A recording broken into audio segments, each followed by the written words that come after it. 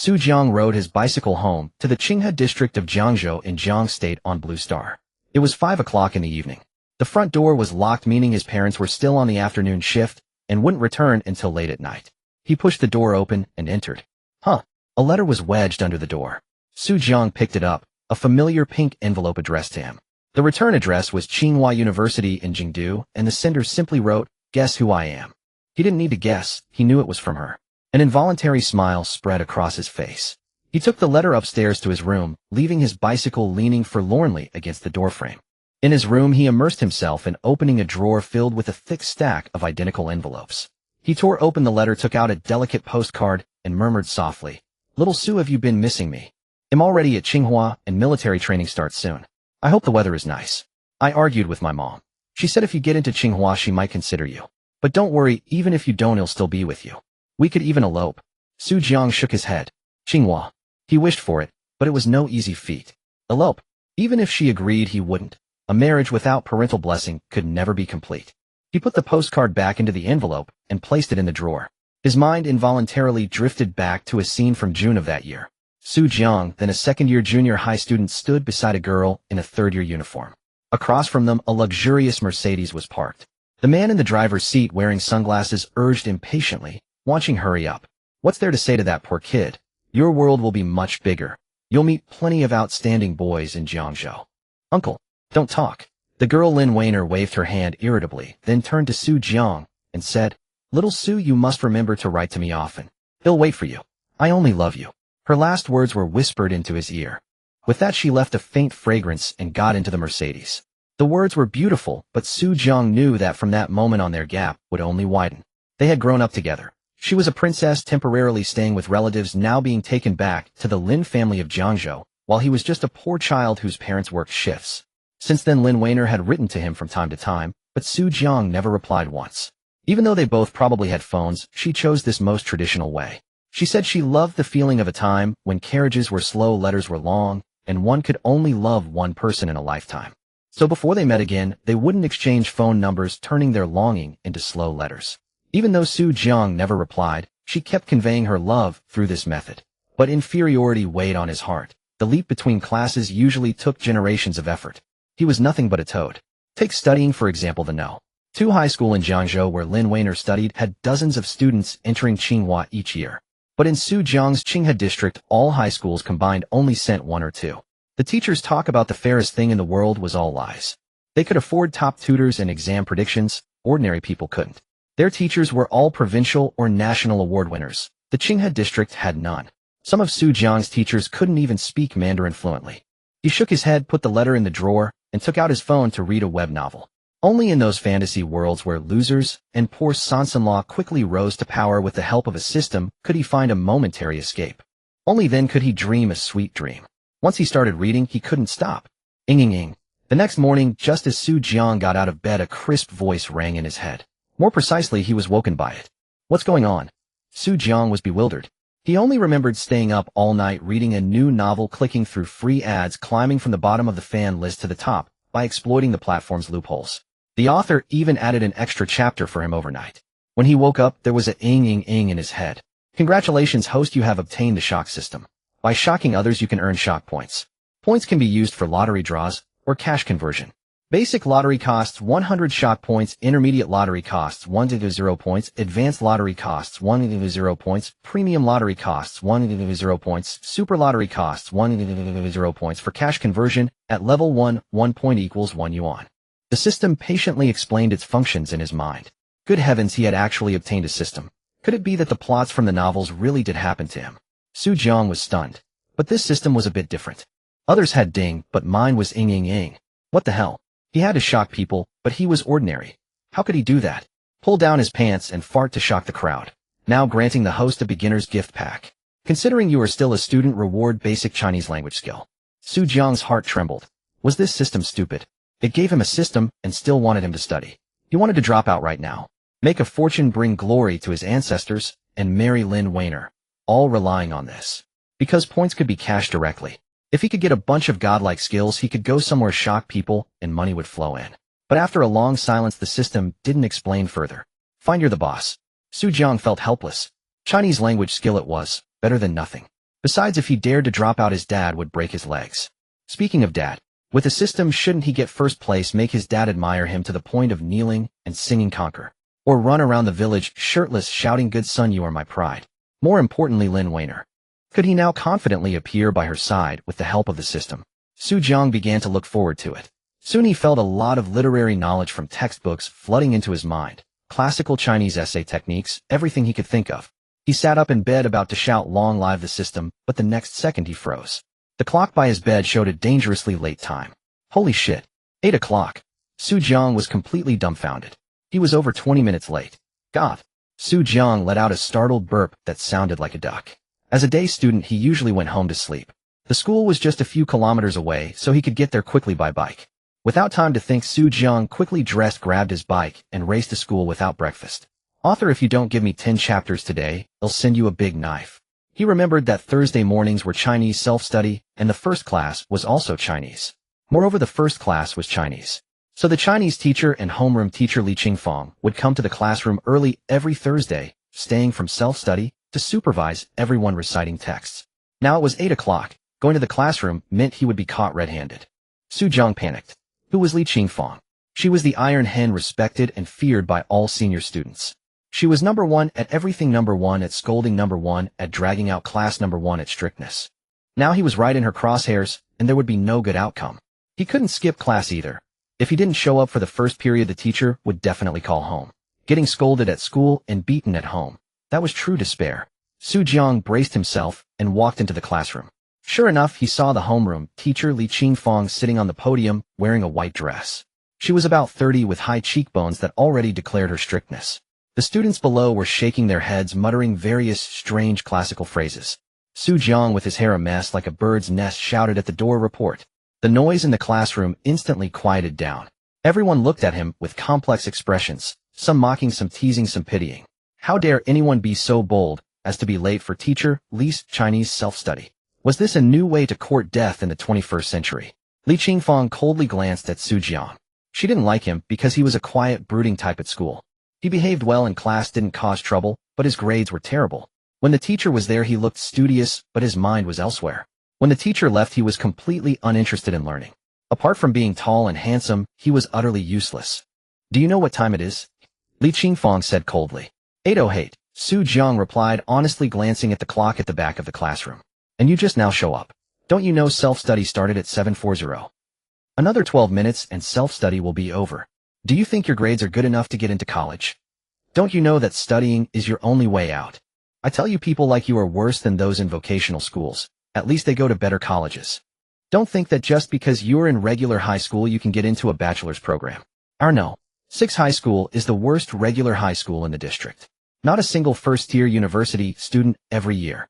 Only a few dozen in the whole school can get into a bachelor's program." Li Qingfang's machine gun, once fired, could not stop. She was battering Jiang and the whole class with a storm of words.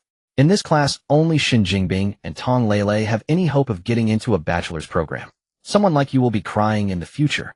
Every time she scolded, she would bring up Shen Jingbing and Tong Lele for comparison. They were the hope of her undergraduate admission rate this year. Immediately, a short, dark-skinned, slightly curly-haired boy in the class straightened his back. That was Shen Jingbing, the one Li Qingfang mentioned. Shen Jingbing proudly enjoyed the envious looks from a few classmates. "Teacher, I stayed up too late last night studying literature, that's why I was late." Jiang raised his hand and explained to Li Qingfang. Reading novels was also literature, wasn't it? He wasn't lying. Li Qingfang, a veteran teacher of several years, would never be fooled by such a low-level lie. "Don't lie to me. You failed the last Chinese exam, got all 5 fill-in-the-blank poetry questions wrong, and you have the nerve to say you studied literature. I think literature studied you." The class burst into laughter, everyone mocking Jiang for pretending to be a top student. "Haha, Jiang is so ridiculous, daring to lie to teacher Li. Exactly, he's got guts." Of course, some unruly girls whispered, "Jiang is so handsome, and with that messy hair, he's got a bit of a punk look. I like that bad boy vibe. I never noticed Jiang was so handsome before. I want to study Jiang tonight." But Jiang wasn't intimidated by the teacher's words. "Teacher, I really didn't lie." Amid the noisy class, Jiang's firm voice rang out. Li Qingfang's expression instantly changed. "All right, then let's hear you recite the Red Cliff Ode." Li Qingfang was in a foul mood today. Her period had arrived, making her irritable. Adding to that, Su Jiang, who usually behaved obediently before her, had refused to admit his mistake today. It didn't matter if a child wasn't good at studying, but if he wasn't honest in character, that was unacceptable. She had to teach him a lesson, expose his lies, and make him an honest person. So she chose the difficult Ode to the Red Cliff, to show Su Jiang his shortcomings and make him humble. More importantly, if Su Jiang couldn't recite it today, she could make an example of him. She even thought about how to punish Su Jiang later. The students fell silent, the classroom instantly quiet. The Ode to the Red Cliff, Su Shi's masterpiece of 642 characters, now tormented these senior high school students. In the class, only Shen Jinbing and Tong Lele could recite it, the rest lacked the ability. Many students whispered their words full of sympathy for Su Jiang. Damn, that mother hen Li is too harsh, starting with Ode to the Red Cliff. Su Jiang is doomed. He's not getting out of this without his parents being called. Who has a spare bed in their dorm? Prepare yourselves, Su Jiang will probably need to move in. It's a pity he'll miss my morning fried dumplings. The same breakfast for 3 years is driving me crazy. Alas, Su Jiang is already bad at studying, especially Chinese. Now Li Qingfang is going to make things hard for him, and he has no way out. But at this moment, Su Jiang's face showed no fear.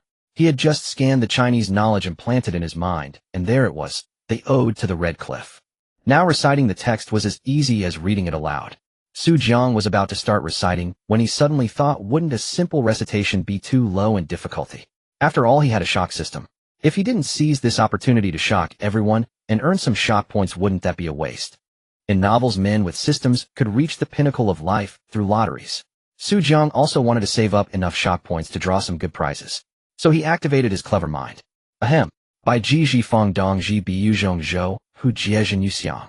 Yu Zi Su. After finishing a segment before he could continue, Li Qingfang couldn't help but interrupt. Su Jiang, what nonsense are you reciting?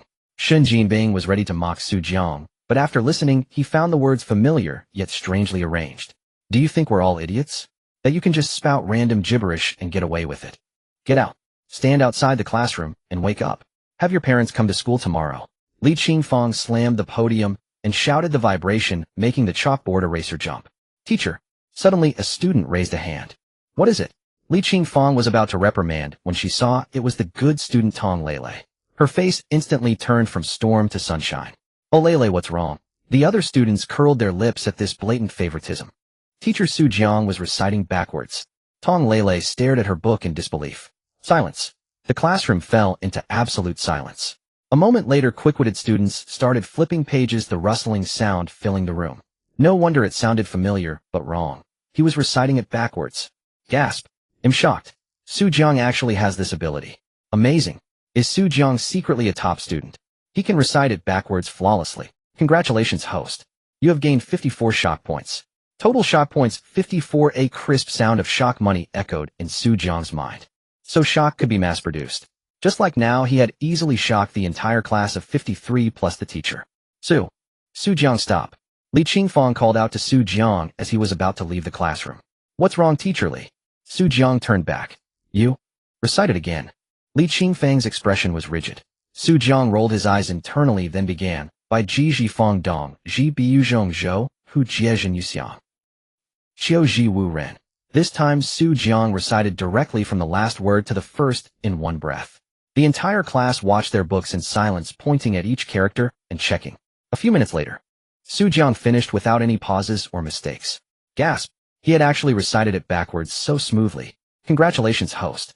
You have gained 54 shock points. Total shock points 108. Teacher, do you want me to recite it forward too? Su Jiang said with a naive smile. Arrogance. As they say, strength allows arrogance. Su Jiang held his school bag looking relaxed. Who knows if you only memorize this one piece to show off? Shen Jinbing suddenly sneered coldly from below. He simply couldn't believe that Su Jiang, the silent type, could have such ability. He felt that Su Jiang had stolen his thunder today. Usually after Li Qingfang finished scolding someone, she would praise him. But today Su Jiang had recited the text backwards. This trick hadn't even occurred to him. Even Tong Lele, whom Shen Jinbing liked, had spoken up for Su Jiang. Shen Jinbing was so angry he wanted to bite Su Jiang. Li Qingfang also looked at Su Jiang with doubt, wondering if Shen Jinbing was right. Su Jiang smiled faintly, his expression confident. Soon, Qin Xiaogong Zhu Xiaohan, Zhigu Yongyong, Zhou Ji Dijun, Shen Gushou, Ikue Zhou Shi Yu Shiwan Tianxia. He recited the entire On the Faults of Qin in one breath, without stopping. Many parts of the text that the teacher had only required as excerpts, Jiang recited the entire piece. Congratulations, host. You have gained 54 shock points. Total shock points 162. Awesome. So satisfying. Just in this short time, he had earned 162 shock points, 1 point per yuan.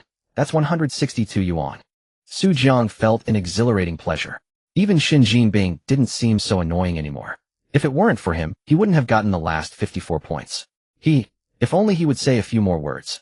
But at this moment Jinping's face was as ugly as if he had eaten something awful. He had wanted to embarrass Jiang and show Tong Lele that he was just a poor student. After all, Jiang was handsome, and if he also became good at studying, he would be a strong rival for Tong Lele's affection. But he never expected Jiang to be not only handsome, but also so fluent in reciting texts. Even Jinping couldn't memorize all the passages so smoothly, especially the ones the teacher didn't require. Teacher will go stand outside then. Jiang used his hand as a comb to tidy his messy hair, glanced at the motionless Li Qingfang, and turned to walk out of the classroom. Arrogant. Presumptuous. Stop. Li Qingfang called out sharply. Go back to your seat. Her tone was still stern, but the words somehow sounded incongruous. Yielding to the teacher's authority, Jiang chose to comply. Why stand when he could sit? The stool must miss his backside. Under the admiring gazes of his classmates, he returned to his seat and obediently sat down. Li Qingfang looked at the students below, all looking up at her, and for a moment didn't know what to say. Her feelings were complicated. She felt as if Jiang had somehow outwitted her. But she had no proof. Fortunately, the bell rang just then. Li Qingfang, relieved, slipped out of the classroom in a hurry. Nice one, old Su. You really made a name for yourself. You totally took down Teacher Li. Did you see her face? She wanted to hang you on the wall. As soon as Li Qingfang left, his deskmate, Yin Hang, came over, slung an arm around Jiang, and said in a lazy tone. Yin Hang was Jiang's old buddy. They had been classmates since middle school, and ended up in the same high school and same class. What's the use of just reciting texts? Good grades aren't achieved by memorizing. Right, Lele? Jinping said coldly from the front, looking down on those poor students. What's your problem? If you're so good, why don't you try reciting it? Yin Hang pointed at Jinping and started arguing. Seeing Yin Hang's stance, Jinping backed down. Yin Hang was on the school basketball team, tall and strong, easily able to take down a scrawny guy like Jinping. Jiang didn't bother arguing with Jinping. He immersed his consciousness into his mind. Now he had 162 shot points, enough for a basic lottery draw. He was eager to see what prize he could get. System, give me a basic lottery draw. Received. Consuming 100 shot points, 1 basic lottery draw. As the system's voice echoed, countless densely packed specks of light appeared in Jiang's mind. He was relieved that he didn't suffer from trypophobia, or he would have fainted on the spot. The host can choose any light speck at will. Jiang understood. So this so-called lottery was just picking these specks. After a brief look around, Jiang chose one that seemed pleasing and tapped it. Congratulations to the host for obtaining the primary sprint skill. Remaining shock value 62 points. Damn, what the hell is this sprint skill? Jiang felt speechless. System, can you give me a decent skill? All these useless things. Jiang, you were pretty amazing just now. A clear, gentle girl's voice suddenly pulled Jiang back to reality. He looked up and saw Tong Lele. She was considered the prettiest girl in the class, though still somewhat lacking compared to the one in his heart. She was enough to make the male beasts around him drool. Jiang's calm eyes met Tong Lele's. From her dark pupils, he sensed a hint of delight. Just average.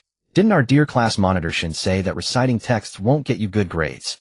Jiang crossed his hands behind his head, leaned back against the desk of the student behind him, and spoke in a cold tone. Jinping was about to charge forward to argue, but Tong Lele spoke first. Reciting texts is also a form of effort. Keep going, I think you can make it into a bachelor's program. Tong Lele openly encouraged Jiang in front of everyone. As the academic monitor, she hoped more students in the class could get into a bachelor's program. If Jiang could make it, that would be even better. Tong Lele herself didn't know what she was thinking. It's senior year now, don't let your mind wander. Everyone will go their separate ways after college. Jiang didn't respond for a while, and Tong Lele's thoughts began to drift. She gently shook her head, tossing out all the messy ideas. The ponytail at the back of her head playfully patted her back a few times. Seeing Tong Lele take the initiative to talk to Jiang, Jinping's eyes were about to spit fire. Damn it, Lele hadn't even spoken to him so gently today, yet she talked to Jiang first. In high school, the possessiveness of a secret crush was the strongest. Even a single extra word from the person you liked to someone else made you feel something was going on. He cursed viciously. Jiang, don't blame me for being rude to you. Suddenly a flash of inspiration hit him, and he took out the sports meet registration form from his drawer. He added Su Jiang's name to both the 100-meter and 200-meter events. These two events attracted the most spectators. Everyone loved the thrill of the sprint dash. And those who signed up were mostly the school's athletic trainees. Ordinary students without confidence wouldn't dare to embarrass themselves. After all, the feeling of being far behind while others had already finished was humiliating. Shun Jinbing wanted Su Jiang to finish last in this event in front of the entire school and be disgraced. Besides, even if Su Jiang tried to back out, would Li Qingfang allow it? At worst, he would just get a few scoldings from Li Qingfang, but Su Jiang would be forced onto the track by teacher Li to make a fool of himself. The more Shin Jinbing thought about it, the more excited he became, even starting to tremble faintly. Su Jiang was completely unaware of all this. Su Jiang was deep in thought now that he had the system. Was he content to just go to a vocational college? To continue being so decadent? Why not aim for Tsinghua University and go to the same college as her? After all, with the system, his chances of success were greater, weren't they? Even though the system seemed a bit unreliable, always giving him useless skills, what if it got better later? Su Jiang looked at Tong Leilei's back as if seeing a figure he had once longed for. His gaze became resolute, and he suddenly shouted loudly, "I will definitely get into a bachelor's program and a top-tier university." Yin Heng was drinking water and couldn't help but spray it out. "Old Su, are you kidding me? A top university? It's already great if no. 6 middle school can get someone into a regular bachelor's program. You need to be down to earth." All the students thought Su Jiang was getting carried away. Does he really think that memorizing a few texts will get him into a top university? Doesn't he know that no? 6 middle school hasn't sent anyone to a top university in years. Take out the maybe. There hasn't been any except one art student who got into a top school. No one believed in Su Jiang. Not even Tong Leilei thought he was serious. Shin Jinbing laughed so hard he pounded the desk. "Ha ha ha, if Su Jiang gets into a top university, I'll broadcast myself eating shit upside down." The whole class burst into laughter. Su Jiang didn't care. He picked up a pen and twirled it into a beautiful flower in his hand, murmuring, "Watching, wait for me. Give me a little more time." As he watched the gray pen flower, a face of breathtaking beauty faintly appeared within it. For so long he had been trying to forget, but seeing Tong Leilei's back just now had brought the name Wan Xin back to his mind. In the past, the gap between them had made him despair, but now with the system there was hope. If anyone had been paying close attention, they would have noticed that the decadence and confusion in Su Jiang's eyes were gradually being replaced by a firm resolve. Ring. The harsh bell gradually scattered the image of that face. Su Jiang sighed and began to look at the textbook in front of him. In the past, when he learned that Lin Wanqing's family background was so extraordinary, he instantly lost all interest in studying. He felt the gap was too huge. Relying on studying alone couldn't change anything. He even once thought he would just go to a vocational college, marry a wife, and live out his life. So that year in 9th grade, he muddled through, sliding from a student with hope of entering a top high school to barely getting into the worst regular high school. No. 6. But now he had kindled a new goal. He had to live well and present a better version of himself to her. That evening, after returning home, Su Jiang organized all his textbooks from Senior 1 to Senior 3. He started from the beginning, studying and consolidating slowly. He didn't become lazy or arrogant because of the system. Instead, the system gave him even more fighting spirit. Indeed, if there was hope, how many would choose to give up? Most of the decadent were those who felt abandoned by society without hope and thus drifted aimlessly. At around 1 in the morning, Su Jiang's mother Su Wan returned from her night shift and noticed his room light was still on. Thinking her son was still playing games, she pushed the door open. "Su Jiang, stop playing on your phone and go to bed early. You're actually reading." Su Wan was stunned to see Su Jiang not playing games, but studying seriously. "Congratulations to the host. Gain 1 shock value. Total shock value 63 points. Mom, why aren't you asleep yet? Be careful, you'll get old," Su Jiang teased. "I'm still young, get lost." Su Wan smacked him on the back. Then she asked, "Seriously, what's gotten into you?" She hadn't seen Su Jiang study at home in years. Usually getting him to study was harder than getting a pig to climb a tree. Su Jiang had once been a good student who suddenly turned into someone who didn't want to study. Su Wan had barely accepted that he didn't study. Now he was starting again. This kid was so erratic. "I want to get into a bachelor's program." "What? Didn't you say vocational college was easier to find a job?" "Congratulations to the host. Gained 1 shock value. Total shock value 64 points. Yeah, I think if I go to a top university, finding a job will be easier." "What? You want to go to a top school?" "Congratulations to the host. Gained 1 shock value. Total shock value 65 points. Later, Su Wan couldn't quite remember how she left her son's room. Anyway, whether he got into a bachelor's program or not didn't matter. As long as he was willing to study, it was like a knife cutting through an ass, a real eye-opener. The next morning, Su Jiang got up before 7. He washed his messy hair and quickly dried it with a hairdryer. Then he scrubbed his face twice with cheap facial cleanser. After examining his handsome face in the mirror, he rode his bike to school. It's true that when God closes a door, he opens a window. Though Su Jiang's family conditions were poor, he was handsome and had a great physique. That day Su Jiang was the first to arrive in class, even earlier than the boarders. More than 10 minutes later, Tong Lele and a group of girls walked into the classroom laughing and playing. The next moment, whoa, is that Su Jiang? Here so early. Absolutely unbelievable. Congratulations, host. You have gained 6 shock points. Total shock points, 71. Su Jiang was reading English when suddenly the system's voice echoed in his mind. He looked up and saw Tong Lele and his 5 dorm mates walking into the classroom. He smiled faintly, greeting them. Congratulations, host. You have gained 6 shock points. Total shock points, 77. OMG, Su Jiang is so handsome today. He looks like Rukawa Kid. Damn, Su Jiang today is different from before. He used to be a mall goth, but now he's husband material. I feel that all those young idols I watched yesterday are now utterly bland. I won't watch them anymore. He'll just watch Su Jiang. He didn't bother with grooming before, but today he's put in a little effort, and he's already this handsome. What should I do? I want to be his desk mate and take care of him every day. Several girls whispered excitedly, their faces flushed with delight. Girls had no resistance to handsome guys. They were instantly stunned by Su Jiang's handsome face. In just a few minutes, he harvested 12 shock points from the 6 of them. This lifted Su Jiang's spirits. Soon he could draw the lottery again. As more classmates arrived, Su Jiang's shock points kept accumulating. Congratulations, host. You have gained 1 shock point. Total shock points, 105. System, give me another primary lottery. Received. Then the familiar selection interface appeared. Consumed 100 shock points for 1 primary lottery. Congratulations, host. You have obtained the primary comprehensive science skill. Remaining shock points, 5. Not bad. This time the system had given him something practical.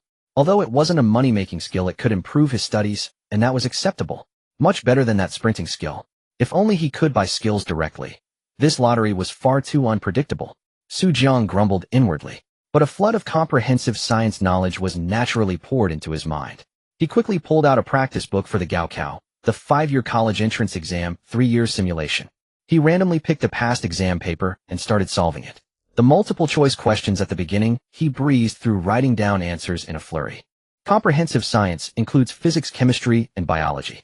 Together they account for 300 points. The homeroom teacher had emphasized repeatedly, master comprehensive science, and you master the world. This was because the gap between top students and weak ones in this subject was not just a few points nor even a few dozen. It was a difference of over 100 points. Yanheng happened to pass by Su Jiang. Seeing him furiously writing on a comprehensive science paper, he exclaimed, "Damn, did the teacher assign this practice paper? I haven't even touched it. What the hell are you yelling about? You scared me." "I'm just casually doing it," Su Jiang replied irritably. "Dude, didn't you always hate comprehensive science? You kept saying you'd become a god if you studied liberal arts. Why are you doing it now?" Yanheng was puzzled. Some people are aiming for key universities. How can they succeed without doing comprehensive science? Shin Jinbing sneered. "Dreams are necessary. What if they come true?" Suddenly Tong Lele, who was sitting in front, turned around and defended Su Jiang again. Shin Jinbing's face darkened even more. What was up with Tong Lele lately? Why had she been speaking up for Su Jiang for 2 days in a row? What was so great about Su Jiang? He was just a bit more handsome. Was it worth it? Damn. Why was Su Jiang even more handsome today? Shin Jinbing's face fell. Congratulations, host. You have gained 1 shock point. Total shock point, 6. Su Jiang had no time to bicker with Shin Jinbing. He was busy checking his answers. The problems he had just solved. He compared them with the answer key. All correct. He took a sharp breath. "You're nothing, Shin Jinbing. You can't even get first place in No. 6 high school. I'm determined to surpass the geniuses of No. 1 high school." Su Jiang, elated by the results, began to taunt Shin Jinbing. "Haha, Su Jiang, have you lost your mind? Surpassing No. 1 high school. Come talk to me when you've taken first place in our class." Shin Jinbing found Su Jiang's blind confidence amusing. Many classmates, especially the boys, began to look down on Su Jiang. No. 1 high school is the best school around here. How dare he dream of surpassing them? Even the top student of No. 6 high school would be at the bottom there. Don't even mention No. 1 high school. Any ordinary high school in our district can crush us. Su Jiang probably hasn't faced reality. He memorized a few texts yesterday, and now he's completely full of himself.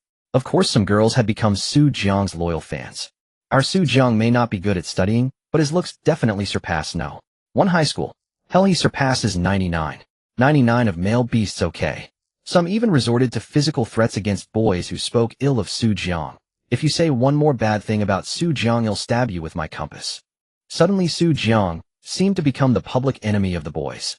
Meanwhile, Li Qingfang, standing outside the classroom, heard everything clearly. She had deliberately arrived early today to check if Su Jiang would be late. Last night she had thought that Su Jiang was actually quite smart. If he could really focus on his studies, he would definitely be university material.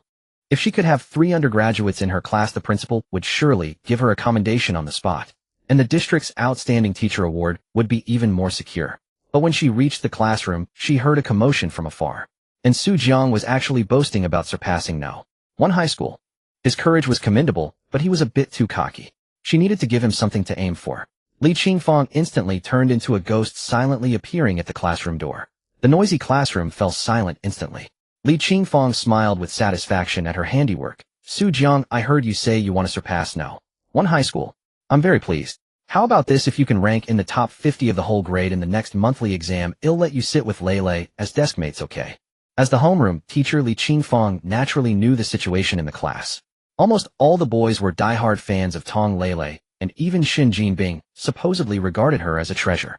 Unfortunately, Xin Jinbing's grades were already excellent. He was consistently in the top 15 of the grade. So she decided to use Tong Lei to motivate Su Jiang and create a 3rd undergraduate. Hearing Li Qingfang's words, all the boys' hearts sank, as if a piece of their flesh had been gouged out. Xin Jinbing's eyes were practically spitting fire. He had begged the teacher for so long to be Tong Lei's deskmate, and now teacher Li was handing it to Su Jiang. Tong Lei's face instantly turned as red as an apple upon hearing the teacher's words. Su Jiang initially wanted to refuse because Tong Lei didn't hold that much appeal for him. At that moment his deskmate, Yin Heng, whispered humbly, "Bro, it's all on you." Su Jiang's mind turned, and he understood Yin Heng's situation. Yin Heng, knowing he couldn't win, Tong Lei had chosen a reasonably attractive girl in the class as his pursuit target. That girl happened to be Tong Lei's current deskmate Xiaoying. If Su Jiang became Tong Lei's deskmate, then Xiaoying would have to sit with Yin Heng. 1 chicken leg. Yin Heng started bargaining. 5. Su Jiang spread his palm under the desk. Damn, 3 at most. Any more, and I'm out. Deal. He gave Yin Heng a look signaling that he would help. Alright, teacher Li. But not just top 50. I can get into the top 10. Su Jiang raised his hand. Su Jiang raised his hand to signal. Hiss. All the students drew in a sharp breath. What kind of savage words were these? Everyone was stunned. Was Su Jiang out of his mind? After all, he was still ranked hundreds of places below the top in the entire grade. Yin Heng felt a surge of joy when he saw Su Jiang raise his hand. But upon hearing his words, Yin Heng wished he could strangle Su Jiang. How was this any different from a direct refusal? Tong Lei also turned back to glare at Su Jiang with indignation. Her resentful gaze seemed to question Su Jiang. Am I really so repulsive to you, so unwilling to be your deskmate? The one who gloated the most was Xin Jinbing. In his mind, Su Jiang was nothing but a blind and arrogant fool. A plan began to take shape in his head. Kid, since you like to brag, I'll make sure you can't study properly for the next while. Not just the top 10, I'll make sure your grades don't improve at all. They'll regress. Congratulations, host. You have gained 54 points of shock value. Total shock value 60 points. Su Jiang chose to ignore the reactions of his classmates. After all, with just the basic Chinese language skill and the basic science comprehensive skill, he could already score a perfect 300 in science and at least 140 in Chinese, bringing his total to over 440 points. Was it really that hard to score 100 in English and math? That would add up to 540 points. Last year, the cutoff for a key university was 600, while the undergraduate line was 420. By this calculation, he could easily surpass the key university line, not to mention that his math and English scores wouldn't be limited to just 100 points right. Moreover, in the days ahead, he might just draw the basic English and basic math skills.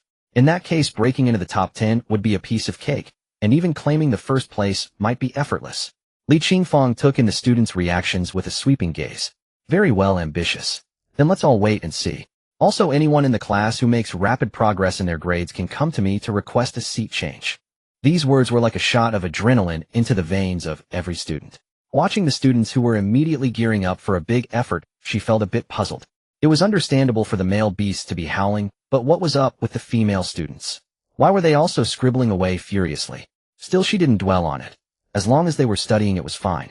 Black cat or white cat, as long as it gets students to study, it's a good cat. Humph, with years of teaching experience, handling these little brats was a breeze. After another glance at the students buried in their books, Li Qingfang strutted back to her office to enjoy her goji berry tea. As soon as morning self-study ended, Yan Heng grabbed Su Jiang by the neck and wailed, "Su Jiang, you've ruined my chances at happiness. If you worked hard and maybe cheated a little, the top 50 might have been doable. But the top 10, you've basically banned me from dating in high school." Yan Heng wiped a tear and then seriously started solving problems. On the end, one has to rely on oneself. Brothers are so unreliable. Su Jiang was speechless. Dude, have a little faith in me. But what neither Su Jiang nor anyone else expected was that right after class, Shin Jinping came scampering over. "Su Jiang, let's go to the store together. He'll buy you a drink." Yan Heng, though still annoyed with Su Jiang, immediately put down his pen when he saw Shin Jinping approaching. "What's going on? Shin Jinping, have you lost your mind? You're actually buying Su Jiang a drink. Is the sun rising from the west? This is suspicious. Su Jiang, don't go." He had never liked Shin Jinping, and seeing such abnormal behavior, he immediately shouted. Shin Jinping quickly explained, No, I just admire Su Jiang's courage and want to offer him a drink. No ill intentions. But it was a bit like protesting too much. Su Jiang didn't see through Shin Jinping's scheme, but if there was a free drink, why not take it? "Let's go. Not only do you have to buy me one, but you also have to treat old Yan."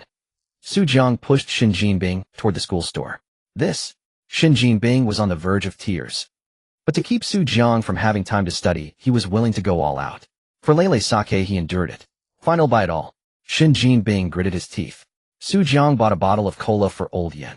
He heard cola could kill small cells, and he wanted Yan Heng to calm down and stop obsessing over Chiaoing. Of course, he didn't hesitate to get himself a more expensive bottle of Nutrition Express. Shin Jinping's allowance couldn't cover such expenses, so in the end he had to settle for the cheapest bottle of water for himself. In the following classes, he tried every possible way to drag Su Jiang here and there. Near the end of the school day, Shin Jinping even reluctantly lent his beloved game console to Su Jiang for free. Although puzzled, Su Jiang, adhering to the principle of not wasting a good opportunity, accepted everything without hesitation. After all, he didn't need to bury himself in books. 247, balancing work and rest was the true way. Time passed quickly, and before they knew it, it was late September. Recently, Shin Jinping had been having a tough time. Originally having 4 dishes per meal, now he only had 2. 1 meat and 1 vegetable. Even so, he still had a scheme to keep Su Jiang from studying. The game consoles, novels, comics, and magazines from his home had all ended up in Su Jiang's hands. Shin Jinping's kindness towards Su Jiang left everyone puzzled. "Hey, do you think Shin Jinping likes men? Su Jiang is so handsome, maybe Shin Jinping has taken a fancy to him." Yeah, I've suspected it for a long time. Even when guys chase girls, they're not this enthusiastic. Damn, if Shin Jinping ever dares to touch me, I'll slap him.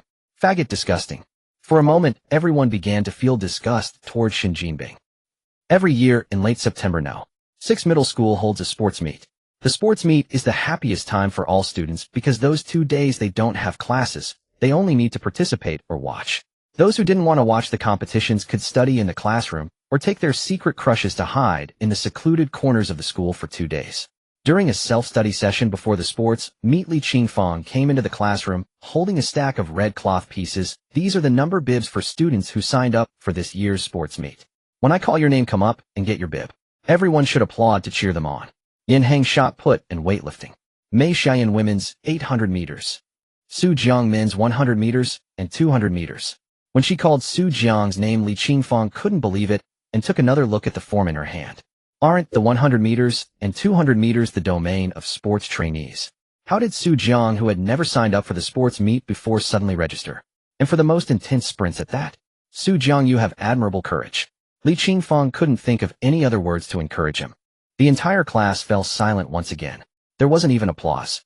Congratulations, host. You have gained 54 shock points. Total shock points 114. Now Su Jiang was practically a permanent fixture on the class hot list. From time to time, he would drop a shocking piece of news. Su Jiang was dumbfounded. When did he ever sign up for the 100 meters and 200 meters? No way. Damn, Su Jiang, did you get your head stuck in a door? If you go for the 100 meters, you'll embarrass yourself to death. The gap in the 200 meters is even bigger. Yan Heng nudged Su Jiang with his elbow and whispered, "How the hell would I know what's going on?" Su Jiang cursed. "Shit, did some lunatics secretly sign you up?" Yan Heng seemed to realize something. While the two were whispering, Li Qingfang on the podium noticed Su Jiang's bewildered expression. She seemed to realize something and cast a cold glance at Shin Jinping. But she didn't say much. There was no helping it. That was the special privilege of a good student. Since you signed up, you must participate diligently. You cannot shrink back at the last moment. In our class, deserters are not allowed. Even if you come in last, it'll be a glorious last place. Just as Shin Jinbing had expected, Li Qingfang would not allow Su Jiang to give up. Su Jiang was stunned. Just as he was about to expose Shin Jinbing's evil deeds and refuse to run, he suddenly remembered that he was a person with a system. Moreover, he had the basic sprint skill. Something from the system should be a quality product, right? Participating in a school sports meet, he should at least be able to get a ranking right. Looking at it that way, he had to thank Shin Jinbing for this move, helping him gain 54 shock points. When the competition came, his strength would overwhelm all the sports trainees and the shock points would be pouring in. To be honest, if it weren't for Shin Jinbing's help, he would have missed such a great opportunity. As for now, let the storm of shock points come even more fiercely, Su Jiang thought, and then gave Shin Jinbing an ambiguous glance. This sent a chill down Shin Jinbing's spine. Teacher, if you win prizes in the 100 meters and 200 meters, is there a cash reward? Congratulations, host. You have gained 54 astonishment points. Total 167 astonishment points. Indeed, as soon as Su Jiang uttered these words, everyone was once again astonished by him. This guy is inhuman. He's actually thinking about winning a prize. Astonishing. I'm already astonished by Su Jiang's audacity. I swear I want to crack open Su Jiang's skull to see what crap is inside. First he's top 10 in the whole school, then he's winning a sprint. How does he think? Su Jiang, however, was ecstatic inside. These astonishment points came just in time. Li Qingfang paused on the podium. As usual, the first place gets 100 yuan, second place 50, and third place 20. If Su Jiang can place, he'll double the reward. Any objections, classmates? Naturally, no one had any objections. Even if Li Qingfang had said the reward for Su Jiang would be 10 times, no one would oppose it. Because Su Jiang had absolutely no chance of placing, the last place was what everyone believed Su Jiang would achieve. Su Jiang, you must not give up. If you do, we'll be the first to come after you. Li Qingfang reminded him again, still uneasy. Don't worry, teacher, he'll definitely participate. Su Jiang replied calmly, his face showing no trace of fear. As soon as Li Qingfang left, Yan Heng could no longer sit still. Are you insane? Did you deliberately put my buddy's name on the list? Who in their right mind would sign up for the 100-meter sprint? He wanted to stand up for Su Jiang. It wasn't me. Shin Jinbing felt a twinge of guilt, but forced himself to retort with feigned composure. However, the looks from everyone told the whole story. The sports meet sign-up sheet had only been handled by the class monitor Shin Jinbing. Aside from him, who else could have added or removed names? Forget it, it's fine. Just cheer for me when the time comes. Su Jiang waved his hand dismissively. This gesture instantly made the female classmates' hearts flutter. I never expected Su Jiang to be not only handsome, but also so magnanimous. I want to give Su Jiang a big hug to comfort him. Get lost, you just want to take advantage of him. Right now I just want to beat that damn queer to a pulp. Yeah, we need to find a chance to persuade Su Jiang to stay away from that queer. Su Jiang's body belongs to me alone. Even Tong Lele approached Su Jiang. Su Jiang, do you want me to talk to Teacher Li? The 100-meter and 200-meter sprints are really not something ordinary students can handle. As she spoke, she cast a cold glance at Shin Jinbing, whose face was ashen. No, let me try anyway. Who knows, maybe you'll place. Su Jiang repeatedly refused. Damn it, anyone who tries to stop me from showing off and earning astonishment points will face my wrath. Sigh. Seeing Su Jiang so insistent, everyone was sweating for him. Only Shin Jinbing breathed a long sigh of relief. If Tong Lele had actually pleaded for Su Jiang, things might have spiraled out of his control. Fortunately, that idiot Su Jiang refused. Still, he felt a vague unease. Was Su Jiang truly that stupid? How could he be so inexplicably confident? As the fragrance of osmanthus grew stronger, the sports meet of No. 6 middle school arrived as scheduled. Of course, the weather was uncooperative, as the school's sports meet always seemed to summon the rain god. Every sports meet it rained. Amidst a light drizzle, the school held a grand opening ceremony. As the core event of the meet, the 100-meter sprint was the first event on the first day, and the 200-meter was on the second day. After the ceremony, many students had already gathered around the 100-meter track. Even the rain couldn't dampen the enthusiasm for watching the 100-meter race. Before the athletes even entered the field, some were already shouting their lungs out from the sidelines. Go! My husband is number 1. Bullshit, my husband is number 1. Get lost. My husband is Fei Xingyuan. Who's your husband? Damn, you dare to steal my husband. Among the spectators there were also classmates from Class 3, Su Jiang's class. Hearing everyone talk about Fei Xingyuan, they could only shake their heads in envy and sigh. If Su Jiang were even half as fast as Fei Xingyuan, he might not lag behind too much. Fei Xingyuan is the annual sprint champion. The provincial sprint team is already scouting him. Look at how many girls are his fans. Fei Xingyuan is handsome, fast, and his family is rich. His father picks him up and drops him off in a BMW every week. No wonder he's so popular. We're doomed. Jiang is going to embarrass our class. As they were discussing, the athletes began to take the field one by one. The trainee athletes even stripped off their shirts and pants right on the field, wearing only professional vests and shorts, and changing into spiked shoes. Each one was doing professional warm-up exercises. Some were stretching their legs, some were doing arm stretches, and others were adjusting their starting blocks. Especially Fei Xinyuan, who was the center of discussion. When he took off his clothes, even screams erupted from the crowd. The students from Class 3 strained to find Jiang in the crowd, but couldn't see him anywhere. Where is Jiang? Li Qingfang grabbed a student from her class and shouted anxiously. If Jiang didn't show up, soon the school broadcast would call his name. That would be a huge embarrassment for Class 3. We haven't seen Jiang either, the student replied, looking dazed. Go find him. Bring him here. Li Qingfang pushed him out of the crowd. At that moment, Jiang was in the restroom, having diarrhea. He had woken up late that morning, eaten a few bites of leftover cold rice from last night, and rushed out, without even wearing a raincoat, getting soaked along the way. During the opening ceremony, he had barely managed to hold it in without making a mess. After finally relieving himself in the restroom, he was just stepping out when he was spotted by a classmate who had come looking for him. Jiang, what are you doing here? Hurry up, our 100-meter preliminaries are about to start. The whole class is looking for you. Why are you hiding in the restroom? The classmate grabbed Jiang and ran toward the track. As they ran, he shouted, Jiang is here. Jiang is here. Li Qingfang had been keeping an eye on that side and rushed over as soon as she saw him. Hurry, Jiang, where have you been? It's almost your turn. Teacher Li. Jiang was hiding in the restroom. The classmate eagerly answered for him. No, Jiang was about to explain that he had an upset stomach. So never mind that. You're here now, just get in. And so amidst the astonished gazes of the crowd, Jiang, utterly out of place, joined the line of trainee athletes. Students from other classes who overheard found Jiang's behavior ridiculous. Look at this guy, he hid in the restroom to avoid the race. What a joke, haha. Exactly, if he didn't want to participate, why did he sign up? He could have just not signed up like us. I think he's just a guy who wants to show off in class, but is too scared to embarrass himself in front of the whole school. Jiang was in the third heat, so it was his turn soon. When he stood at the starting line, the crowd burst into laughter. Even the students from Class 3 wanted to pull him off the track. Damn it, everyone else was wearing sexy professional sports shorts and vests with spiked shoes. And Jiang, because he was afraid of being late, he had thrown on whatever clothes he could find. Now he was wearing a sweater on top, tight jeans on his legs, and canvas shoes on his feet. You'd think he was there to star in a movie. What's more, the other athletes all used starting blocks. Jiang crouched down for a moment, then kicked the starting block away. And then, he didn't even get into a crouch start. He stood up. So in a row of crouching athletes, there was one guy in a long-sleeved sweater standing in the middle with his right arm crossed over his chest, calmly waiting for the gunshot. The starter even had to resist the urge to go down and interview Jiang. Buddy, what are you thinking?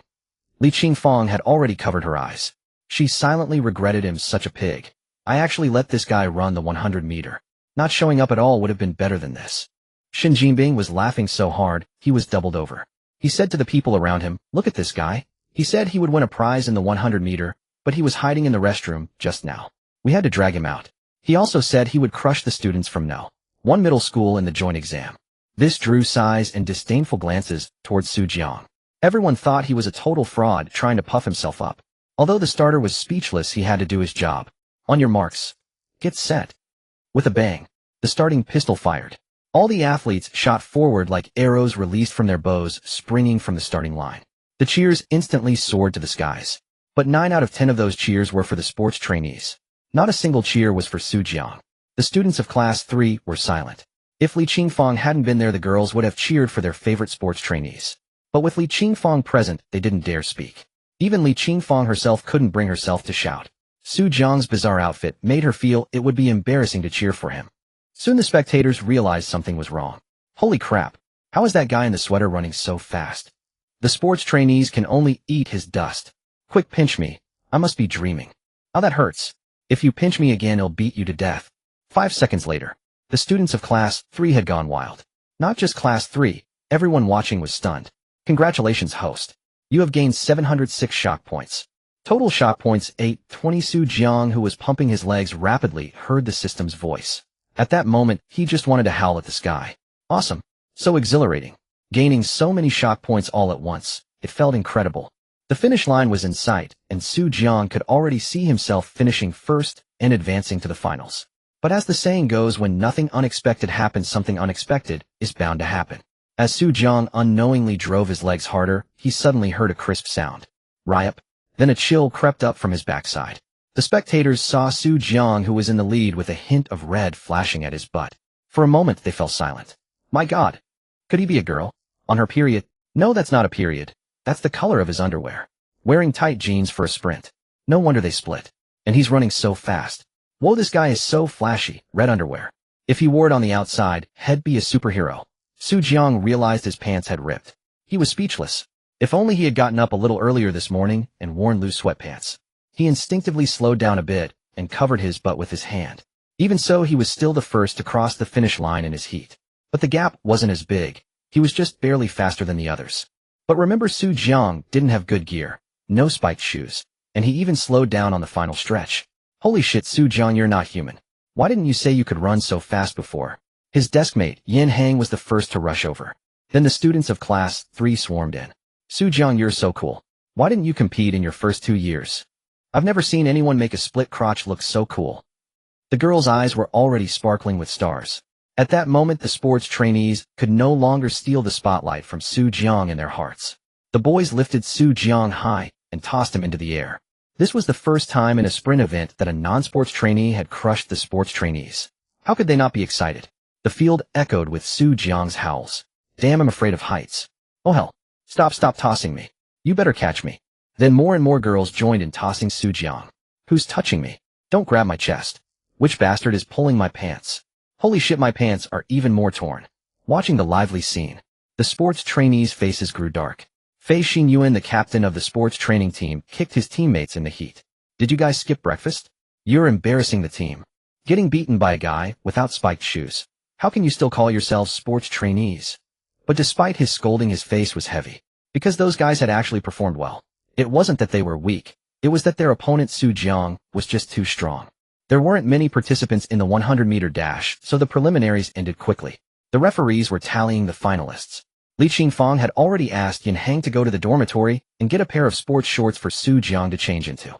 Tong Lele even helped borrow a pair of spiked shoes for Su Jiang, her voice sweet and soft. This left Shen Jinbing dumbfounded. He had originally set Su Jiang up to embarrass himself, but not only did he not fail, he became the center of attention for the whole class. Even the whole school. A glance revealed how many girls were gazing at Su Jiang with tender eyes.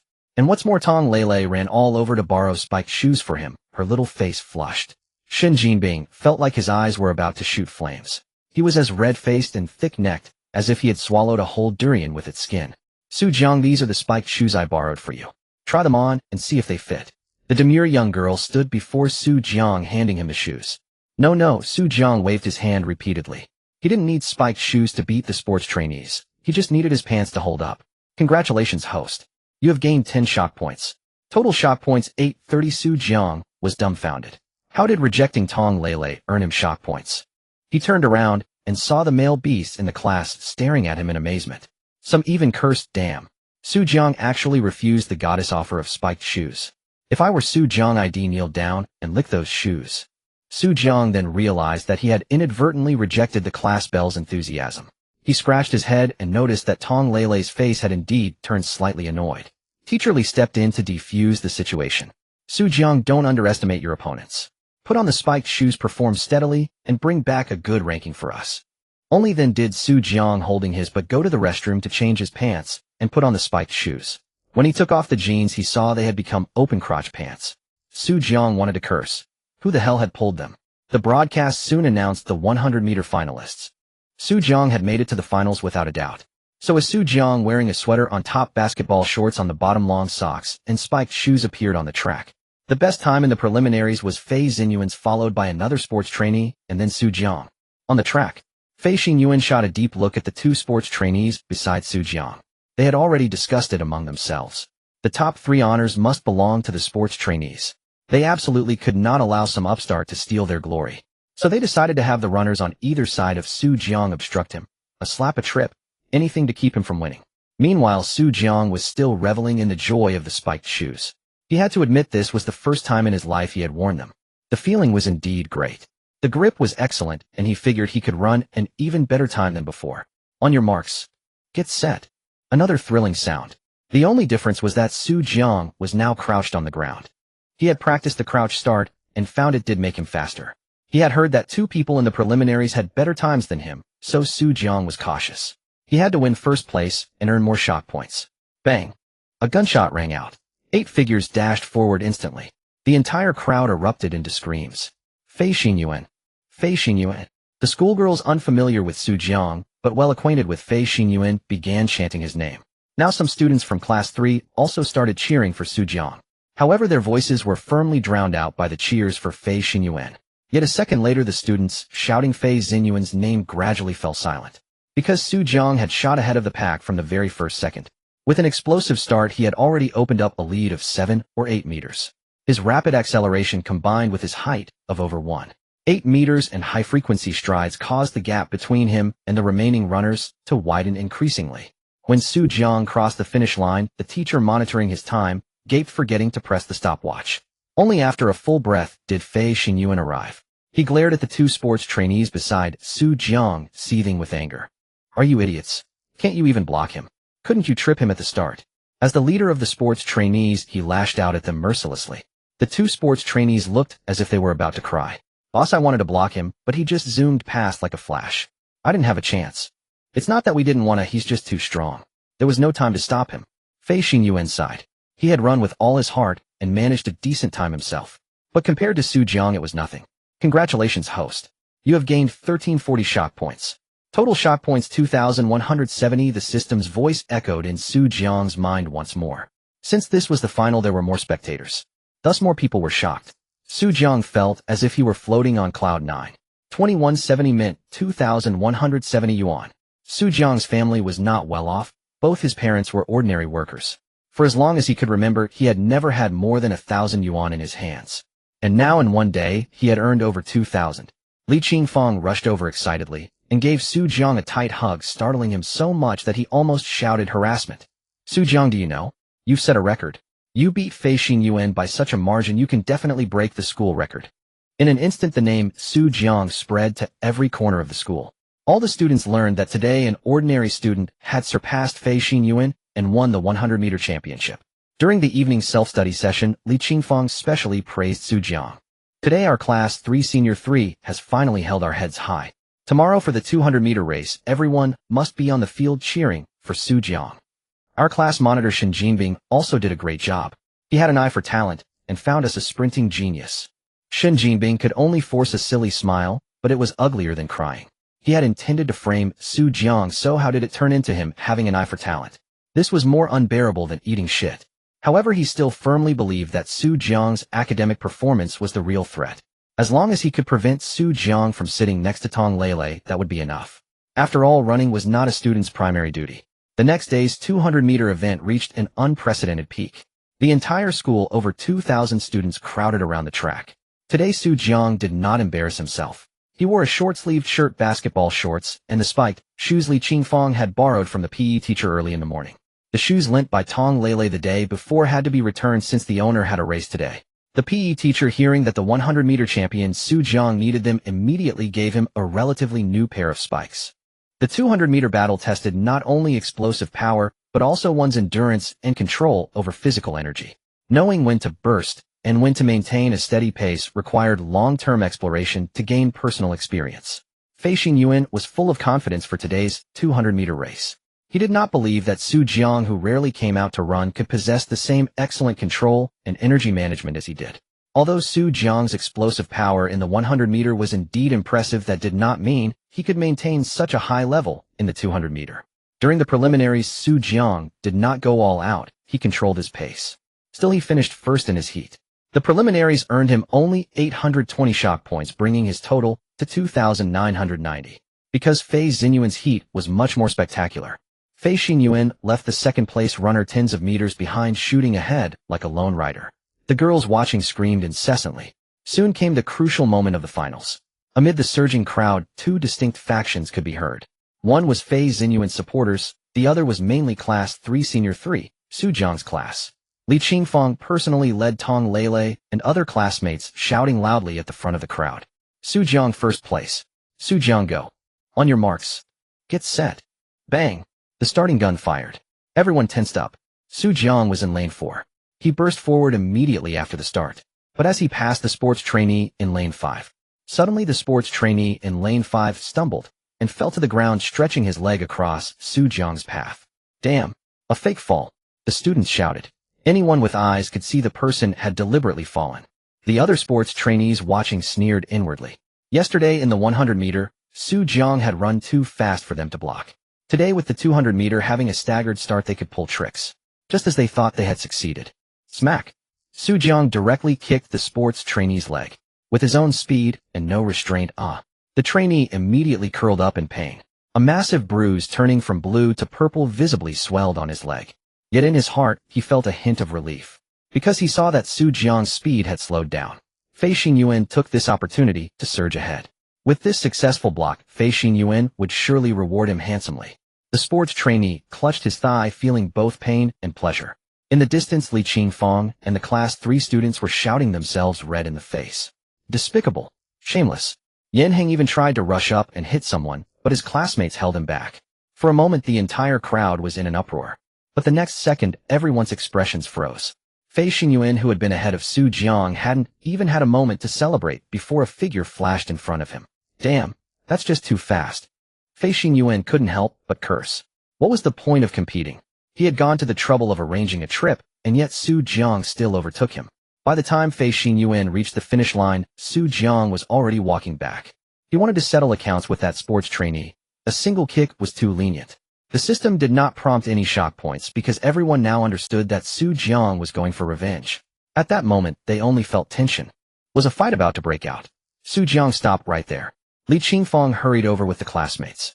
She naturally knew Su Jiang's intention and stood in front of him. Teacher Li, don't stop me. I'm going to teach him a lesson. Though Su Jiang was usually quiet, he was not a pushover. Seeing Su Jiang approach, the sports trainees quickly gathered around. A tense atmosphere rose from the crowd. Bastards, all of you disperse. Deng Xiang, the head teacher of the sports trainees class, and also the senior grade leader, rushed over. Behind him followed the school's grade group leader. At the sight of the grade leader, the sports trainees quickly scattered. They seemed fearful, yet their eyes held a hint of smugness. Deng Xiang first examined the sports trainee's leg. Take him to the infirmary first. They'll deal with you later. Then he turned to Su Jiang. Su Jiang, are you all right? You did well today. I'm fine, but I think he's got a problem. Su Jiang pointed at the sports trainee being carried away by his classmates. Hey, we're all classmates here. Why must we speak so sharply? She just happened to fall, and you kicked her. Let's call it even. Deng Xiang waved his hand, imposing a sweeping verdict. Li Qingfang was displeased. What did he mean by call it even? She retorted sharply. Teacher Deng, what if my student had twisted her ankle? Your student clearly didn't fall by accident. If such misconduct goes unpunished, no one will want to participate in the sports meet. Then what do you propose? Can't my student have fallen? He was kicked and left with a huge bruise. Did I say anything? Deng Xiang acted as if his own student had been wronged. That's what your student deserved. In my opinion, such a student should receive a demerit. Li Qingfang insisted. The two teachers began arguing loudly on the playground. Although Li Qingfang was usually harsh when scolding students, she defended him fiercely at this critical moment, warming Su Jiang's heart. Teacher Li and Teacher Deng have never gotten along. They're both vying for the district's Outstanding Teacher Award next year. Tong Lele suddenly appeared beside Su Jiang and whispered. But Teacher Li was defending you. We all wanted to stand up for you. Tong Lele glanced at Su Jiang's calf with its exposed leg hair, then handed him a bottle of water. Are you okay? Su Jiang felt a bit embarrassed, sensing a different kind of affection from her. But he was destined never to be with Tong Lele. His heart belonged only to that girl. He couldn't hurt her. I'm fine, he declined, not even reaching for the water. Tong Lele was left awkwardly standing there once again. She was confused. If she had offered water to any other guy, they would have accepted it, right? Why was Su Jiang different? She withdrew the bottle and hugged it to her chest, her eyes already reddening. Meanwhile, the argument between the two teachers drew the attention of the school principal, Tu Yongjun. His face dark, he dispersed the onlooking students and summoned Su Jiang and the two teachers to his office. Su Jiang, you go first. What happened? Tu Yongjun looked at Su Jiang, wanting to understand the situation. Su Jiang recounted the whole story. After listening, Tu Yongjun narrowed his eyes. As shrewd as he was, he knew the real intention behind the two teachers' quarrel. All right, Su Jiang, you can go back now. He'll handle this. Su Jiang never learned what happened in the office afterward.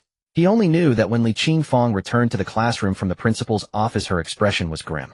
The next day, the athletic student received a school-wide reprimand. During break, Tong Lele told Su Jiang, "Yesterday Li Qingfang was willing to give up her own chance to be named District Outstanding Teacher just to ensure that student was punished." Deng Xiang, on the other hand, immediately abandoned his student and eagerly awaited the award. Su Jiang was deeply moved. If he had fought the athletic student, both would have been punished. Now Li Qingfang had sacrificed her own honor to save him from that fate. This was a true teacher. The once fearsome Teacher Li now felt as close to Su Jiang as his own mother. "Lele, is there any way to help Teacher Li earn the Outstanding Teacher Award again?" Su Jiang stared at Tong Lele intently, his gaze fierce and resolute, carrying the faint scent of laundry detergent. Tong Lele's heart fluttered. "So manly. There is a way. If our class produces a student who impresses the District Education Bureau, the officials will come to inspect." Tong Lele lowered her head. "But how hard would that be? In the top school, no. One high school such a student might exist, but in no. 6 high school it seemed almost impossible." "Of course this is very difficult," she whispered. But what seemed impossible to Tong Lele was not so out of reach for Su Jiang. "Leave it to me. Teacher Li stood up for me, and I will repay her." Su Jiang turned and walked back to his seat. The excitement of the sports meet lasted only a day, and everyone quickly returned to their studies. Every moment counted in senior year, except for Su Jiang. Su Jiang sat in his seat, immersing his consciousness in his mind. Although he couldn't afford the later lotteries, especially the super lottery, which required 100 million shock points for a single draw, the system panel showed he had 2990 shock points. If not for that damned athletic student, he would have gained even more. Still, this was enough for 2 intermediate lottery draws. "System, give me 1 intermediate lottery draw." Received. Consuming 1000 shock points for 1 intermediate lottery. Su Jiang's consciousness was transported to a new room, filled with many light points much larger than those in the basic lottery room. He randomly picked one. "Congratulations, host. You have obtained a 2-hour prank card. Remaining shock points 1990. 2-hour prank card. What is that?" Su Jiang was puzzled. The 2-hour prank card allows the host to plan the events a designated person will encounter in the next 2 hours. However, major accidents are not allowed. Only simple pranks. Su Jiang understood this card let him manipulate what annoying things would happen to someone in the next 2 hours. "And not bad. If someone pisses me off, they'll get a little karma right away. But it doesn't benefit me directly." System, another intermediate lottery. Received. Consuming 1000 shock points for 1 intermediate lottery. After another random selection, "Congratulations, host. You have obtained intermediate combat skill. Remaining shock points 990. Su Jiang was speechless. What the hell is this? The system seemed to anticipate his question. Intermediate combat skill grants the host the ability to fight 10 trained soldiers at once. Ordinary street thugs would be even easier. Su Jiang was stunned. As a high school student, he could now take on 10 military-level fighters. Even Yin Hang would be no match. He was beginning to enjoy the thrill of the lottery. He tried 1 basic lottery draw. The result was nothing. Just a "thank you for your patronage." Su Jiang was dumbfounded. Can it really be like this? Post the lottery is a game of probability. Encountering "thank you for your patronage" is quite normal. However, the higher the lottery tier, the lower the chance of getting that result. "Why didn't you say so earlier?" Su Jiang grumbled. He dared not draw again. When he had only drawn once a day, he never got such a useless result. Those 100 points could have been better spent. After the sports meet, it was the end of September. The first monthly exam was approaching. The entire school, grade 10, 11, 0, and 12, was rearranging desks, placing them in 6 rows of 8 with extra students assigned to conference rooms or empty classrooms. Monday would be the school-wide first monthly exam. Everyone grew tense as rankings would be announced and sent to parents. Especially for seniors with few new lessons left, it was all about revision. This exam would cover all high school knowledge, mimicking the college entrance exam format. Su Jiang silently vowed to make Teacher Li proud this time. Su Jiang told himself silently this exam must bring glory to Teacher Li. On the weekends, Su Jiang did not waste time. He calmed down and briefly reviewed math and English. English in particular was a pain in his heart, as he was severely unbalanced in his subjects. He had never once passed it. Su-won was shocked more than 10 times when she saw Su Jiang actually reading English, bringing him a full 10 points of shock value. This brought Su Jiang's remaining shock points to a full 900. The 2-day weekend ended in a flash. Early that morning, all students arrived at school early. Carrying their pen cases, they nervously entered their respective exam rooms. The first exam was Chinese. The moment Su Jiang got the test paper, he felt it was not difficult at all. The multiple-choice questions at the beginning and the fill-in-the-blank questions at the end were all so easy. In the 2.5-hour Chinese exam, Su Jiang finished all the questions before the essay within an hour. The essay topic was a fable. A snail wanted to see Mount Hua, but realized it would take at least 3,000 years to climb there, so it decided to see the Yangtze River instead, only to realize it would take another 3,000 years to crawl there. In the end, it chose to hide in the grass and wait to die. The examinees were required to choose their own perspective, draft their own title, and write an 800-word argumentative essay based on reality. Jiang thought casually and immediately came up with the title, Action Speaks Louder Than Words. In the 800-word essay, he wrote about the boldness of being human, social inequality, and how poor children should not be discouraged or give up on themselves. He finished the essay in just half an hour. The school rule stated that all exams allowed submission only 30 minutes early. Jiang had no choice but to twirl his pen in the classroom, the black gel pen, doing front flips, back flips, left circles, and right circles in his hand. There are 30 minutes left until the end of the exam. Please manage your time accordingly, the invigilator reminded everyone when there were 30 minutes left. It was also a hint that they could start submitting early. Jiang certainly did not hold back. As soon as the teacher finished speaking, he packed up his things, submitted his paper, and left. Seriously, wouldn't it be better to use this time to study English? Who knew when he would get the basic English skill? When Jiang walked out of the exam room, a few people were already standing outside. Among them was Jiang. Old Su, why are you out so early? Aren't you aiming for the top 10? Jiang asked, puzzled. Who said you have to submit on time to get into the top 10? Damn, Old Su, that makes a lot of sense. Since getting into the top 10 doesn't require submitting on time, and I submitted early today, so I can also get into the top 10. Jiang happily constructed an equation for himself. Brother, you have a bright future. Jiang patted Jiang on the shoulder meaningfully. Jiang nodded. I think I did well this time too.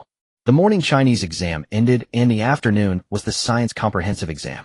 As the test papers were passed down, many students glanced at them and sighed repeatedly. Perhaps to keep students from getting complacent and to encourage hard work, this science exam was particularly difficult. So difficult that many students sped through the multiple choice questions but couldn't answer a single fill-in-the-blank or long answer question. As for why they could answer the multiple choice questions quickly, those who knew understood. An hour passed. In Jiang's exam room, over 80% of the students, except Jiang, had already put down their pens, waiting quietly for the exam to end. The exam room was filled with alternating sighs and soft curses, making the atmosphere even more tense. If those curses had any effect, the exam setter's ancestors for 18 generations would all be without a future. Only Jiang looked relaxed. Although these questions seemed difficult for someone with a basic comprehensive science skill, the difficulty was a piece of cake.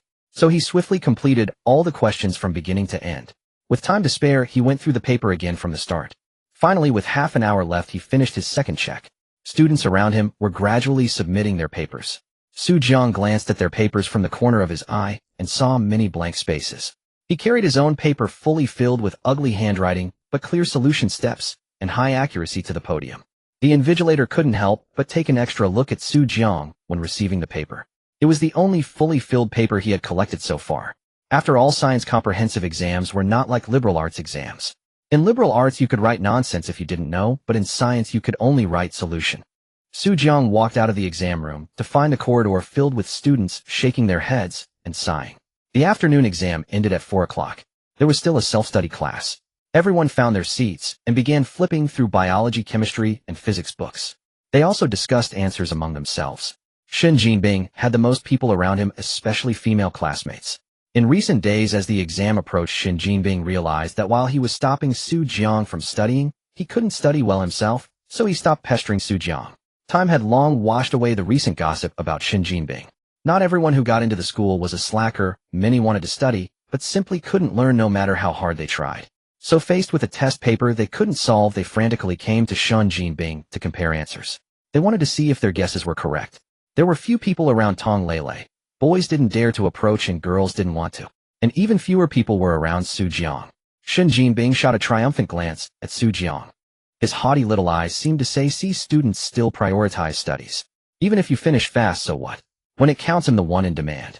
But Shen Jinbing himself didn't dare to check answers because many of his own questions were just wild guesses. Jiang simply ignored all that. Only math and English remained, and today's 2 exams depended solely on his own efforts.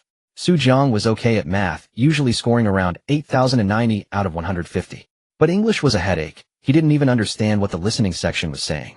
So he firmly followed the principle of choosing C when in doubt. Jiang's test paper was filled with a C of CS. After the monthly exam ended, Li Qingfeng immediately came to comfort and advise everyone. Classmates, this monthly exam was quite difficult, but remember, when you find it hard, others might find it even harder. This is just a monthly exam. What if it were the college entrance exam?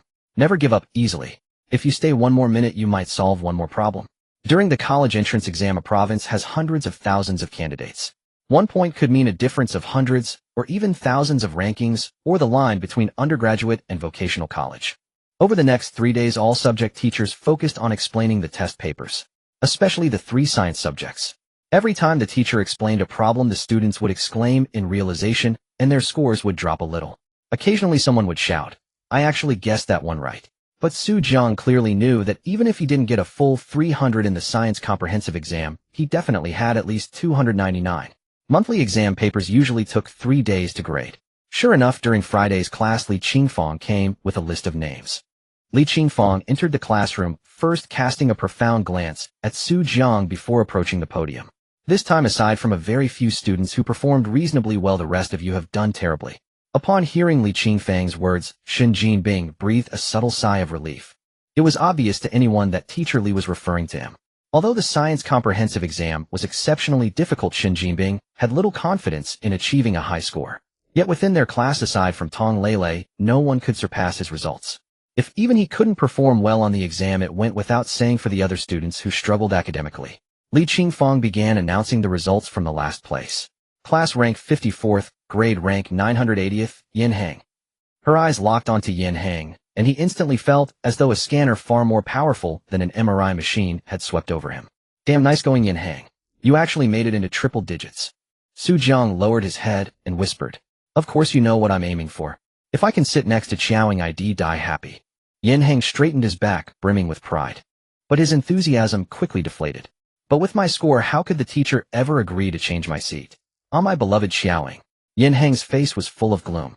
"Brother, don't you still have me yet?" Jiang patted Yin Hang on the shoulder. "Oh, spare me. Could you leap from the hundreds to the top 10 in the entire grade?" Yin Hang grew agitated at the mention. If the teacher said the top 50, maybe with your luck you guessed all the English answers, there might be a slim chance. But top 10?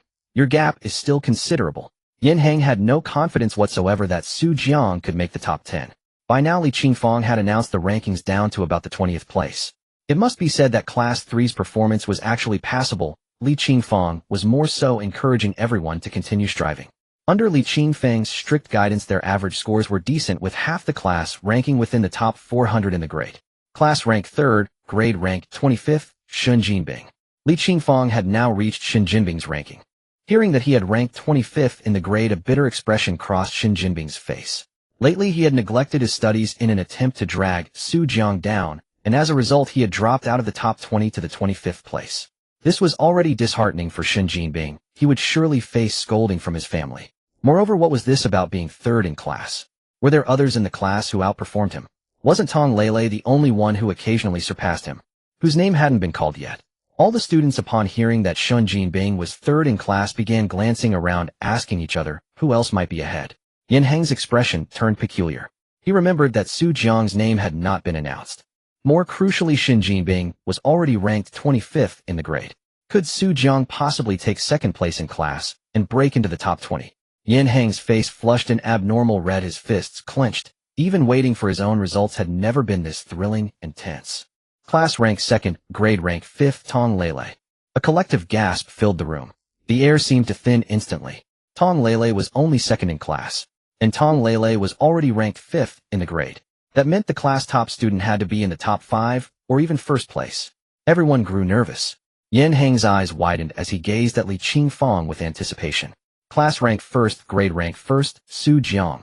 As Li Qingfang read this, she cast a doubtful glance at Jiang, clearly unable to believe it. The entire class was stunned by the name. Although Yin Hang had guessed it might be Jiang, he was still shocked that Jiang could take 1st place in the entire grade. "This guy is a monster," he roared inwardly.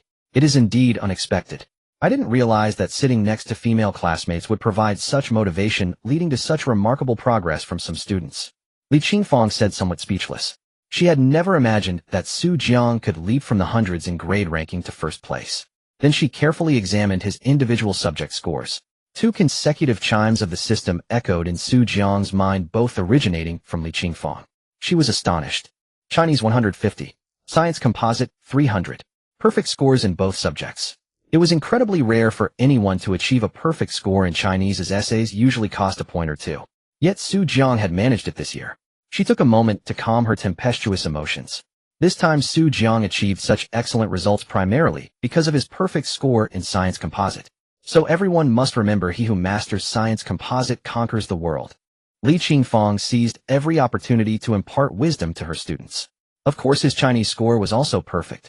I believe what Su Jiang can do, the rest of you in our class can also achieve. Li Qingfang encouraged everyone. Naturally, her words, aside from causing shock, had no other effect. Joking aside, those who scored only 100 in Science Composite were expected to get a perfect score, not even in their wildest dreams. Teacher, I think you misunderstand the phrase other students. Su Jiang is a monster, we are not. Yin Heng's face was completely frozen in shock. Su Jiang, if you put more effort into English and mathematics, I truly believe you can get into a top-tier university. Li Qingfang's words exploded like a time bomb. The students were astounded. Could Su Jiang from No. 6 high school really have the potential to enter a prestigious university? Excellent. This was absolutely exhilarating. Su Jiang's mind was buzzing with the continuous roar of notifications. No, it wasn't buzzing. It was the sound of money pouring in. In just a short while, over 150 points had been added. Effortless and enjoyable. Teacher, I'll work hard. A top-tier university is not my ultimate goal. Su Jiang declared boldly. What the hell? He even looked down on top-tier universities. All the students, including Tong Lele and Xin Jinbing, were astounded. What kind of audacious words were these? No. Now it seemed anything was possible. But Li Qingfang was momentarily lost in thought, not hearing Su Jiang's words. She realized that Su Jiang's results would inevitably lead many to suspect he had cheated. She believed Su Jiang was not the type to cheat, but would others believe he could achieve such scores on his own? It seemed a struggle lay ahead. Teacher, can Su Jiang sit next to Tong Lele now? Yin Heng, most concerned about his own seat, wondered if he could sit beside Xiaoying. Now that Su Jiang had taken first place, wasn't his opportunity finally here? Xiaoying, here I come. He. Yin Heng cast a lingering glance at Xiaoying's back. The next second the teacher's arrangement left him utterly shaken. All right, we must do as we said. Now let me arrange everyone's seats. Li Qingfang snapped back to reality from her earlier thoughts, reminded by Yin Heng. After a brief moment of consideration, she spoke. Su Jiang, you sit next to Tong Lele. Xiaoying, you sit next to Xin Jinbing. After a series of arrangements, Su Jiang ended up sitting next to Tong Lele, but Yin Heng was seated behind Su Jiang, with a very ugly fat girl from the class beside him. Bro, I did my best. Don't forget the chicken legs. Su Jiang turned around and said to Yin Heng. Yin Heng didn't want to lift his head anymore, inwardly screaming, for words, send me to death. In the classroom, the other boys besides Yin Heng, including Xin Jinbing, were also howling in despair, their hearts bitter. The seat next to Tong Lele was occupied by someone else's man. At this time in the grade group office, Deng Xiang, the head teacher of Class 6, was also going crazy. He had always been proud of one thing, that Class 6 had an absolute academic ace. The ace's name was Wang Gaojia, and his grades were always stable. It was said that he could have gone to Erzhong, the second best high school in the district, but because he fell ill during the high school entrance exam, he messed up and came to Liuzhong. After arriving at Liuzhong, his grades crushed everyone else, always far ahead of the second-place student. All the teachers believed he had a great chance of getting into a key high school. Principal Tu Yongjun also had high hopes that Wang Gaojia could enter a top high school, and by extension Deng Xiang, as the head teacher, had the opportunity to be named the district's outstanding teacher. But now things were different. Wang Gaojia had been surpassed by someone, and that someone turned out to be Su Jiang from Class 3, whose head teacher was his arch-rival Li Qingfang. Deng Xiang stared at the report card, seeing Su Jiang's scores far ahead of Wang Jieji's. He was so furious that he almost crushed the mouse in his hand. He had worked so hard to make Li Qingfang give up competing for the District Outstanding Teacher Award, and now Class 3 had produced such an excellent student. He carefully studied all of Su Jiang's exam scores, and after an hour he reached a conclusion: Su Jiang had jumped from the middle of the grade to the top of the entire grade in one go. Was this normal? No. Studying was a process of gradual accumulation. How could someone suddenly improve by hundreds of points as if they had been enlightened? Su Jiang must have cheated. Deng Xiang was 100% sure in his heart that Su Jiang had cheated.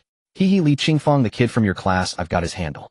This Su Jiang is the obstacle on your path to the District Outstanding Teacher Award. Muttering to himself, he immediately took the report card and went to Principal Tu Yongjun. Principal Tu, it's not that I don't want our grade students to do well, but Su Jiang's results are simply too suspicious. How could anyone jump from the hundreds to first place in the entire grade? Therefore, I strongly suspect that Su Jiang has cheated, and I've heard that many students have already started discussing how to cheat and get good grades like Su Jiang. For this kind of atmosphere, I think we must severely punish to make an example. Tu Yongjun took the report card, glanced at it, and also felt some suspicion. After all, if someone in his school got first place in the grade by cheating, it would sound terrible. It must be dealt with seriously. Notify all head teachers of the senior year to come to my office for a meeting in 10 minutes. Oh, and also call Su Jiang to come. Deng Xiang was delighted inside, knowing that the principal also doubted the authenticity of the results. 10 minutes later, Li Qingfang brought Su Jiang to the principal's office. Su Jiang was a bit speechless. In his 3 years of high school, he had never set foot in the principal's office, and now he had been called in twice. The system brings nothing but trouble. Su Jiang, I ask you, did you cheat on this exam? Tu Yongjun got straight to the point when he saw Su Jiang. Of course not. Su Jiang, upright and unafraid, showed no fear. Su Jiang, in front of the principal, you still dare to lie. If you had this ability, you would have gotten first place long ago. Why hide until now? Deng Xiang slammed the table and stood up, shouting sternly. Li Qingfang's protective instinct immediately kicked in. Deng Xiang, don't slander people. Why do you suspect Su Jiang of cheating just because he got first place? In fact, Li Qingfang's words moved Su Jiang deeply. Logically, she should have been suspicious too, but not only did she believe him, she also openly admitted her trust in front of all the teachers. That was different. Because it's abnormal. Deng Xiang pulled up Su Jiang's grades from his first year to his third year, made a chart, and distributed it to all the teachers. Everyone looked at the chart and began whispering, expressing doubts about Su Jiang's scores. Tu Yongjun placed the chart in front of Su Jiang. Su Jiang, if you come clean now, we won't give you a punishment, only a warning. But if we find out that you did cheat, don't blame me for being harsh. His words were stern, carrying the authority of the principal. Principal, I did not cheat. Su Jiang said firmly. Li Qingfang also expressed her trust. I believe in my student. Principal. At that moment, a teacher entered from outside. We have checked all the surveillance footage, and there is no sign of Su Jiang cheating. Tu Yongjun had already arranged for a teacher to check the footage. Hearing this, everyone began to waver, thinking that perhaps Su Jiang really did have the ability. You must have used some new method like putting something in your ear. Deng Xiang still refused to give up. Even though the surveillance showed no cheating, he remained skeptical. Tu Yongjun frowned and thought for a long time, then said in a deep voice, in that case, let Su Jiang do another comprehensive science paper right now in front of everyone. As long as you can score above 250 points, we will believe you. Fine. Su Jiang agreed without hesitation, but then he pointed at Deng Xiang. But I have a condition. If I do it, I demand an apology from him. You bastard. Deng Xiang was about to scold Su Jiang for disrespecting his teacher. Tu Yongjun waved his hand to interrupt Deng Xiang. I agree, and I will also apologize to you. Because if Su Jiang really had this ability, then their suspicion was an insult to him, and an apology was indeed necessary. Deng Xiang's face was sullen, but he still didn't believe Su Jiang could get a perfect score again. Soon a teacher placed a comprehensive science paper in front of Su Jiang. Su Jiang took the paper. The difficulty was clearly lower than the last one. Therefore, this time he wrote the correct answers on the paper with even greater speed, scribbling rapidly. His speed was astonishing, leaving the teachers dumbfounded. Even they themselves couldn't be sure they could do it so quickly. Could he be writing randomly? Some teachers muttered to themselves. It took just over half an hour. The paper was all completed by Su Jiang. Done. Su Jiang casually tossed the pen aside and leaned back in his chair, looking somewhat arrogant. Deng Xiang could no longer wait to expose Su Jiang's lie. He snatched the paper over. He was a chemistry teacher. After grading a few chemistry questions, Deng Xiang's face turned ugly. Damn. They're all correct. Then physics and biology teachers came to grade the papers. Naturally, the result was all correct. Hiss. When the result was announced, all the teachers were shocked. Congratulations to the host. You have gained 21 shock points. Total shock points 1189. It took just over half an hour to complete such a difficult paper, and it was all correct. What kind of freak was this? Are you sure now? Apologize. Su Jiang pointed at Deng Xiang and said. Deng Xiang, with a livid face, squeezed out a few words through gritted teeth. I'm sorry. In his heart, he hated Su Jiang to the extreme. Meanwhile, Tu Yongjun also stood up, ready to apologize. But Su Jiang stopped him. Principal, you don't need to apologize. I just have one question. Go ahead. Tu Yongjun said with interest. I want to ask, what level do my grades need to reach so that Teacher Li can win the District Outstanding Teacher Award next year? Upon hearing Su Jiang's words, Li Qingfang felt as if she had been thrown into a warm country. Warm. Truly warm. The other teachers also looked at Li Qingfang with envy, truly having a good student who thinks about the homeroom teacher. Actually, Su Jiang had just received a system task. System task detected that the host has a strong sense of gratitude towards the teacher. System supports. Therefore, as long as the host secures the district-level excellent teacher nomination for teacher Li Qingfang, the system will reward the host with a special level lottery. Upon receiving this task, Jiang did not find it difficult because this system task was also something he wanted to do. Li Qingfang was truly good to the students. Her strictness was all for the sake of these students achieving more in their studies. Back then, because of him, Li Qingfang had given up the district-level excellent teacher nomination. Naturally, he had to help win it back. Moreover, this special level lottery was quite tempting, worth 100,000. Well, Tu Yongjun hadn't expected Jiang to ask such a question. At least your grades being so unbalanced in subjects is not acceptable. Okay, I understand, thank you, principal. Jiang understood that his current grades were probably not enough. So he would continue to work hard, acquire skills in all subjects, and become the top scorer in the province. He didn't believe he couldn't make teacher Li the district excellent teacher. I will make teacher Li the district excellent teacher through my efforts. As for you, no way. Jiang wagged his index finger at Deng Xiang. Congratulations, host. You have gained 21 shock points. Total shock points 1210. Arrogance. What is arrogance? This was arrogance, already reserving the position of next year's district excellent teacher for his teacher. Deng Xiang was so angry that his body trembled, and he wished he could rush over and tear Jiang apart. The venom in his heart was even harder to soothe. Oh, school's over. I'll head home first. Jiang waved his hand at the teachers without even asking for their permission and strode out directly. Tu Yongjun watched the office door that had been opened and closed, muttering, "He's got character, but I like it." Deng Xiang didn't know how he managed to walk out of the principal's office that night. He only remembered that all the teachers deliberately kept a certain distance from him. He took out his phone and dialed a number. Soon the news that Jiang had been suspected of cheating, then proved himself in the principal's office and forced Deng Xiang to apologize, spread throughout the school. Oh my God, Jiang is so handsome. He even defended teacher Li in public. He must be a warm guy in the future. Deng Xiang is so annoying, I don't like him at all. From now on, let's keep our distance whenever we see Deng Xiang. Jiang is really a top student. It seems our No. 6 middle school might actually have someone who can get into a key university. Right, compared to Jiang, Wang Gaojie is nothing. Jiang is an all-rounder, fast runner, good grades, handsome. From now on, Jiang is my husband, none of you can steal him. Nonsense, Jiang is my husband. My chest is bigger than yours, so I'm more qualified. All the students elevated Jiang to a new height. So much so that many girls would deliberately walk back and forth in front of Jiang's classroom.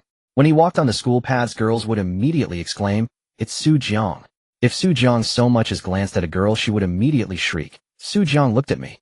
Does he like me?" Even when he went to the bathroom, he would encounter girls squatting at the restroom door to give him love letters. So even going to the bathroom was no longer peaceful. This made Jiang very troubled. Being famous was also a trouble. Only Deng Xiang, when thinking of Jiang, would sneer, "Has Jiang, just wait for the trap I've dug for you." During self-study class, Jiang looked at the shock points in his mind. System, give me a basic lottery. Received. Consumed 100 shock points, basic lottery once. Congratulations, host. You have obtained basic mathematics skill. Remaining shock points 1089. His Jiang was delighted in his heart. He had finally obtained this skill. Press the advantage. System, give me another one. Received. Consumed 100 shock points, basic lottery once. Congratulations, host. You drew a blank. Remaining shock points 989. Jiang. Not believing in bad luck, he was determined to draw English today. System, give me 5 more. Jiang directly did a 5 pull. Received. Consumed 500 shock points, basic lottery 5 times. Congratulations, host. You drew 3 blanks, obtained a 3-hour spending double return card, and a giant XTC EDV mountain bike. Remaining shock points 489. Jiang rolled his eyes and almost fainted. 3 blanks. What the hell? Such bad luck, terrible luck. Must have forgotten to wash hands after using the bathroom. System, why can a basic card have 3 hours while the intermediate 2-hour prank card only has 2 hours? This made Jiang a bit confused. Host, because cards that target others consume more energy, their duration is shorter. Alright, Jiang understood. He would keep these cards, they should be quite useful in the future. Where's the giant bicycle? All small items gifted by the system except for skills are in the system space, and the host can retrieve them at any time. If large items are drawn, they will be delivered to the host in a reasonable manner. Soon Jiang's consciousness was pulled by the system into a small room where a brand new giant XTC ADV was placed. The price of this bicycle was around 19800 yuan. For a high school student like Jiang, it was already a luxury vehicle. Although it didn't directly give a supercar like a Lamborghini as in novels, Jiang was already satisfied with this bicycle. After all, he was only a high school student and couldn't drive. Among classmates, having parents buy a bicycle costing 5 or 600 yuan was already considered good. Over 1,000 was rare, and over 10,000 was a rare species. With this bicycle, Jiang's heart calmed down a bit. At least his 500 shock points had exchanged for something worth tens of thousands. More importantly, he thought that a basic lottery could directly draw items worth tens of thousands. Then intermediate, advanced, or even super ones would surely yield items worth millions or even tens of millions. But today he didn't dare to draw again, afraid that he would only draw blanks. With the basic mathematics skill, Jiang felt that his next midterm exam results could be even better.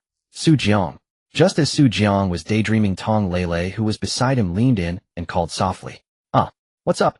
Do you want some chips? I have chips.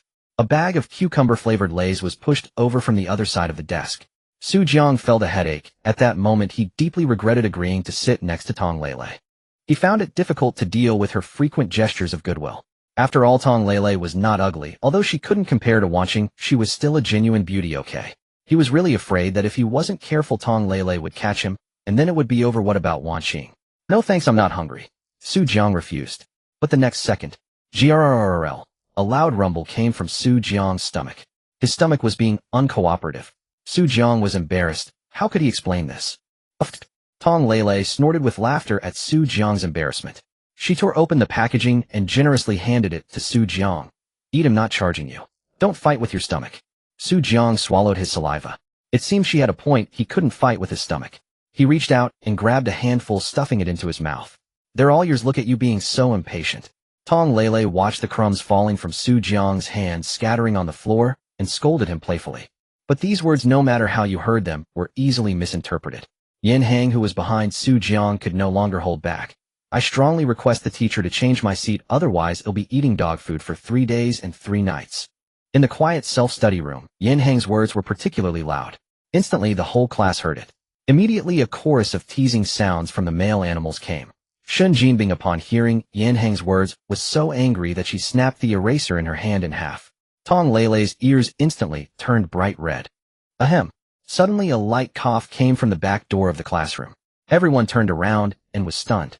Li Qingfang was standing at the back door, and no one knew when she had arrived. Damn, when did Li the old hen come?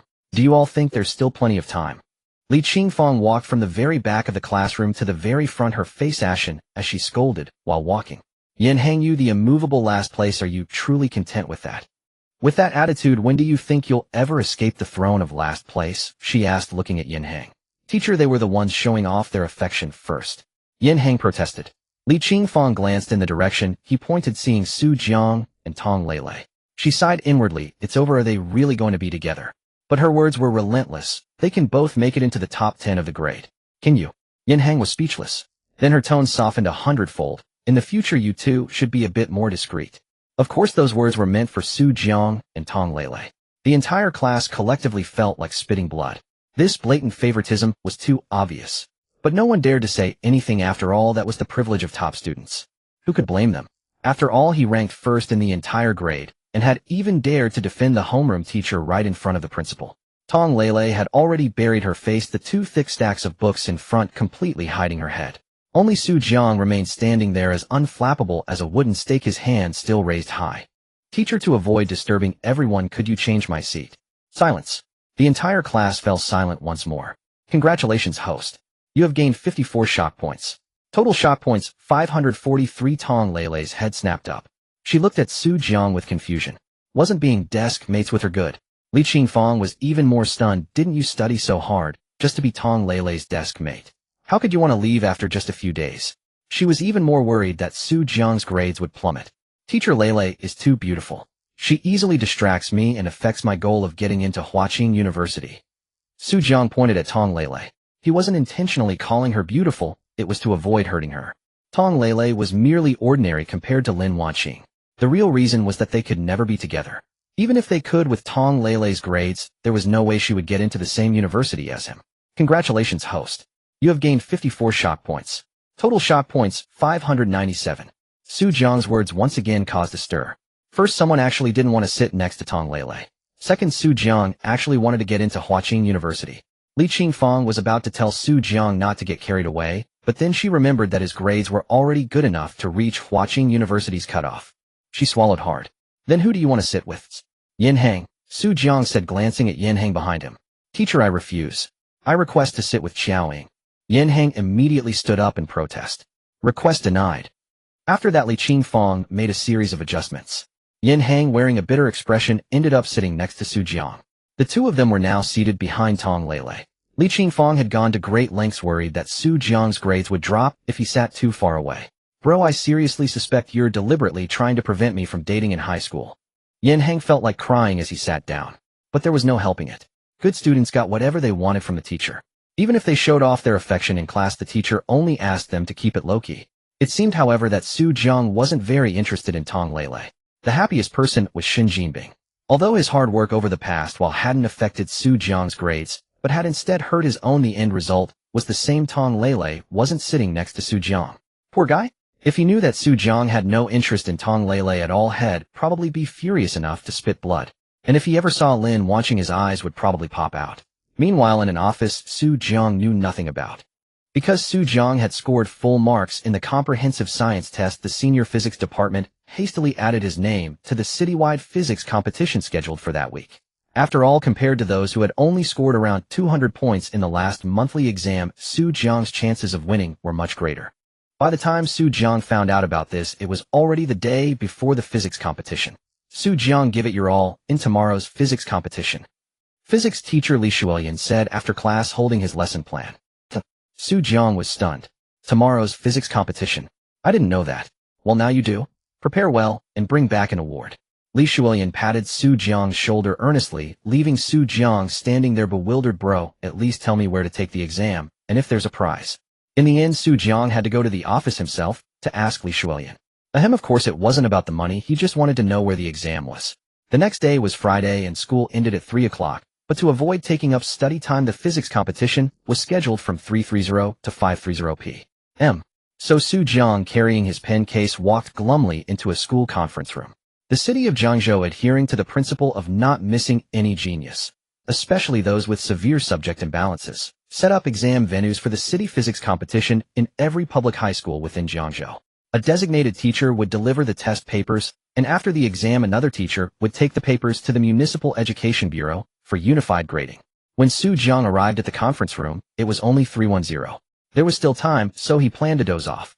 Lately he had been staying up late to catch up on novels and study English, and he was a bit tired. But just as he lay down, a thin student with prominent cheekbones came up to his seat. Are you Su Jiang? A less-hand friendly voice reached Su Jiang's ears. Yes, I'm Su Jiang. And which dog are you? Su Jiang always repaid grievances. He wouldn't let anyone off who showed hostility, and he shot back immediately. I'm Wang. Wang Gaojia realized mid-sentence what he had said. Who are you calling a dog? The one barking is. Su Jiang said mockingly. Wang Gaojia was flustered, but had to admit Su Jiang had a point. He had indeed just barked. I don't know what luck you had to get first in the grade, but I'm telling you the physics competition isn't won by luck. It depends on strength. Wang Gaojia was still bitter about Su Jiang snatching his grade 1 title. He had held that throne for nearly 2 years, only to have it taken away in the first exam of senior year. A bitter pill to swallow. But Su Jiang had earned it with his own strength. What was there to complain about? You make it sound like you always do well in physics competitions. Su Jiang didn't believe anyone from 6th high school could win an award in a city-level competition. Of course, I'm always the best from 6th high. Wang Gaojia seemed to have been waiting for Su Jiang to say that, and he hurriedly boasted. He burst into laughter a bit too free. How can you get 3rd place? Su Jiang said coldly. God. Wang Jiaji's laughter stopped abruptly, a strange look on his face. Well, you know 6th high strength is what it is. We're always a bit behind 1st high. He started making excuses. Su Jiang wasn't buying it. Just tell me, can you or can't you? Under Su Jiang's relentless pressure, Wang Gaojia deflated. Almost. So that means you can't. You talk big, but almost is just a way to save face. Su Jiang let out a derisive laugh. Then he spoke loudly. Who says we can't win an award from 6th high? There are so many of us here. Are we missing an arm or a leg compared to those from 1st high? Don't we work as hard as they do? You are the one who's trash. Don't drag 6th high down with you. Su Jiang's words instantly won the approval of everyone present. Those who had come to compete were the best in their classes, and they hated the fact that no matter how hard they tried, they couldn't match the prodigies from 1st high. Although they didn't dare to think they could win an award, not even a third-place one, they were unwilling to just admit defeat. You mean to say there's someone here who can do better than me? Wang Gaojia scoffed, looking down on his peers. Su Jiang couldn't stand it anymore. This Wang Gaojia was slandering him, insulting his classmates, and was so arrogant. He had to be put in his place. Who would bother comparing with you? You're nothing but trash. My goal this time is to bring an award back to 6th high. Hiss. Su Jiang's voice had just fallen. Instantly the conference room fell silent. Congratulations, host. You have gained 33 shock points.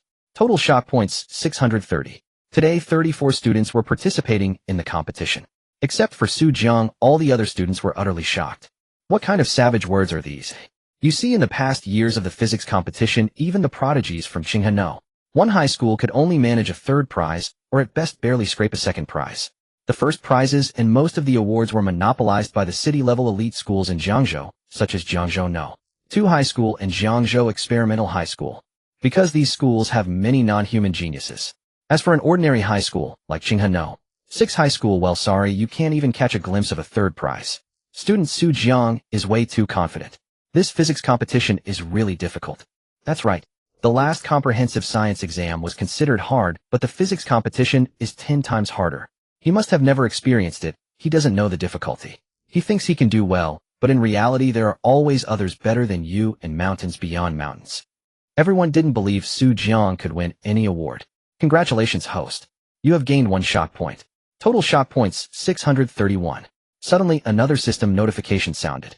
Su Jiang wondered, weren't all the people in the class already present? Where did this one come from? Could it be a ghost? He shivered. Even a ghost is shocked by my bold words.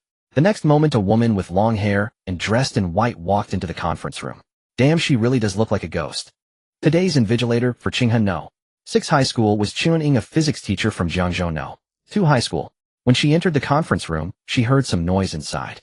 She thought to herself, there's a reason why the students of Qinghano 6 High School have poor grades. Soon she heard what Su Jiang said, and was immediately shocked. A person from Qinghano 6 High School actually has such arrogance. Winning an award. Not to mention this lousy Qinghano 6 High School, even the top students of Qinghano 1 High School aren't confident. She quickly entered the classroom, and saw Su Jiang sitting down after delivering his bold words. Taking a closer look. Congratulations, host. You have gained 1 shock point. Total shock points 632. Heavens. This boy is so handsome. Chuan had actually only graduated not long ago, and was now only 26 or 27 years old.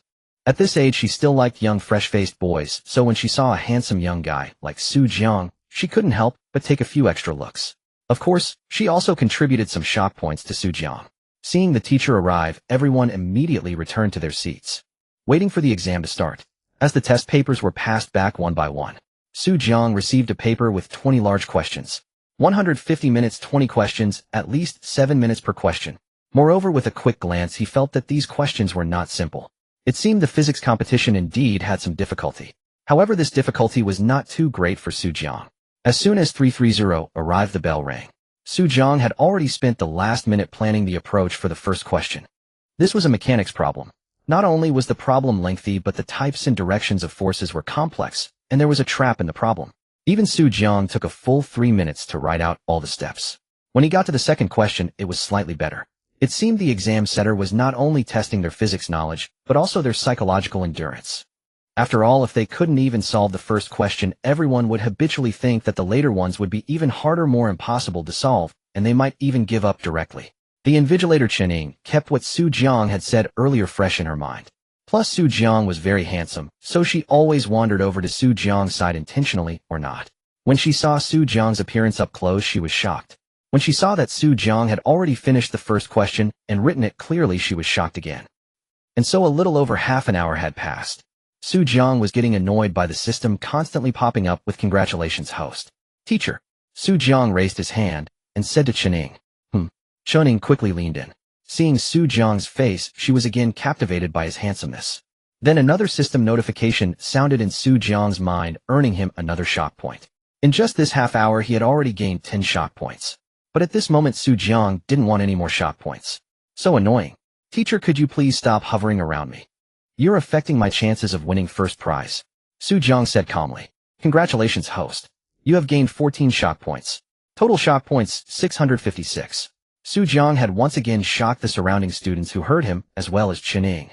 I'm sorry. Chen Ying's face flushed red at Su Jiang's words, and then she walked away. However, the turmoil in her heart did not calm down for a long time.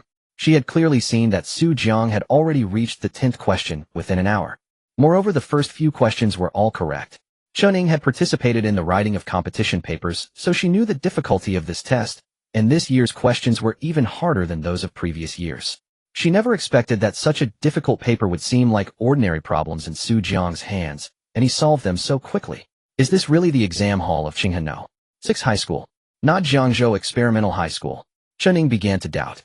When she saw that the other students had only written a solution for the first 10 questions, she was convinced again it wasn't that she had come to the wrong place, it was probably Su Jiang who had misplaced himself. 2 hours passed, and Su Jiang had finished all the questions. 20 questions had taken him, a possessor of the primary comprehensive science skill, a full 2 hours. This showed the difficulty. Actually, he could have done it faster, but while doing the problems he found that one of the questions had some issues. With 20 minutes remaining, Su Jiang finished his review, stood up, and handed in his paper early. Congratulations, host. You have gained 34 shock points. Total shock points, 690. Seeing Su Jiang hand in his paper, everyone was directly shocked. They hadn't even had time to do it, some hadn't even started a single question. Yet Su Jiang had already handed in his paper. Wang Gaojia sneered, trash is trash. There are still over 20 minutes left, and he just gave up. What if he could have solved one problem in those 20 minutes? He continued to lower his head and study his first question on the paper filled with blanks. Chen Ying, on the other hand, picked up Su Jiang's test paper and began to look at it. The more she looked, the more shocked she became. The more she looked, the more dumbfounded she was. Today was Friday, and at this hour the students had already gone home. So the school was already quite quiet. On Saturday, Su Jiang thought of going to the street to buy breakfast. But as he passed by a small alley, he was stopped by someone. A young man with a cigarette dangling from his mouth, accompanied by several young students who looked like troublemakers carrying steel pipes on their shoulders. They blocked Su Jiang's way. This was the coolest pose at that age. During high school and middle school, many boys loved to act like gangsters. They grew long hair, carried steel pipes, hung out in groups, used foul language, smoked, and drank, pretending to be mature. They thought they were very cool. Of course, when they grew up, they would think their past selves were so stupid. You're Su Jiang, right? The leading long-haired youth was named Lu Wei. He glanced at a hidden corner, then threw the cigarette, but on the ground, and stepped on it skillfully. Unfortunately, the cigarette but fell into the crack between 2 stone slabs, and his rotating foot missed. Su Jiang. Su Jiang was speechless. Your opening line pose is way too cliché. Have you watched too many TV dramas from decades ago? Seeing that Su Jiang showed no fear at all, Lu Wei felt that he had lost face and suffered a blow. According to common sense, at this moment, Su Jiang should be trembling with fear and stammering, "Big brother, what do you want? Kid, do you know who I am?" He walked up to Su Jiang and raised his hand to grab the handlebars of Su Jiang's bicycle. After examining Su Jiang up close, damn, this guy seems more handsome than me. No choice, I have to beat him up today. Who you are is none of my damn business. Su Jiang rolled his eyes. Not to mention that he now had a system and intermediate combat skills. Even without the system, he was not someone who would back down, especially against these hooligans. The more you fear them, the more they bully you. If you fearlessly go at them, they become afraid instead. Lu Wei went crazy. Damn. You kid really aren't afraid of death. These steel pipes in my brother's hands are real. See if we don't beat you to death. He threatened. Su Jiang still had a calm expression. If you want to fight, at least tell me why. I don't even know you guys. Haha, actually we don't know you either, but we heard you've been too cocky lately. Someone hired us to give you a little trouble. Lu Wei laughed sinisterly. I see. Su Jiang guessed in his mind who it could be. Such things were common. He had seen it in middle school. A student who didn't like someone in his class would spend a lot of money to hire some vocational school seniors, i.e., thugs, to beat him up. He didn't expect to encounter it himself today. After parking his bicycle, what's up? Bring it on. He then assumed a posture ready to strike. Congratulations, host. You have gained 8 shock points. Total shock points, 698. Lu Wei and the other 7 people were all shocked. Su Jiang was puzzled. Weren't there only 7 people in front of him? Where did the 8 shock points come from? Su Jiang thought he had miscounted and recounted. Indeed, there were 7 people. He wanted to check if there were any other dangers around, but Lu Wei standing before him gave him no time. Since they're ready to be beaten, let's go. Lu Wei waved his hand, and several thugs immediately lunged forward. However, after they charged, Lu Wei deliberately coughed, which seemed somewhat out of place. The youths exchanged glances, then continued rushing towards Su Jiang. To these people, a mere Su Jiang was nothing. If one of them couldn't handle him, 2 would surely be more than enough. But they were all on a special mission. Beating him up was not the main objective. It turned out that someone had bribed them yesterday, paying a total of 350 yuan, 50 yuan per person. They were asked to put on a show, hit Su Jiang, but not too hard, just a token gesture, then quickly pretend to be badly beaten by him. Su Jiang's arrogance, however, had left them seething with resentment. So they charged at him with full force, intending to teach him a lesson first. Su Jiang watched them approach, sensing the strength in his own body. Then, just as the first youth's fist was about to land on Su Jiang, a loud slap echoed in everyone's ears. The man couldn't believe it. He had thrown a punch, so why was there a sound of a slap? Moreover, he felt no impact on his fist. Then a sharp pain shot through his face. A handprint rapidly swelled into a red raised welt. The youth howled in agony. As habitual troublemakers who always dished out beatings but never received them, their pain tolerance was truly abysmal. Coupled with Su Jiang's intermediate-level combat skills and considerable strength, that single slap left the guy's head spinning. He immediately crouched down, covering his face with his hands. The others who had charged and were stunned. Damn, this guy's acting is way too realistic. Lu Wei, standing at the back, muttered as he watched his teammates squeal like a stuck pig. Then one after another, ow. It hurts. Oh my god, this is agony. I quit, it's too painful. 5 more cries of utter misery filled the air. Lu Wei was dumbfounded. These guys, if they weren't in TV dramas, they'd be wasting their acting talent.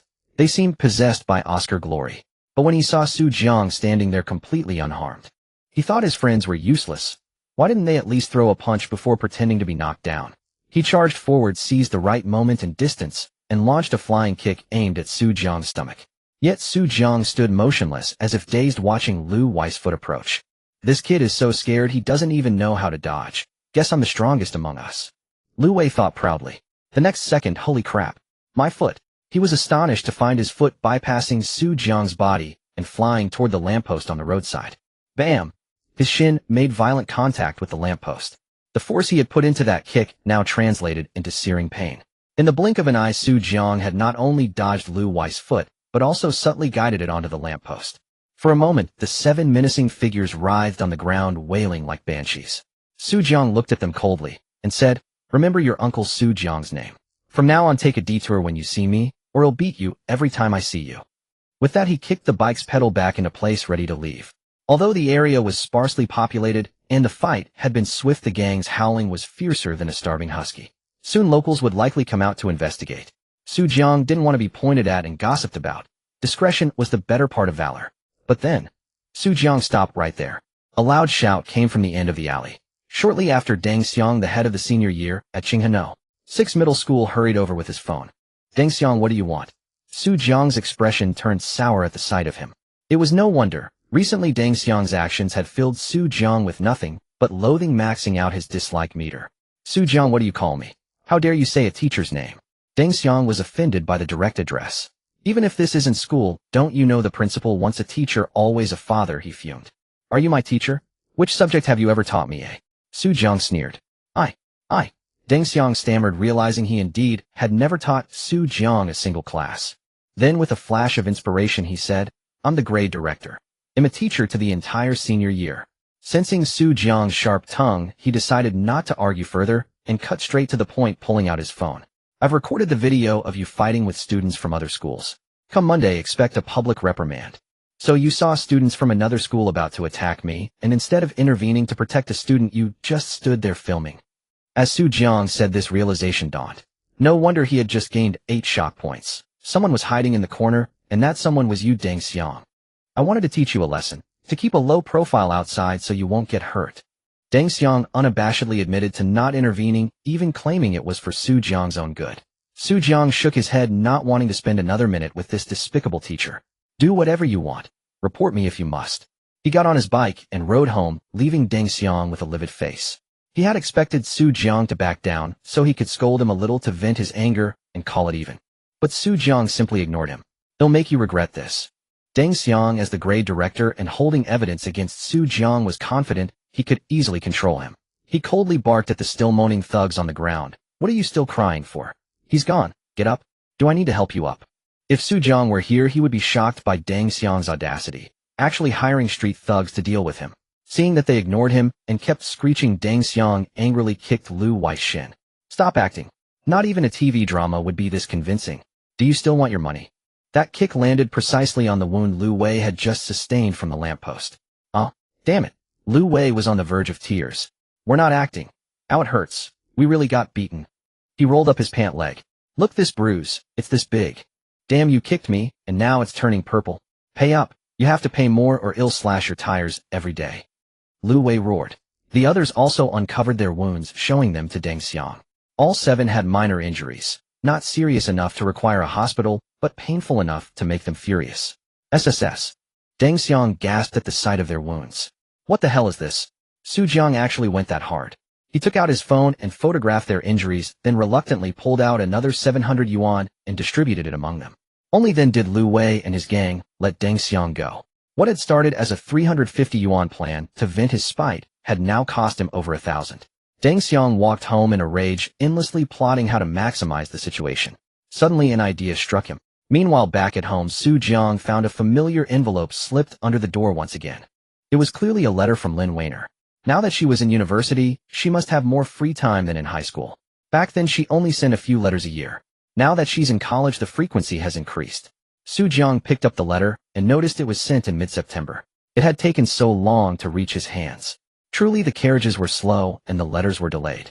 Holding the envelope, Su Jiang couldn't help but let a smile flicker across his face. He tried to suppress it, but failed, finally revealing a row of white teeth.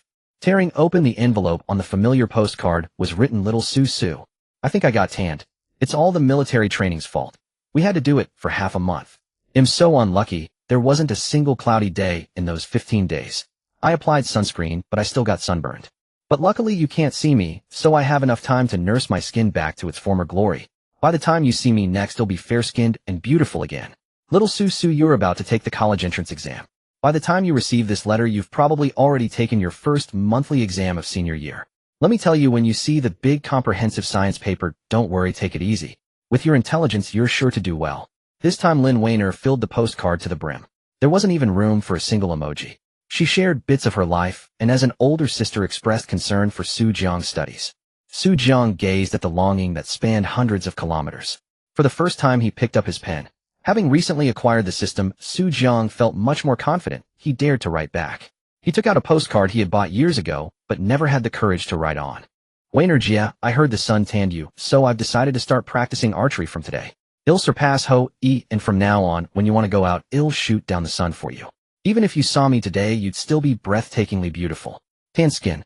That's not dark. That's a healthy color, okay? Believe me, I will definitely get into Huaqing University in the entrance exams. This time next year, I want to stroll the campus of Huaqing University with you." He almost wrote stroll as something else, but everything else flowed smoothly. After so many years, the words penned up in his heart, if not 1,000, then at least 100 came pouring out. The postcard was quickly filled to the brim. Early the next morning, Su Jiang went to the town post office and mailed the letter back to Lin Weiner's address. But on the internet, unbeknownst to Su Jiang, a shocking anonymous message was spreading like wildfire. On the No. 6 Middle School Campus Forum, the Qinghe District Intranet, and Jiang's House 19th Floor Forum. Basically, every place people frequented was buzzing with this news. Shocking. Su Jiang from Qinghe No. 6 Middle School fights with students from other schools. Attached to the message was an edited video of Su Jiang beating up a classmate. After editing, only the wailing of Lu Wei and his gang remained, while Su Jiang appeared ruthless and merciless. In no time, major platforms seized the traffic opportunity. They pinned the news. Within moments, clicks broke through millions. Comments numbered in the hundreds of thousands. "A girl in the mountains is my wife, damn. There's such a tough guy in Qinghe No. 6 Middle School, the future hope of Chinese Sonda. I don't eat poop, brutal. Has the campus atmosphere at Qinghe No. 6 become so unruly? I remember when I was a student there, it was a school focused on learning. Child of 2 dads, alas, the younger generation is getting worse. They watch too many TV dramas and think only of fighting and killing. I am a diamond bachelor in No. 6 Middle School student mixing with vocational school kids. Trash school. Everyone thought it was normal for vocational school kids to fight, but no. 6 Middle School students, being from an academic high school, shouldn't fight. Some even started digging to find out who it was. Many students at No. 6 Middle School, especially seniors, knew Su Jiang, and he was quickly exposed. Online fierce attacks on Su Jiang began. Some said he thought he was smart just because he got first place, once others called for his expulsion and to send him to vocational school. The news soon reached Su Jiang's homeroom, teacher Li Qingfeng. She opened her phone and saw the messages. Her legs went weak. Her own student had been in a fight outside school. and he was a promising candidate for a top university in her class. She quickly called Su Jiang's home. As soon as he answered, Li Qingfang asked urgently, Su Jiang, how did you get into a fight last night? Su Jiang was stunned at first. He thought that Deng Xiang, that bastard, had only reported the fight to his homeroom teacher. This grade leader was really lacking in tactics. How could he act like a primary school student and report things to the homeroom teacher? But the next moment, Li Qingfang's words made Su Jiang take it seriously. Su Jiang, a video of you hitting someone is going viral on various platforms. Su Jiang then realized that Li Qingfang had learned about this from the internet. He immediately turned on his home computer and went online to see the video of him fighting. That damn Deng Xiang. Su Jiang slammed the mouse down in anger. Deng Xiang's actions were a blatant provocation, trying to smear Su Jiang to block Li Qingfang's promotion to district-level outstanding teacher. He turned around and called Yin Hang. Hey Yin Hang, don't you have a cousin studying computer science? You said he's good with computers. Can he help me find an IP? I want to know who posted this online. Yin Hang's voice came through casually. Su Jiang, I already asked my cousin to look into it. Don't worry, I'll let you know when I get the results. Meanwhile, at the Jiangzhou City Education Bureau, over a dozen teachers were quickly organizing the physics competition exam papers from the previous evening. Most of the papers were blank. So in just one morning, all the scores were graded and entered into the system. The top ranks were dominated by the prodigies from Jiangzhou No. 2 High School. There were also a few from Jiangzhou Experimental Middle School and Qinghe District No. 1 High School. For the teachers, this was normal. After a brief meeting, the Jiangzhou Education Bureau released the results. On Monday, Su Jiang arrived at school early, just like the previous days. But today the teachers and students gave him strange looks. Those who had insulted or mocked Su Jiang in the past now dared not come within a meter of him, fearing a beating. Su Jiang had no choice but to enjoy the solitude. The first class of the day happened to be physics. The physics teacher entered the classroom and scanned the students. The physics competition results are out. Shun Jinbing scored 20, Su Jiang scored 0. The final rankings will be announced by the Education Bureau in a few days. A few more names were called out, all with 0 scores. After hearing this, Su Jiang frowned slightly. He got a 0. Was this a joke? The physics teacher cast a puzzled glance at Su Jiang. He had seen the physics competition questions before, and one of them was even easier than a few problems in the last comprehensive science test. But why could Su Jiang solve the comprehensive test questions yet fail to answer this physics competition problem? Was he really cheating, as the rumors outside suggested? The ones most delighted by this news were Shun Jinbing and Wang Gaojie. Especially Wang Gaojie. Right after class, he went to his teacher to check Su Jiang's score, and upon learning it was 0, he hurried to the door of Su Jiang's classroom, shouting arrogantly, Su Jiang, didn't you say you were going to win an award? How come you only got 0? Do you know my score? I got 40 points, yet you have 0. I seriously doubt your comprehensive science score from last month's exam. Wang Gaojie's loud voice immediately drew all the students to gather around. Seeing the opportunity, Shun Jinbing quickly stood beside Wang Gaojie and explained the situation. He recounted how Su Jiang had bickered with Wang Gaojie that day, and how Su Jiang had boasted. The students' gazes towards Su Jiang became complicated. Whispers spread, I think Su Jiang is just too proud. How could he expect to win an award in such a difficult competition? Exactly. In this kind of competition, no one from our No. 6 High School can compare with the prodigies from Jiangzhou No. 2 High School and Qinghe No. 1 High School. In regular monthly exams, midterms, and joint exams, everyone competes on overall strength. The difficulty isn't high, and even if you can't solve the hard problems, getting the easy ones right can still earn a decent score. Yes, because many of those prodigies have weaknesses. Some are poor in English or Chinese. But in the physics competition, it's about selecting the elite. Only this one subject needs to be good. For a moment, all the students felt that Su Jiang was too restless and needed to be more low-key.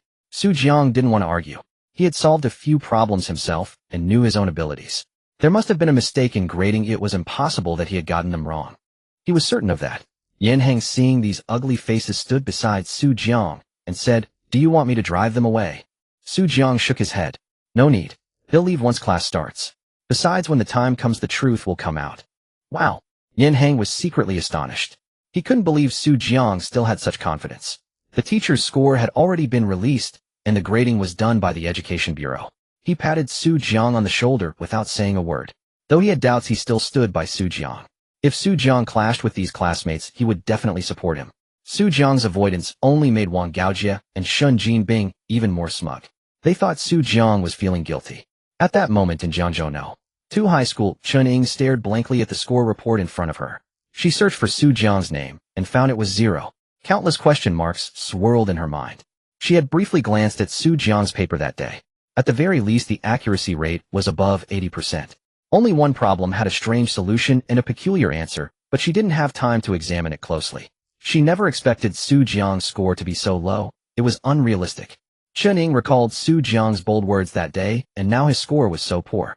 Su Jiang must be very sad, right? No, she had to help him. She called the leader of the physics subject group of the Jiangzhou Municipal Education Bureau and briefly explained the situation. Is that so? The leader was incredulous. What kind of talent could know? 6 high school have. Are you mistaken? Leader, please check it out. I'm absolutely sure I didn't make a mistake, Chen Ying pleaded again. This was her integrity as a teacher. Although he was not her student, she hoped Su Jiang wouldn't give up because of this incorrect exam score. The higher the expectation, the greater the disappointment when the result is so tragic. Alright, I'll go take a look. The leader hung up the phone muttering, a student from No. 6 high school, and Chen Ying thinks so highly of him. If it weren't for her father, I wouldn't bother.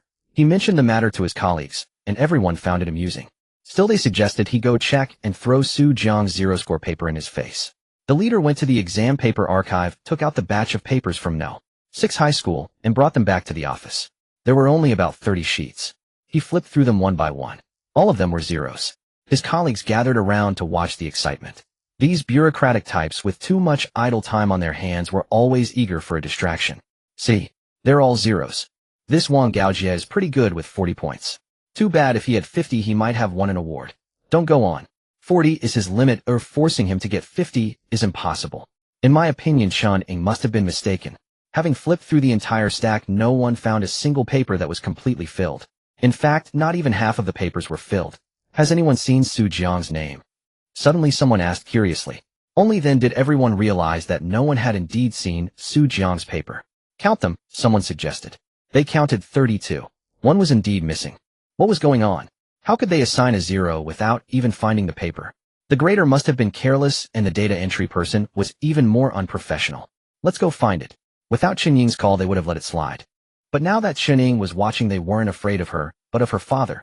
A group of people went into the archive to search, while others looked in the grading area. After more than 10 minutes, they found nothing. It's not here. Could Chen Ying have forgotten to bring it back? Someone suspected the problem was on Chen Ying's side. Just as they were about to call her, Li Bowen, the director of the Jiangzhou Municipal Education Bureau, walked in. Years ago, when he was just a section chief, Li Bowen had proposed the idea of setting up competition points in all regular high schools. Over the years, apart from a few key schools, no regular high school had honored Li Bowen's proposal. The deputy directors and other officials had already started picking faults and making sarcastic remarks. In officialdom, it was a murky arena. Li Bowen's intentions were good, but the outcome was disappointing. Logically, he couldn't be blamed, but others used this as a talking point against him. Director Li. Upon seeing him, everyone immediately became respectful. Offending the boss was the last thing anyone wanted. Are you looking for this paper? Li Bowen took out a sheet from his hand. He placed it on the table and asked sternly, who was in charge of grading yesterday's physics competition papers? How could a paper be left out and still have the score report sent out? This paper was lying on the floor unnoticed by anyone. It was picked up by a cleaner. If I hadn't seen it in his dustpan as I passed by, it would have ended up in the garbage truck. Although I don't understand physics, I can see that this student wrote a lot. He must be talented. We cannot afford to miss any talent, understand? Write a self-criticism and give it to me later. With that, he walked away with his hands behind his back, leaving the others exchanging glances. They picked up the dust-covered paper. Hiss. On Su Jiang's exam paper, the answers were written in full. They hastily retrieved the answer key to compare. The first answer was correct. The second was correct. The 17th question seemed a bit odd. The 18th was correct. The 19th was correct. The 20th was correct. They quickly returned to the 17th question. It was a problem about satellites and the Earth. They discovered that Su Jiang had included 2 solutions. Solution 1 based on Kepler's third law. Solution 2, there was a minor issue with the data in the problem. The period should not be 31 days. Using 27 days would be more reasonable. The calculation process using 27 days followed. What they had seen earlier was Su Jiang's answer using 27 days, which didn't match the answer key. But in Su Jiang's solution 1 using 31 days, the answer was unmistakably correct. Everyone was stunned. All correct. Someone even snapped a photo of the problem and sent it to a renowned physics professor they knew. The reply came from an authenticity standpoint. 27 days is indeed better. Using 31 days was the exam setter's way of rounding data to reduce calculation difficulty for students, but it deviates slightly from reality. Hiss. Everyone shuddered. Terrifying. This was no longer mere shock, it was sheer dread. Someone had not only solved every problem, but also identified the flaws in the teacher's data. A prodigy. Is this really a student from No. 6 middle school, as someone asked incredulously. But the leader whom Chen had called immediately snapped to attention. Quick, notify everyone. The first place should be Jiang. They'll go report to Director Li. Everyone sprang into action. Li Bowen was ecstatic upon receiving the news. This was the first tangible result since he had implemented the proposal, and it wasn't just an ordinary genius. It was an extraordinary one. With Jiang as an example, all opposing voices would be silenced. Good. Inform everyone immediately. They'll call Tu Yongjun, the principal of No. 6 middle school, personally. Meanwhile, as the Education Bureau descended into chaos, the flag-raising ceremony was underway on the playground of No. 6 middle school. Every day the break after the second class lasted half an hour. On Mondays there was the flag-raising ceremony, from Tuesday to Friday morning runs. After the ceremony today, Tu Yongjun stepped onto the platform. Students, I have a serious matter to address. Hearing the principal's icy tone, the students fell silent, not daring to utter a word. Only Deng Xiang revealed a smug smile as Tu Yongjun ascended the stage. That morning he had gone to the principal's office early, showing him the online comments about Jiang and the disdain netizens had for No. 6 middle school. Tu Yongjun was already aware of the incident because the video had earned him a scolding from the Education Bureau's safety director. He was furious. This would directly affect his year-end evaluation. If he could climb one more step, he would become a full-fledged bureau leader. Now this mess had erupted. Stoked by Deng Xiang's provocation, he flew into a rage. Punishment was necessary, severe punishment. Thus, students, will take a few minutes of your time to address an issue. Most already guessed what was coming. A flurry of gazes fell upon Jiang of Class 3. Some sneered, some jeered, some watched purely for entertainment, and a few silently sympathized. Many of you have heard that Jiang dared to brawl outside school after dismissal on Friday, severely tarnishing our school's image.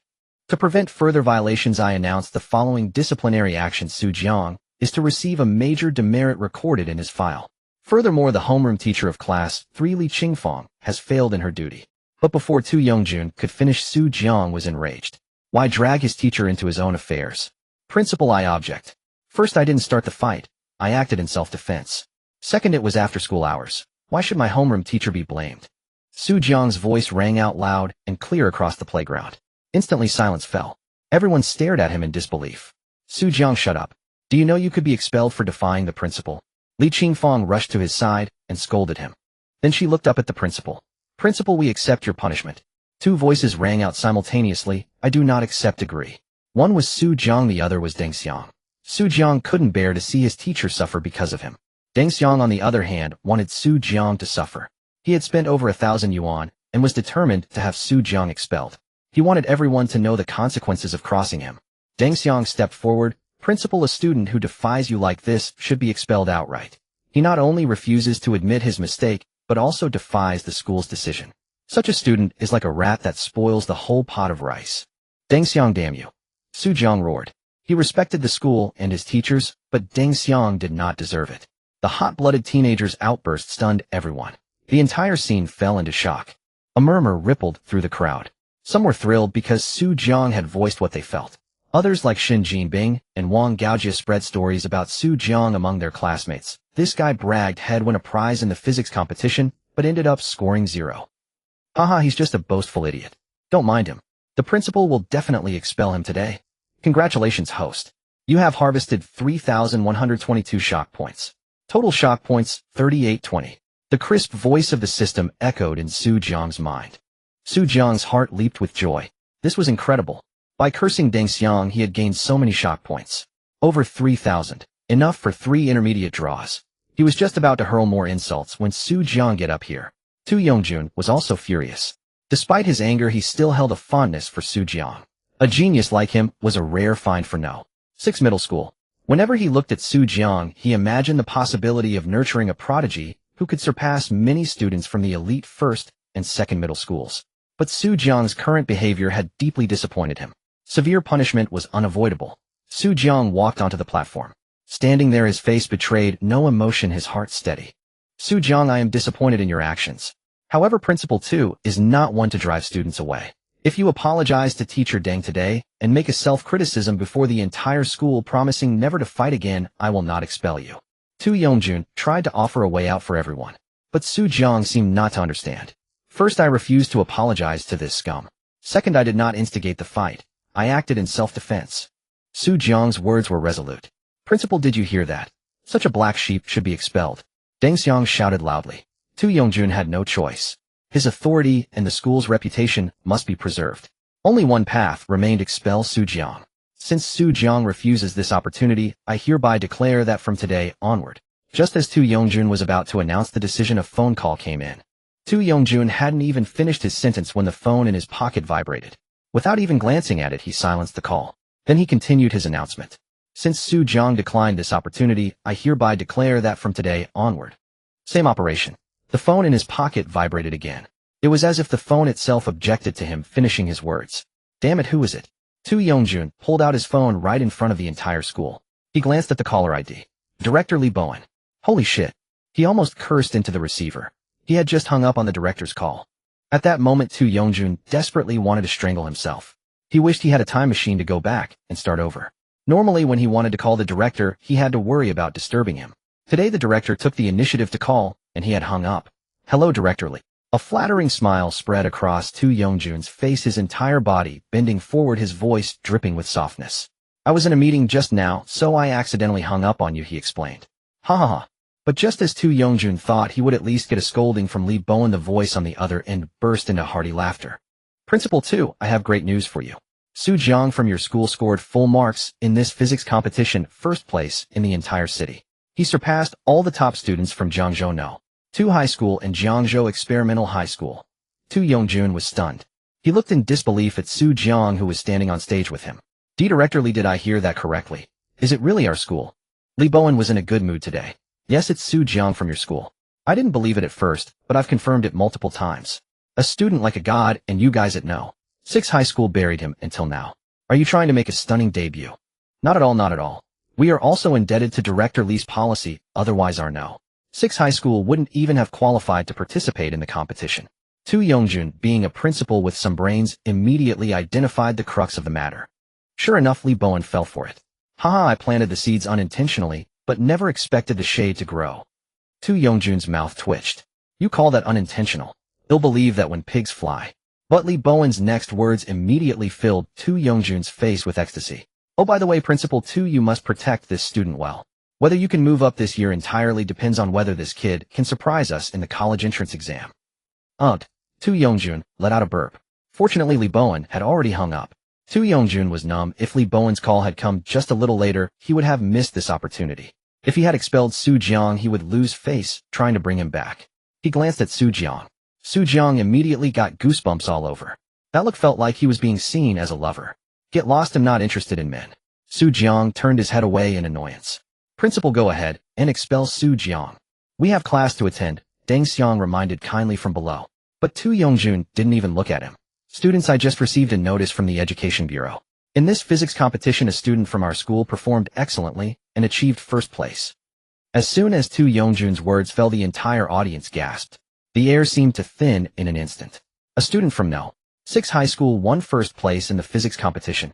Wasn't that position always dominated by the prodigies from Jiangzhou No. 2 High School?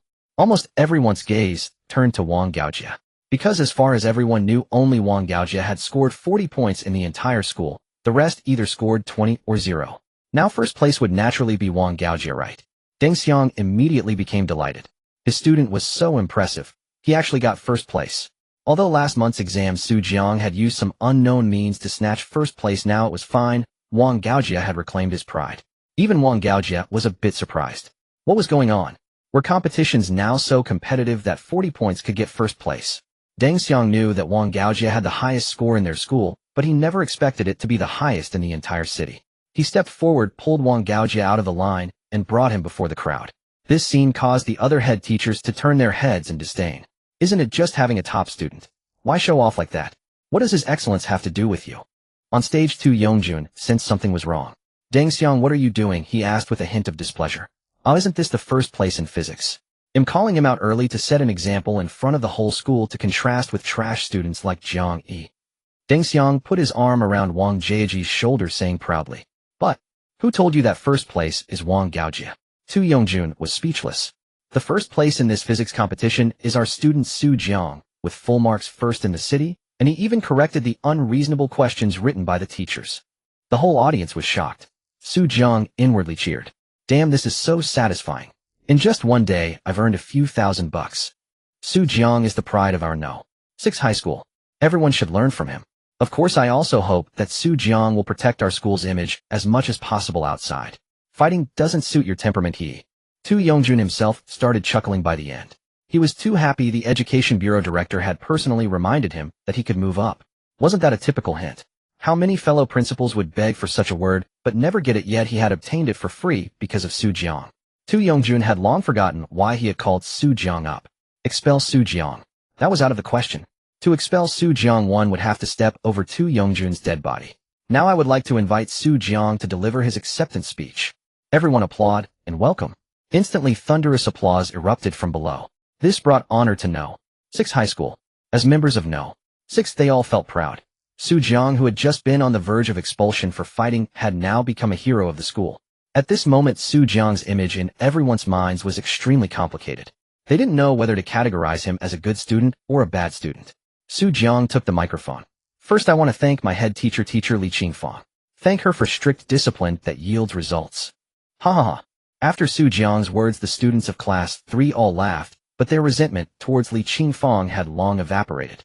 After Jiang said a few polite words, Yongjun, to stir up everyone, deliberately asked, "May I ask Jiang what plans he has for which university to attend?"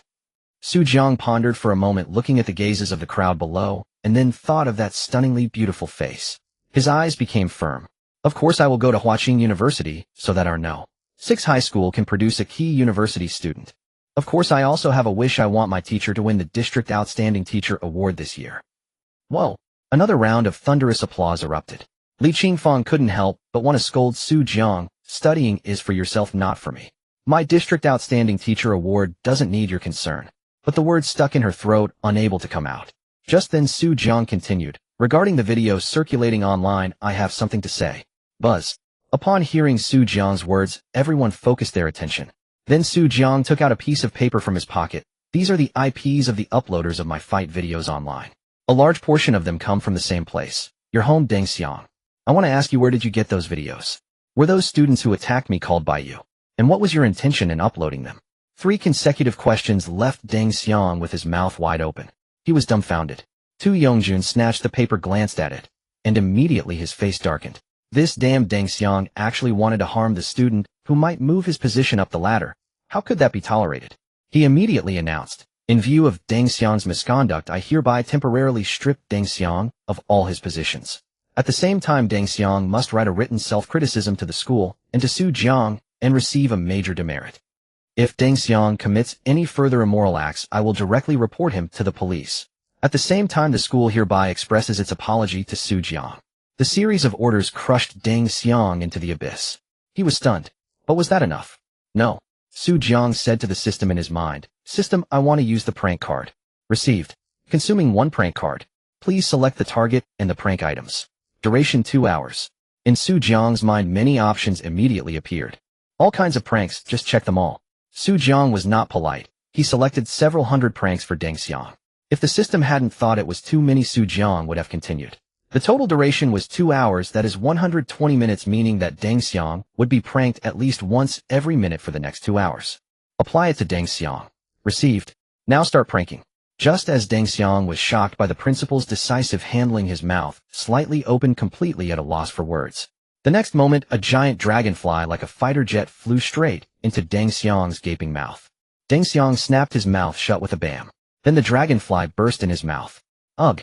Feeling the slimy, disgusting dragonfly guts and juices in his mouth, Dengxiang immediately started vomiting. But he bent over too forcefully and fell forward. He did a forward roll on the ground. That was bad enough, but the key was that the forward roll brought him directly to a utility pole. And it was a close encounter between his crotch and the pole. So then ow! Dengxiang, while vomiting the dragonfly remains from his mouth, was clutching his crotch and howling in pain. In front of more than 3,000 teachers and students in the whole school, he jumped up like a frog, completely disregarding his image. But was that the end? No, he jumped onto a row of manhole covers beside the track. However, the manhole covers might not have been replaced for many years and were somewhat brittle. Clang! One of his feet stepped directly into the manhole. The classmates nearby couldn't bear to watch his miserable state and kindly helped him up. At this point, Deng Xiang had some blood on his leg scratched by the broken manhole cover. His white casual shoes had completely turned into the color of mud. The whole school was shocked. The quiet playground was so silent that a pin drop could be heard. It was as if the track had become Deng Xiang's clown show. Someone, take teacher Deng to the infirmary. A teacher couldn't bear to watch anymore and called some boys from his class to escort Deng Xiang to the infirmary. The infirmary was behind the stands. Perhaps because they were in a hurry or the two boys had no coordination. One thought to go around the east side of the stands, the other thought to go around the west side, and as a result, bang! Deng Xiang in the middle had a close encounter with a towering lamppost standing by the playground. The loud sound echoed several times in the quiet playground. The two boys realized something was wrong and turned around to see that the teacher had hit the lamppost. They hurriedly wanted to check if he was okay. But one thought the other would hold him, and the other thought the first would hold him. The two very synchronously let go of Deng Xiang. He sat down straight. But unknown to them, someone had stuck a branch into the ground. This sit-down landed perfectly, giving Deng Xiang an animal-like experience. A miserable scream rang out. Who the hell stuck a branch here? Deng Xiang was about to collapse. He held his front with one hand and his back with the other curling up on the ground. A quick-witted boy pulled out the branch.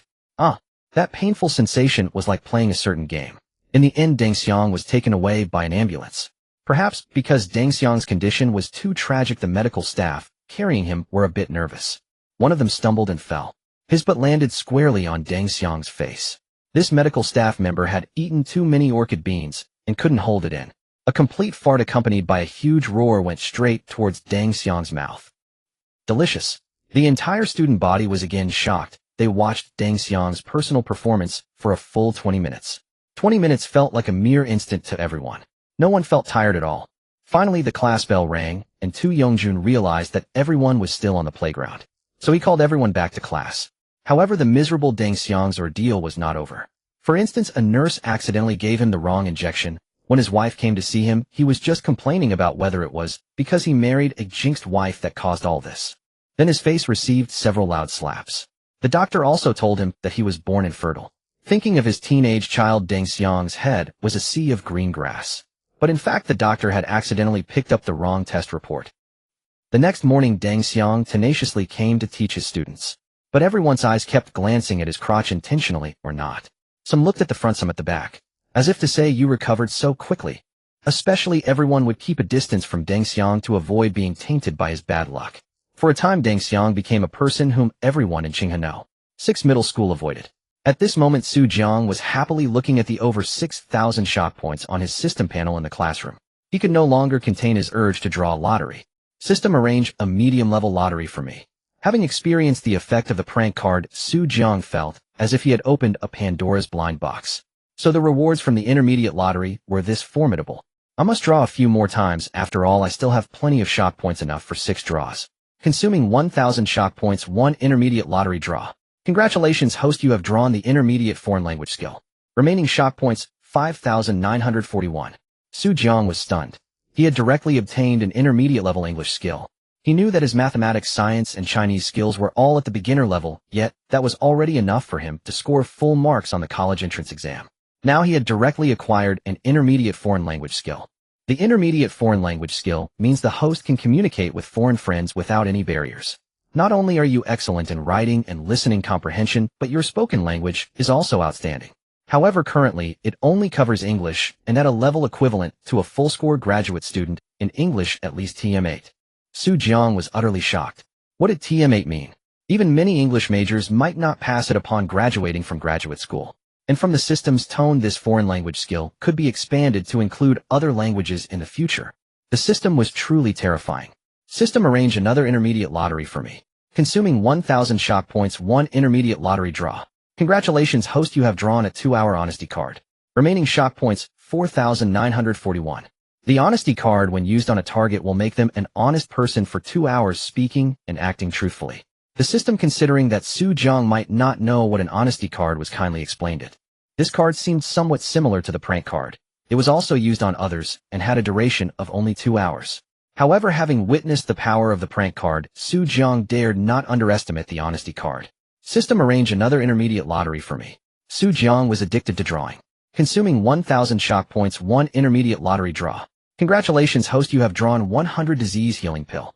Remaining shock points 3,941. The 100 disease healing pill can cure all diseases within the user's body except for incurable ones. Jiang was astonished. This pill was too powerful. It was like the immortal pills in TV dramas. One pill consumed, and all ailments vanished. It was essentially a life-saving tool. After spending another 1,000 points to draw an intermediate basketball skill, Jiang decided not to continue drawing. He was afraid he might draw air as the basketball skill was already somewhat redundant. Moreover, he now had complete coverage in Chinese mathematics, foreign language, and science. At the very least, his short-term goal of being admitted to Tsinghua University was easily achievable. Time passed quickly, and before he knew it, it was the end of the first semester. During this period, Jiang continued to study diligently as always. He had come to enjoy the process of learning and had gained much from it.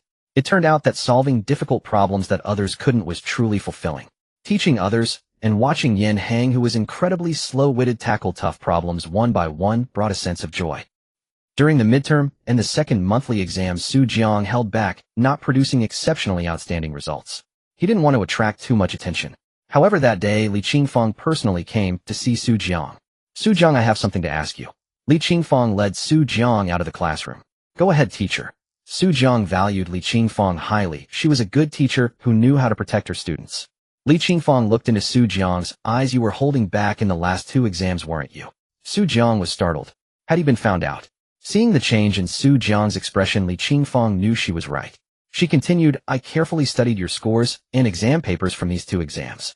I found that each time you deliberately chose some of the harder questions and made mistakes. All with the right approach, but wrong calculations. This was completely different from your first monthly exam. So I strongly suspect you were holding back. What? You've been hiding for 2 years, and you still want to hide in your senior year. Li Qingfeng looked at Jiang with a teasing smile. Without waiting for his response, she continued, starting from the first mock exam, I want you to give it your all. I feel that your grades might genuinely surpass many from no. One high school, so you need to show your true strength. Perhaps you don't know, but in past college entrance exams there have been cases of grade manipulation and score swapping. Especially for students like you who are usually low-key and attend no. 6 high school, when you suddenly achieve excellent results you are most likely to be targeted for score swapping, as it's easier to explain. Li Qingfeng's words served as a wake-up call for Jiang. Right, if someone set their sights on him, the consequences would be severe. If his own achievements were stolen and used to benefit someone else, that would be utterly unfair. Alright, teacher Li, I will give my full effort in this final exam. Jiang nodded firmly. Damn, you really were holding back. Li Qingfeng was about to lose it.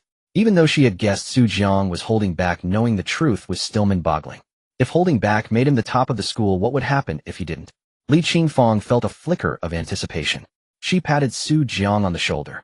The final exam of the first semester was also the joint examination for all high schools in Jiangzhou, collectively known as the first joint mock college entrance exam, or simply the first mock. The exam papers for the first mock would be jointly set by the top teachers in Jiangzhou, and the results would be ranked citywide. Although the scores might not be highly indicative, the rankings definitely reflected a student's true ability. After all, the number of students in Jiangzhou who could enter a first-tier university or key universities was relatively stable. Therefore, all students and teachers took the first mock very seriously. For Principal 2 of Tsinghua No. 6 High School and Li Qingfeng, this mock exam was undoubtedly the most tense. For Tu Yongjun, whether Jiang could make a name for himself in Jiangzhou would determine the admission score for No. 6 High School next year. As for Li Qingfeng, it would be a lie to say she didn't want the district's Excellent Teacher Award. Everything hinged on Jiang's shoulders. Oof. In the early morning, Jiang stretched lazily. He struggled to get out of bed. The bed is comfy, but it can sap one's will to fight. That being said, he'll lie down for another 5 minutes. 10 minutes later, Jiang struggled out of bed once more. Today is the first day of the mock exam, so sleeping an extra 5 minutes is only right. A clear mind is the key to victory. Satisfied with his excuse, he headed to school. He was nearly shocked by the state of his classmates, especially his deskmate Yan Hang. Whoa, Yan Hang, what's up with your dark circles? Even on your dark face they're visible. Jiang exclaimed in surprise, leaning sideways. Yan Hang lay weakly on the desk, waving his hand dismissively. Oh, don't even mention it. I tried to fall asleep last night, but after counting sheep for ages I kept thinking about my school ranking and how far I still have to go. I couldn't sleep. In truth, Yan Hang knew he was nervous. After all, the mock exam was the closest to the college entrance exam. If he did well and got into a university, at least the upcoming spring festival and the following semester would be smooth sailing. But if he did poorly, he wouldn't dare face his parents. In fact, not just Yan Hang. Almost all the students had a rough night. Su Jiang was probably the one who slept best. No wonder he was so confident about the exam that it didn't weigh on his mind at all. A full belly and a sound sleep. The 2-day exam passed quickly. Though many classmates complained about the difficulty, Su Jiang felt it was just okay. The only difference was that he had to think a bit longer on tough questions and less on easy ones. After 2 days of torment, Yin Heng's dark circles had deepened and his eye bags were swollen to the point of merging with his cheekbones. Damn, the exam setter must have no luck. Sons without a whole, daughters flat as a board. Yin Heng cursed under his breath. Emboldened by him, other classmates joined in venting their frustration. They felt the teachers were too cruel, not even letting them enjoy a good new year. They all deserved to eat shit. If the students' wishes came true, the exam setters would have to eat shit for 30 years. Clearly Yin Heng and the others had not done well. Su Jiang, how did you do? Tong Lele was worried as she felt she had done terribly. She asked Su Jiang, hoping that if he also found it hard, then everyone might have struggled and she wouldn't be the worst. Not bad, it was indeed a bit challenging, Su Jiang replied vaguely. Tong Lele wanted to ask more, but the crisp sound of Li Qingfang's high heels echoed from outside the classroom. Everyone quickly returned to their seats. Classmates, to encourage a balance of work and rest, the school has organized a basketball game for all senior 3 students after the mock exam. Every class must field a team. Of course, I hope you all focus on participation. Winning isn't important, safety is. If anyone gets hurt, broken arms or legs, don't expect me to help you. Get sick, leave. Li Qingfang didn't understand why the school was organizing a basketball game at this critical time. It was pure disruption. What if a student accidentally broke a bone? Their college entrance exam scores would be shattered too. But Li Qingfang's opinion didn't matter. The basketball-loving students who wanted to show off were thrilled. Yin Heng, for instance, lifted his head high, his eyes suddenly full of energy. He knew that during such class events Qiao Ying and others would watch. If he performed brilliantly, he might earn a flirtatious glance from her. Li Qingfang named a few players as starters. All from the less academically inclined students, none of the top performers. Yin Heng was the first called. The next day, the senior 3 students gathered around the basketball court. The girls chattered excitedly, anticipating the arrival of their favorite handsome players. Coincidentally, or perhaps not, the first match was between Class 6 and Class 3. Deng Xiang stood alone on the court, his face dark as he watched students avoid him like the plague. 1,000 curses roared in his mind. Both teams were formidable. The players from Class 3, including Su Jiang, faced off against the sports trainees from Class 6. At least in height and build, Class 3 held their ground. Fei Xinyuan had little interest in the others, but he harbored a grudge against Su Jiang. Because Su Jiang had humiliated their sports trainees during the sports meet, and even got some of them punished. As he stepped onto the court, Fei Xinyuan scanned the crowd, and noticed Su Jiang was absent. Are you Class 3 really not using that tall guy over 180 centimeters? Isn't it a waste for him not to play basketball? Fei Xinyuan pointed at Su Jiang provocatively. Mind your own business. He's here to study, not to play basketball. Li Qingfang snapped. She had to protect Su Jiang at all costs. If possible, she would even drive him to and from school to prevent any accidents. Seeing Li Qingfang shield Su Jiang, Fei Xinyuan shrugged and shouted to his teammates, "Today we won't stop until we've beaten Class 3 to a pulp. At least we'll crush them by 50 points. Are you confident?" Yes. Fei Xinyuan might not be good at studying, but he excelled in sports, running basketball, and rallying the team. With just a few words, the Class 6 players were raring to go. Fei Xinyuan is so handsome. Xinyuan, I love you. Hubby, you're amazing. The girls from Class 6 were utterly captivated by Fei Xinyuan, almost ready to kneel and worship him. The referee's whistle blew and the basketball was tossed high. With a slap, Fei Xinyuan leaped high, snatching the ball from Yin Heng's hands. Both teams moved swiftly. Fei Xinyuan so handsome. Class 6 victory. The cheers from the Class 6 girls reached a crescendo. Score: Class 6 gets 2 points. Another score: Class 6 adds 3 points. Class 3's ball is intercepted by Fei Xinyuan. By halftime, Class 3 had only scored 6 points while Class 6 had a whopping 30. Worse, the Class 3 players, including Su Jiang, were exhausted, both physically and mentally. They had tried their best, but the opponents were too skilled, agile, and with boundless energy. Yin Heng and the others sat on the ground, gulping down Gatorade. Brothers, what do you say we don't let them score a single point in the second half? Yeah, let's kick their ass. Hearing the Class 6 cheers, Class 3 fell silent. They felt humiliated, not even daring to boast. Yin Heng, their best player, was completely overshadowed by the sports trainees. To make matters worse, one of their players had a minor finger injury from the ball and couldn't continue. This is embarrassing, Yin Heng said dejectedly. It's okay. We're good at studying. Let's not worry about this. The participation is what matters. Li Qingfang comforted them calmly, though she was inwardly frustrated. Just then Fei Xinyuan, seemingly prompted by a look from Deng Xiang, grew even more arrogant. You class 3 guys are so spineless. Greenhouse flowers can't handle anything. Your teacher coddles you too much, always stepping in to shield you. Teacher Li, I think your teaching style is flawed.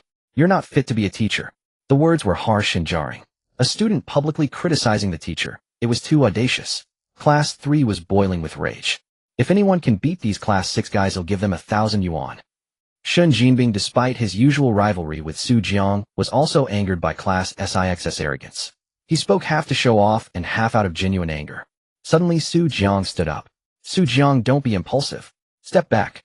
Li Qingfang rushed to his side. It's just a bit of trash talk. What does it matter? Good grades are what really count.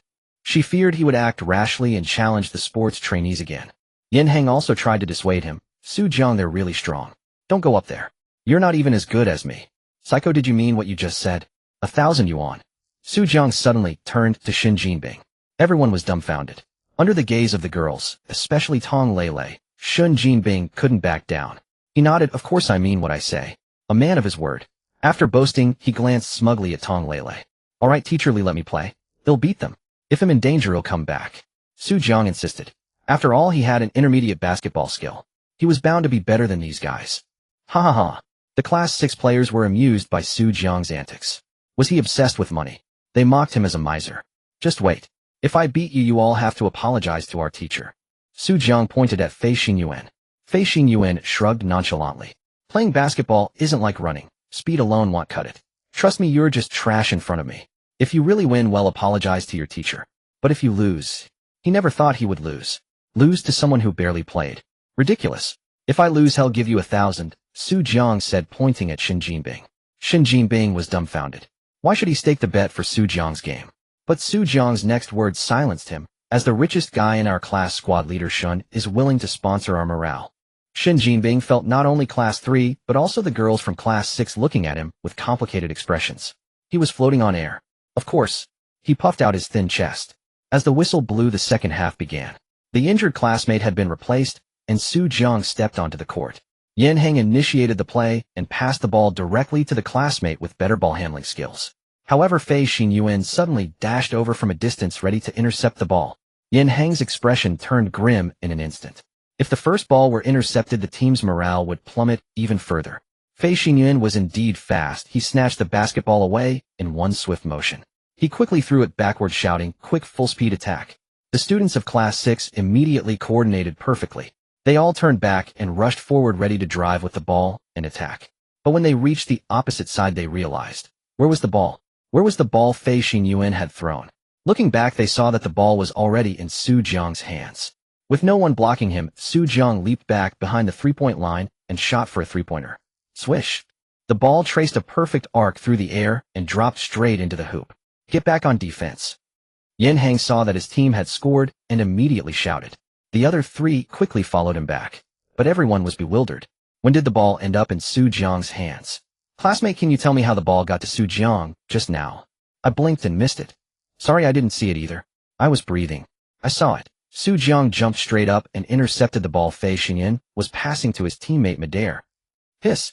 The air on the basketball court grew even thinner. Damn, he jumps that high.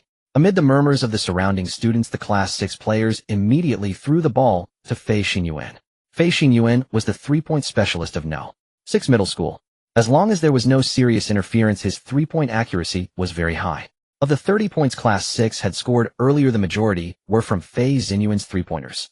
Yin Heng and the others saw Fei Xinyuan with the ball ready to shoot and immediately prepared to block him. But Fei Xinyuan was faster. He had already dribbled to the edge of the three-point line. Right hand under the ball, left hand guiding it.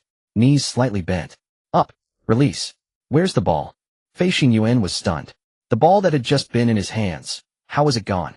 Looking back, he saw Su Jiang already far ahead, running to the opposite three-point line and effortlessly sinking a perfect three-pointer. Another 3 points. The score instantly became 1-2-3-0. How much time had passed? Fei Xinyuan was devastated. The ball in his own hands had been stolen by Su Jiang. How fast his hands and eyes must be. But there was no time to dwell on it. Every second on the court was crucial. Class 6 served again. This time the ball was still in Fei Xinyuan's hands. He dared not attempt another three-pointer. He would find the trickiest angle for a layup, making it impossible for Su Jiang to intercept. Fei Xingyuan, as expected of someone long accustomed to sports, had quite skillful dribbling. He faked left then right, quickly shaking off all the Class 3 players and reaching under the basket. A smooth turnaround layup. The ball flew steadily. It seemed certain. Fei Xingyuan turned and clenched his fist. Quick get back on defense. But, indeed they needed to get back. Because at the critical moment Su Jiang leaped up and forcefully snatched the ball that Fei Xingyuan had tossed high, still rising right out of the air. The Class 6 students were completely dumbfounded. Damn, that works. Dude, even though the ball hadn't reached its peak, Fei Xingyuan's high arc was already really high. Okay. They didn't know how to describe their inner collapse. The spectators on the sidelines were utterly stunned. Holy shit, I feel like Class 6 has no hope. Whether it's three-pointers or layups in front of Su Jiang, they're all garbage. Right, whether above the rim or below, Su Jiang can easily intercept. He's leaving no way out. No, there is still a way. Only a slam dunk might score. After all, a dunk can't be easily blocked, and trying to block it often results in a foul. But who can dunk? No one here has that ability. After all, we're just high school students. How could we have that kind of dunking power? Yeah. Holy crap. Look, just as the few had finished speaking, someone immediately pointed at the court, stammering, unable to speak. The others quickly followed his gaze. Looking up, they nearly buckled at the knees and fell. Su Jiang was leaping high, his head almost touching the rim. Boom. With a deafening sound, the ball was slammed cleanly into the hoop. Su Jiang's body was also carried by momentum hanging from the rim. What do I do? I've fallen for Su Jiang again. Whoa, me too. Don't you dare fight me for my husband. He's handsome, fast runner, good student, and a basketball god. Seeing the girls on the sidelines about to start fighting over Su Jiang, Fei Xingyuan was so angry his stomach felt like it would explode. Although he didn't like these girls, it still stung that they were fawning over Su Jiang instead. He had originally planned to redeem himself on the basketball court after losing face during the last running race. But now not only had he failed, but he had lost even more face. He couldn't score a single basket against Su Jiang. Suddenly, a flash of inspiration struck him. He called a timeout to the referee. He immediately gathered a few teammates and huddled on one side of the court, whispering. No one knew what they were discussing. Su Jiang, however, didn't care, because at that moment the area around Su Jiang was already crowded with female classmates. That's right, around Su Jiang's surroundings. Usually girls are shy. The more they like a boy, the less daring they are to approach him directly. Thus the other players near Su Jiang became their excuse to get close to him. Yin Hang, here are some wet wipes. Share them with your team to wipe off sweat. Yin Hang, are you hungry? You can share these chocolates. Make sure to share them. I have water here, 1 bottle for each person. Yin Hang, please distribute them. Yin Hang was instantly surrounded by classmates. As the saying goes, to conquer a girl, you must first win over her best friend. Similarly, to win over a guy, you must first win over his buddies. However, Yin Hang seemed unaware of this principle. Ha ha ha, Su Jiang, look. Am I especially handsome today? The girls seem to really like me. He said this, completely forgetting the girl's instruction to share. Su Jiang. He really wanted to remind Yin Hang that the gazes of those girls behind him were probably wishing to tear him apart. So he took some items from Yin Hang's hands, subtly resolving Yin Hang's crisis. Being a man is tough. The game continued. But when Class 6 passed the ball, everyone was stunned. What kind of tactic was this? What kind of move was this? What kind of move was this? Except for Fei Xingyuan, who was dribbling outside, the other 4 members of Class 6 surrounded Su Jiang completely, leaving him no room to move. They pressed tightly against him. This was the tactic Fei Xingyuan had just devised to neutralize the most dangerous player, Su Jiang. As for the rest, they posed no threat. Seeing Su Jiang restrained Yin Hang, and the others began to fiercely encircle Fei Xingyuan. You block Su Jiang, then we'll block you for. Thus the basketball game turned into 2 clusters. One centered on Su Jiang, the other on Fei Xingyuan. The referee, the PE teacher, was stunned and muttered, I've been a referee for years, but this is the first time I've seen basketball played like this. However, the girls who didn't understand the game didn't care. When their husband was being besieged, wouldn't they speak up? Class 6 is so disgusting. They've surrounded my husband. From now on, if any boy from Class 6 writes me a love letter, I'll hand it straight to the teacher and report him. Even the girls from Class 6 felt embarrassed. Don't you think Fei Xingyuan is a bit despicable? I've actually felt that way for a while. During the last run, he played dirty tricks. Maybe we should stop liking Fei Xingyuan and start liking Su Jiang instead. He truly has real skill and is versatile, much better than Fei Xingyuan. These words reached Fei Xingyuan's ears. He stumbled, nearly losing the ball. But to win the game, he endured it. History is always written by the victors. Under the siege of Yin Hang and the others, he dodged left and right. Finally, at an opportune moment, he threw the ball directly over Yin Hang's head. Yin Hang reacted quickly, leaping to block. His fingers barely grazed the basketball. Although he didn't intercept it, he at least altered the ball's trajectory. Bang! The ball hit the backboard and bounced back. Everyone rushed to grab it. Slap! Suddenly, an unexpected figure appeared before the ball. Yes, Su Jiang emerged from several shadows and snatched the ball midair. Fei Xingyuan charged over immediately, and 5 people surrounded Su Jiang. They wouldn't give him a chance to shoot. Even if they had to exhaust him, they would wear down Class 3 since Class 6 was leading in points. Would Su Jiang give them that chance? Of course not. He saw that passing was risky and a high parabolic pass would easily be intercepted. There was only one way. Huff! Su Jiang pressed his foot down hard, then his entire body shot upward. Fei Xingyuan and the others immediately leaped to block.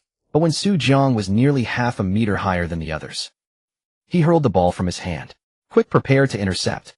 Fei Xingyuan thought he was going to pass and shouted. The next second Fei Xingyuan was stunned. Su Jiang's trajectory was not for a pass, it was a shot. From one end of the court he threw directly toward the opposite hoop. The basketball traced an extremely high arc through the air. No one could intercept it, nor would they even think of trying. It was too high, utterly beyond their reach. Swish! The ball precisely swished through the net. Silence. Deathly silence. The referee was dumbfounded. The whistle slipped from his mouth and bounced on his chest as that. Even aloud, the referee muttered. At such a distance, not to mention making the shot, just getting it there was impressive enough. But this prodigy had nailed a swish. Was it luck? The referee thought so, but others disagreed. Cheating. I seriously suspect Su Jiang is cheating. Fei Xingyuan jumped around like a monkey, pointing at Su Jiang and roaring. Class 6 students collectively covered their faces. How embarrassing. Utterly mortifying. You could say he took stimulants, but why accuse him of cheating? Have you ever seen someone cheat in real life? Xingyuan calmed down. The referee clearly knew Fei Xingyuan. He spoke in a low voice, hoping the boy would stop humiliating himself. At that moment Su Jiang wanted to shout, sorry, I am cheating, but I won't tell you. Bite me. But to keep a low profile and avoid being dissected by the research institute, he chose to stay quiet. Finally, under the PE teacher's intimidation, Fei Xingyuan calmed down. The game continued. Throughout the match, Class 6 only got the ball during the tip-off and never touched it again. Eventually, they didn't even want to surround Su Jiang. It was useless and only made them look despicable. So they gave up. The final score, 92-30. Class 3 beat Class 6 by 62 points. Of the 92 points aside from the initial 6, the remaining 86 were all Su Jiang's contribution. Of those 86 points, a full 20 came from Su Jiang, throwing the ball from the other end of the court. Su Jiang, I suspect you're possessed by an alien. Yin Hang sat on the court, stared at Su Jiang for 10 seconds, then blurted out. Wrong. Am not possessed by an alien. I've awakened. The beast sleeping inside me has awakened. Su Jiang imitated Dian Weiss' roar from Wangzhe Nongyao. Congratulations, host.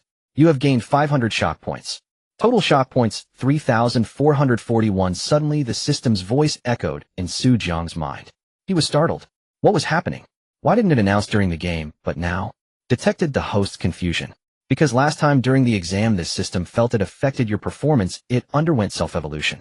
From now on important occasions, it will not announce in real time, but will report the unified results afterward. Not bad system. You can evolve yourself. Will you evolve into a human? Su Jiang wondered in his mind. At that moment Shen Jingbing walked over. Su Jiang, you've won honor for our class. They'll transfer the 1,000 yuan I promised to your phone. He pulled out his phone. It was now vacation, so the school allowed them to use phones. Su Jiang looked at Shen Jingbing in disbelief. He thought this guy isn't going to renege. Even if he did, Su Jiang wouldn't argue for teacher Li's sake. Alright then. Su Jiang took out his phone and gladly accepted the money. But he didn't know that Li Qingfang had secretly given Shen Jingbing 1,000 yuan. She didn't want her students to fall out over such a trivial matter. Su Jiang generously sent red packets of 100 yuan each to Yin Hang and the others, and also posted a 100 yuan red packet in the class group chat for everyone to grab. Instantly, everyone's gratitude towards Su Jiang overflowed.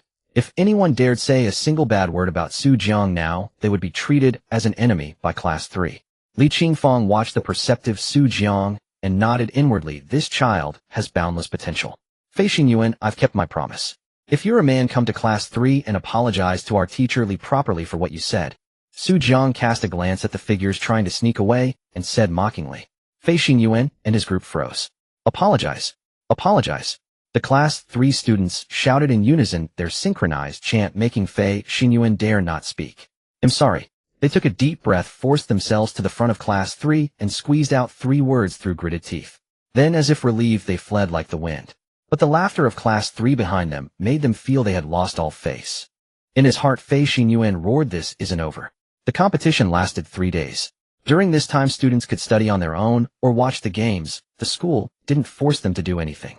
However, Su Jiang only participated in the first basketball game and didn't continue with the rest, mainly because he felt that if he played, the other classes would have no chance. Dimensional crushing was shameful. 3 days later, they finally welcomed the holiday. Su Jiang carried a backpack full of books back home. As soon as he entered, he saw another envelope lying quietly under the door crack. "Xiao Susu," you actually replied. "I've turned white again now. Xiao Susu, I found out that my high school teacher lied to me. College isn't fun at all, mainly because you're not here. And also because college is so busy that I haven't had a single day to relax and have fun. The geniuses at Huaqing University are terrifying. Also, Xiao Susu, your letter was forgotten by the postman uncle and only delivered to me a few days ago. I thought you hadn't replied. Keep working hard. He'll wait for you at Huaqing University. Even though it's tough here, he'll treat you to milk tea to make it sweet. If 1 cup isn't enough, then 2.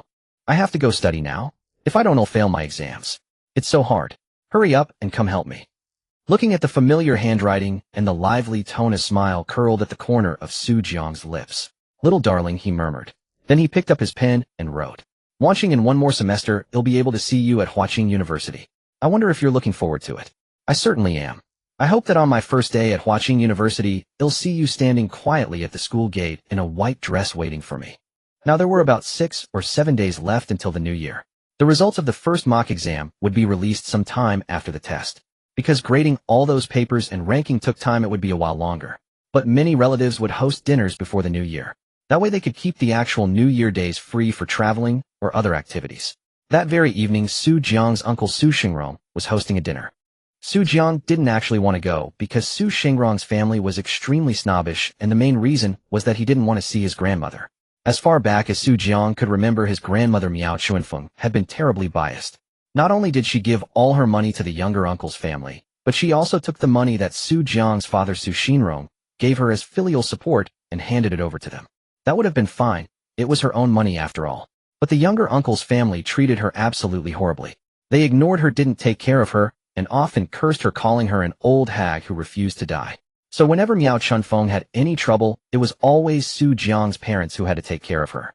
Yet every time they ended up with nothing but trouble. They would take time off work to help her, only to receive no kind words, not even a sip of water, and be met with disdain from Miao Chunfeng. When Su Jiang was young, every time his cousin Su Kai made a mistake, Miao Chunfeng never hit Su Kai. She always hit Su Jiang instead. Su Wan had complained to Su Xinrong about this many times, but there was nothing to be done. Although Su Xinrong wasn't foolish, he was extremely filial to his parents. He always said, "It's not like we lost a piece of flesh. Don't mind it. We have a good conscience and heaven will help us." Su Jiang was actually very puzzled by Miao Chunfeng's behavior. Was she blind? Couldn't she tell who was good and who was bad? Although Su Xinrong didn't earn much money, he placed great importance on family relationships. To attend the dinner that evening, the couple specifically swapped shifts with their co-workers to free up the night. They couldn't go empty-handed, so Su Xinrong prepared some gifts. He rode his electric scooter with gift boxes of milk and lychees on the footboard in front, while Su Wan sat behind him. As for Su Jiang, he was told to walk there himself. Su Jiang inwardly exclaimed, "What a dad." But walking wasn't his style. After all, he had a bicycle. However, just as he wheeled out his bike and pedaled a couple of times, it ran over a nail. How on earth did a nail end up in front of the house? Su Jiang was speechless. Did he really have to walk? Then it suddenly occurred to him that he still had a giant bicycle. He hadn't ridden it in such a long time. Today he could ride it. He took the bicycle out of his system space. Wow, a bike worth nearly 20,000 is truly something else. So light and agile with hydraulic disc brakes. So responsive. No longer would he have to endure the screeching sound of his old bike's brake pads rubbing against the wheel rims. The system was truly a wonderful thing. No wonder novel authors always give their protagonists a system. It was so satisfying. Su Xingrong's house wasn't far from Su Jiang's. As he mused, he had already pedaled there. There were quite a few people at his uncle's house already. After locking up his bicycle, Su Jiang went and sat down next to his father. Su Xinrong and Su Xingrong were sitting at the same table. Miao Chunfeng was also at that table. She sat beside Su Kai, praising him endlessly. Our Su Kai is truly amazing. Last midterm exam, he ranked first in the class. And that's the first place in the entire class at No. 3 High School. No. 3 High School is a key high school, unlike Su Jiang's No. 6 High School, which is nothing but a third-rate school. On the side, Su Xinrong, though disdainful of Miao Chuanfeng, couldn't help but agree with her words.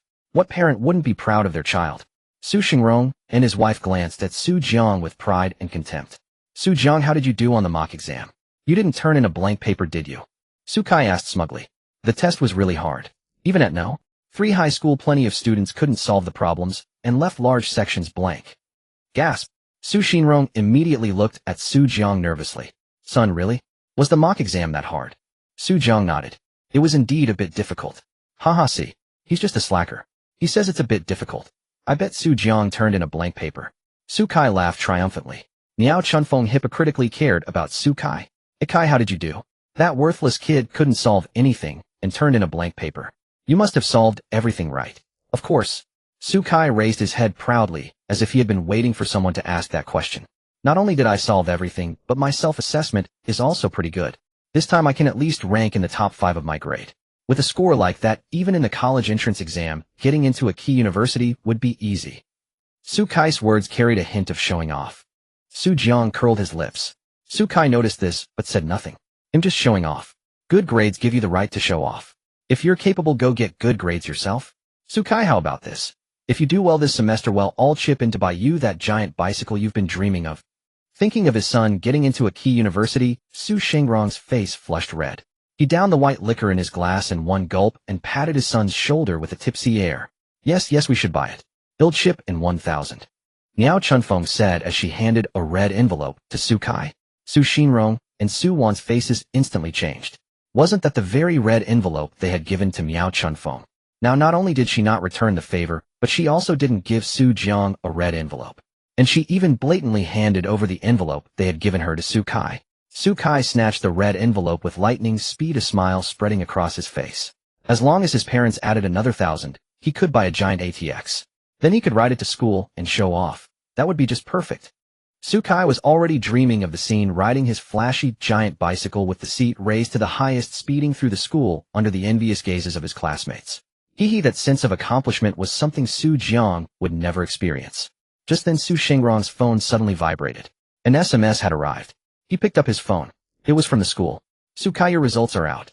Su Xingrong's words caused a momentary silence at the dinner table. Everyone looked up at him, waiting for him to report Su Kai's grades. Su Kai's hands clenched tightly, a hint of nervousness in his grip. The estimated score was decent, but the real test lay in the actual results. Chinese 105. Mathematics 122. English 106. Science 220. Total 553 points. School rank 12th. Citywide rank 1080th. As Su Xingrong announced each subject's score, Su Kai's smile grew wider with each number. The citywide ranking in particular made him burst into laughter. Though the score seemed low, his rank was still relatively high. After all, in the entire Jiangzhou, only about 3,000 students could enter top-tier universities each year. This meant Su Kai's ranking was enough to secure a spot at a prestigious university. Excellent. Truly excellent. Su Kai's grades are outstanding. I should start preparing the red envelope for his college acceptance. Miao Chunfeng was brimming with excitement, her face crinkling into a radiant chrysanthemum of joy. When both of you had children, I sought out a Taoist priest for a divination. He told me I would become a wealthy matriarch because one of my descendants would rise to greatness. I spent 3,000 yuan to have him identify which child it was. He said, observe which child is the most clever. That is the one. Miao Chunfeng recounted the long-buried tale with a sense of nostalgia. I looked and saw Su Kai smiling at me while Su Jiang was just a simpleton focused only on drinking milk. Naturally, I thought Su Kai was the clever one. Though Su Jiang initially outperformed Su Kai in primary school, after middle school his grades fell far behind Su Kai's. So I was right. Miao Chunfeng declared triumphantly, as if her insight had been the key to Su Kai's academic success. Su Jiang's face was now clouded with irritation. Grandma, what era are we living in? Do you still believe in such superstitions? But seeing everyone else nodding in agreement, Su Jiang chose not to argue. Chuanfeng, it seems you'll soon be a wealthy old lady thanks to your Su Kai. Don't forget me when that happens. One of Miao Chunfeng's peers quickly raised a glass and showered her with flattery. Yes, well, I'll have to rely on Su Kai in the future. Rely? It's like when one man attains enlightenment, even his chickens and dogs ascend to heaven. The relatives didn't hesitate to liken themselves to chickens and dogs eager to bask in Su Kai's glory. Su Xingrong laughed heartily. I knew our Kai would do well this time. I've prepared a surprise for you. You'll love it.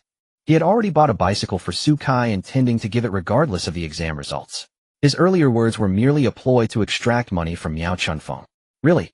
Is it a giant bicycle, eh? Su Kai's eyes sparkled with excitement. It's a secret. Su Xingrong replied with a mysterious air. But everyone could guess that he had indeed prepared a giant bite for Su Kai. Ha ha ha.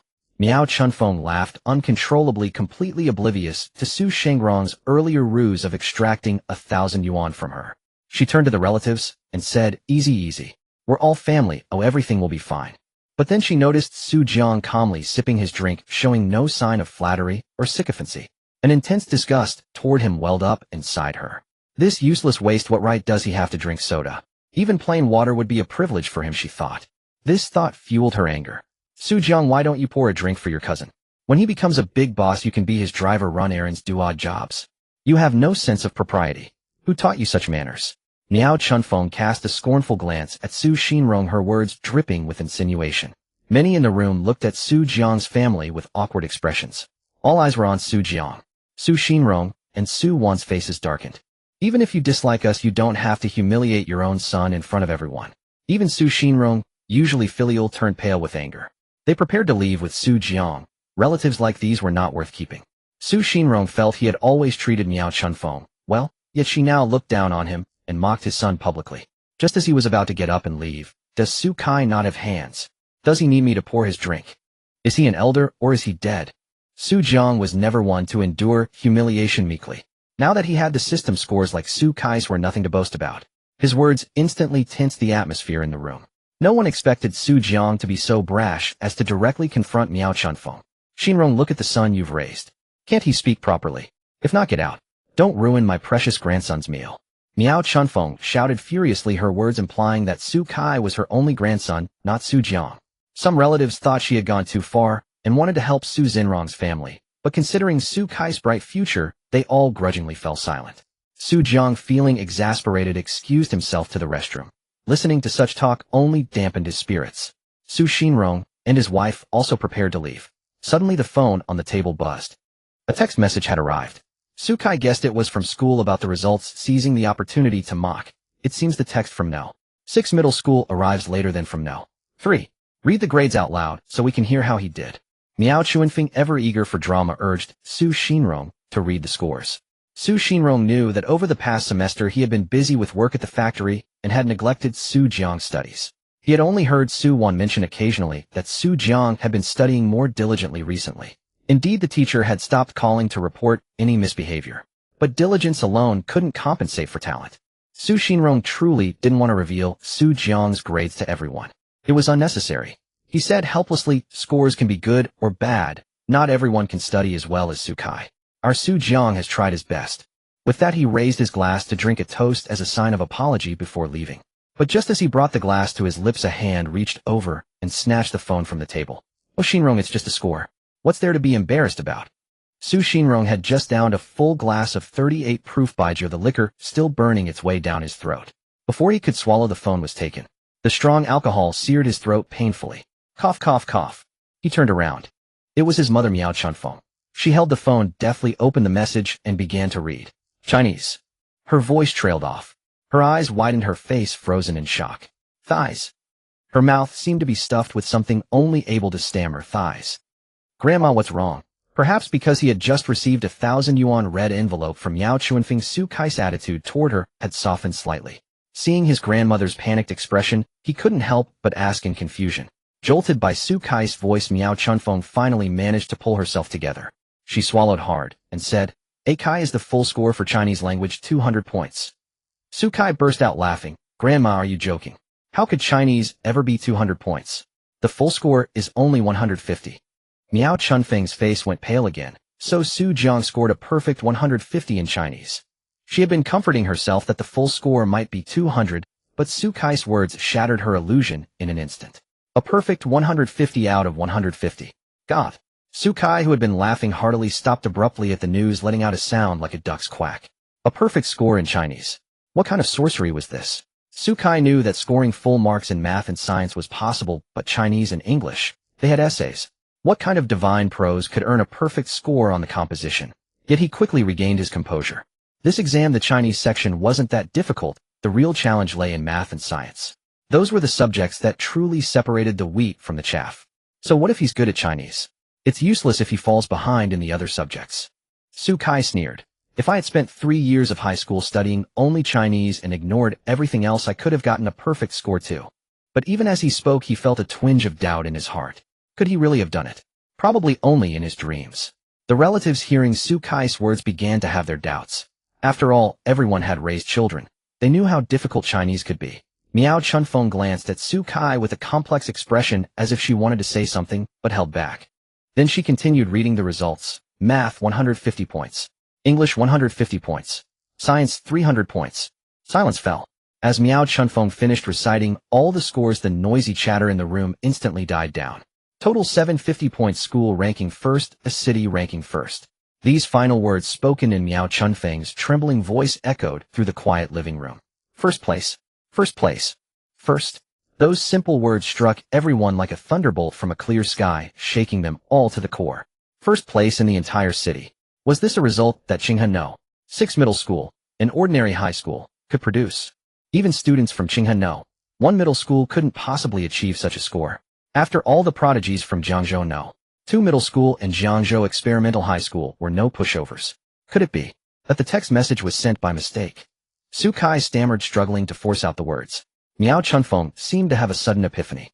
It was possible. She quickly scrolled to the top of the message. Qinghe No 6 middle school grade notification class 3 senior year student, Su Jiang. All the information matched. Once again, disappointment washed over her. Not just her, even Su Xinrong found it hard to believe. When had his son become so good at studying? Had the former academic prodigy who never lost returned? No, not a return. He had evolved into something even greater. In truth, Su Xinrong's shock was understandable. To surprise his parents, Su Jiang had specifically asked Li Qingfeng not to send his academic results home before the first mock exam, and he hadn't even asked them to attend parent-teacher conferences. Because his parents had been too busy at the time, always working rotating shifts to earn money. Congratulations, host. You have gained 24 points of shock value. Total shock value 3,465 points. Su Jiang had just returned from the bathroom when he heard the system's voice. He immediately understood. He had harvested another batch of shock value from the relatives. Though not much, every little bit counted. Su Jiang, is this really your score? Su Wan asked, covering her mouth with both hands, her eyes red with emotion. Yes, it is. This is my true strength, Su Jiang admitted without hesitation. Mom, I was distracted before, and I made you worry. He'll study hard from now on. Su Wan nodded vigorously, then shook her head, tears spilling from her eyes as she did so. After all, what concerned the couple most was Su Jiang's studies. Having failed to create a good life for themselves, they pinned all their hopes on Su Jiang's education, dreaming he could turn things around. They never expected his sudden slump, and they couldn't persuade or scold him out of it. How agonizing that had been. They could only work themselves to the bone, saving money for him. Now with Su Jiang's excellent grades, he was sure to find a good job in the future. The burden on their shoulders had lightened considerably. If I don't believe you can suddenly score this well. The school must have made a mistake. Su Jiang, I suggest you go to the teacher and double-check. Otherwise, if it turns out to be false, you'll be the one embarrassed. Su Kai suddenly seemed to realize something and shouted loudly. But the relatives in the room, after some thought, felt Su Jiang's results weren't fake. Such things didn't make mistakes. The school had years of experience, they wouldn't get it wrong. They trusted Su Jiang more. I've always known Su Jiang was smart. He was a better student than Su Kai even as a child. A perfect score isn't impossible. Hasn't someone gotten a perfect score in the college entrance exam before? Others turned to Miao Chunfeng. Chunfeng, stop bullying Su Xinrong. His son studies so well, his future is boundless. Exactly. If it were me, I'd be pampering him every day. Are you out of your mind? Can't you see the bigger picture? Listening to the chatter, Miao Chunfeng began to question her own judgment. The relatives had completely changed their tune. Earlier, they had all gathered around Su Xinrong and Su Kai. Now they swarmed around Su Xinrong and Su Jiang, showering praise on the boy. The admiration they had shown for Su Kai before was now doubled in their reverence for Su Jiang. Xinrong, you're truly blessed. How did you raise your son? I'm so jealous. This was indeed the case of parents gaining status through their child. Su Xinrong, who had been about to leave, had to sit down again and chat with the relatives. He glanced at Miao Chunfeng and Su Xinrong, now left on the sidelines. You brought this upon yourselves. By around 8 o'clock, people began to leave one by one. The first to step outside immediately exclaimed in surprise, wow, what a beautiful bicycle. Yeah, it's a giant. Several relatives around Su Jiang's age rushed out and saw the giant bicycle. They crowded around it excitedly. Su Kai was helping Su Xinrong serve tea to the guests when he heard the shouts outside along with the mention of giant. Wow, Dad, you're amazing. So the surprise you mentioned was buying me a giant bicycle. He left those words behind and rushed out excitedly, leaving Su Xingrong puzzled. Why is the bicycle outside? Did my wife take it out to show off? Yeah, that must be it. Thinking this, Su Xingrong put down the hot water kettle and followed him out. The sky outside had fallen completely dark. Only the dim yellow light from Su Kai's balcony provided any illumination. Everyone had come out to see the commotion, curious about the bicycle Su Xingrong had bought for Su Kai. Su Kai rushed over to the bike. Wow, it's really a giant. Dad, you're the best. He couldn't take his eyes off it, itching to ride it immediately. Su Xingrong saw the color matched what he had bought. He became even more convinced that Su Kai's mother must have moved it out on purpose. Haha, like it. Su Xingrong said proudly. Of course I do. Su Kai replied without looking up. The neighboring parents immediately began lecturing their own children. See, learn from your brother Su Kai. Study hard, and if you get such good grades, he'll buy you a giant too. If you want a bike, get first place next semester, and he'll get you one. Okay, he'll study hard, and make Dad buy me a giant next year. Miao Chuanfeng, busy washing dishes inside, heard the noise, and came out to check if anyone was bullying her precious grandson. Su Kai. When she saw the bicycle, she understood immediately, and continued fawningly. Kai, with this bike next time we'll get you a car. Grandma will save more money to buy you a car. Just then Su Kai, who had been examining the bike closely, let out a soft exclamation. Huh, XTC ADV. Doesn't this cost almost 20,000? He looked up and asked, Dad, why did you buy such an expensive one? This must be 20,000, right? Hiss. All the relatives gasped sharply, but now they looked down on Su Xingrong. Xingrong, you're too good to your kid. Spending 20,000 on a bicycle. You don't know how to make money, but you sure know how to spend it. With such poor grades, buying such a nice bike is a waste. Su Xingrong was stunned by his son's words. He knew nothing about ATX or XTC models. He had only chosen the cheapest one in the store, just over 1,000. How could it be 20,000? Had the store made a mistake? His luck was too good, getting a 20,000 bike for just over 1,000. Never mind if they made a mistake, he wasn't going to return it. He had already decided to accept the bike. Haha, as long as you like it. You're our family's hope. All the money will eventually be yours. Su Xingrong's words were clever. He neither directly stated how much he spent nor denied buying the expensive bike. Oh my God, Dad, you love me so much. Su Kai excitedly ran up and kissed his father on the cheek. I'm going to take it for a spin and see what it feels like. He swung a leg over the bike and pushed forward. Click. The rear wheel made a crisp sound. Su Kai found he couldn't move an inch. He turned to look. The bike was still locked. Dad, seriously, why lock it at home? Give me the key. Su Kai said bitterly. Su Xingrong was dumbfounded. He hadn't locked it.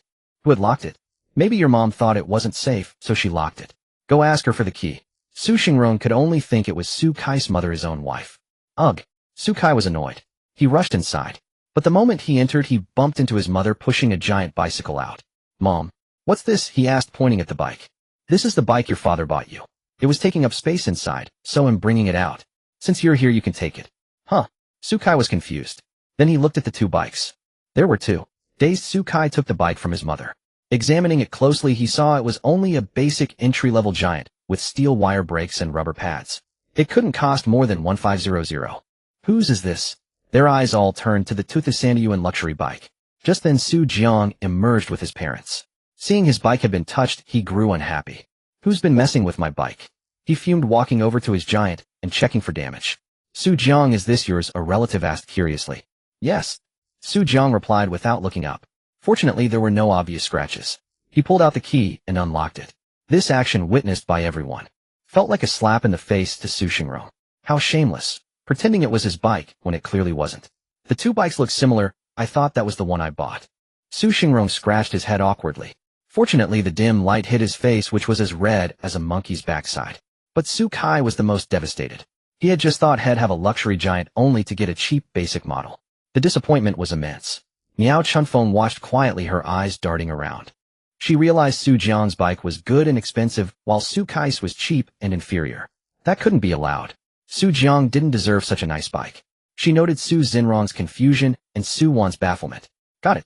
She stepped forward. Su Jiang, you sneaked into the house and swapped your bike with the one we bought for Su Kai? Don't think I didn't see it. The bike we bought for Su Kai was this one. I saw it myself today. I can't be wrong. Xinrong, take a closer look. Miao Chunfeng emphasized the word closer. Su Xingrong, quick-witted, immediately understood his mother's intention. His mother was clever. He pretended to examine the two bikes carefully. Yes, I see it now. This is definitely the one I bought. Su Jiang, why are you so dishonest? We invited you to dinner, treated you well, and you try to steal from us. Su Xingrong scolded indignantly. Who's stealing? This bike is mine. Look, the lock is mine. Su Jiang was bewildered.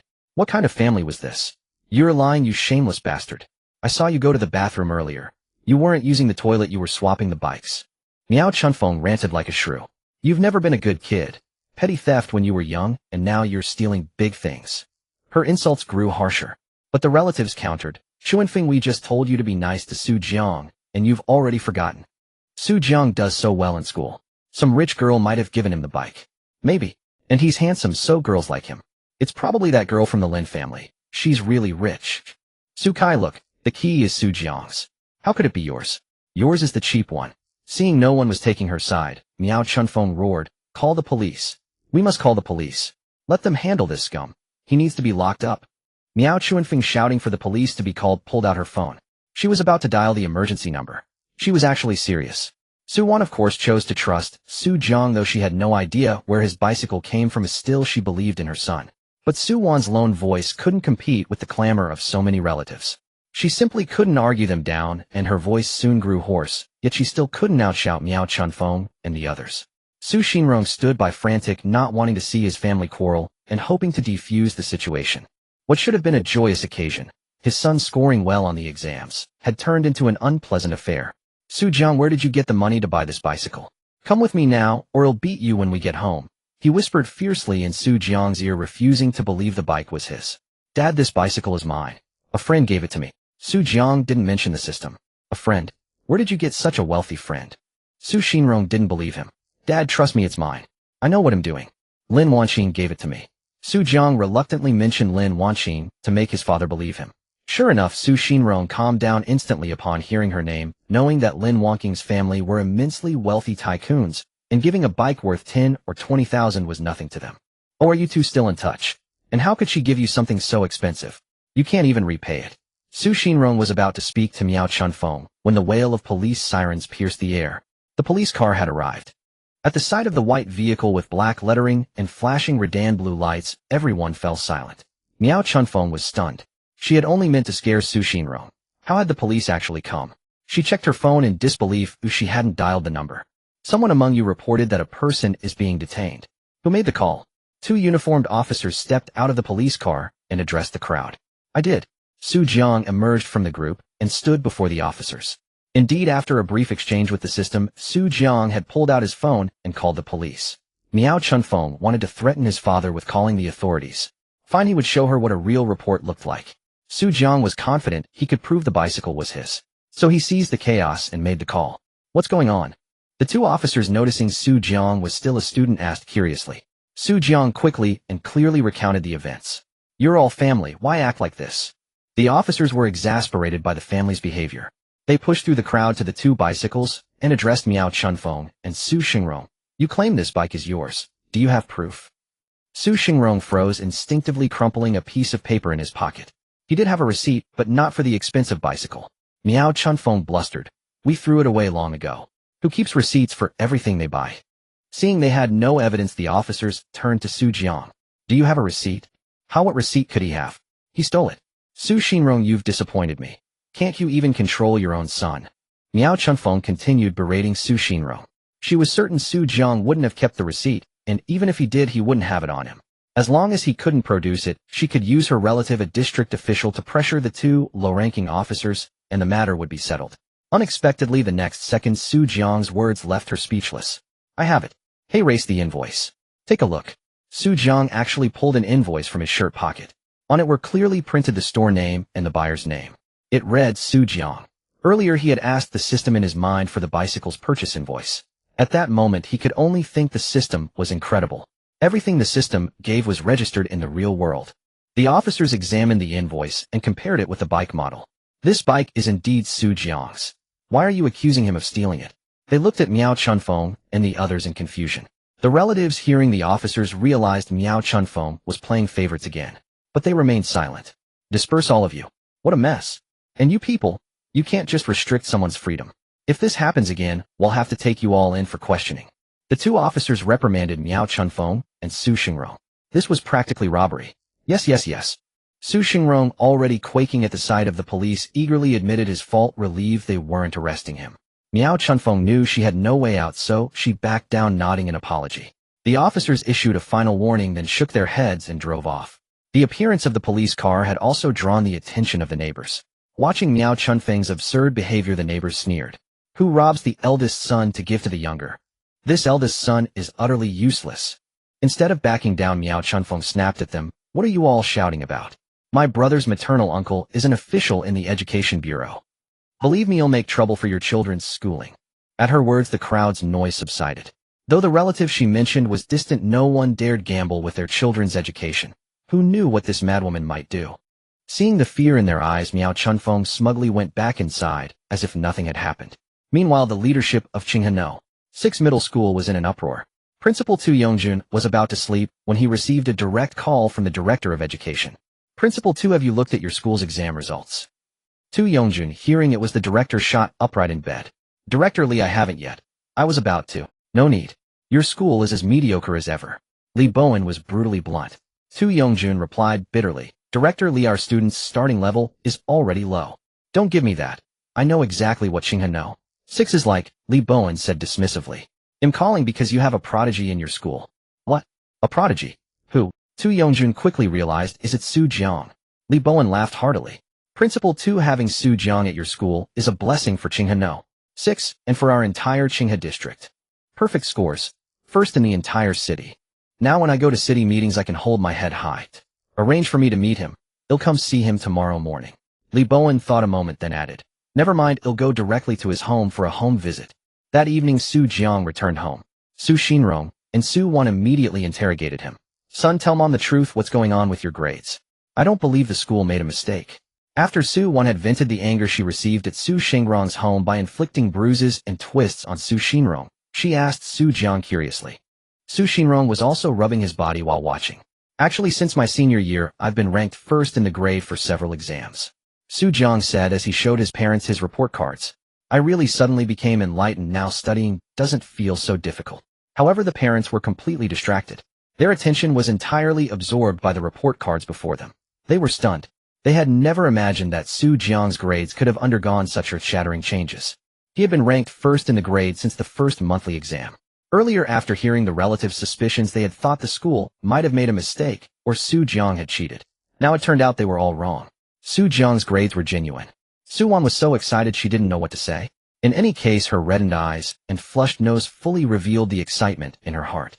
Beside her, Su Xinrong was also smiling brightly. Who wouldn't want their child to succeed? Xiao Jiang, Mom and Dad have been too busy with work lately and haven't taken good care of you. It's our fault. Su Wan touched Su Jiang's face full of guilt. It's okay, Mom.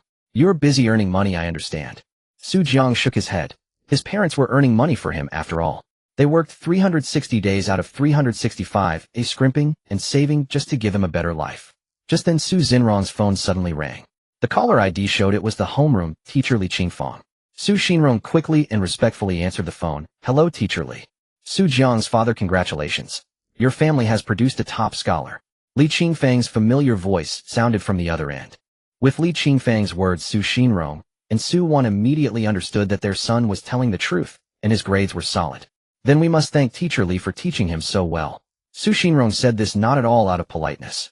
Because although he had always been strict with Su Jiang recently, for him, as long as the child completed his studies, he didn't want to interfere too much, feeling he couldn't manage well. So Su Jiang's improvement must be due to the teachers at school. Haha, it's your Su Jiang himself who is diligent. Li Qingfang didn't say much and directly got to the point. Su Jiang's father, hey, race the thing, the director of our district's education bureau heard that your child scored first in Jiangzhou. He plans to come for a home visit tomorrow. Please prepare. What a... Su Xinrong exclaimed. People like them from the bottom of society usually had no chance to interact with directors or the like. Usually meeting a village chief or a factory manager was already considered a big official for them. And now the director of the district education bureau was actually coming for a home visit. This was the highest-ranking official they had ever entertained in their lives. Su Xinrong's voice began to tremble. Hey, Teacher Li, what should we prepare? Li Qingfang laughed heartily. Haha, don't be nervous. The education bureau isn't coming to your house for a matchmaking session. What are you afraid of? Just clean up the house. The principal and I will also come tomorrow. After exchanging a few more pleasantries with Su Xinrong, Li Qingfang hung up. Su Xinrong placed the phone on the table. He quietly looked at Su Wan. After a moment, hurry up and clean, they said in unison. For a time the house was in chaos. Lift the table, we need to mop underneath too. Glass. Don't forget to wipe the glass. Throw these things away quickly. What should I wear tomorrow? Would a suit be too formal? Take out the best tea leaves tomorrow and get that aged Puerc tea brick a friend gave me from the cabinet. Su Jiang only knew that night. They cleaned until past 3 in the morning before Su Xinrong, and Su Wan felt relieved enough to sleep. The house now felt like a completely different place from when they first came home. It was almost like a newly renovated house. Early the next morning, just past 5 o'clock, Su Xinrong and Su Wan excitedly woke Su Jiang up. Even Su Xinrong, who rarely bothered with his appearance, went to get a haircut, shaved his beard, and came back to let Su Jiang and Su Wan help him tidy up. Although they had only slept for a little over 2 hours, their spirits were exceptionally high. Except for the dark circles that they couldn't hide, everything else was fine. They didn't even yawn. Su Wan boiled hot water, washed the cups, and prepared the tea leaves. Even the placement of the teacups and tea leaves, Su Xinrong pondered for a long time. The family waited peacefully for the principal and the director to arrive. Of course, the ones who woke up early today were far more than Su Jiang's family. There was also the Education Bureau Director Li Bowen. Last night, Li Bowen felt as if he had become 15 years younger. He energetically tried numerous positions with his wife. It made his wife suspect that her husband had secretly taken some pills. Nonsense. The appearance of an extraordinary student in his district proved that his management was effective. What does it matter that the city center of Jiangzhou has so many good, excellent students? Our ordinary high school can produce a student that crushes all of you. This achievement Li Bowen could brag about for a year. At a little past 6 in the morning, Li Bowen got up. He felt refreshed completely without the fatigue and drowsiness expected after a night of intense activity. His secretary Qin Yuandong also drove the car to his building promptly. As soon as Li Bowen got in the car, Qin Yuandong excitedly said to him, "Director, I just remembered. This Su Jiang is actually a distant relative of mine." "Oh, is that so?" Li Bowen became interested. "What a coincidence. Yes, I just remembered.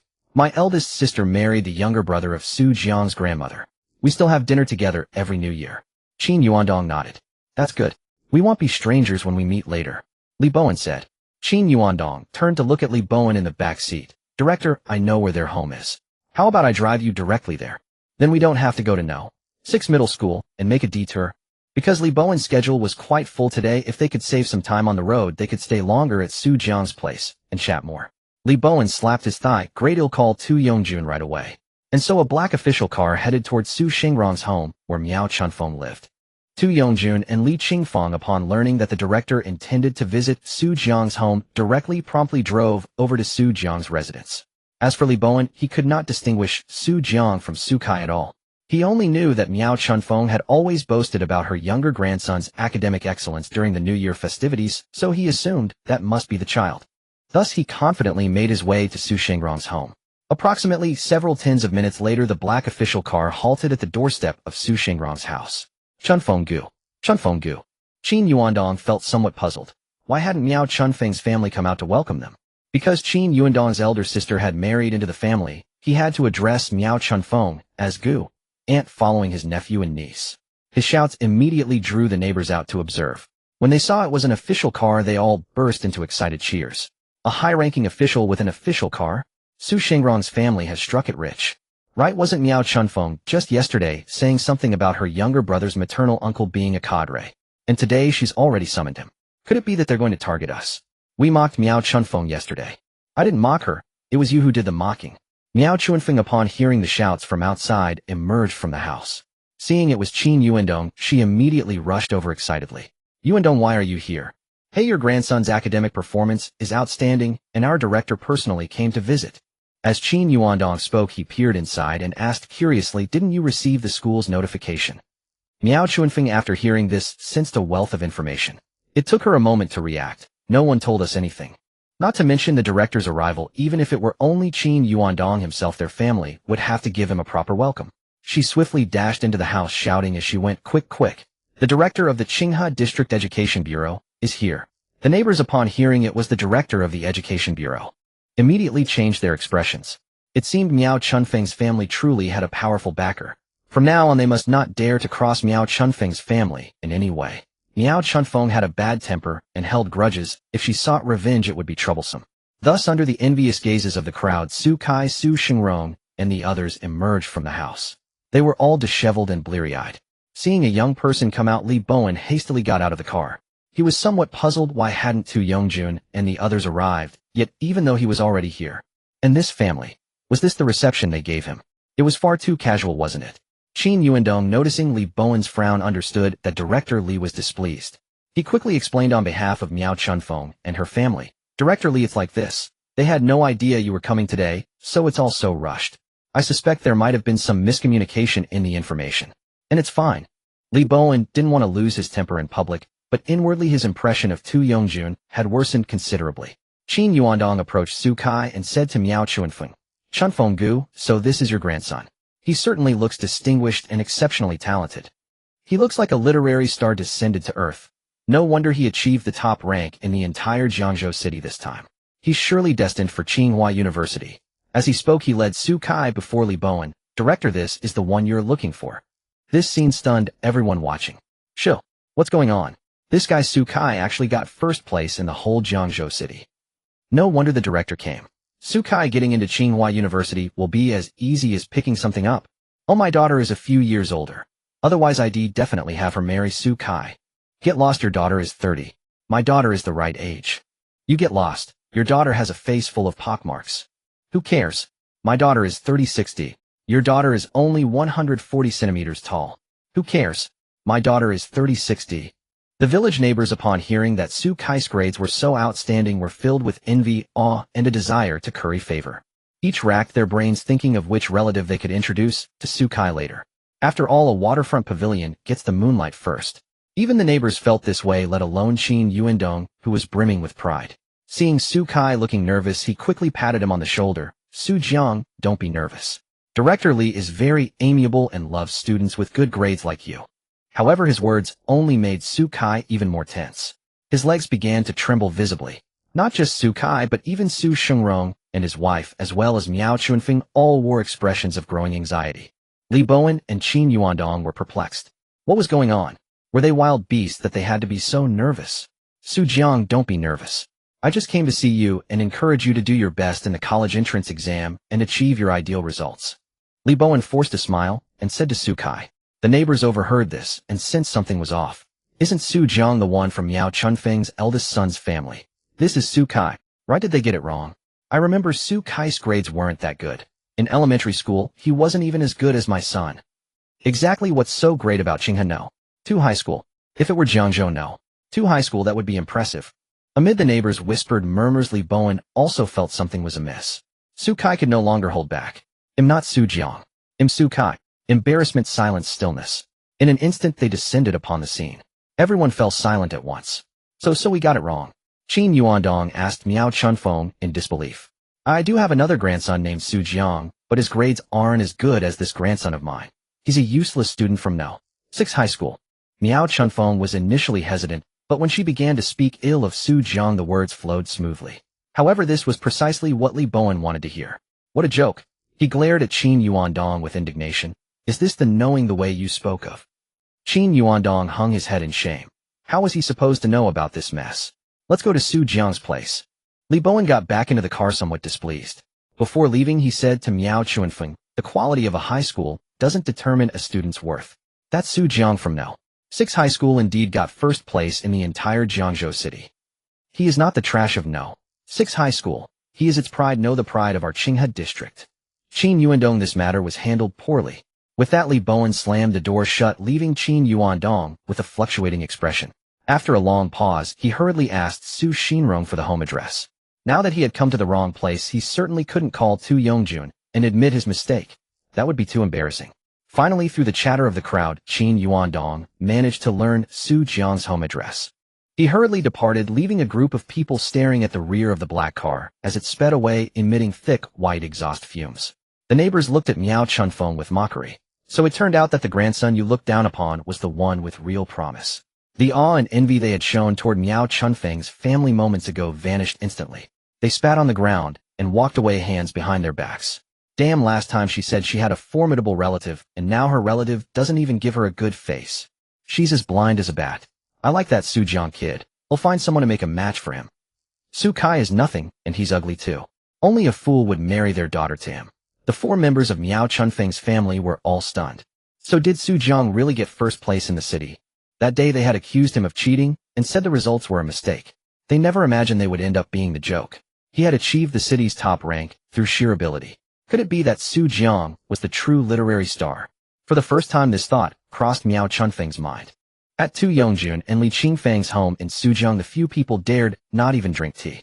They sat respectfully awaiting Li Bowen's arrival. Yet they waited and waited, but he still did not come. Tu Yongjun couldn't help but feel puzzled. He had been bewildered since morning. When did the Education Bureau director come to know Su Jiang's family? Even he as the principal needed Li Qingfang to personally lead the way to find the house. But how could he dare to ask? They waited for over half an hour. Finally Li Bowen arrived belatedly. "Director, you're here." Tu Yongjun stepped forward warmly and grasped Li Bowen's hand. There was an accident on the way, so I'm late. You haven't been waiting long, have you? Li Bowen held Tu Yongjun's hand, but his face turned towards Su Jiang's family. No, we just finished preparing ourselves. They all waved their hands repeatedly. Li Bowen looked at Su Jiang and thought to himself that this young man was indeed far better than that Su Kai he had met earlier. Su Jiang was tall, handsome, and full of energy with excellent grades. If he had a daughter, he would truly consider letting her marry him. After some pleasantries, Li Bowen looked at Su Jiang. "Su Jiang, you achieved such outstanding results in this exam. Do you have any wishes?" Everyone immediately looked at Su Jiang nervously. Su Xinrong secretly shook his head, signaling Su Jiang not to say anything reckless. But Su Jiang did have a wish.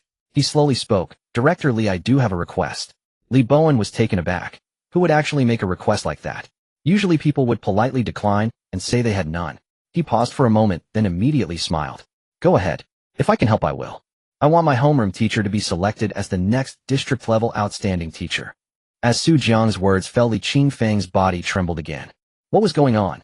Why did Su Jiang care so much about her being a district-level outstanding teacher? Not only her, but everyone was shocked. What a joke. This kid, after all this, wasn't asking for a reward for himself, but for his teacher. Li Bowen was stunned again, then looked at Li Qingfang with a smile. "Excellent. It seems you and your student share a great bond. This is the first time I've seen a student seek benefits for a teacher. Teacher Li, you are so fortunate." He turned to Su Jiang and said, "Knowing how to repay your teacher's kindness. Very good." Su Jiang's request did not displease Li Bowen. On the contrary, he felt proud that such a student existed in the schools under his jurisdiction. "Su Jiang, I'll give you my word, if you can become the top scorer of Jiangzhou in the college entrance exam, then I will definitely ensure your teacher becomes a district-level outstanding teacher." In truth, Li Bowen had already decided that even if Su Jiang didn't become the top scorer, as long as he achieved a fairly outstanding result, he would still grant the district-level outstanding teacher title to Li Qingfang. A teacher who could produce such a student with great character and academic excellence must have real talent. "Thank you, Director Li. I will definitely become the top scorer." Su Jiang grinned. It seemed a superior lottery draw was secured. Li Qingfang quickly stood up to thank Li Bowen. But Li Bowen waved his hand. "Don't thank me. Thank him." He pointed at Su Jiang. Yes, I must thank Su Jiang." Li Qingfang prepared to bow to Su Jiang in gratitude, but Su Wan with sharp eyes stopped her. "Teacher Li, how can a teacher bow to a student? This is what he ought to do." "Exactly. Once a teacher, always a father. From now on we're family. No need for thanks." Tu Yongjun chimed in with a laugh. And so Li Bowen chatted happily at Su Jiang's home for several dozen minutes. Though the tea was cheap and the home was humble, the people were good and sincere, which made the atmosphere warm.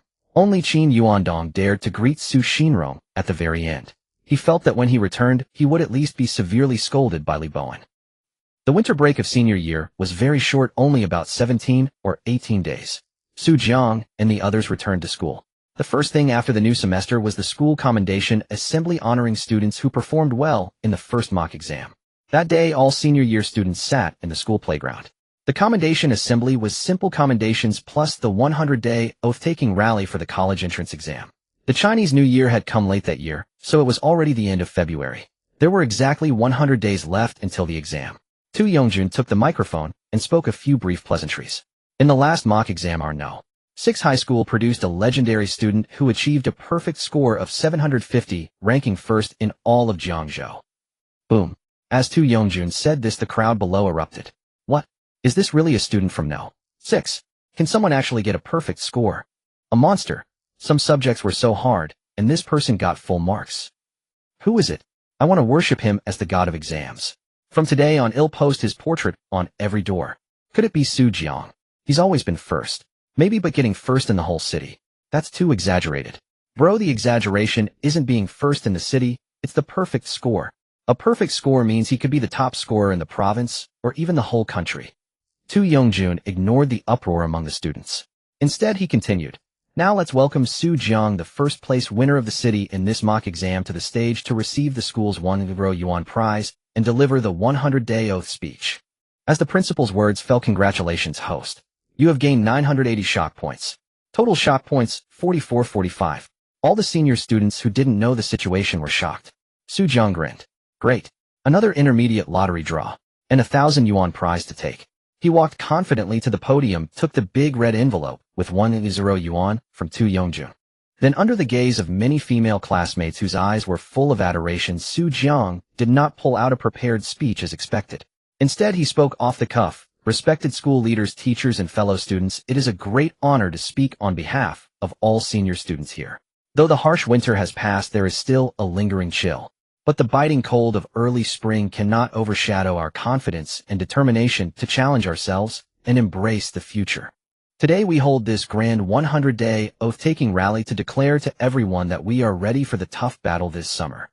And to declare to everyone that this autumn we will step onto the campuses of our dream universities, reaping the most beautiful dreams of our more than 10 years of study."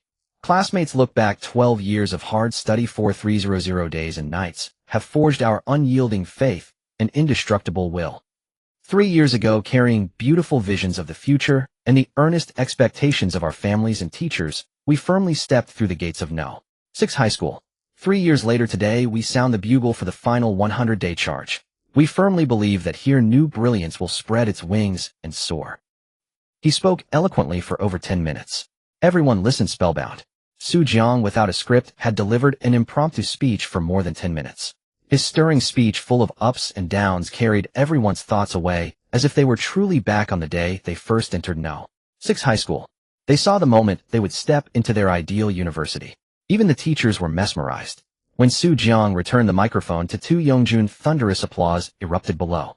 "Genius. Monster. There's a reason Su Jiang got first place.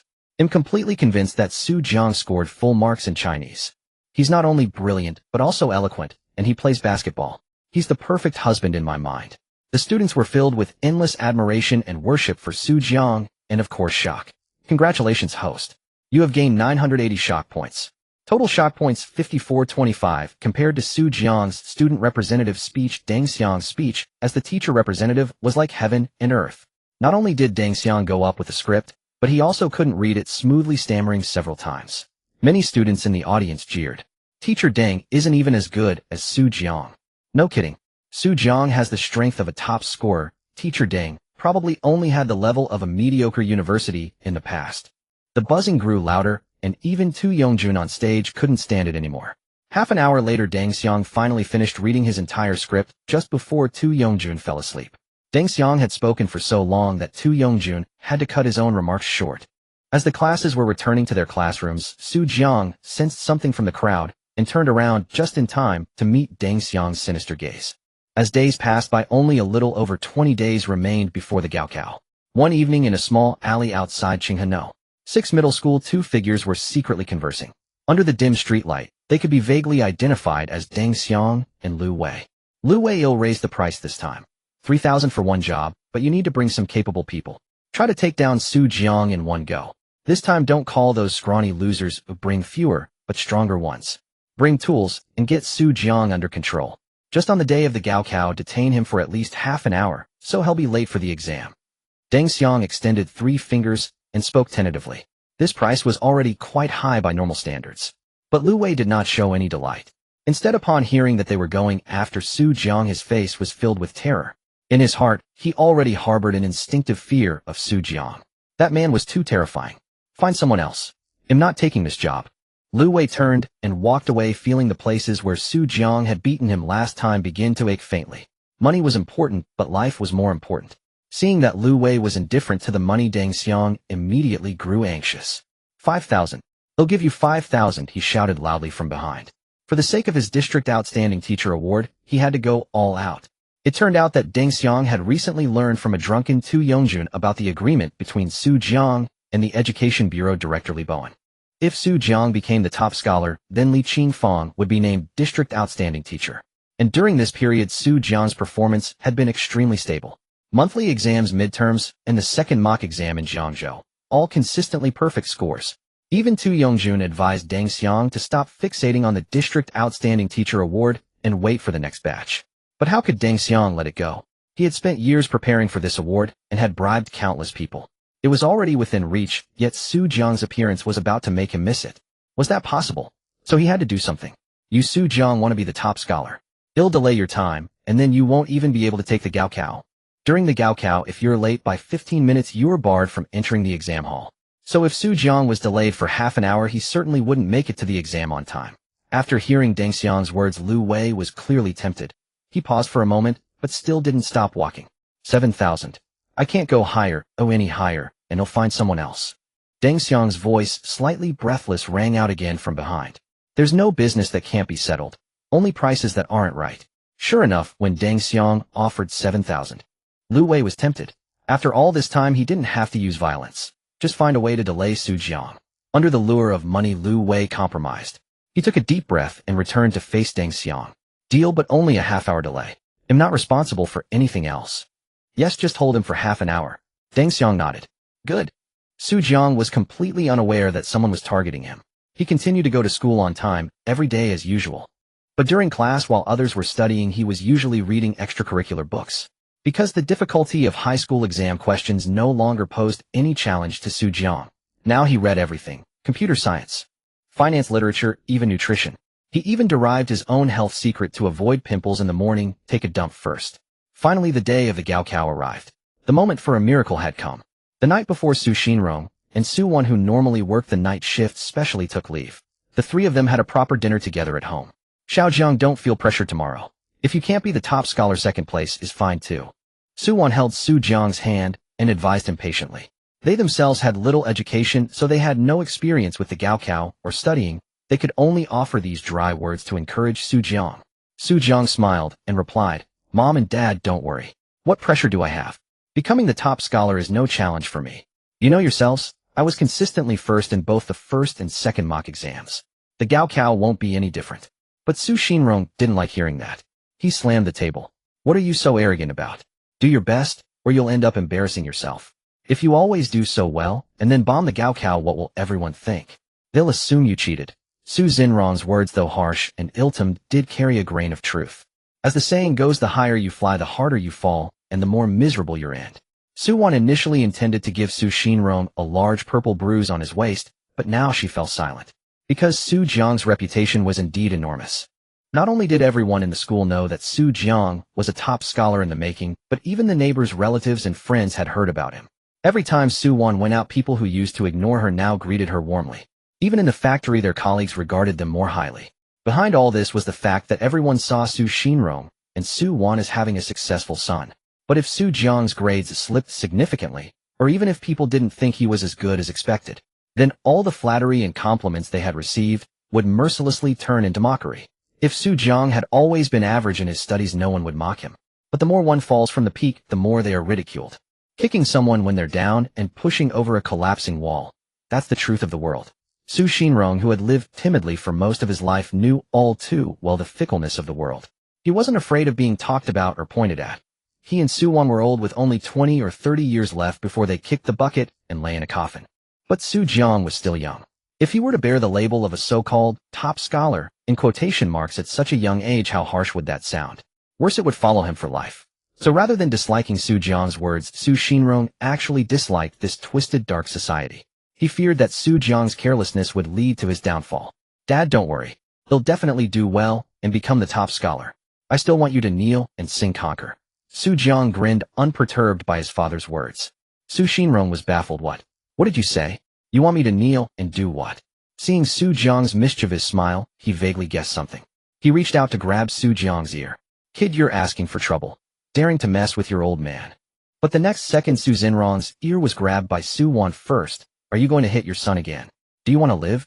And while the Su household was filled with noise and laughter, several dark figures were busy doing something on the road Su Jiang would take tomorrow. The next morning dawned. The heavens were unkind, and a torrential rain poured down from the early hours. June was the plum rain season, when rain was abundant. 25 days out of the month were rainy. Su Jiang didn't rise early that day. He was just a bit earlier than usual when he would cut it fine. Perhaps other students were so nervous that they woke up at dawn, but Su Jiang remained perfectly calm. Not only did he not suffer from insomnia, but he slept soundly. If Su-won hadn't noticed the time and dragged him out of bed, he might well have overslept. In the morning, Su-jiang ate a breakfast cooked by his mother, which included a fried dough stick and 2 boiled eggs. This was a tradition Su-shinrong and Su-won had prepared before every major exam since he was a child. The symbolism was meant to ensure Su-jiang got full marks. While eating, Su-jiang mumbled, "Mom, none of my subjects have a full score of 100 now. They'll just have the fried dough stick and skip the eggs. Let me be the top scorer instead." On ordinary days, Su-won would have scolded him for that. But today was different. Hearing this, Su-won immediately hid the 2 eggs. Xiao Jiang is right. Being first is good. Being first is good. Su-jiang declined his parents' offer to accompany him, put on his raincoat, and rushed to the exam venue. Although this was an exam everyone valued greatly, Su-jiang didn't want to make a fuss. He just treated it with a calm mind. As he rode along the familiar path, he had no idea that someone was lying in wait for him ahead. At a turning point in a narrow alley, Su-jiang only needed to go through this alley to reach the main road, then ride about 2 kilometers to get to school. But he had just made it halfway when a sudden unease gripped his heart, as if something bad was about to happen. Boom! A loud crash echoed. Su-jiang looked up sharply and gasped. Just a few meters ahead, a huge bundle of bamboo had toppled over from the side, spilling all over the ground. It was impossible to ride through, and even walking was difficult. Su-jiang had no choice but to turn his bike around and try to go back through the other end of the alley. But then, another crash. Another pile of bamboo came cascading down. The bamboo interlocked, blocking both ends of the alley completely. There was no way to ride out. The alley was sparsely populated and rarely used. People cursed a few times and took detours without noticing that someone was still trapped inside, trying to find a way out. By now, Su-jiang was panicking. He was already pressed for time. How could he be trapped like this? He hurriedly began clearing the bamboo. But the problem was, as soon as he cleared some bamboo, he discovered more piles scattered along the alley at intervals. This was definitely malicious. Even a fool could tell there was something suspicious behind this. However, this was not the time to ponder. Getting out was the priority. Su-jiang struggled for a long time, but he couldn't lift his bike out. When he had entered, he hadn't noticed so much bamboo on either side. It was clear that riding out was no longer feasible. Su-jiang had no choice but to abandon his bike, climb out of the bamboo pile, and run to school. Fortunately, he had ridden his old beat-up bike today. Leaving it by the roadside was no great loss. When he finally scrambled out of the bamboo, it was already 9:10. The college entrance exam started at 9:00 sharp, with a maximum lateness of 15 minutes. That meant Su-jiang had only 5 minutes to cover over 2 kilometers and arrive at the exam. At Qinghano, 6 middle school, Li Qingfang was about to go crazy. The exam was about to start, yet Su-jiang still hadn't arrived. At around 8:50, she finally couldn't help but call Su-shinrong. But the reply was that Su-jiang had left home around 8:40. Nearly 20 minutes had passed, and he still hadn't shown up. Li Qingfang panicked. So did Su-shinrong and Su-won. They all began searching for Su-jiang.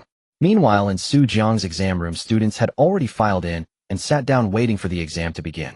Seeing the empty seat that belonged to Su-jiang, the other examinees felt a mix of surprise. Where was Su-jiang? Had something happened? Was he afraid of failing and made an excuse to skip?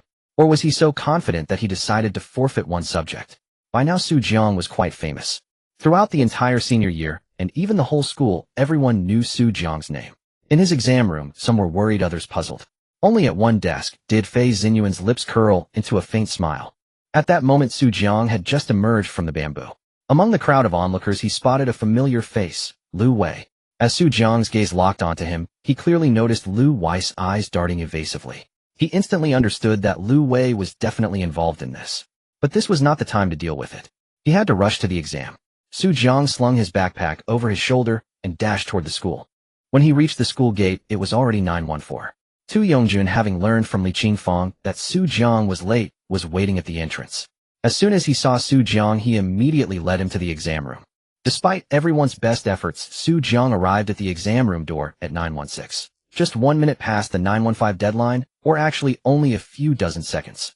But rules were rules. Once the second hand past 12 at 9:15, the examinee could no longer enter the exam room. It would be treated as a forfeit. Su-jiang was in a terrible state, panting, drenched in sweat, his limbs aching. Drops of water, whether sweat or rain, slid from his hair, tracing down his cheeks and falling to the ground, as if his dreams had been ruthlessly dashed by the heavens, shattered into pieces. In the exam room, Fei Xinyuan glanced at the empty seat that should have been Su-jiang's. Somehow a smile welled up in his heart, a smile like the one he would have if he had scored full marks spreading across his face. In the office, Deng Xiang, who had just learned that Su Jiang missed the Chinese exam by a few dozen seconds, was laughing so hard that he blew bubbles in his water cup. It was a stark contrast to the despair of Tu Yongjun, Li Qingfang, and others outside the exam room. Su Jiang, don't worry. With your level, even if you skip the Chinese exam, you can still get into a good key university. Li Qingfang placed her hand on his shoulder and smiled to comfort him. Tomorrow I'll drive you to school myself. For the remaining subjects you must adjust your mindset and do well. Beside them, Tu Yongjun spat angrily on the ground. If I find out who did this, I'll be the first to make them pay. Everyone sensed that this was a premeditated incident. Su Jiang felt a deep frustration inside. After all, he was still a teenager, no matter how deep his thoughts. Now he could only pin his hopes on the remaining exams. Fortunately, when he received the math exam paper that afternoon, joy surged within him.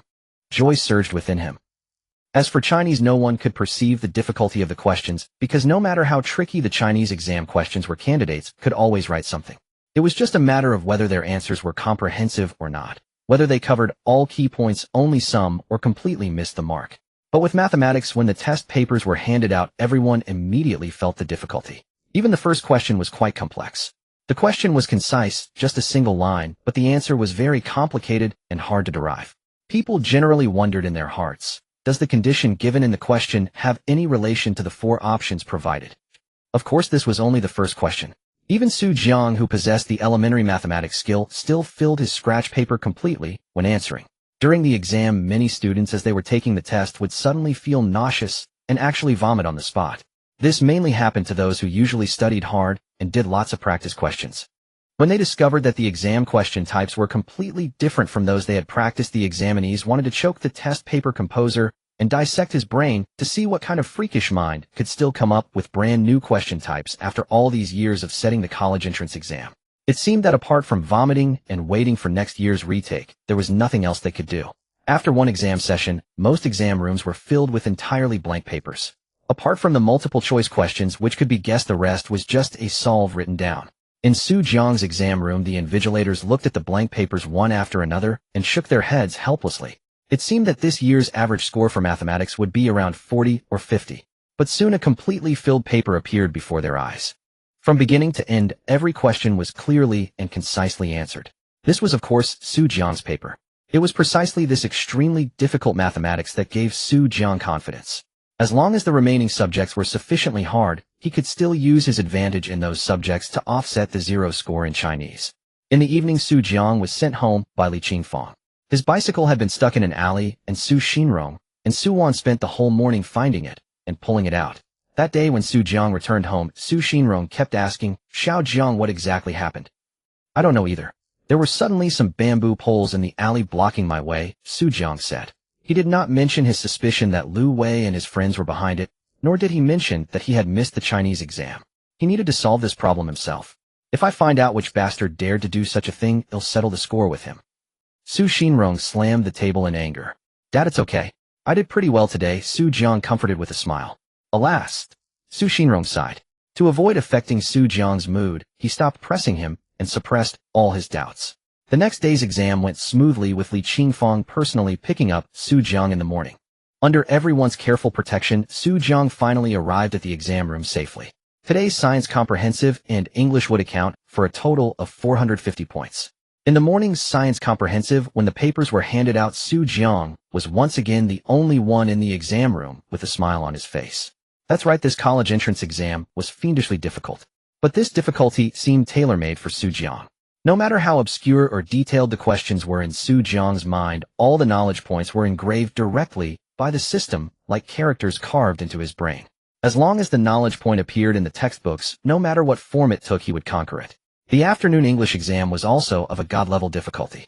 For a single word, everyone might have memorized its common usage, but the exam paper's correct answer required its more obscure usage. Sometimes it was the last and most inconspicuous meaning among a long list of Chinese definitions for an English word. After all, 4 exams except for Chinese, where they could barely write something, and English, which had many multiple choice questions that could be filled in by guessing, the rest were either blank or just a solve. But writing solve was useless, it didn't earn points. At No. 6 high school, where Su Jiang studied, besides complaining about the exam difficulty, most students were discussing Su Jiang's situation. Because Su Jiang's absence from the Chinese exam had become a sensational news at school. Did you know? Su Jiang didn't take the Chinese exam. He was only a few tens of seconds late, and the invigilator mercilessly shut him out. A student whispered to the classmate next to him, "Hey, you know nothing. I was in Su Jiang's exam room." He almost knelt down to the invigilator. Still, the invigilator didn't let him in. "Oh man, my husband is so pitiful." Didn't the invigilator cut him some slack because he's so handsome? The invigilator is so cruel. I can't stand it. I want to draw a circle and curse him. Drawing a circle isn't enough. I need to curse that all his car tires burst today because my husband is too handsome. The fangirls were all defending Su Jiang. If their curses really worked, the invigilator of Su Jiang's exam room would have an even worse day than the one Deng Xiang experienced in front of the whole school. Alas, I wonder if Su Jiang can still become the top scorer and let our know. 6 high school hold our heads high. A student said sadly, "I think it's going to be tough. Honestly, I never thought Su Jiang could get a perfect score or be the city's top student. It didn't matter to me. But now whenever I go out and mention no. 6 high school people say it's not as bad as imagined and that it can produce top students like Su Jiang. That makes me proud to be a student of no. 6 high school. Yeah, you know, my junior high school classmates used to mock me for studying at a garbage regular high school. But now I can retort, our garbage regular high school has a city's top student. Do you have one?" Alas, it's so depressing. I really wish that it was me, not Su Jiang, who missed the Chinese exam. Let's all just wish him well. Although the outcome won't be perfect because missing one subject is 150 points. Unconsciously, Su Jiang had become the spiritual pillar of many students at No. 6 high school. Because of Su Jiang's existence, they felt proud to be studying at No. 6 high school. At this moment, many students actually hoped that Su Jiang could still achieve the top score in the city. The college entrance exam was over. All the students gleefully threw their test papers downstairs. This was the only time the school allowed students to litter paper everywhere. The school's broadcast played the song Days of East Beijing Road on a loop. In the beginning we were all children, in the end we long to be angels. The Song of Songs hides the shadow of fairy tales. The children's children, where are they going to fly? It means the distance from the first floor to the 4th floor is only 3 years. It means the doorman uncle and the cafeteria aunt look like a couple. Various monsoons and ocean currents are all confusing, and there's New Horizon. Accompanied by this familiar song, the students began packing their books and bedding. How fast? 3 years. Su Jiang stepped out of the school gate, looked back at the school, and sighed.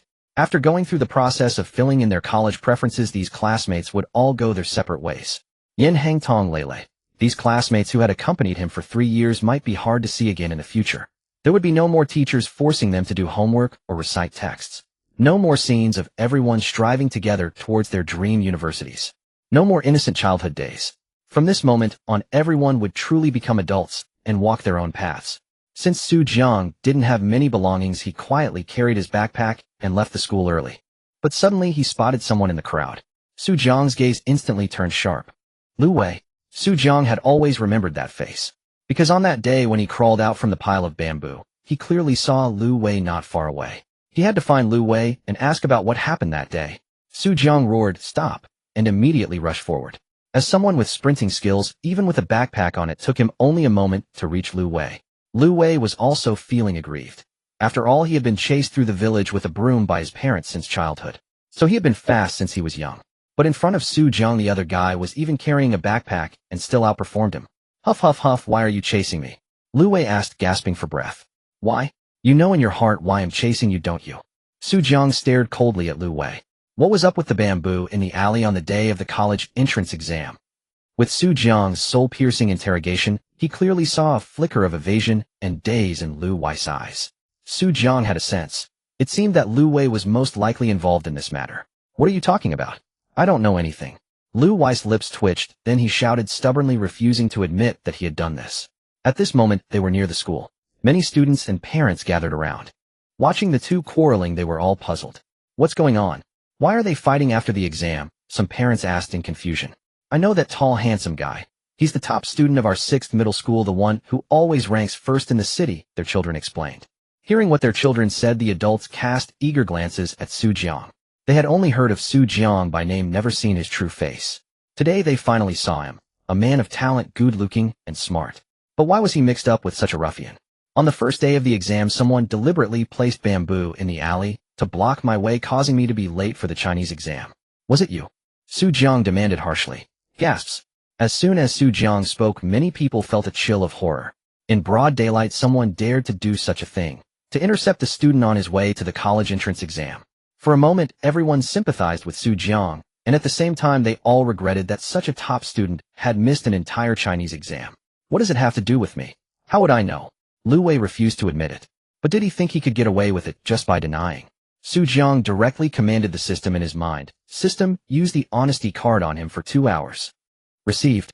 Then a strange energy enveloped Lu Wei. He who had been stubbornly denying everything suddenly knelt before Su Jiang.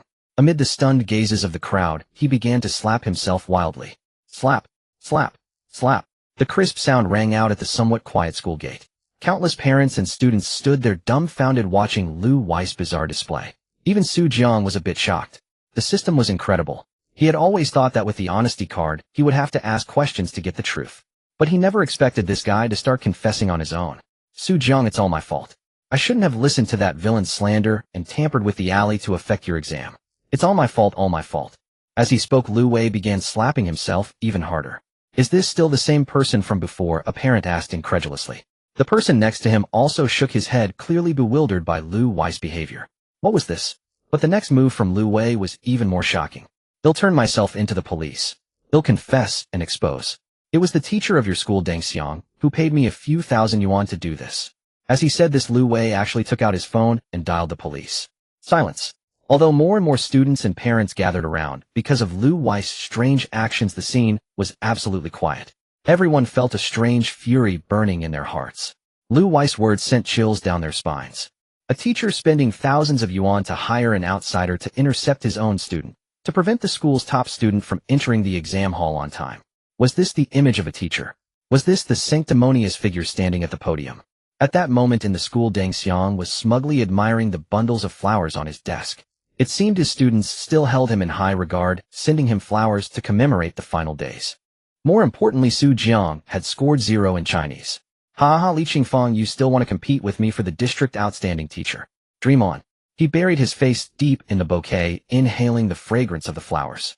In his mind, he envisioned himself holding the title of district outstanding teacher next year, earning a higher salary. But soon a chorus of shouts reached his ears. Investigate. Investigate. Investigate. The sound seemed to come from the school gate. What was going on? Were they starting a riot outside the school? Deng Xiang had just pushed open the office door to go check out the commotion when 2 police officers in uniform stood at the entrance staring at him silently. Behind the police stood Principal Tu Yongjun. Are you Deng Xiang? One officer asked, showing his badge. Yes, that's me. Deng Xiang replied, feeling inexplicably nervous at the sight of the police. Deng Xiang, you are suspected of hiring someone to obstruct a student from taking the college entrance exam and of hiring someone to bully a student. You need to come with us to the station. After confirming his identity, the 2 officers stated his crimes. Deng Xiang, being sharp, immediately realized that his 2 payments to Lu Wei had been exposed. No, it's not true. Someone must be framing me. His face turned pale involuntarily, and he backed away, shouting as he retreated. The bouquets on his desk were knocked over in his panic, scattering flowers all over the floor. The once vibrant and fragrant blooms were trampled into a mess by Deng Xiang's feet. But his evasion and denial were useless. You should go see what's happening at the school gate. Tu Yongjun said in a low, grim voice from behind the 2. At the school gate, as Lu Wei's words fell, all the parents erupted in fury. How could a place where their children studied harbor such a teacher? Wasn't this leading the students astray? Although most of those present were senior high school students and their parents. However, many of them had second children who would attend this school in the future. How could they allow their children to study under such a teacher? This danger must be eliminated first. Instantly, all the parents united. At the school gate, when the police arrived, the crowd began shouting, "Investigate thoroughly! Investigate thoroughly! Investigate thoroughly!" Tu Yongjun, the school principal, was called down by the security guard. Seeing the principal, the parents rushed forward. Principal, you must give an explanation for this. If such danger exists in the school, who in the future would send their children here? Exactly. Such a teacher must be severely punished. I actually thought of giving Deng Xiang a bouquet earlier.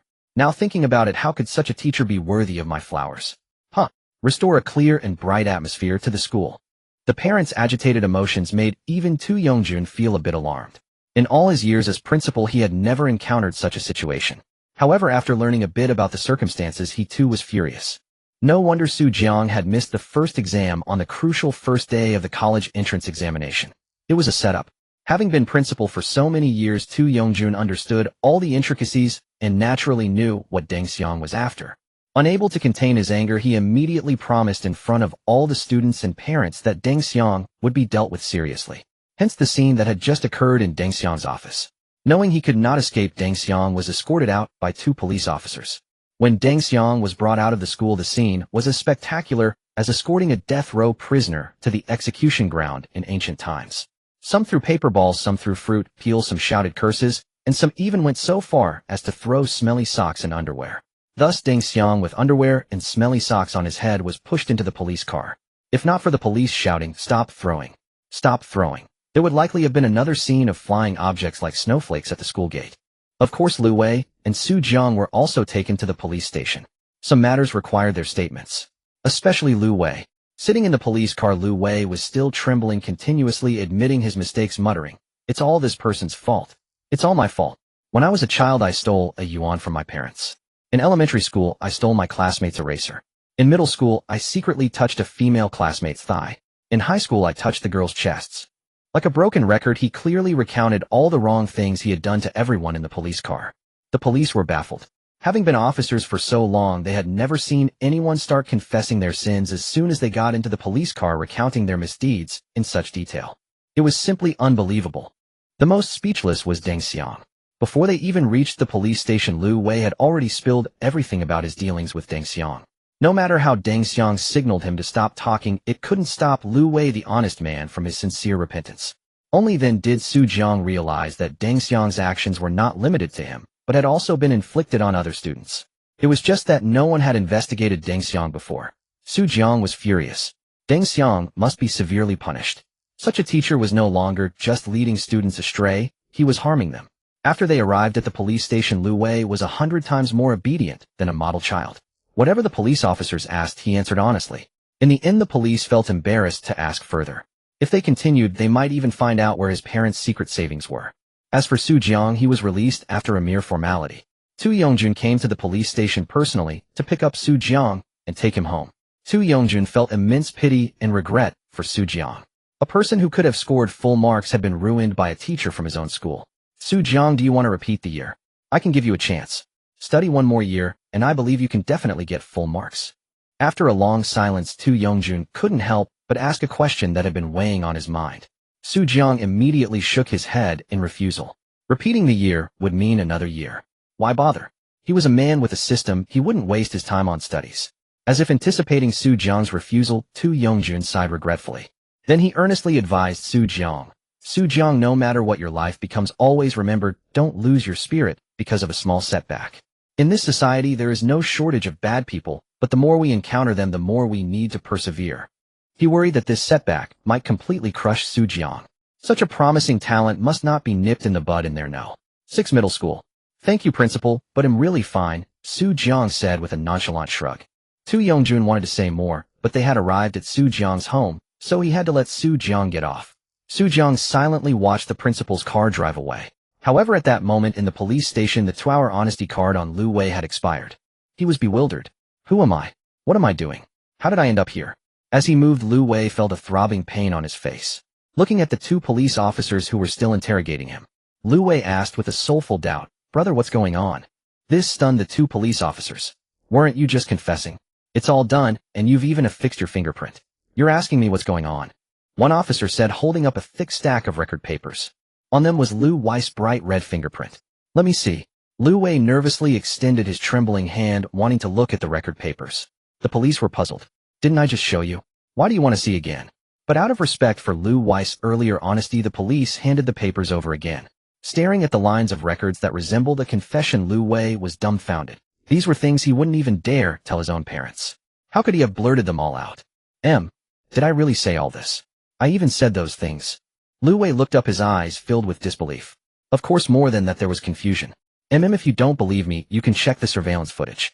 Throughout the whole process, we listened to you talk. We didn't even need to ask you questions." The police officer nodded earnestly. Lu Wei lowered his head, his hands cuffed to the interrogation table. His fists clenched tightly. What on earth was happening? Having obtained the witness testimony, the police officers began the interrogation of Deng Xiang. With the police presenting evidence one by one, it was hard for Deng Xiang not to confess, yet he still tried to struggle. "I'm innocent, I didn't do these things." Deng Xiang roared in the police station. "But, stop it. Even your wife has personally called to report your crimes." One of the police officers suddenly played a recording. Inside, Deng Xiang's wife was listing his various crimes. With embellishments, Deng Xiang's wife had spilled all the beans about his long-forgotten misdeeds. And that wasn't all. When Deng Xiang, furious, tried to hang up the phone, to his surprise the recording also contained his wife's mournful cries. Deng Xiang was dumbfounded. "What are you doing?" Deng Xiang suddenly stood up, shouting at the recorder, "Come at me if you have the guts." But then a man's voice appeared in the recording along with his wife's words. "That bastard Deng Xiang is finally locked up. Now we can have fun without worry." "Oh, you're so bad." Deng Xiang spat out a mouthful of blood and fainted. The next morning, Tsinghua No. 6 Middle School issued an announcement. Due to the misconduct of our teacher Deng Xiang, who repeatedly treated students unfairly and even framed them for his own selfish gains during his tenure. For this reason, with the approval of the Education Bureau, Deng Xiang will be dismissed from his post and will be dealt with severely by the police in accordance with the law. Later, Deng Xiang's family begged Su Jiang for forgiveness, but of course both Su Jiang and Su Xinrong refused. This kind of thing, no amount of money would make it right. They must be severely punished. Thus, Deng Xiang was sentenced to several years in prison. Lu Wei was also sent to a juvenile correctional center for reform. Yet many people were still speaking up for Su Jiang. The bad guys have been punished, but what about the person who was wronged by them? Exactly. One poor subject isn't just a few points difference. It's a difference of over 100 points. Besides, in this exam, only Chinese was passable. The other subjects were extremely difficult. Even if he repeats a year, that means Su Jiang will waste another year of his life, a whole year. Su Jiang knew nothing of all this. At that moment, he was at home looking at a letter in his hand, grinning foolishly. Yes, another letter from Lin Wanqing. It had been a long time since the last one. "Little Su, have you been missing me? I've held back for so long not sending you a postcard, afraid you'd miss me and get distracted. You mustn't be distracted because you need to do well on your exams and get into Huijing University to solve tough problems with me. Whoa, I kind of regret it. There are too many geniuses at Huijing University. I estimate that if I send this today, you'll receive it around the time your college entrance exam ends, so you can get my letter right after you ace the exam. Little Su, I have to tell you, I've gained weight. I don't want to, but I've been sitting in the library doing problems and my butt has gotten bigger. I shouldn't have listened to the teacher's advice, choose your major based on your interests. Now I have no interest in math at all." This time, Su Jiang's letter contained several postcards, and these postcards were written in different colored pens. Clearly, Lin Wanqing had added a line whenever she had a thought, and another whenever she missed him. It must be said, women truly are creatures with an intense desire to share. Even the smallest trivial matters they want to share with those around them. Su Jiang looked at the little things Lin Wanqing had shared, feeling the longing from afar. A sweet smile tugged at the corners of his mouth. He quickly took out a postcard and wrote 2 words on it. "Wait for me." Then he mailed it off.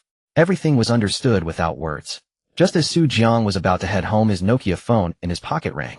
He took out his phone and saw it was Yin Hang calling. "Hey Lao Yin. Su Jiang, do you have time? Let's go out and have some fun." Yin Hang's voice came through the phone. "Sure. I've been bored at home lately anyway." Su Jiang agreed readily.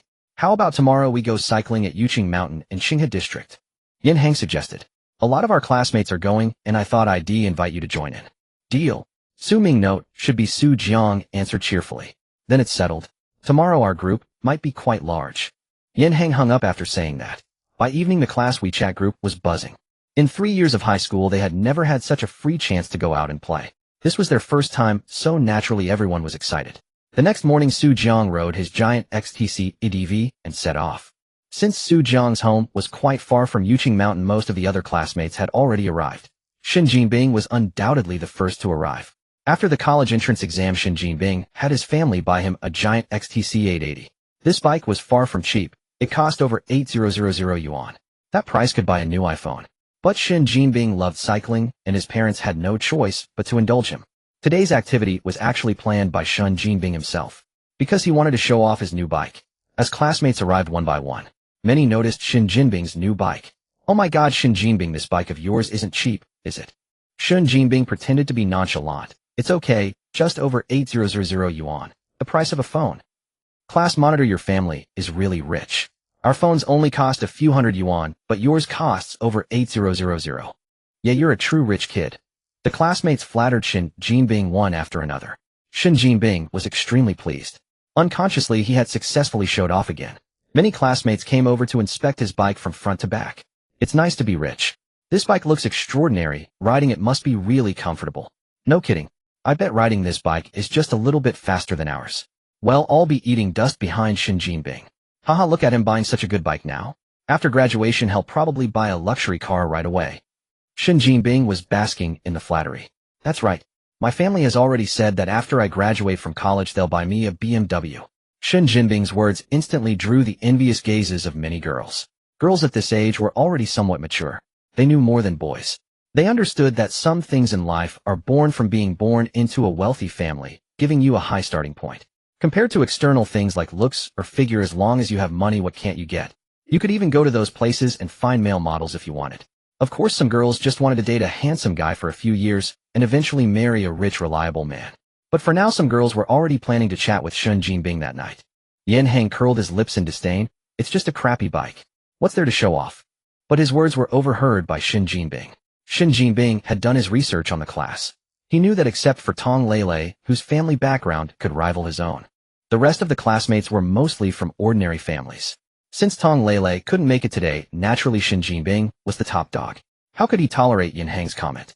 He immediately sneered, some people in our class just can't stand seeing others have money because they themselves are poor.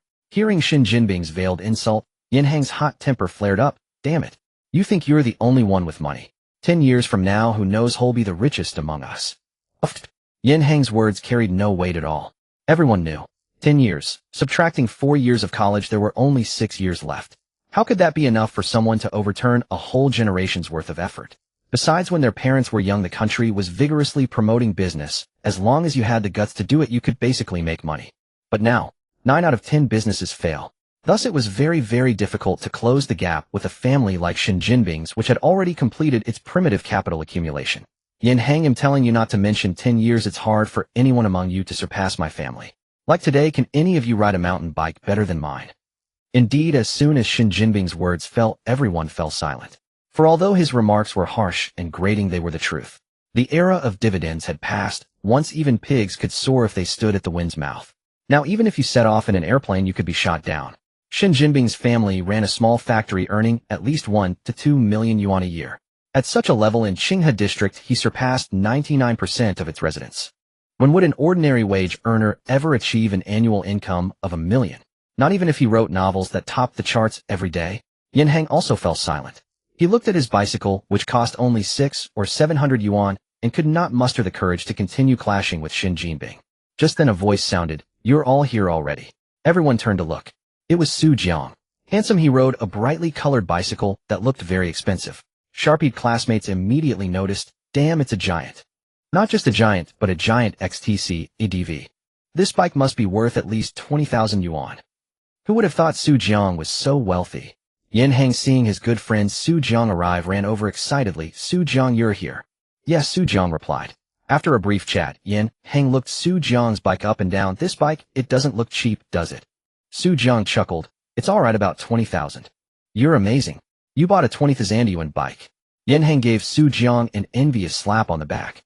While the two were chatting animatedly, the expression on Shen Jinbing's face, who was standing at a distance, changed. He had just boasted that no one in his class could ride a better bicycle than his. Yet the next moment Su Jiang arrived on a bicycle worth a full 10,000 yuan more than his own.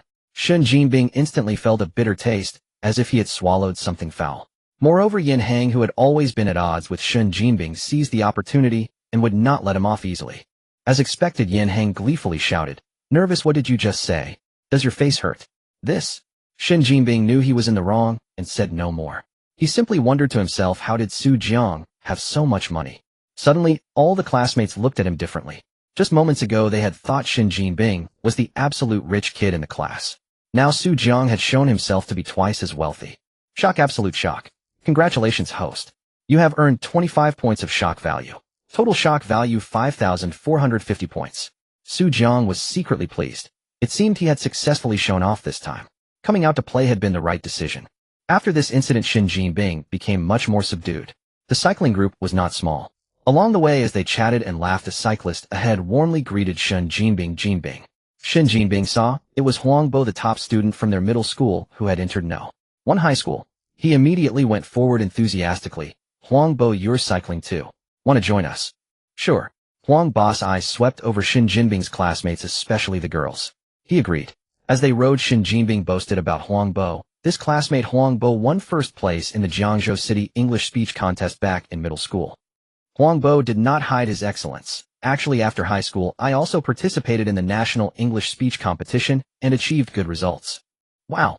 As expected, his words immediately drew envious glances from everyone. A top student is indeed a top student. Not only did he get into no. One high school, but his English is also so good. Right, if it were me, forget about giving a speech. I couldn't even read it properly. Haha, I can't even imagine giving a speech. I'm not fluent in Chinese speeches. Huangbo looked smug. The group rode to a spot halfway up the mountain, where there was a large corridor where everyone could rest. Feeling a bit tired, Jiang and the others all stopped. Unexpectedly, in the pavilion, there were two foreigners sitting and eating snacks. The girls, seeing the foreigners, immediately became interested and urged Huangbo to go and strike up a conversation.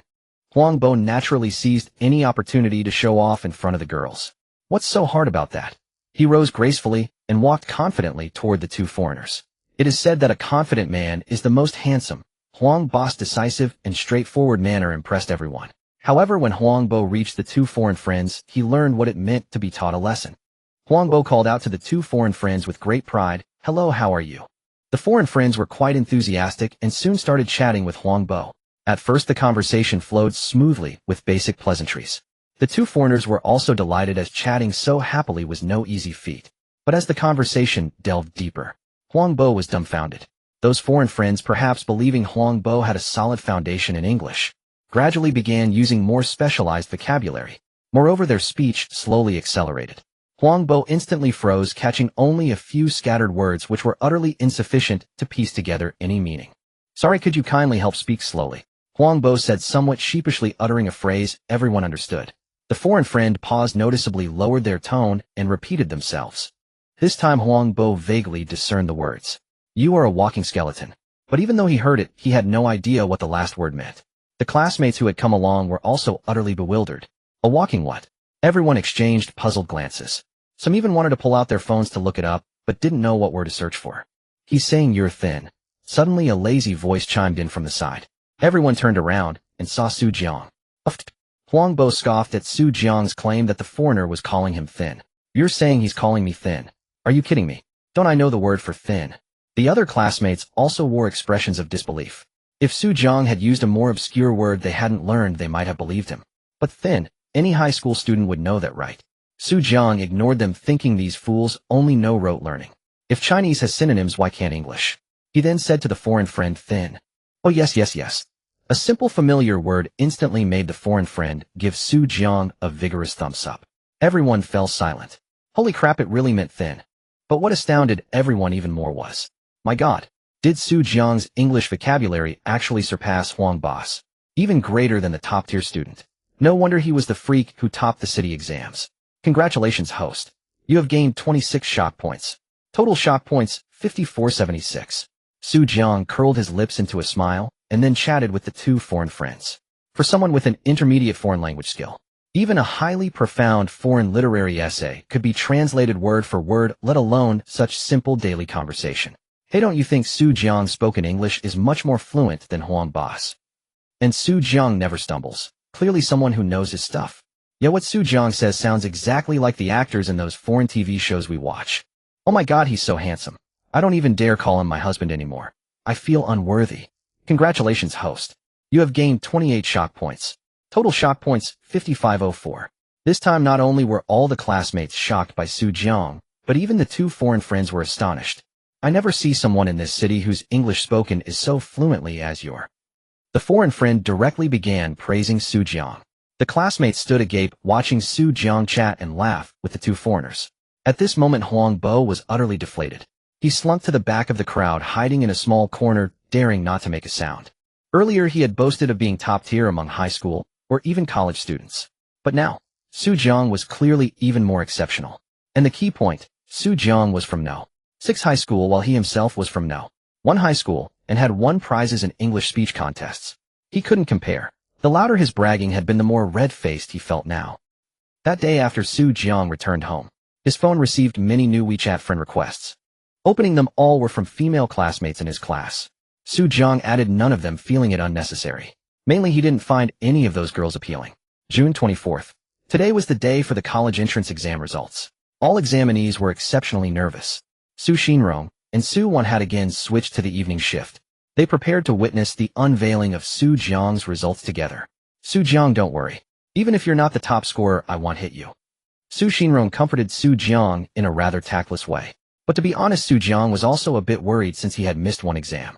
Even if his other subjects could compensate, he wondered if the top students from Jiang's house elite schools would also achieve high scores. Or rather, if their scores and other subjects weren't over 100 points behind his, he still wouldn't have an advantage. After all, those who get into Tsinghua are all prodigies. Maybe their math scores could also reach 130 or 140. As he thought, 9 o'clock arrived. The website for checking results was accessible. Su Jiang entered his examination number. The website was lagging, undoubtedly many were checking their results at this very moment.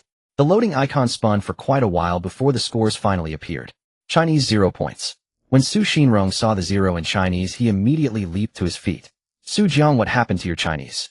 Su Jiang didn't hide anything and recounted the entire incident to Su Xinrong. Su Xinrong was furious. Why didn't you tell me something so important? He roared, grabbing a stool and charging out the door. What are you doing? Su Wan rushed over and grabbed hold of Su Xinrong. I'm going to kill those who messed with Xiao Jiang's college entrance exam. Su Xinrong's eyes were bloodshot, veins bulging on his neck. At this moment, he had completely lost his reason, like a lion robbed of its prey. Nothing like the easygoing peacemaker he usually was. Su Jiang was now his only hope. Get back here. Su Wan yanked his ear. Do you even know who did it? The sting on his ear, along with her words, gradually brought Su Xinrong back to his senses. He sat down dejectedly, head bowed, eyes reddening. It's my fault. Su Xinrong sank in his self-reproach, blaming himself for not escorting Su Jiang to the exam personally. A 0 in Chinese meant a gap of at least 100 points. It was hopeless. Su Xinrong didn't want to look at the remaining scores. Mom, Dad, I think you should check my provincial ranking first. Su Jiang's voice suddenly broke through. What's the point? Su Xinrong started to say, but he couldn't finish. The words got stuck in his throat. This? On the screen, it clearly displayed Mathematics 150, English 150, Science Composite 300, total score 600. Provincial ranking first. A first place with only 600 points is really rare. Not only Su Xinrong and Su Wan, but even Su Jiang himself was stunned. It also showed just how difficult this year's exam was. Is this for real, eh? Su Xinrong asked in disbelief. What are you saying? Su Wan didn't hesitate to give him another jab in the ribs. Whether it was because Su Xinrong had lost all sensation, or because Su Wan hadn't used any force, he remained laughing uncontrollably. I never thought my son could achieve top scorer. No parent wants their child to get poor results. Oh, everyone hopes for their children to excel. Want to take the night off? Let's go out for a big meal to celebrate. Beaming with joy, Su Xinrong, with his wife's approval, called his factory manager. Hello, manager, can I take the evening off? He said ingratiatingly. But before he could finish, the manager barked back. Don't you know every position in our factory is essential? You come asking for leave now. How am I supposed to arrange coverage? Either come to work or don't bother coming back. The manager flatly refused, leaving no room for negotiation. Manager, hey, race the thing, my son ranked first in the province in the college entrance exam. I was thinking of celebrating at home. Could I make up the shift tomorrow? He had to be polite since the manager was his bread and butter. What? Your son ranked first in the province? The manager's voice shot up an octave. Yes, we just checked the results. Damn, why didn't you say so earlier? The manager cursed, completely oblivious to the fact that he hadn't given the man a chance to explain. All right, Xinrong, I'll give you a week off. Both of you paid leave. And I'll transfer 10,000 yuan to you as a bonus. Su Xinrong was stunned. Manager. The sudden shift in the manager's tone left Su Xinrong at a loss. But then the manager's next words nearly made him fall off his chair. Oh, and when you come back, I think you're ready to be workshop supervisor. You deserve the promotion. Without waiting for Su Xinrong's reply, the manager said, take good care of your son, and hung up. Su Xinrong was utterly bewildered. Was this the same manager who had scolded him when he merely asked for a raise? Now he was voluntarily promoting him to workshop supervisor. The couple exchanged glances, then looked at Su Jiang. Clearly the manager was trying to curry favor because of Su Jiang's top provincial score. Let's go to the supermarket and buy some big pork trotters. With double happiness, Su Wan cheerfully dragged her husband and son to the market for good food. As soon as they entered the market, they ran into a colleague from the factory who immediately asked Su Xinrong about Su Jiang's exam results. Su Xinrong put on a humble expression. It's nothing special. He even got a 0 in Chinese. Su Jiang never knew his father had such a knack for humble bragging. But before Su Xinrong could reveal the rest of the scores, a burst of mocking laughter came from behind them. 0 in Chinese. Didn't you say he was the top scorer in Jiangzhou City? How can a top scorer get 0? They turned around and saw Miao Chunfeng and Su Xinrong's family. They were also at the market to buy groceries. Especially with Su Kai's head held high, anyone could tell he had done well. I said from the start that your scores were fake. How could a dullard like you ever be top of the city? Last place the more like. Unlike our Su Kai who ranked 680th in the province. He can get into any top-tier university he wants. Miao Chunfeng was especially proud because Su Kai's score today far exceeded his mock exams. According to previous years' rankings, this score was enough for many prestigious schools. And when she heard that Su Ming had scored 0 in Chinese, she felt vindicated in her bet. Indeed, Su Kai was her lucky star, her precious treasure. After learning of Su Kai's excellent result, she immediately withdrew her pension savings to buy him good food. Miao Chunfeng's loud voice drew the attention of many nearby shoppers who looked at Su Kai with envy. Getting into a top-tier university was the dream of every parent and child. Can he get into Tsinghua University? A cold voice came from behind Miao Chunfeng. Of course. Miao Chunfeng was just about to say of course, but in the next second, she realized something was wrong. After all, Huaqing University admits fewer than 100 students from their province each year through the college entrance exam, sometimes as few as 450 students. A large portion of Huaqing University's admissions are reserved for students who won national awards and competitions during their freshman and sophomore years, or those who achieved recognition in international contests. These students are mostly from Jiangzhou High School, where wealthy families invest heavily in training and send their children to various competitions. Those who truly enter through the college entrance exam rank among the top dozens in each province, though most are still within Jiangzhou City proper. Su Kai's grades, of course, were far from that.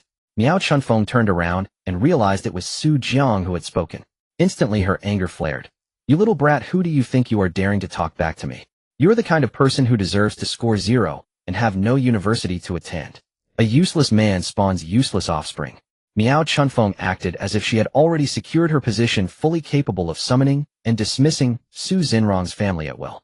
She felt that Su Xinrong's family was now nothing but a burden to her. She feared that after Su Kai's rise they might use her status as the elder sister-in-law to demand all sorts of favors. These harsh words fell upon Su Xinrong's ears. They truly shocked Su Xinrong. Somehow he suddenly retorted, "Mother, how can you speak of your own grandson like that?" Su Jiang now. Before he could finish, Su Jiang interrupted, "Dad, we don't need to argue with her. Let's go." Su Jiang didn't want his grandmother to know his grades. Since she thought Su Kai was so great, let her live well with Su Kai. It had nothing to do with him. After all, with his system, he would live far better than any of them. But his retreat only provoked Miao Chunfeng's fury even more. She stomped her feet and slapped her thighs, crying out, "Look at this. Is there any unfilial descendant like this?" Somehow she even squeezed out a couple of tears.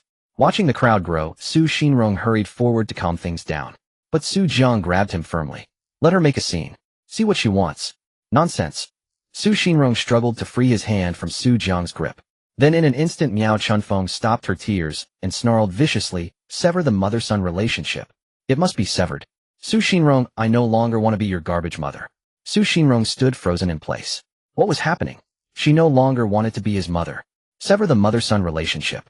Suddenly, in that moment, all the unfair treatment and denial of his kindness from Miao Chunfeng over the years came flooding back. It seemed no matter how much he did, he could never compare to Su Xinrong's family, and he could never understand why. Scene after scene surfaced in Su Xinrong's mind. He hadn't been unaware or unmindful of these things. He simply chose not to care. Because after all, this woman was his mother, the one who raised him. But now Miao Chunfeng, in her eagerness to avoid being burdened by Su Xinrong, had hastily demanded to sever the mother-son relationship. This not only caused Su Xinrong to lose face, but also jolted him into sudden clarity. Fine. Then let's sever the mother-son relationship. Su Xinrong found an unexpected courage and replied. Silence. The scene fell silent instantly.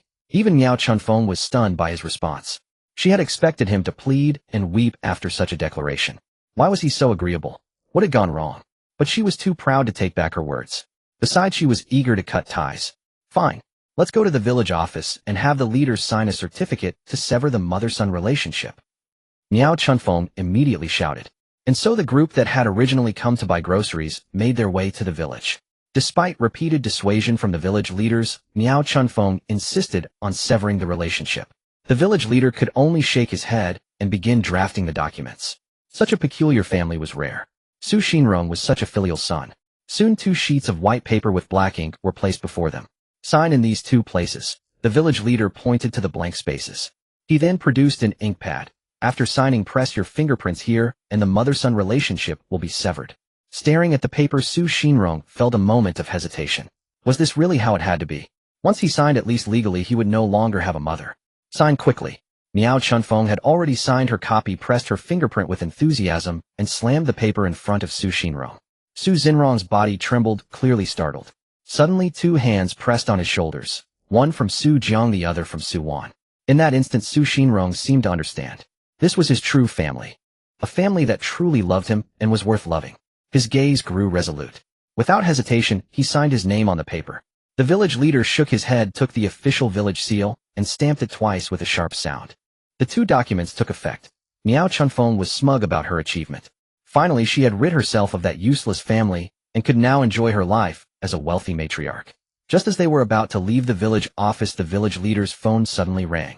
He picked up the call, glanced at the screen, and his expression turned serious. Hello, Township Mayor. After listening for a moment, the village leader cast a strange look at Su Xinrong and the Su Jiang behind him. Yes, Su Jiang is right here with me. All right, I'll inform him immediately. Wait a moment. Everyone who was about to step out halted at the village leader's words. The village leader walked over with a warm smile. Su Jiang, you've done well. What can it be? Miao Chunfeng and her group said, somewhat puzzled. Did he commit a crime and get reported to the town mayor? Miao Chunfeng's mouth spewed nothing but filth. The village leader shot Miao Chunfeng a glance. He didn't want to waste another word on this fool. Su Jiang, you scored first in the entire province this time. You've brought honor to our village. Just now the mayor personally called the district chief, who called the town mayor, who then called me. The village leader grabbed Su Jiang's hand, shaking it excitedly. This newfound attention from higher-ups might even speed up the allocation of funds for their village in the future. But Miao Chunfeng and Su Xinrong were left utterly bewildered. Wait, village leader, do you know? This guy got a 0 in the Chinese language exam and the college entrance exam. How could he be the top scorer? Is there a mistake? Miao Chunfeng pointed at Su Jiang's nose, asking incredulously. That's right. The name Su Jiang is quite common. Maybe there are several Su Jiangs in our province. Su Xinrong nodded seriously from the side. The village leader paused for a moment. He looked at Su Jiang doubtfully. Did you really score 0 in Chinese? Su Jiang nodded. Immediately, Su Jiang felt the village leader's hand in his own stiffen noticeably. The village leader's expression also turned rigid, though he maintained his smile. But now it seemed much more forced. If this turned out to be a mistake, it would be an embarrassing blunder. Their village's benefits would vanish again. Su Jiang smiled. Who says you can't be the top scorer with a 0 in Chinese? I got full marks in the other 3 subjects. Upon hearing this, the village leader let out a long sigh of relief. I knew it. How could there be a mistake? Ha. But Su Kai, standing to the side, instantly turned pale. His lips trembled. You're saying you got full marks in all 3 other subjects? Seeing Su Kai's terrified expression, Miao Chunfeng grew anxious. Hey, Wishing Star, what's wrong? But Su Kai didn't even acknowledge Miao Chunfeng. His gaze was fixed intently on Su Jiang. Yes, full marks. Hiss. Su Kai stumbled back 2 steps, drawing in a sharp breath. Even the teachers at No. 2 high school wouldn't dare guarantee they could score over 100 in math or over 200 in science. And you got full marks. After saying this, Su Kai nearly fell to his knees. The despair he felt during those 3 exams now transformed into profound admiration for Su Jiang. Congratulations, host. You have gained 7 shock points. Total shock points, 5483. Initially, they had felt nothing about Su Jiang's results. But now, hearing Su Kai's words, everyone was stunned. Damn, Su Jiang was even more impressive than the teachers. That day, Miao Chunfeng had no idea how she made it back from the village office. Her beloved Wishing Star, Su Kai, had nearly knelt before Su Jiang, whom she had always looked down upon. She still remembered the look the village leader gave her, as if she were a complete fool. A few days after the college entrance exam, it was time for everyone to fill out their college applications. On this day, Su Jiang rode his battered bicycle to school to submit his choices. Before he even got close, he saw long banners hanging across the gate of Qinghe No. 6 High School. Congratulations to Su Jiang from our school for achieving the top science score in the province. Congratulations to Su Jiang from our school for winning the provincial science champion. Su Jiang felt a headache coming on. At the school gate, many reporters were already holding microphones explaining something in front of cameras. Before Su Jiang could even arrive, sharp-eyed classmates spotted him. Su Jiang is here. A large crowd rushed towards Su Jiang. Hey. Before Su Jiang could react, he was already being tossed high into the air. Damn it, why are you throwing me again? Let me down. I have a fear of heights. Everyone at No. 6 High School was ecstatic. With Su Jiang, the school's reputation skyrocketed instantly. Some even predicted that this year's middle school entrance exam cutoff for No. 6 would be significantly higher. In the end, Tu Yongjun had to summon all the school's security guards to rescue Su Jiang from the overly excited students. Looking at Su Jiang before him, Tu Yongjun felt like rushing over and planting a big kiss on him. If the provincial top scorer had come from Jiangzhou No. 2 High School, or Qinghe No. 1 High School, it wouldn't have caused such a stir. But the fact that it came from Qinghe No. 6 High School, the most mediocre school imaginable, created an enormous sensation. Just yesterday, Director Li had said that Tu Yongjun would likely be promoted to the Education Bureau next year. Su Jiang, I have an idea. I want to hang your photo on the school's wall of honor. What do you think? Tu Yongjun suggested on a whim. No, that's not appropriate. The people on that wall are all dead. Su Jiang waved his hands repeatedly in refusal. No. 6 High School hadn't produced a notable figure in decades, and the thought of being hung alongside a few deceased individuals felt rather eerie. Oh, let's talk about it later. Go to the classroom and fill out your application first. After you're done, come see me. I have something for you. Tu Yongjun gestured for Su Jiang to leave. In the classroom, the classmates looked at Su Jiang with awe. A prodigy who scored 0 in Chinese, yet still became the provincial champion. Everyone had to respect that. The students even coined a phrase, if you want bow to anyone, bow to Su Jiang. Su Jiang, which university are you planning to attend? Tong Lele turned around looking at Su Jiang with eager anticipation. In the days before filling out applications, various universities from home and abroad had called Su Jiang multiple times. Tsinghua University, Peking University, and even foreign institutions like Harvard and MIT had extended their invitations. The classroom, which had been buzzing with noise, immediately fell silent as everyone focused on Su Jiang. He'll probably go to Tsinghua University, Su Jiang said, scratching his head. In his mind, he thought, of course, him only going to Tsinghua. What about you? Su Jiang asked casually. My dad will probably send me abroad for college, Tong Lele replied, her voice tinged with melancholy. I actually want to stay in China, but this exam was so tough that my scores aren't enough for a good university here. Indeed, the difficulty of this year's exam was unprecedented. The average math score was only 40, and the average for the 300-point science section was just 90. Studying abroad is good too. Maybe in a few years you'll come back and be even more successful than me. Su Jiang offered a comforting smile. Perhaps because he was about to see Lin, watching Su Jiang's mood had lightened considerably. After speaking, Su Jiang was pulled away by Yan Hang and the other boys, leaving Tong Lele staring blankly at his retreating figure. Wait for me to come back.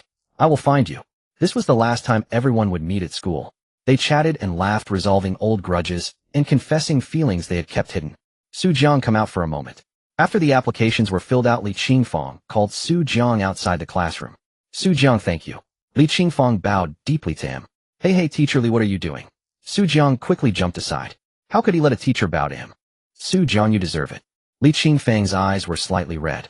Today the Education Bureau called me personally to officially inform me that I've been awarded the next batch of District Outstanding Teacher Honors.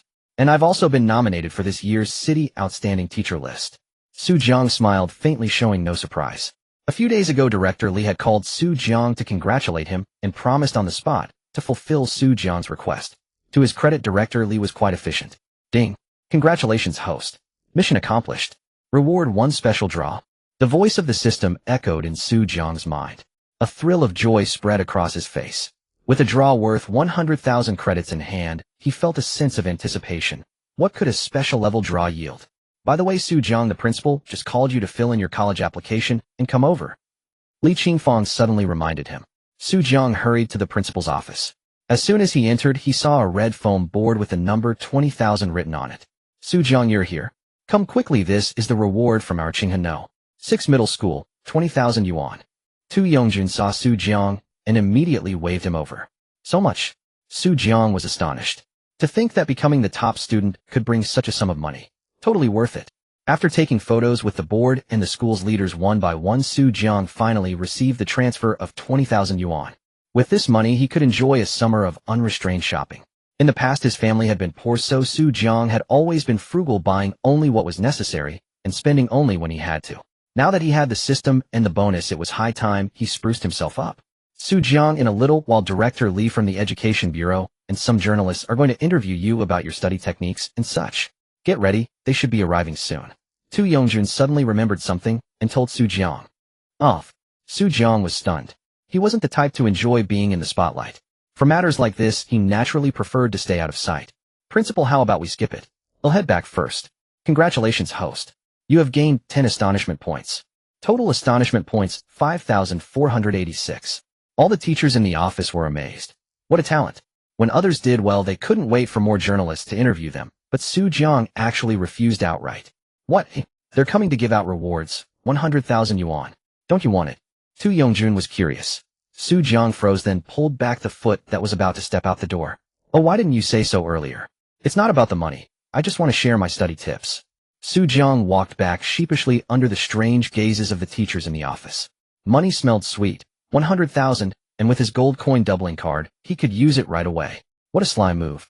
Jiang settled comfortably in the principal's office, enjoying the service of the principal personally, pouring him tea and water. With nothing else to do, he opened the system panel again. He now had over 5,000 astonishment points, enough for a few draws, just for fun. System, give me an intermediate draw. Received. Consumed 1,000 astonishment points, 1 intermediate draw. Congratulations, host. You have won the King of Glory National Service skill. Remaining astonishment points, 4,486. This was not bad. Jiang was fairly satisfied. After all, boys love playing games. If his phone could download King of Glory, he would have played it long ago. Now that he had the bonus, he would download the game sooner or later. System, give me another intermediate draw. Received. Consumed 1,000 astonishment points, 1 intermediate draw.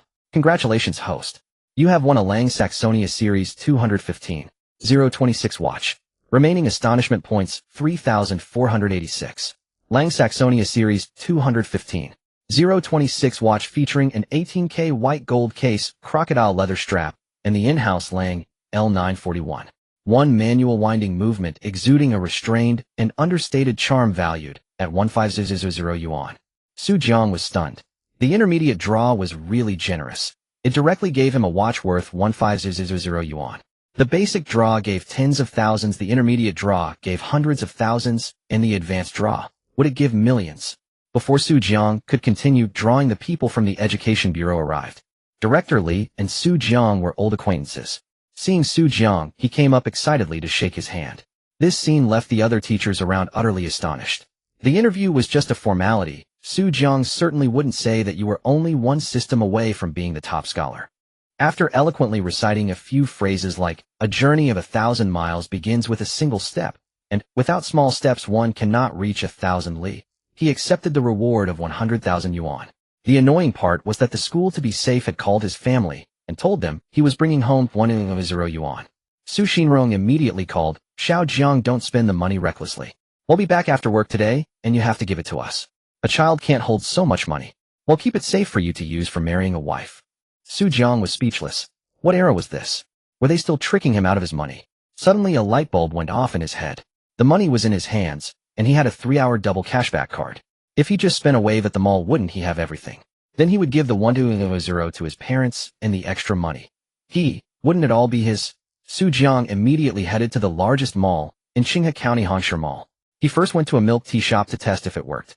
System, activate the 3-hour double cashback card. Received. Hello, give me a cup of milk tea. Jiang ordered a 30 yuan fruit tea. He scanned the code to pay with his phone.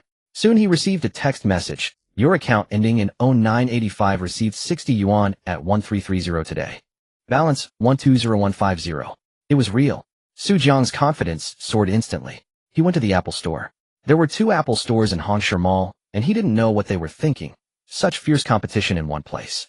Jiang first walked into the one with more customers, but the male salesperson there completely ignored him, probably thinking Jiang couldn't afford anything. After being snubbed, Jiang went to the store across the street. After Jiang left, the male salesperson spat on the ground in disdain. Poor bastard, wasting my time. In the other store, Jiang immediately chose the latest Apple 13 Pro Max with 1 terabyte storage priced at 12,999 yuan. Hello, I'd like to buy this phone. Please get me one. Jiang waved to a female sales associate at a distance. Perhaps because Jiang was handsome and popular with girls, the female sales associate didn't mock him or worry that he couldn't afford it. Instead, she came over eagerly to serve him. What color would you like? Black, I think, Jiang pondered. Okay, please wait a moment. Black is in stock, and I've already arranged for a colleague to fetch it. It'll be about 5 minutes. Do you need anything else? The sales associate tapped on her tablet. At your age, you must be a student who just got into college. I recommend you take a look at our Apple MacBooks and iPads. Many students nowadays choose the Apple 3-piece set. Not bad. Show me around. Just as Su Jiang was about to look at the computers, he heard a familiar voice from ahead. Give me the most expensive computer. I did well in the college entrance exam. I'm in the top 3,000 in the province. My parents are rewarding me with 300 yuan to buy a computer. Immediately many people around turned to look with admiration. Top 3,000 in the province. That was definitely a commendable achievement. Su Jiang looked up and saw that it was none other than his junior high school classmate Ding Pingjun. Seeing Ding Pingjun, Su Jiang's face darkened. This guy had always been against him back in junior high because Lin Wanqing liked Su Jiang. When Su Jiang saw Ding Pingjun also noticed him. Yo, isn't this the loser Su Jiang? Did she dump you because your family is too poor? The Apple store was already crowded with people. Ding Pingjun's loud voice instantly drew everyone's attention, and all eyes turned to Su Jiang. They noticed his plain attire clearly not resembling that of a wealthy child. What business is it of yours if I'm with Lin Wanqing? Su Jiang retorted without hesitation. For poor idiot like you has no right to be with Lin Wanqing.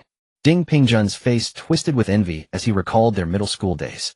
Ding Pingjun had seen Lin Wanqing walk in and out with Su Jiang every day, burning with jealousy.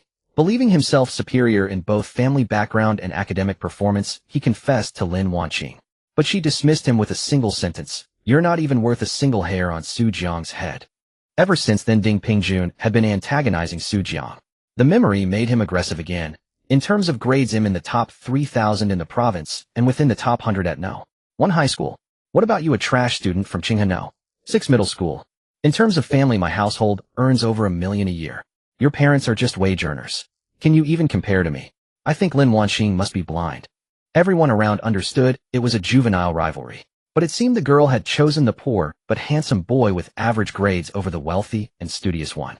Some older women shook their heads silently. That Lin Wanqing must be a fool too. When she's my age, she'll realize nothing matters more than money. Su Jiang paid no mind to Ding Pingjun, calling him an idiot and a pauper. In his eyes, Ding Pingjun was the real fool and beggar. But Ding Pingjun misinterpreted Su Jiang's indifference as fear. He saw Su Jiang as an easy target. Turning to the female attendant behind Su Jiang, he said, Miss, don't waste your time. This guy is dirt poor. His parents together earn only a few thousand a month. How could he afford such expensive things? He then shouted at Su Jiang. Su Jiang, these phones and computers cost thousands, even tens of thousands. Don't miss a zero. Su Jiang was speechless, finding Ding Pingjun as annoying as a nagging old woman. He glanced back. Do you think everyone is like you, depending on their parents? Ding Pingjun choked. Indeed, all his expenses came from his parents. But how could a high school student have so much money? So you're saying you earned it yourself? Ding Pingjun asked skeptically. Yes. I don't believe you. You must have stolen your parents' money and spent it secretly. How could a high school student make that much? Ding Pingjun doubted. Su Jiang decided to ignore him. He only had 3 hours and needed to spend money quickly. He selected a laptop, a tablet, and a phone totaling just under 5,000 yuan. How would you like to pay, young man? The attendant led Su Jiang to the counter, presented the receipt, and asked with a smile. She didn't doubt him because of Ding Pingjun's words. She believed such a handsome guy wouldn't stoop to such low tricks. By card. Su Jiang pulled out his bank card. Ding Pingjun and many doubters craned their necks to watch. Whispers filled the air. Do you think he can actually afford it? Hard to say. Why would he come if he had no money? I don't believe a high school student has that much money. Almost everyone doubted Su Jiang could pay. Beep. The payment was successful. Congratulations, host. You have gained 30 shock points. Total shock points, 3516. Everyone was stunned that Su Jiang actually had the money. After all, it wasn't 100 or 200. It was nearly 5,000 yuan. Damn, Su Jiang, did you really steal your parents' money? Ding Pingjun shouted loudly upon seeing the purchase. Everyone around assumed Su Jiang had indeed stolen the money. Seems like that kid was right. He might have taken his parents' money. Yes, how could someone his age have that much money? And he doesn't look like a rich second-generation kid. Alas, I pity the parents who have such a disobedient child. Some parents even use the moment to scold their own kids. If you ever want something, tell us. But if you dare steal money, you'll break your legs. Su Jiang ignored them and was about to leave the Apple store to continue shopping. Su Jiang. Another shout came. He looked up and saw Yin Hang. You're here to buy an iPhone too. Su Jiang had a decent relationship with Yin Hang. Yeah, after my relentless efforts, I got into a decent vocational college. My parents were thrilled and gave me 1,000 to buy a phone. Yin Hang winked smugly, puffing out his chest. So top scorer, you're buying a phone too. I heard the School and Education Bureau awarded you 1,000 yuan. Yin Hang's naturally loud voice carried through the store. The store had gone quiet after Su Jiang's payment, so everyone heard Yin Hang clearly. What? Su Jiang. Top scorer. A 120,000 yuan bonus. Most people didn't pay attention to the college entrance exam's top scorer. It seemed too distant. But now here in Qinghe District was a top scorer. Some quick thinkers pulled out their phones and searched. Typing Su Jiang immediately brought up a stream of news. This year's provincial top scorer, Su Jiang from Qinghe No. 6 Middle School. Su Jiang achieves provincial top scorer despite missing the Chinese exam. Prodigy full marks in the extremely difficult math and science exams. Exclusive interview with Su Jiang. They clicked on the articles, and the photos matched Su Jiang perfectly. Even the clothes were the same. These were the quick reports the journalists had rushed out this morning to grab the headlines. Congratulations, host. You have gained 50 shock points. Total shock points 3,566, as more people gathered in the store. Yan Hang's words amplified the shock effect for Su Jiang. Indeed, everyone was astonished. The handsome young man was this year's top scorer in science. All eyes on Su Jiang changed. Damn, if my kid could achieve that, I'd be laughing in my dreams. What a prodigy, scoring full marks on such a tough exam. Whispers shifted from disdain to admiration. Some girls couldn't even tear their eyes away from Su Jiang. As for Ding Pingjuan, his face burned with shame. He had boasted about his grades, but the other guy was the top scorer. He had boasted about money, but the other guy earned 100 from a single exam. His own 500 for electronics had taken ages to get approved by his parents. He was about to slink away when Su Jiang's next move completely blindsided him. When Su Jiang heard that Yan Hang wanted to buy a phone, a sudden flash of inspiration struck his mind. A brilliant idea for getting rich quickly appeared in his thoughts. If he could spend money and get double back, then buying a phone and selling it at a lower price to others would be the fastest way to make money. This was essentially exploiting a loophole in the system. Su Jiang ignored the blazing gazes of the people around him. He directly pulled out the brand new iPhone 13 Pro Max he had just bought from his bag. Yan Hang, I bought this phone for 12999. He'll sell it to you for 10,000. Congratulations to the host, gained 51 shock points. Total shock points 3617. At this moment, everyone's attention was on Su Jiang. Seeing him so generously selling his brand new unopened phone to a classmate at a discount of 3,000, everyone was stunned. Everyone was shocked, including Yan Hang. Damn, old Su, are you crazy? You bought a phone for 12999 and now you're selling it to me for 10,000. That's a net loss of 2999. I don't want it. Yan Hang had originally planned to buy a 13 Pro, but with a smaller memory and a cheaper price. Now Su Jiang was practically giving him money, so of course he wouldn't agree. Stop talking crap. Do you want it or not? If you don't, I'll sell it to someone else. Su Jiang was in a hurry. Time was the most precious thing to him. I want it. Seeing Su Jiang's serious expression, Yan Hang agreed. The gratitude in his heart was beyond words. He transferred the money to Su Jiang and happily took the iPhone 13 Pro Max. But the next second, Su Jiang's words almost made Yan Hang smash the phone in his hand. Everyone in the store am in a great mood today. If anyone wants to buy a phone, just let me pay for it, and I'll give you a 10 discount. Congratulations to the host, gained 80 shock points.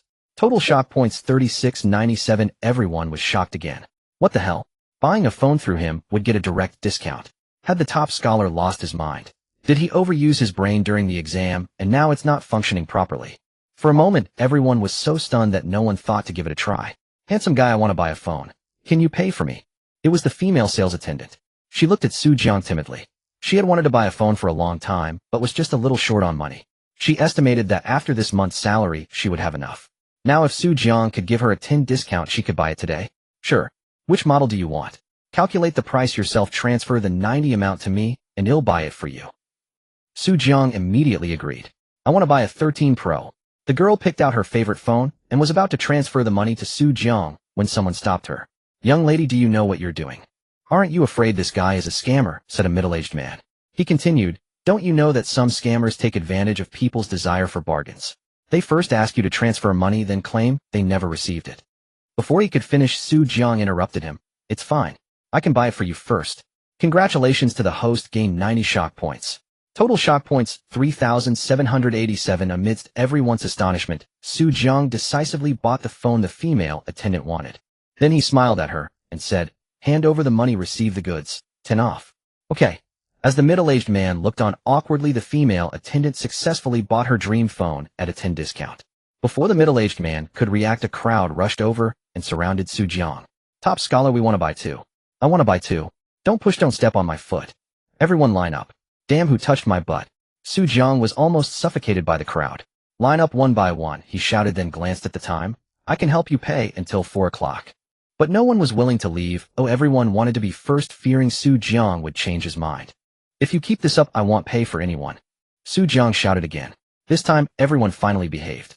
They lined up one by one, and the queue grew longer and longer. The Apple store across the street that had looked down on Su Jiang was now empty. Oh, everyone had come to this side. Su Jiang stood at the checkout counter paying for whatever they wanted. The money in his bank account was also increasing at an astonishing speed. Su Jiang, I want to buy this laptop. Suddenly Ding Pingjun appeared in front of him, holding a notebook. No. Su Jiang didn't even look at him. Next. Ding Pingjun was furious. If Su Jiang could pay for him with a 10 discount, he could save at least over 2,000. What a waste. Why do you help them, but not me? Ding Pingjun stubbornly stood there, refusing to move. Su Jiang laughed coldly. How, why?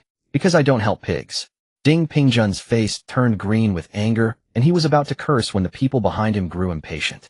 Hey, you pig, get lost. Didn't you hear the top scholar say he won't pay for you?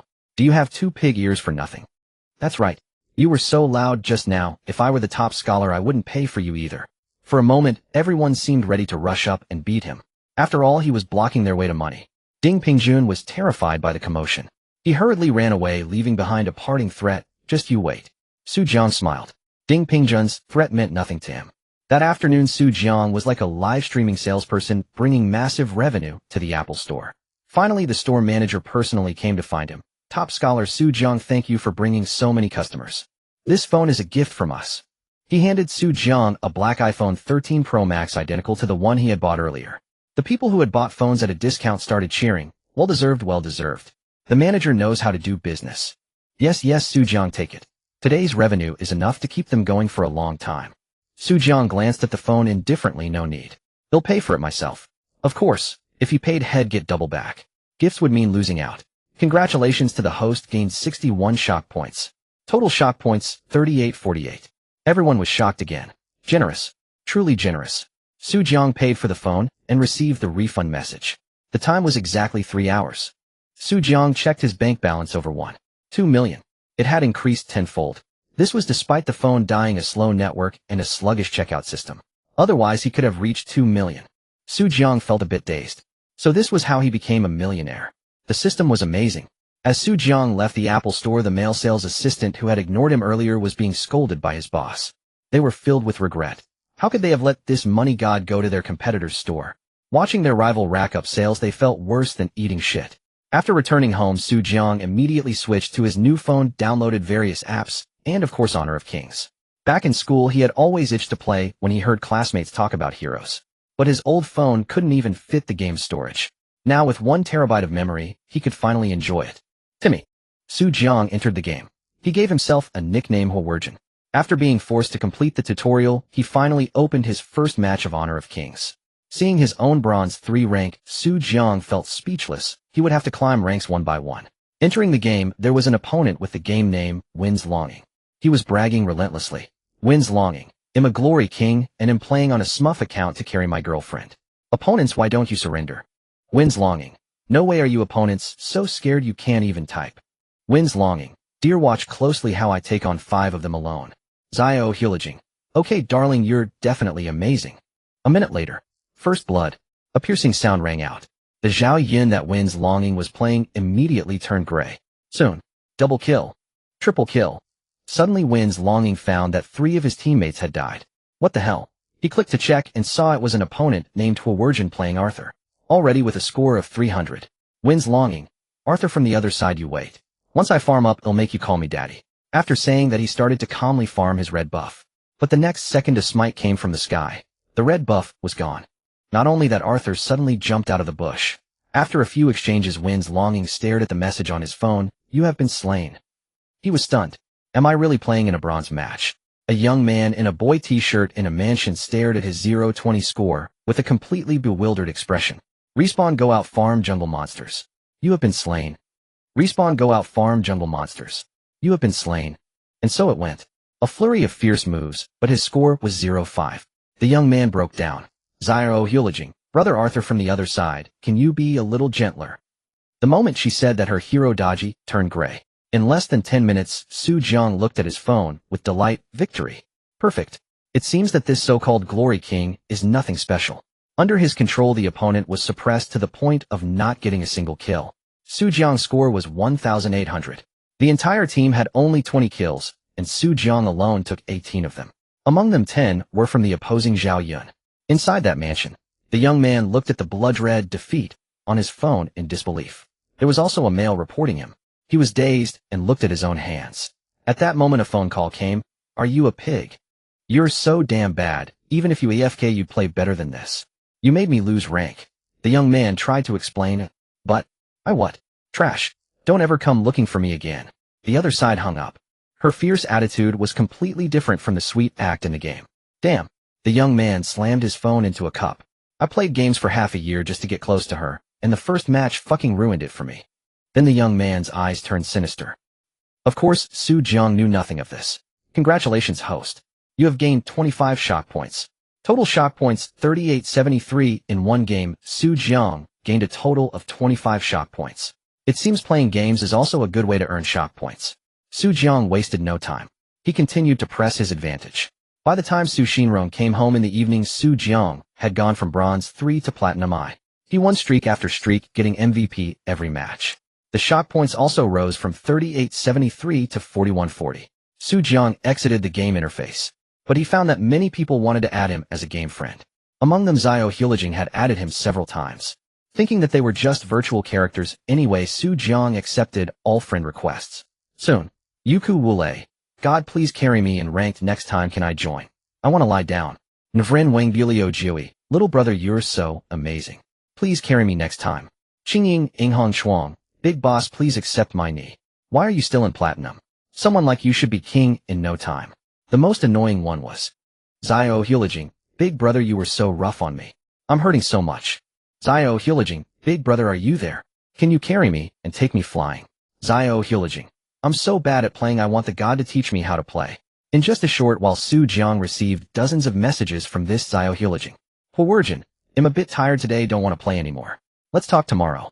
Xiao Hulijing, okay I'm still a primary school student. Let's play tomorrow evening.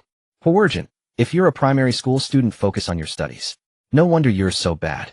Xiao Hulijing. In a mansion in Jiangzhou, a pretty young girl violently pounded her pillow countless times. How dare you say I'm bad? How dare you say I'm bad? He'll kill you. He'll make you kneel and call me grandma. If remote damage were possible, Su Jiang would have been blasted into dust by the curses and critical hits from this Xiao Hulijing. No, not even dust left. For the sake of life, safety, stay away from violent women. Su Jiang casually glanced at his phone and went downstairs. Su Xinrong was already in the kitchen cooking with great enthusiasm. Because Su Xinrong had been promoted to workshop director. Now they no longer had to work night shifts, and the factory director also said that if anything related to Su Jiang came up, as long as work was handed over he could leave without asking for leave. So now they came home on time every day to cook dinner for Su Jiang. They couldn't let their top scholar son go hungry. While stir-fried pork intestines. Su Jiang knew from the aroma that his father must be making his signature dish. But before he could even take a bite, a hand appeared flat in front of Su Jiang. What are you doing? What do you mean? Su Jiang looked at the owner of the hand, Su Wan, with a confused expression. Where's the money? The 120 reward you got, the school told us. Su Wan had a look that said give me the money or else. Su Jiang sighed. I didn't even get a day's interest, and now the money's gone. Slap. Su Wan slapped Su Jiang on the shoulder. Originally she wanted to hit his head, but then thought she couldn't damage Su Jiang, so she changed direction and hit his shoulder. What do you want to do with this money? You're a kid, you'll spend it lavishly and waste it all. Better give it to me and your father, well save it for you to buy a house and a car in the future. Su Jiang. It's the 21st century, I'm an adult, and she's still using this excuse to trick me out of my money. As long as the bond is deep, no need for deep schemes. Under his mother's tyranny, Su Jiang had no choice but to transfer the 120 to his mother. After receiving the money, Su Wan's face instantly beamed with joy. It seemed she could boast at the factory tomorrow. While others were spending money on their children, she could now collect money from her child. In the evening, Su Jiang lay leisurely on the bed. Thinking that after summer vacation, he could go to Huaqing University to find Lin Wanqing, he felt a bit excited. Tossing and turning, unable to sleep. Su Jiang simply opened the system panel and continued to draw. System, give me another intermediate draw. Received. Consumed 1,000 shock points. Congratulations, host. You have drawn the intermediate driving skill. Remaining astonishment points, 3410. The intermediate driving skill is equivalent to the proficiency of a veteran driver, surpassing even average racing drivers.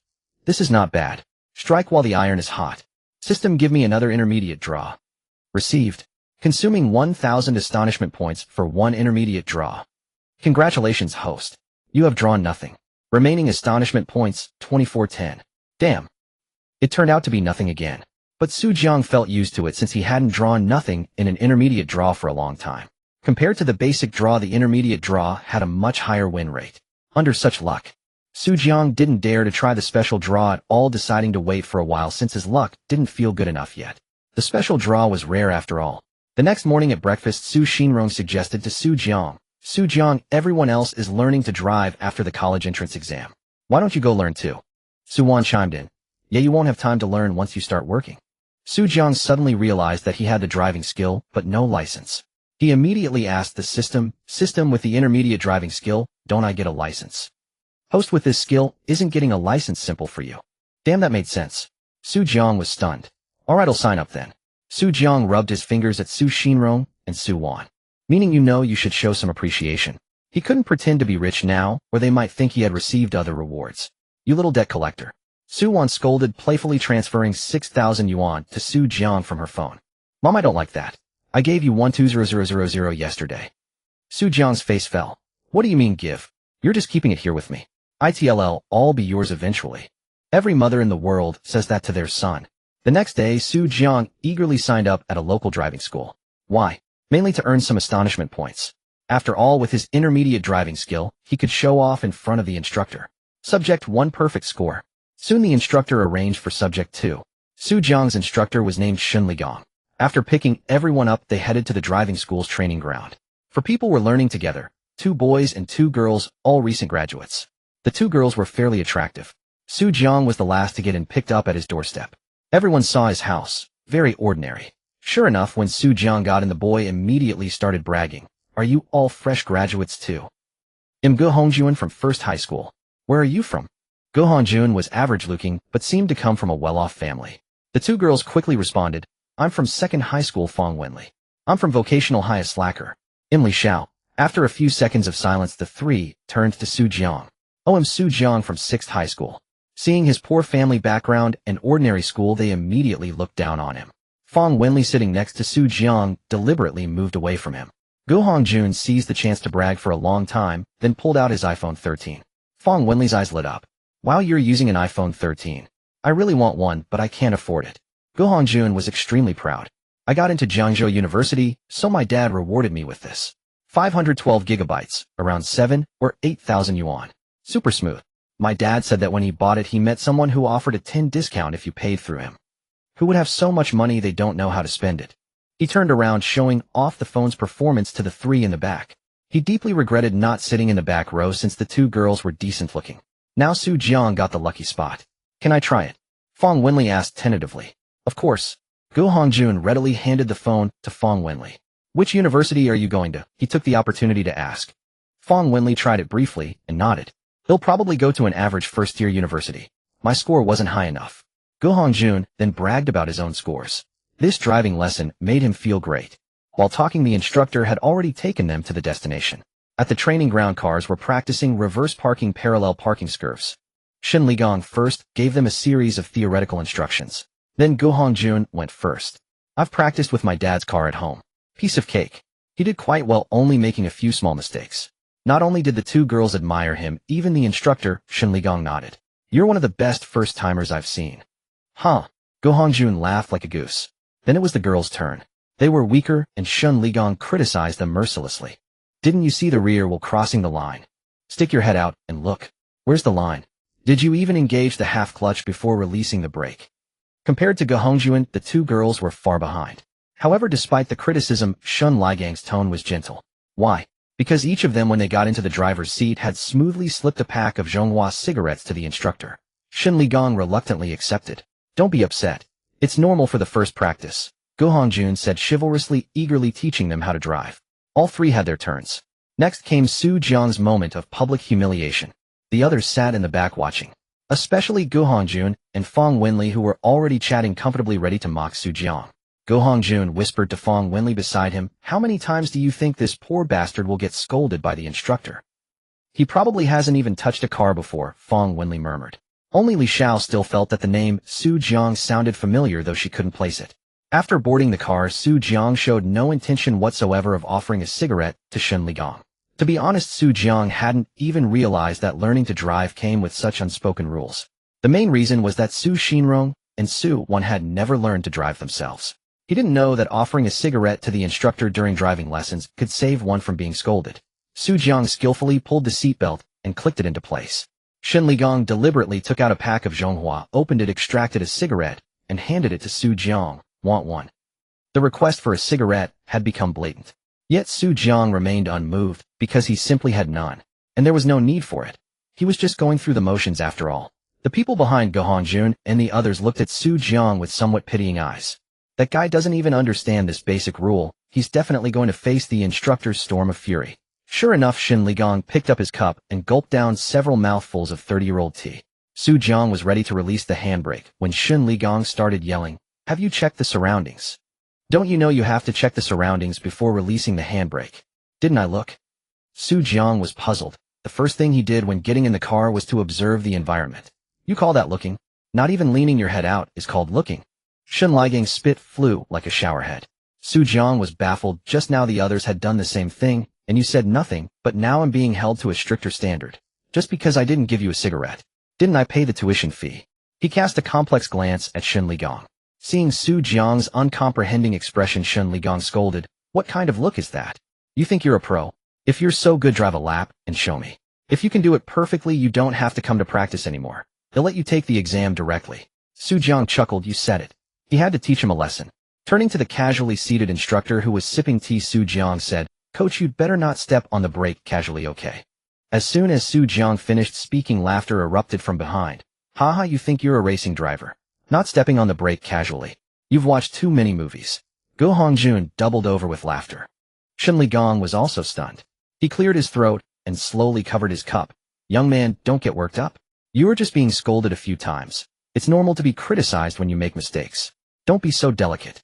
Besides, in my 10+ years of teaching, you're the first to tell me not to step on the brake." Shen Ligong started his chattering machine. The next second, Su Jiang kicked away the iron rod that Shen Ligong had wedged behind the accelerator. "What are you doing?" Shen Ligong suddenly realized and roared. But Su Jiang gave him no time to react. He slammed the accelerator, and the car shot forward. The passengers were pressed into their seats by the momentum. The tea from Shen Ligong's cup splashed all over his crotch. Su Jiang shifted gears deftly. Parallel parking. Pulling out. Perpendicular parking. Pulling out. Everything was as smooth as silk. A minute later, Su Jiang brought the car to a steady stop where it had started. Shen Ligong raised his cup, now only half full. He stared blankly ahead. Until drops of water seeped into his pants, he came to his senses. What the hell? What level is this? Go Hongjun, who had bumped into the window 17 or 18 times in the back, was also staring at Su Jiang in a daze. Congratulations to the host, gained 32 points of shock value. Total shock value 2,442 points. This wave truly shocked them. Su Jiang also discovered the system's pattern. When there were fewer people, he could repeatedly shock them, and the shock value gained was more substantial. But when there were many people, shock value was hard to come by. Just now he could milk a few people for shock value. Su Jiang helped wedge the iron rod back behind the accelerator. Then he looked at Shen Ligong with a mischievous grin. "Coach, was my performance perfect just now? Do you need me to do it again?" He made as if to release the handbrake again. No. Shen Ligong quickly put down his cup. "You're amazing. You're amazing. Don't drive anymore." He was almost in tears. Hell, what kind of student was this? He was more skilled than the instructor. "You don't need to practice anymore. Just sit aside and play on your phone. Don't call me coach. He'll call you coach." Shen Ligong held the handbrake with his hand and pressed the brake on the passenger side with his foot, wearing a fawning expression. He had seen Su Jiang's operation, such speed, every move perfectly executed without any deviation. The parallel parking and perpendicular parking were perfectly centered with symmetrical distances front and back, left and right. Such skill was beyond even drivers with decades of experience. Only professional drivers who dealt with vehicles daily or military drivers could achieve that. Alright, that's more like it. Su Jiang casually moved to the back seat.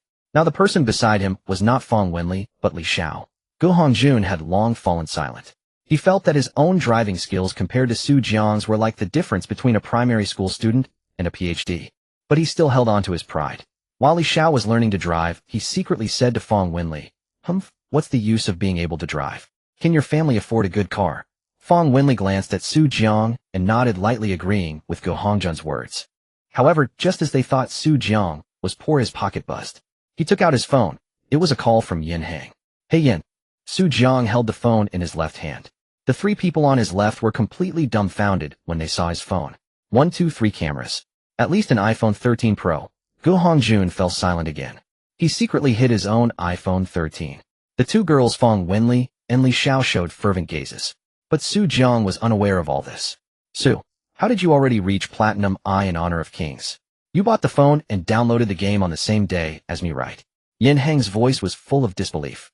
"Nonsense, you think him as noob as you." Su Jiang curled his lip. "I think you must have been carried. I'm going to check your match history. Damn it, the system is unfair. It matches you with pros and me with primary school noobs. Can being handsome really let you get away with anything?" Yin Hang hung up, leaving Su Jiang speechless at Yin Hang's impulsiveness. But soon he was startled by the people around him. "What are you all staring at me like that? Young man, why is it you?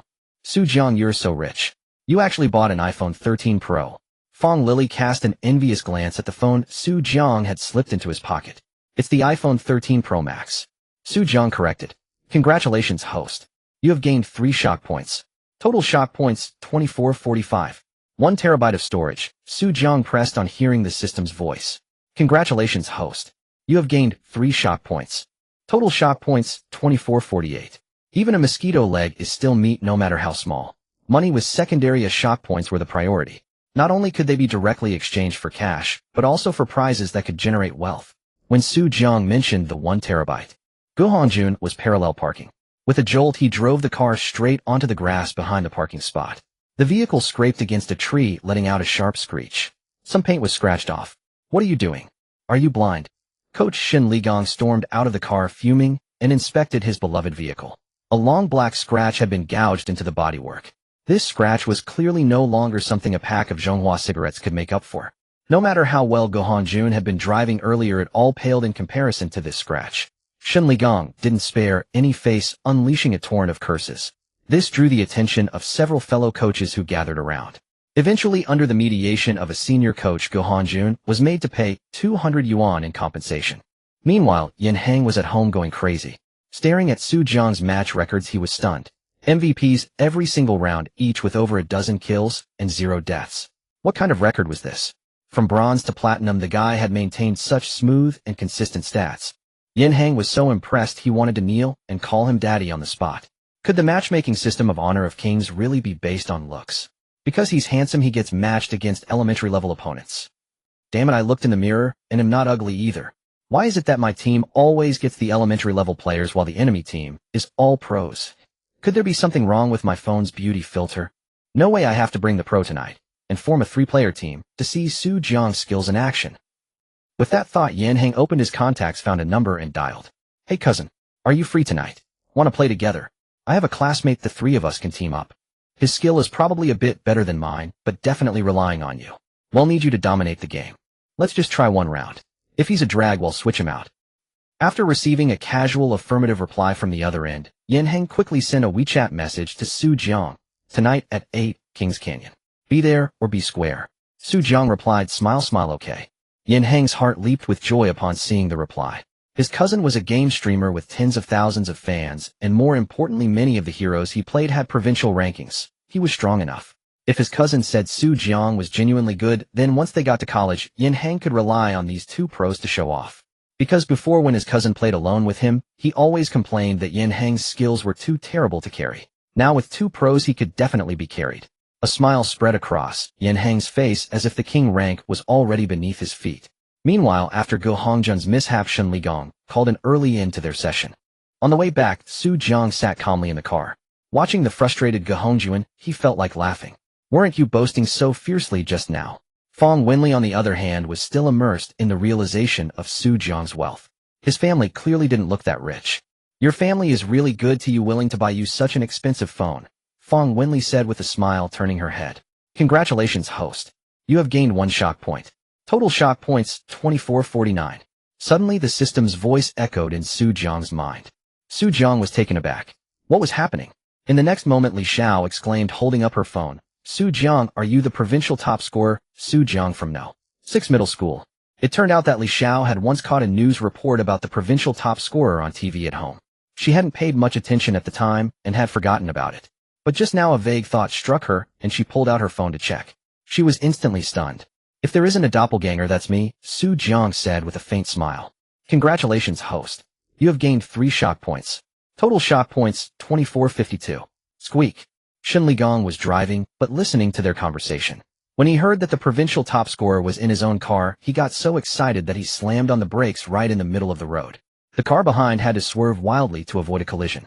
The other 2 people were also shocked, especially Go Hongjuan, who had just been feeling proud of getting into Jiangzhou University, thinking he was unmatched. Little did he know there was someone in the car, even more formidable. A provincial top scorer right here. But Go Hongjuan still felt a trace of disdain. What use was being good at studying? Your starting line was lower than others. No matter how fast you ran, you couldn't catch up to some people. Fong Wenli saw the photos on Qin Xiao's phone of Su Jiang receiving prize money from various officials. She immediately understood. With so much prize money, buying a phone that cost over 10,000 yuan was perfectly reasonable. She shifted her body, trying to move closer to Su Jiang, but he paid her no attention. He had no interest in someone of her caliber. Fong Wenli immediately sensed Su Jiang's attitude. Anger welled up inside her. Her looks were decent enough. Besides, for a poor family like his, finding a girl like her who was both decent in studies and looks was a blessing from 8 lifetimes, wasn't it? She shifted her body again, moving away from Su Jiang. Cursing inwardly, "Nerdy loser. Am not someone you can aspire to." Since Shen Ligong had taken a different route back, they dropped Go Hongjun off first. Go Hongjun's parents clearly doted on their son. Knowing he was coming home, they had already prepared several bottles of iced drinks and were waiting at the door. As soon as the training car arrived, Go Hongjun's father handed 2 packs of cigarettes to Coach Shen Ligong, apologizing profusely for his son's carelessness, saying that if there were any issues he should come to them directly. One doesn't hit a smiling face. Seeing how cooperative they were, Shen Ligong couldn't bring himself to criticize further. It's fine. These things happen. Your son learns quickly." But when he said quickly, he couldn't help but shudder, unsure whether it was from the cold drink in his hand or the memory of Su Jiang's driving. Then Go Hongjun's father handed a bottle of drink to each of the other students, hoping they would look out for his son. When he handed a bottle to Su Jiang, he froze. "A young man, why is it you?" Go Hongjun's father's exclamation left everyone puzzled. "Dad, do you know each other?" Go Hongjun had just stepped out of the car holding the door and looked at his father in confusion. "Huh?" Go Hongjun's father slapped the car and then uttered words that shocked everyone once again. "When I went to the mall to buy this phone, he was there too. All of us asked him to help pay on our behalf, and he used his own money to give us a 10 discount. Congratulations, host. You have gained 5 points of shock value. Total shock value 2,457 points, except for Go Hongjun's father. Everyone else provided Su Jiang with shock value. Dad, the Tycoon you mentioned that day was him." Go Hongjun pointed at Su Jiang in disbelief. He desperately hoped his father had mistaken him. But how could a living person be mistaken? Go Hongjun's father nodded. "Yes, this young man is a little Tycoon. He spent nearly 100,000 yuan that night alone." "Congratulations, host. You have gained 5 points of shock value. Total shock value 2,462 points. Su Jiang honestly hadn't calculated it, but judging by his bank card balance, he roughly estimated that he had indeed helped pay over 100,000 yuan. He nodded, "About that much." "Haha, young man, feel free to visit our home whenever you have time." Go Hongjun's father had already taken a liking to him. Someone with such a generous hand must come from an extraordinary family. Shen Ligong did not linger here for long. He left after a minute or 2. But Go Hongjun stared at the departing car, unable to snap out of his daze. "Hongjun, what's wrong?" Go Hongjun's father looked curiously at his stunned son. "You know, this person is the top scorer in our province's college entrance exam this year. Just now driving, he executed every move flawlessly with incredible speed." Go Hongjun said slowly. "Hiss. This man must be befriended properly. He will definitely be someone extraordinary." Go Hongjun said bitterly. "I just mercilessly mocked him a moment ago." Meanwhile, in the instructor's car, Fong Wenli had just thought Su Jiang could only afford such a phone because of his scholarship. She had even ridiculed and cursed him countless times in her heart. Unexpectedly, she was slapped in the face hard. Here was someone who casually spent over 100,000 yuan without a second thought, yet she had dismissed him as a bookworm and a loser. But now watching Su Jiang and Hu Xiao chatting idly with each other, ignoring her completely, Fong Wenli felt as if she had swallowed a pile of excrement. "Su Jiang, you don't need to come tomorrow. Just show up for the exam with your skills." Shen Ligong turned back and said obsequiously to Su Jiang, "They'll make sure you get your license within the summer break. because you don't need to learn at all. As for them, they probably won't get their licenses until winter break. Okay, no problem. That evening, just after dinner, Jiang received a call from Yin Hang inviting him to play King of Glory. Jiang agreed.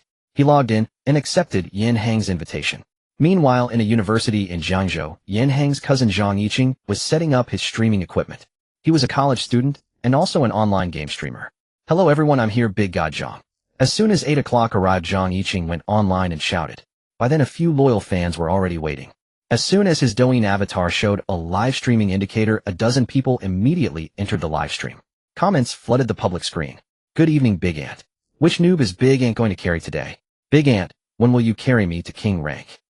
Zhang Yiqing was a bit helpless. Can you guys stop calling me Big Ant? I'm clearly Big God, okay? Okay, Big Ant. After selectively ignoring them, Zhang Yiqing continued. Today I'm using a Smurf account to carry 2 of my friends. They're both platinum. Let's see if I can get them to King in one night, or at least a star. We believe in Big Ant.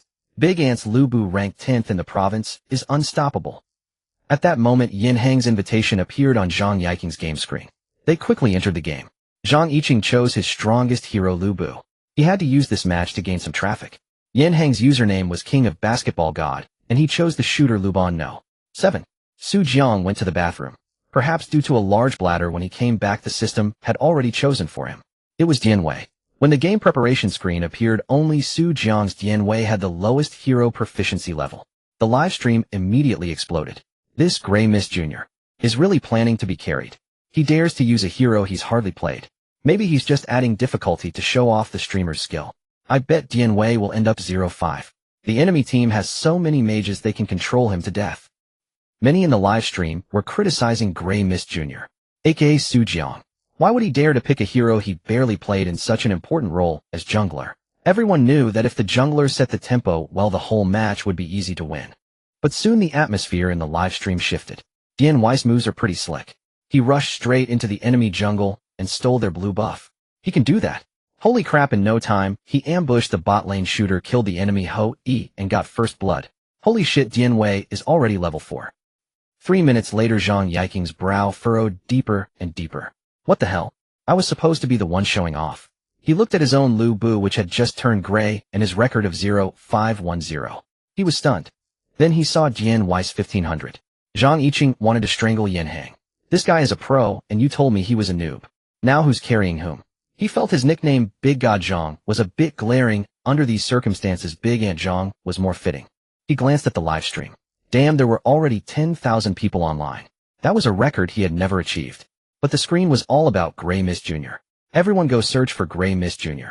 Search the whole internet. This guy is a pro. Hope to see him in next year's league. Not on Weibo. Not on Douyin. Probably not online. Could it be a smurf of some national server pro? Among national server pros who plays Dianwei. Forgive me for saying, but none of the national server pros play Dianwei as smoothly as he does. Stop blabbering, don't mess up my recording. Watching the number of viewers grow and gifts pour in, Zhang Yiqing felt both excited and bitter. He never expected to gain traffic this way. But Dianwei's moves genuinely impressed him. Almost every engagement was flawless. Squishy heroes were killed instantly. He dived under towers multiple times, always surviving, as if by precise calculation. The most shocking part came as the platform continued to push this live stream. A netizen named Little Fox Spirit entered the live stream. Because she was a complete novice. No matter how she played, she always ended up feeding kills. Hence she had been scouring the internet for various streamers to learn techniques.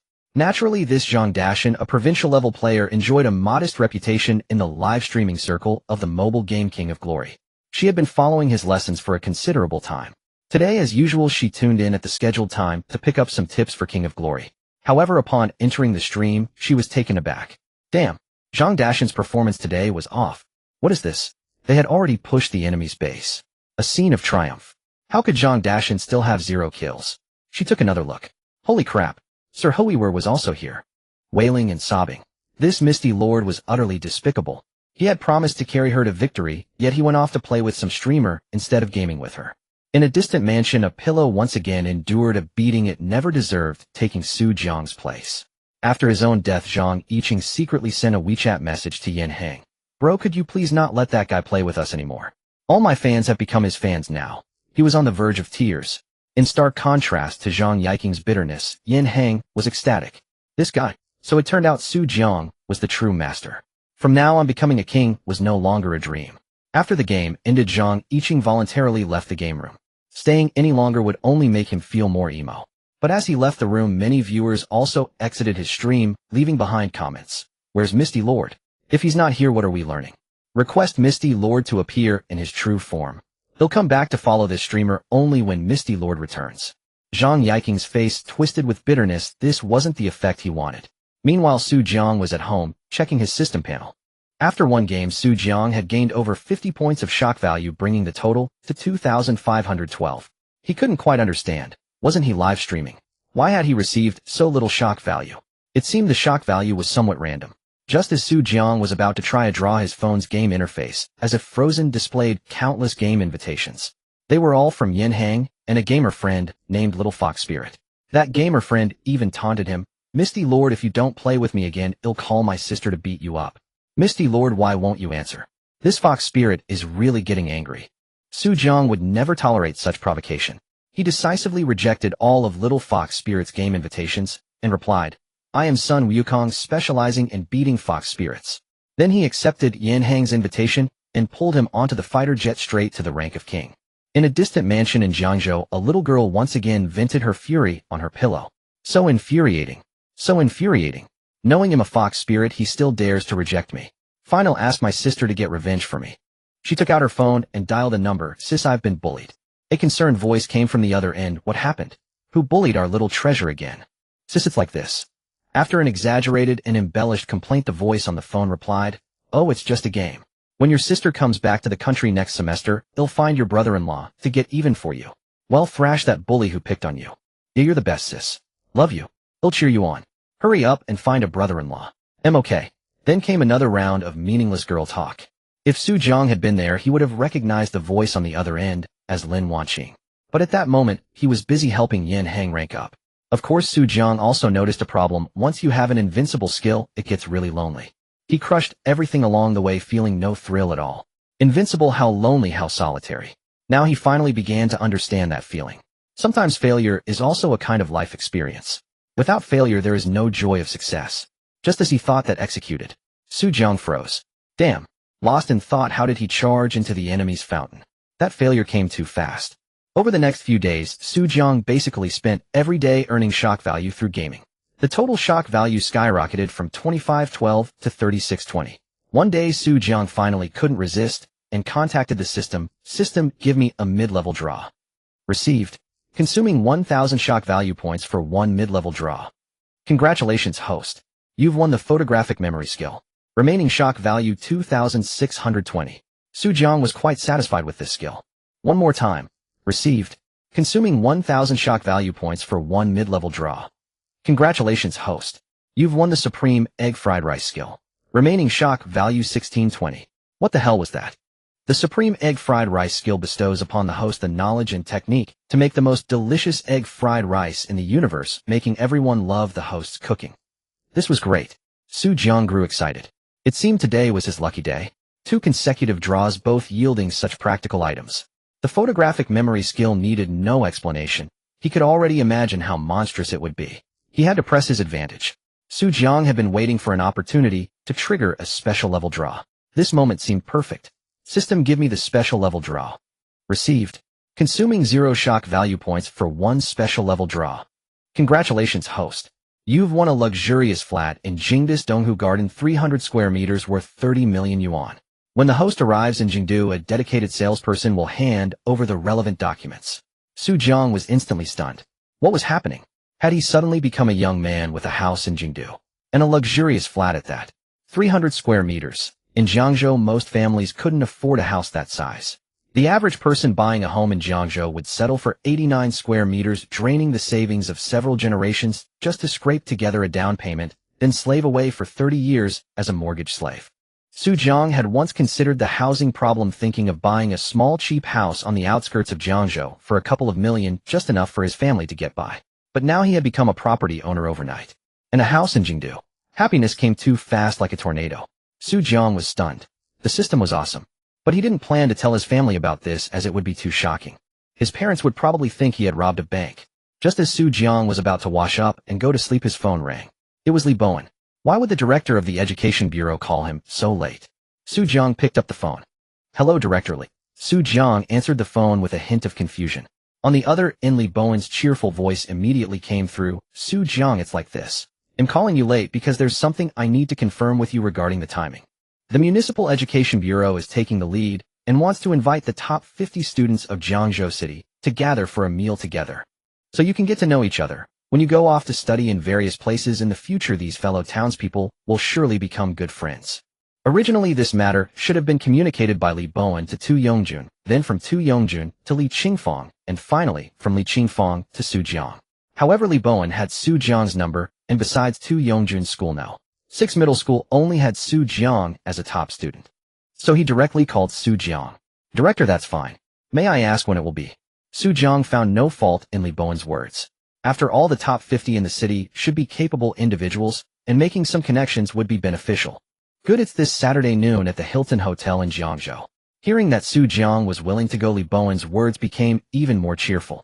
After all, Su Jiang was now the face of the entire Qinghe district. In previous such gatherings, Qinghe district often ended up embarrassed. This resulted in Li Bowen not wanting to go each time, yet having no choice but to go only to be mocked by the Education Bureau directors of other districts. Clearly, the schools in other districts had enrolled better students, and many excellent students from Qinghe district had gone to study in Jiangzhou city center, believing the atmosphere was better there. Over the years, this formed a pyramid structure. The better the school, the more outstanding students it attracted, while the weaker schools increasingly failed to retain talent. The polarization of education became more and more severe. This time, Li Bowen could finally hold his head high. Whether it was due to Su Jiang's influence or something else, Qinghe district actually had 5 students in the top 50 of Jiangzhou city this year. Although only Su Jiang was at the very top, and the other 4 were at the bottom of the 50. But it was better than nothing. Alright, Director, I'll attend then, Su Jiang replied. I'm good. Just remember to dress a bit properly. Li Bowen lowered his voice, slightly speaking in a consultative tone. After all, it's at the city level, don't dress too shabbily. Actually, he was considering Su Jiang's interests, hoping that Su Jiang would leave a good impression on the other students. In this society, a top scholar from a humble background is like a plum blossom in the snow, but a top scholar from a wealthy family is a whole garden. People look at academic achievements, but they value conditions and background even more. When there are good entrepreneurial projects, they will always seek partners and investors among the wealthy and well-connected. No one ever takes a good project to poor families and asks if they want to invest. Therefore, leaving an impression of being well-off will accordingly increase the opportunities that come knocking. These were the experiences Li Bowen had accumulated over decades in officialdom and society. Li Bowen hung up the phone. Su Jiang fell into thought. There were still about 4 days until the banquet. It seemed he needed to go to the mall and get himself several expensive outfits. After all, he still had over 1 million yuan in his bank account. The next day, Su Jiang went to Hongshi shopping mall again. Inside the mall, he found the boy store and bought several sets of clothes. Perhaps because Su Jiang was quite handsome, there were no snobbish salespeople in the mall. But Su Jiang still earned a lot of shop points. They went from 1620 directly to 1650. Especially when Su Jiang, with his model-like appearance and physique, came out of the fitting room, the salesperson almost fell to her knees and sang Conquest. This is damn too handsome. If she were the owner of this store, she would definitely have Su Jiang stay as a model right now. Because Su Jiang had successfully attracted a huge wave of female customers to the store. Many girls saw Su Jiang from outside and immediately came in pretending to browse clothes while sneaking glances at him. In no time, the boy store became the hottest spot on that floor. People flowed in and out, making it look like the store was having a huge discount sale. If the manager of the Apple store downstairs had seen Su Jiang, he would probably have immediately knelt and begged Su Jiang to continue promoting for them. Su Jiang was completely unaware that he had made the boy store exceptionally hot.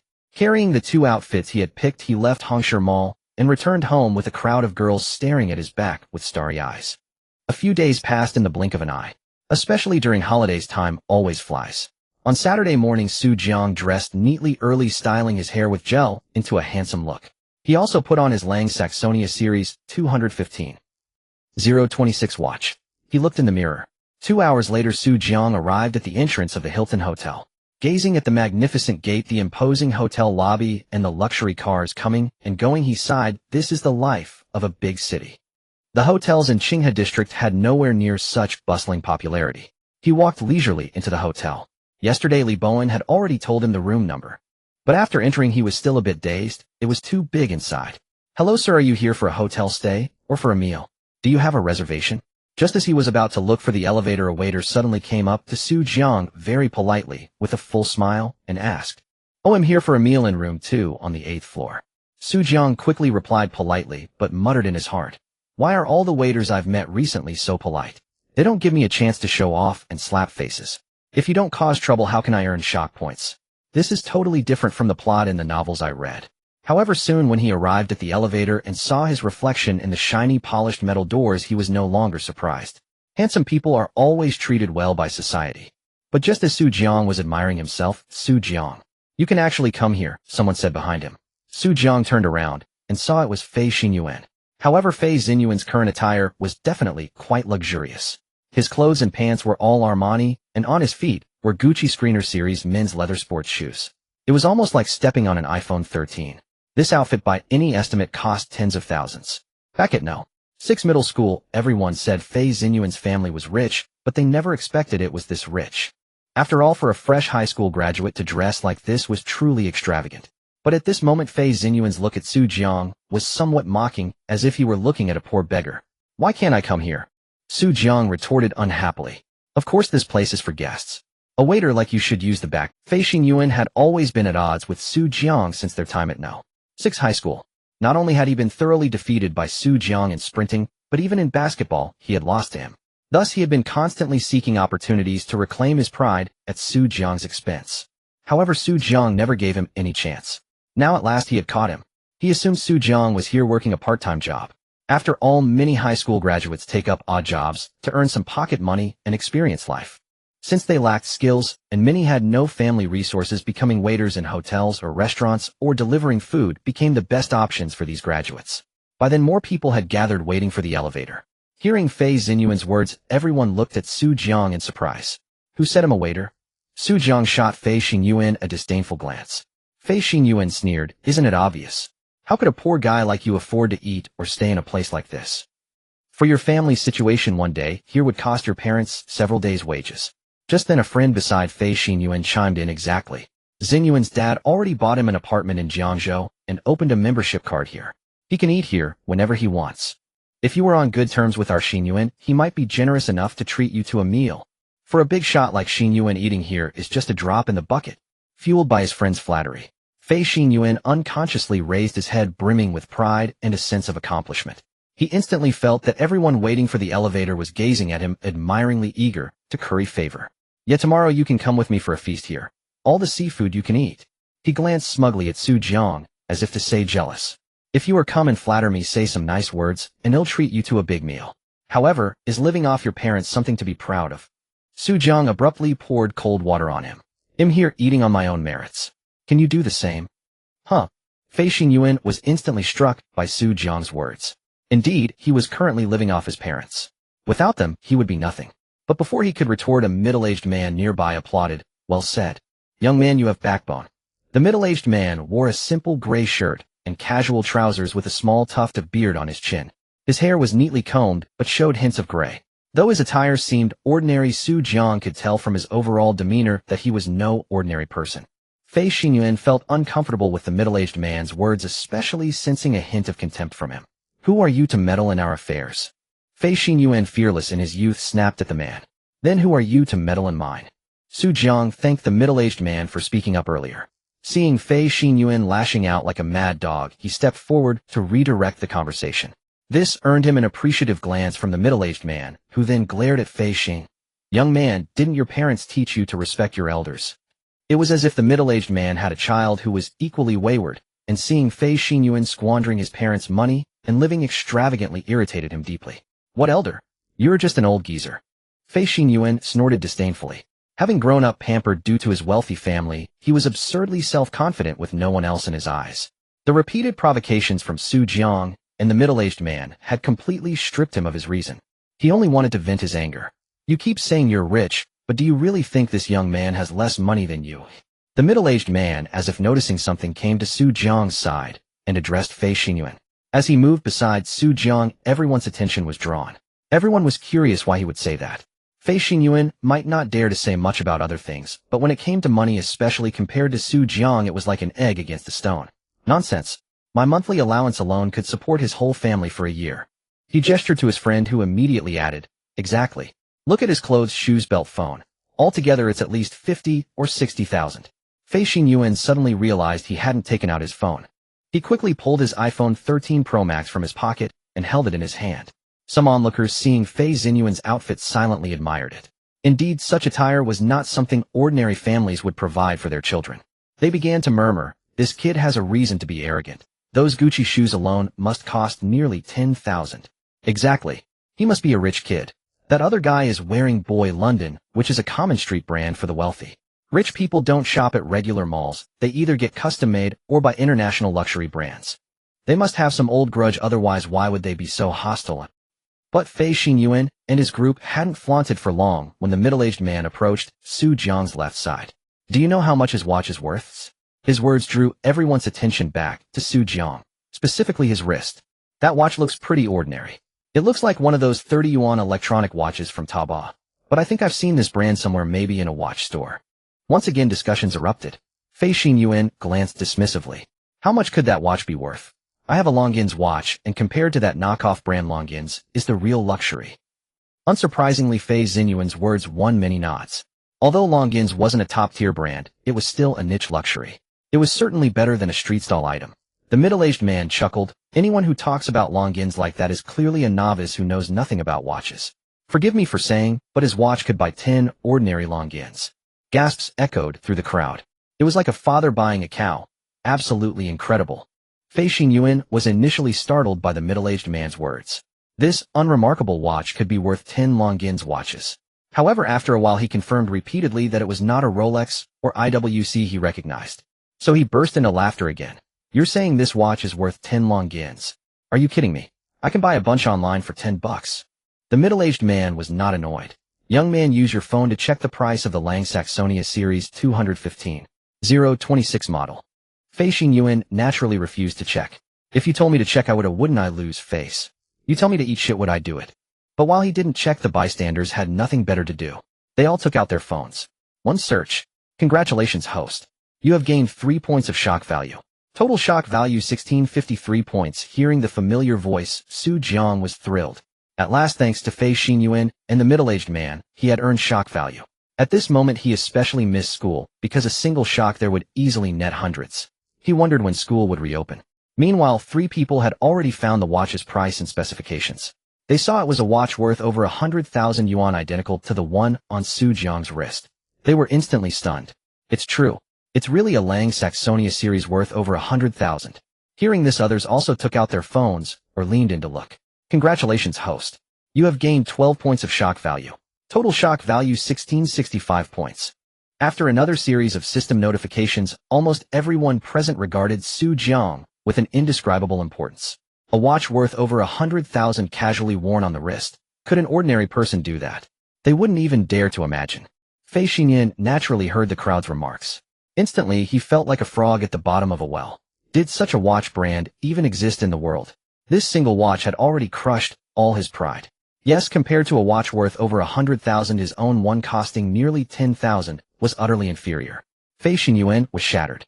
This man had completely annihilated all his arrogance. Once he thought he was unbeatable in sprinting, but then he met Su Jiang and learned what a true speedster was. Once he believed his basketball skills could dominate everyone in No. 6 middle school, but then he met Su Jiang and learned what divine-level technique meant. Now he tried to flaunt his wealth, but the other's watch alone surpassed his entire outfit. What kind of man was this? Just then, ding. The elevator arrived on time. Hearing the sound, Su Jiang almost thought his system had issued a mission. But it was just a false alarm. The group entered the elevator one by one. "Young man, which floor are you going to?" The middle-aged man standing by the elevator door noticed Su Jiang hadn't pressed a button. "I'm going to the 8th floor, box 2. "Congratulations, host. You have gained 1 point of shock value. Total shock value 1666 points." Su Jiang was puzzled. Where did this shock value come from? "Young man, impressive. That box today is reserved for the top 50 students in the city's college entrance exam. So you were also invited by the Education Bureau for dinner." The middle-aged man's words cleared up Su Jiang's confusion. This shock value was from him. "Congratulations, host. You have gained 10 points of shock value. Total shock value 1676 points." Instantly, everyone in the elevator was stunned. Wow, this kid not only had money, but was also a top student. Invited by the Education Bureau for dinner. He truly earned his place here. Fei Xinyuan's face grew even redder. The slap came too fast like a tornado. He could only lower his head, afraid to meet anyone's gaze, knowing that most eyes were likely contemptuous of him. But Su Jiang had no time to mock Fei Xinyuan, for he suddenly remembered something and asked, "How did you know? Were you also invited by the Education Bureau?" "Oh no. I just happened to know," the middle-aged man said with a mysterious smile, waving his hand. Inside Box 2, most people had already arrived. Su Jiang was relatively late, mainly because he lived farther away. Besides, since the Education Bureau was treating them, no one dared to arrive late.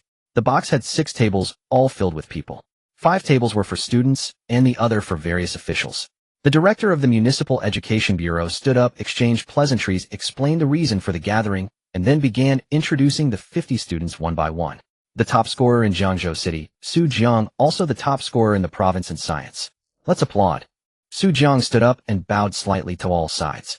This humble gesture immediately earned him favorable glances from the officials. Student Su Jiang is also the only student in the National College Entrance Examination history who missed one exam subject and still became the top scorer. Congratulations, host. You have gained 50 points of shock value.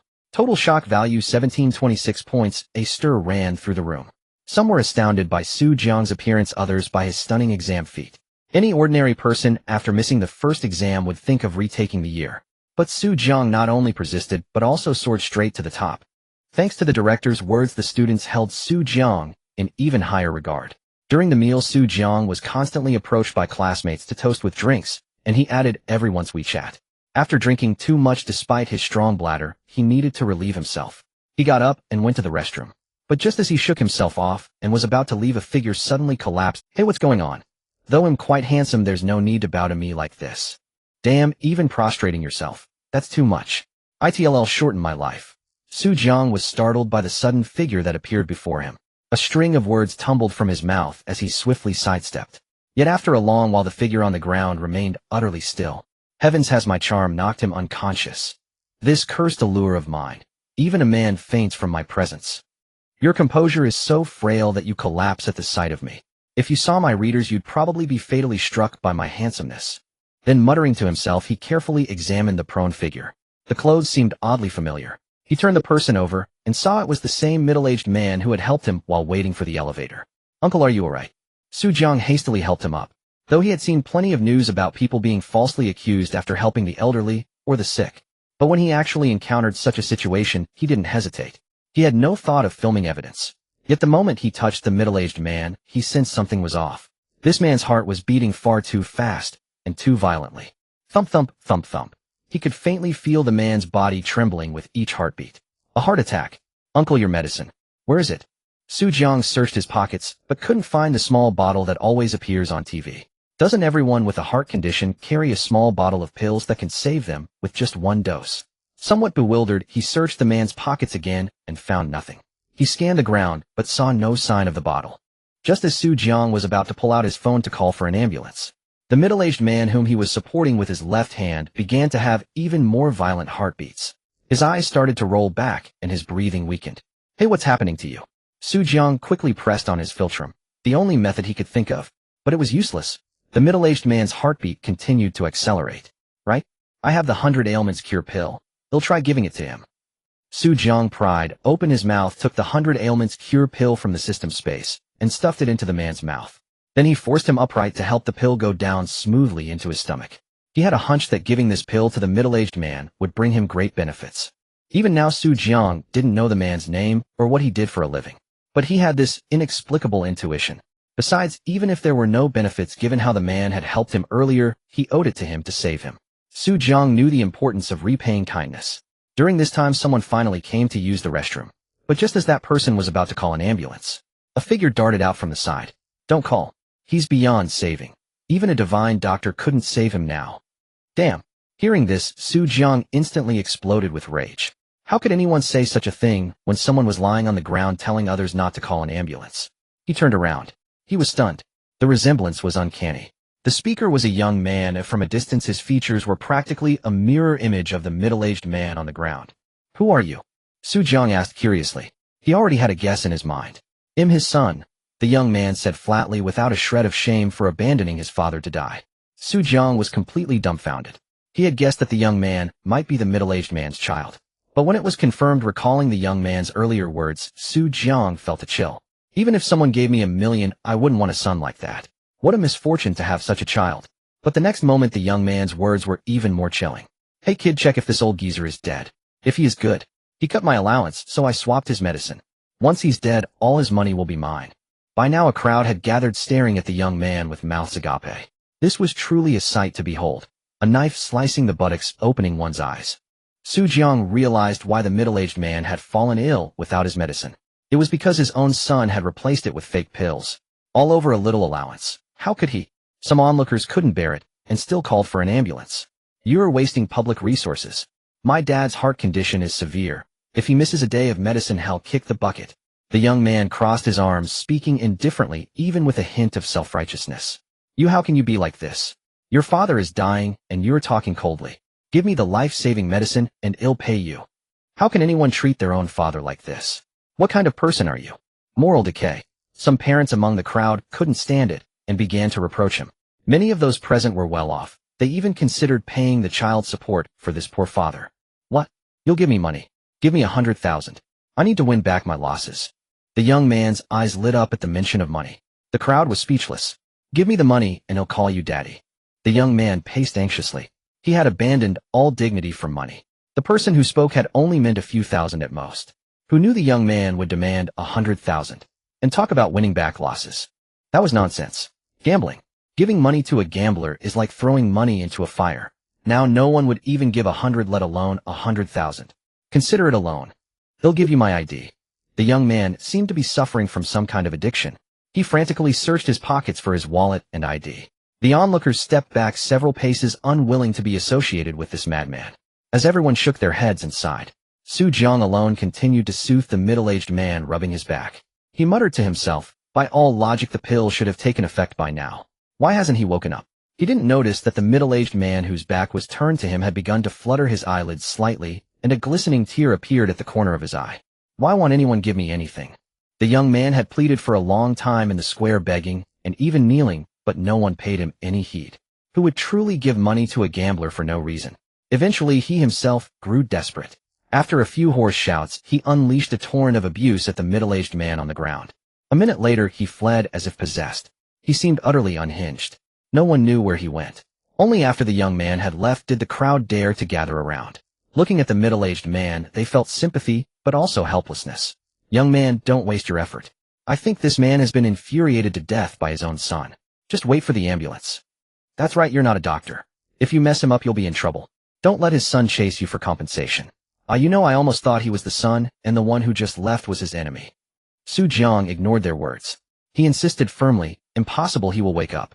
He must have recovered already. Yet the lack of immediate effect made Jiang anxious. Ever since he had obtained the system, it had never disappointed him. Everything it provided was highly effective. Why was it taking so long today? Young man, your kindness is admirable, but heart disease can't be cured like that. At least go to the hospital for a shock, then he'll recover. You also need an adrenaline shot. Maybe you even need to cut him open and check. I had a relative who got stents put in before he got better. Everyone urged Jiang to give up.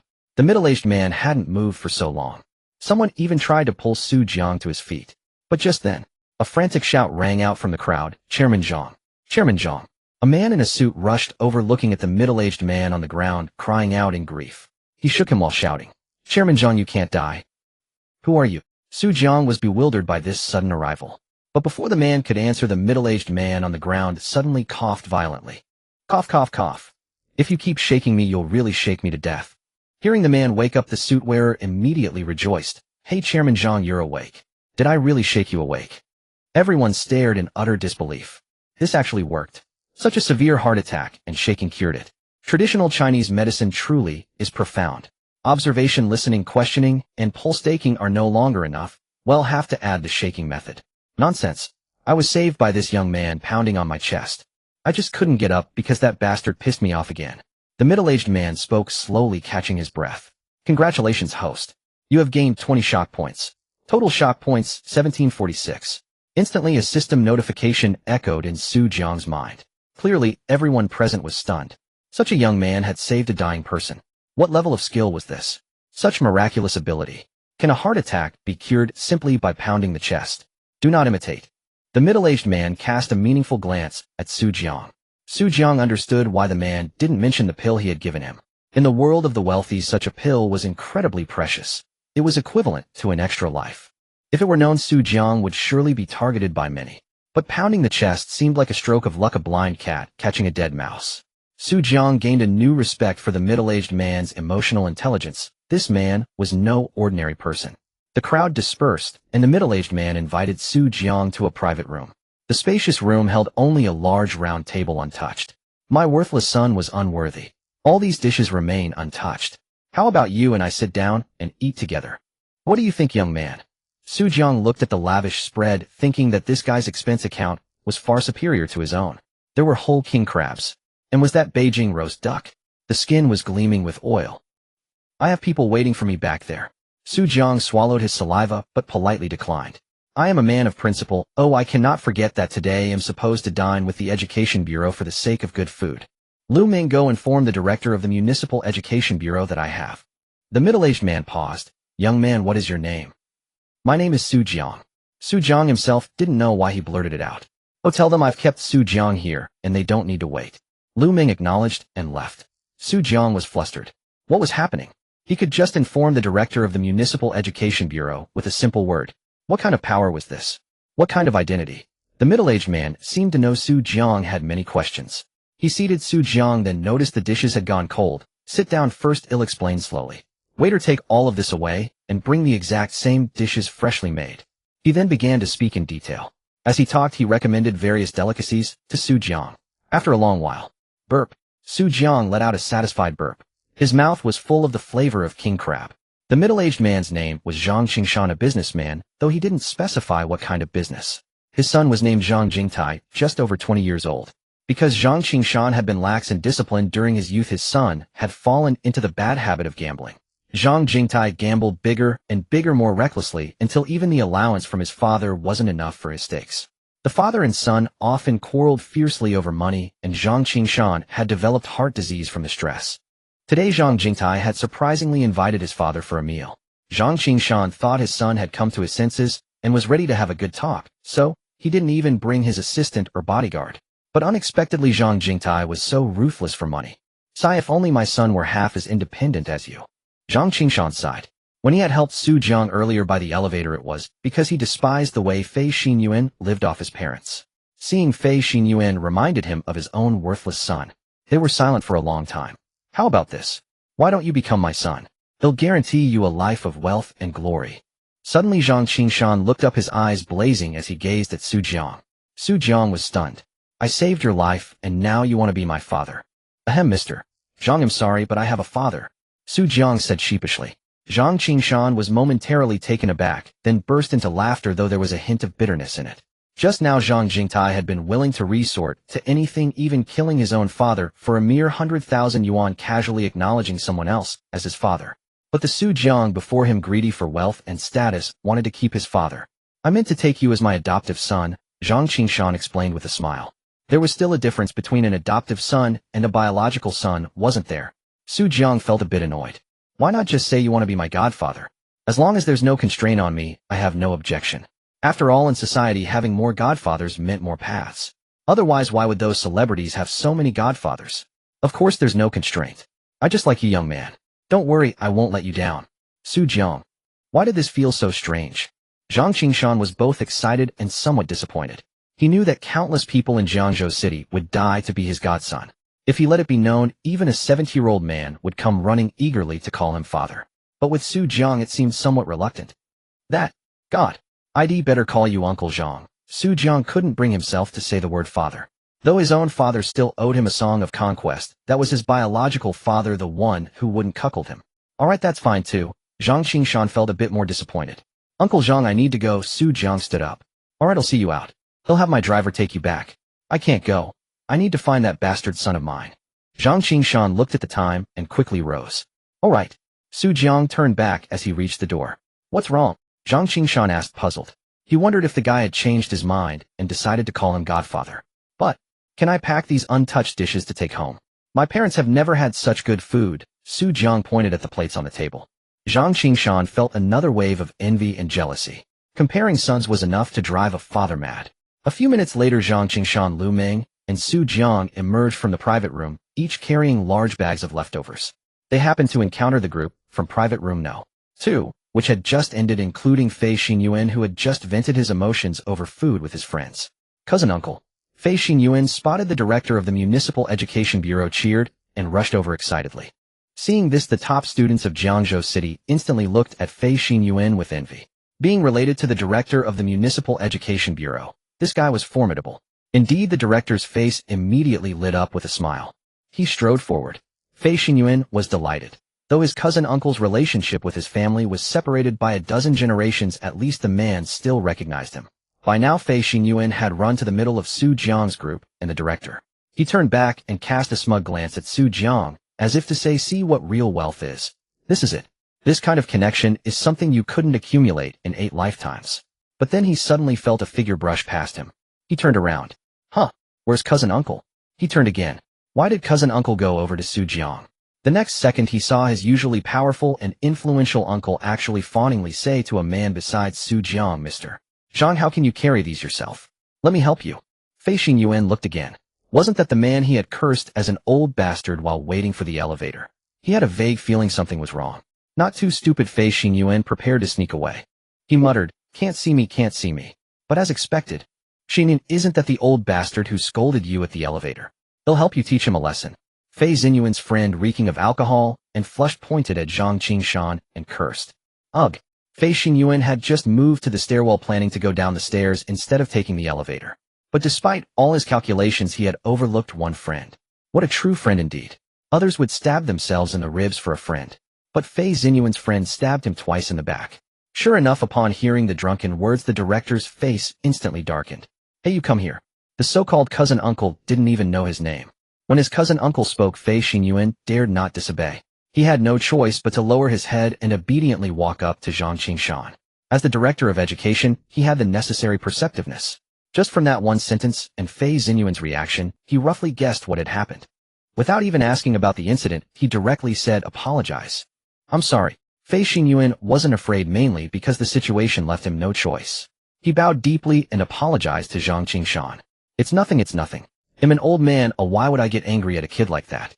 I've taken on a godson today, and am happy. Let's all disperse. Zhang Qingshan laughed heartily, waving it off. Then he turned to Su Jiang and said, come on, let's take these downstairs. Lu Ming, you'll drive, Su Jiang back later. The three of them entered the elevator.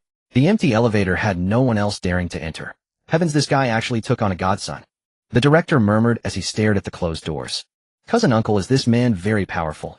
Fei Xinyuan asked, puzzled. Powerful. Let's put it this way, if he were willing, I'd even be his godson, the director said without hesitation. Gah. Fei Xinyuan let out a startled burp that sounded like a goose's cry. Unbelievable. The director wanted to be his son. What did that mean? No. More importantly, Su Jiang had actually become this man's godson. Just as Fei Xinyuan was struggling to think, whose child are you? You called me cousin uncle. The director seemed to finally realize asking a question that left Fei Xinyuan exhausted. Such a gap. Others were treated as sons by the big shot, while he was just a relative by family connection, and the director didn't even know who he was. Probably just a familiar face. Fei Xinyuan had no choice but to recite his family background. Oh, it's you. How did you do on the college entrance exam this year? What's your total score? The director vaguely remembered. Ahem, I got 180. Oh, still lower than your father's blood pressure, the director said flatly, then added, don't call me cousin uncle anymore. I'm not your cousin uncle. He then returned to his own group. In his heart, he had already cast this family out of his circle of relatives and friends, resolving never to associate with such tactless fools again. Fei Xinyuan, staring at his cold cousin uncle, felt his heart turn to ashes. It was over. Not only did he fail to show off and ended up as Su Jiang's stepping stone, but he also offended a family supporter. Meanwhile, Su Jiang, escorted by Lu Meng, carried several stacks of takeout containers and returned home. But as soon as he entered, he felt the heavy atmosphere in the house. His parents, Su Xinrong and Su Wan, who should have been at work, were sitting at the table sighing.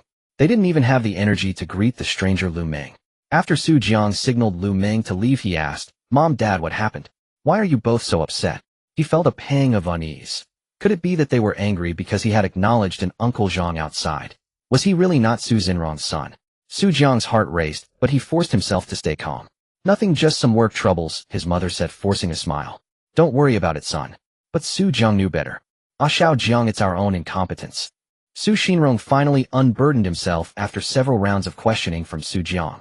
It turned out that after decades of work at the old factory, they had finally risen to the rank of master craftsman, and with Su Jiang's success, as the top scholar in the imperial examinations, he was promoted to workshop director. But the good times were not to last. Then disaster struck. In truth, as society advanced and technology evolved over the years, the products of their factory had been completely replaced by newer, superior alternatives. Moreover, the factory owner had already amassed considerable wealth by exploiting cheap labor under the country's reform and opening up policies.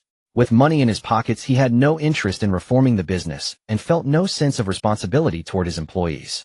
After 6 months of losses, he immediately declared bankruptcy and dissolved the company. The owner had made plenty of money and had no concerns about food or clothing, but Su Xinrong, who had barely warmed the seat of the workshop director, was far from satisfied.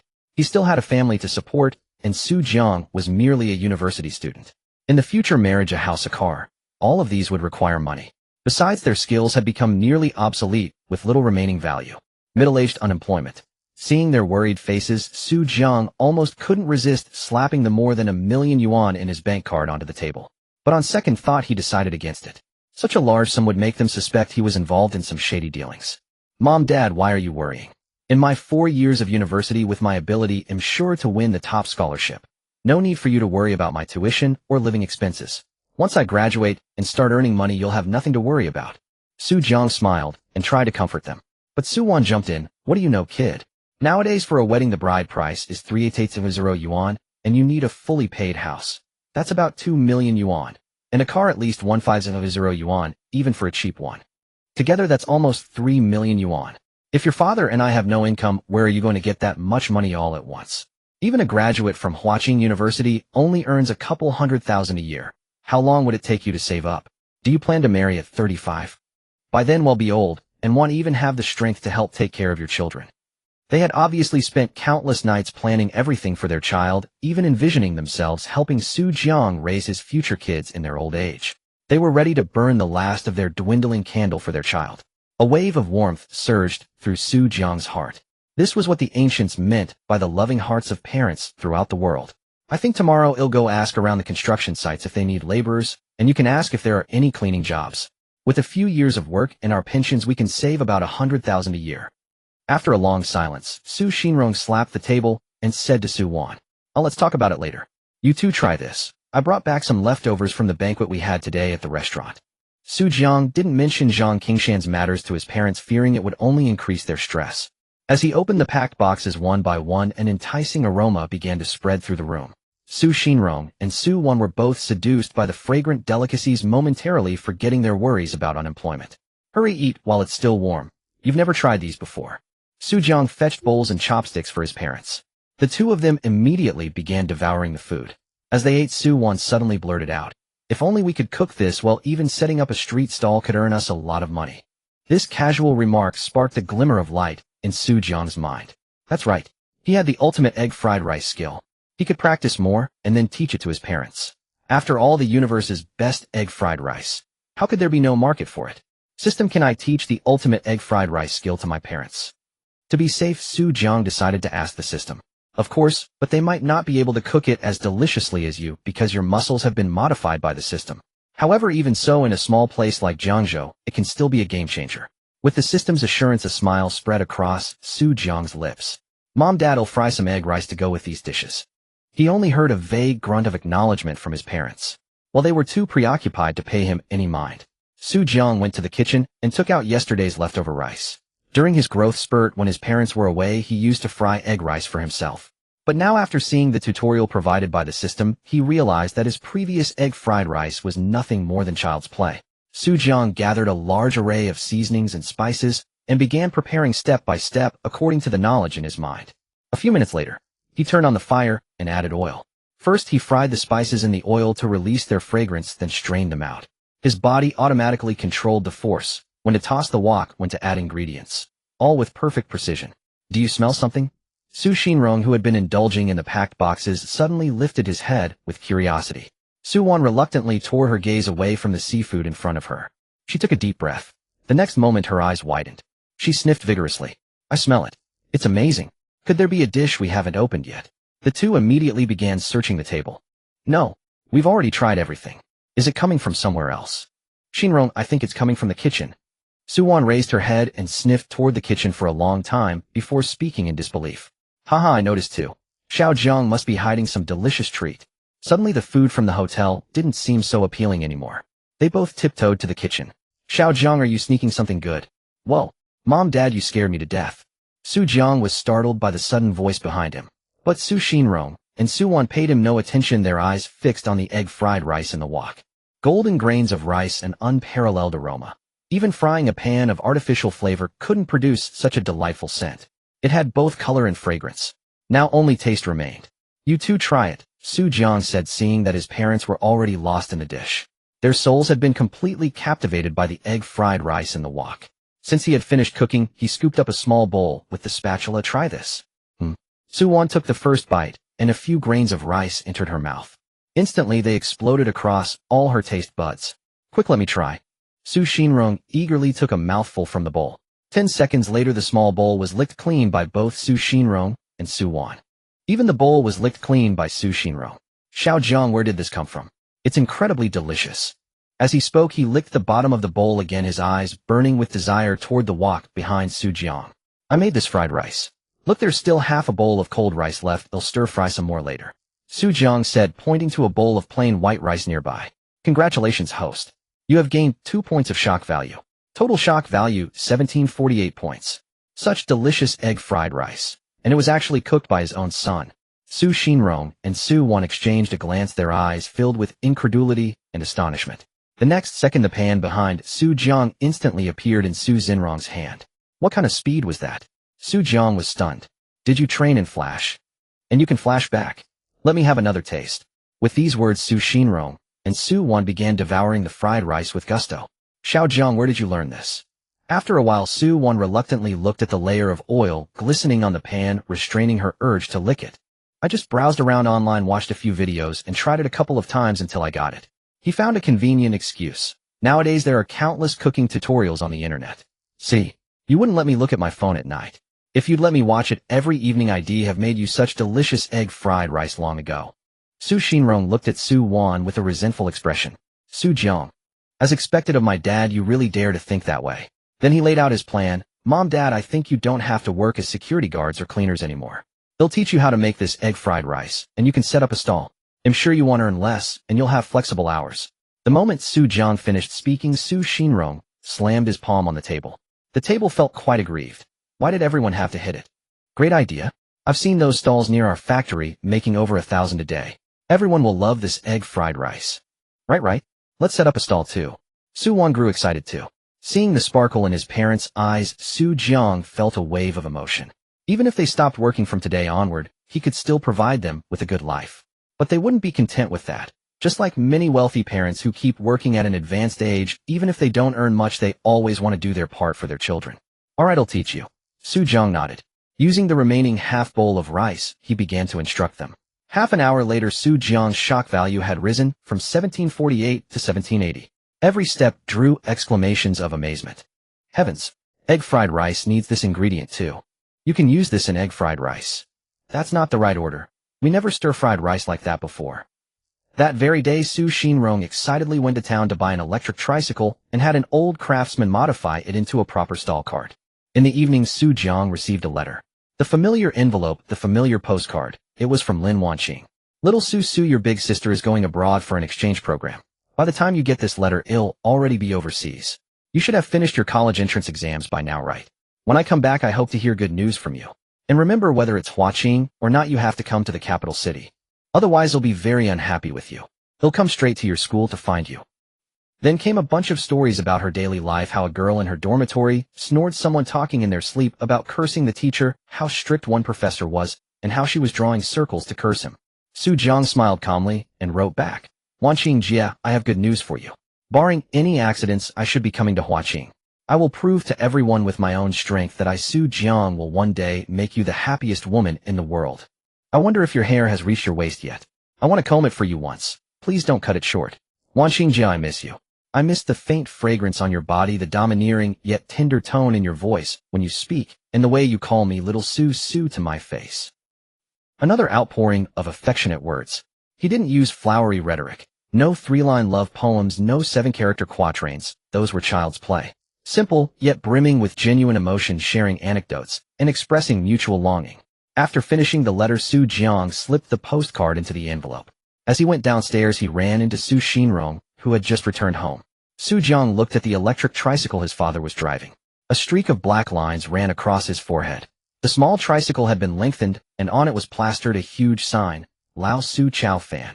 The name couldn't be described as merely rustic. It was blatantly rustic. Now that he was a barefaced top scholar, his father hadn't even thought to ride the trend and name it Zhuang Yuan Chao Fan. Instead, he called it Lao Su Chao Fan. If Shinrong were to run a company's operations, he'd probably lose money to the point of bankruptcy.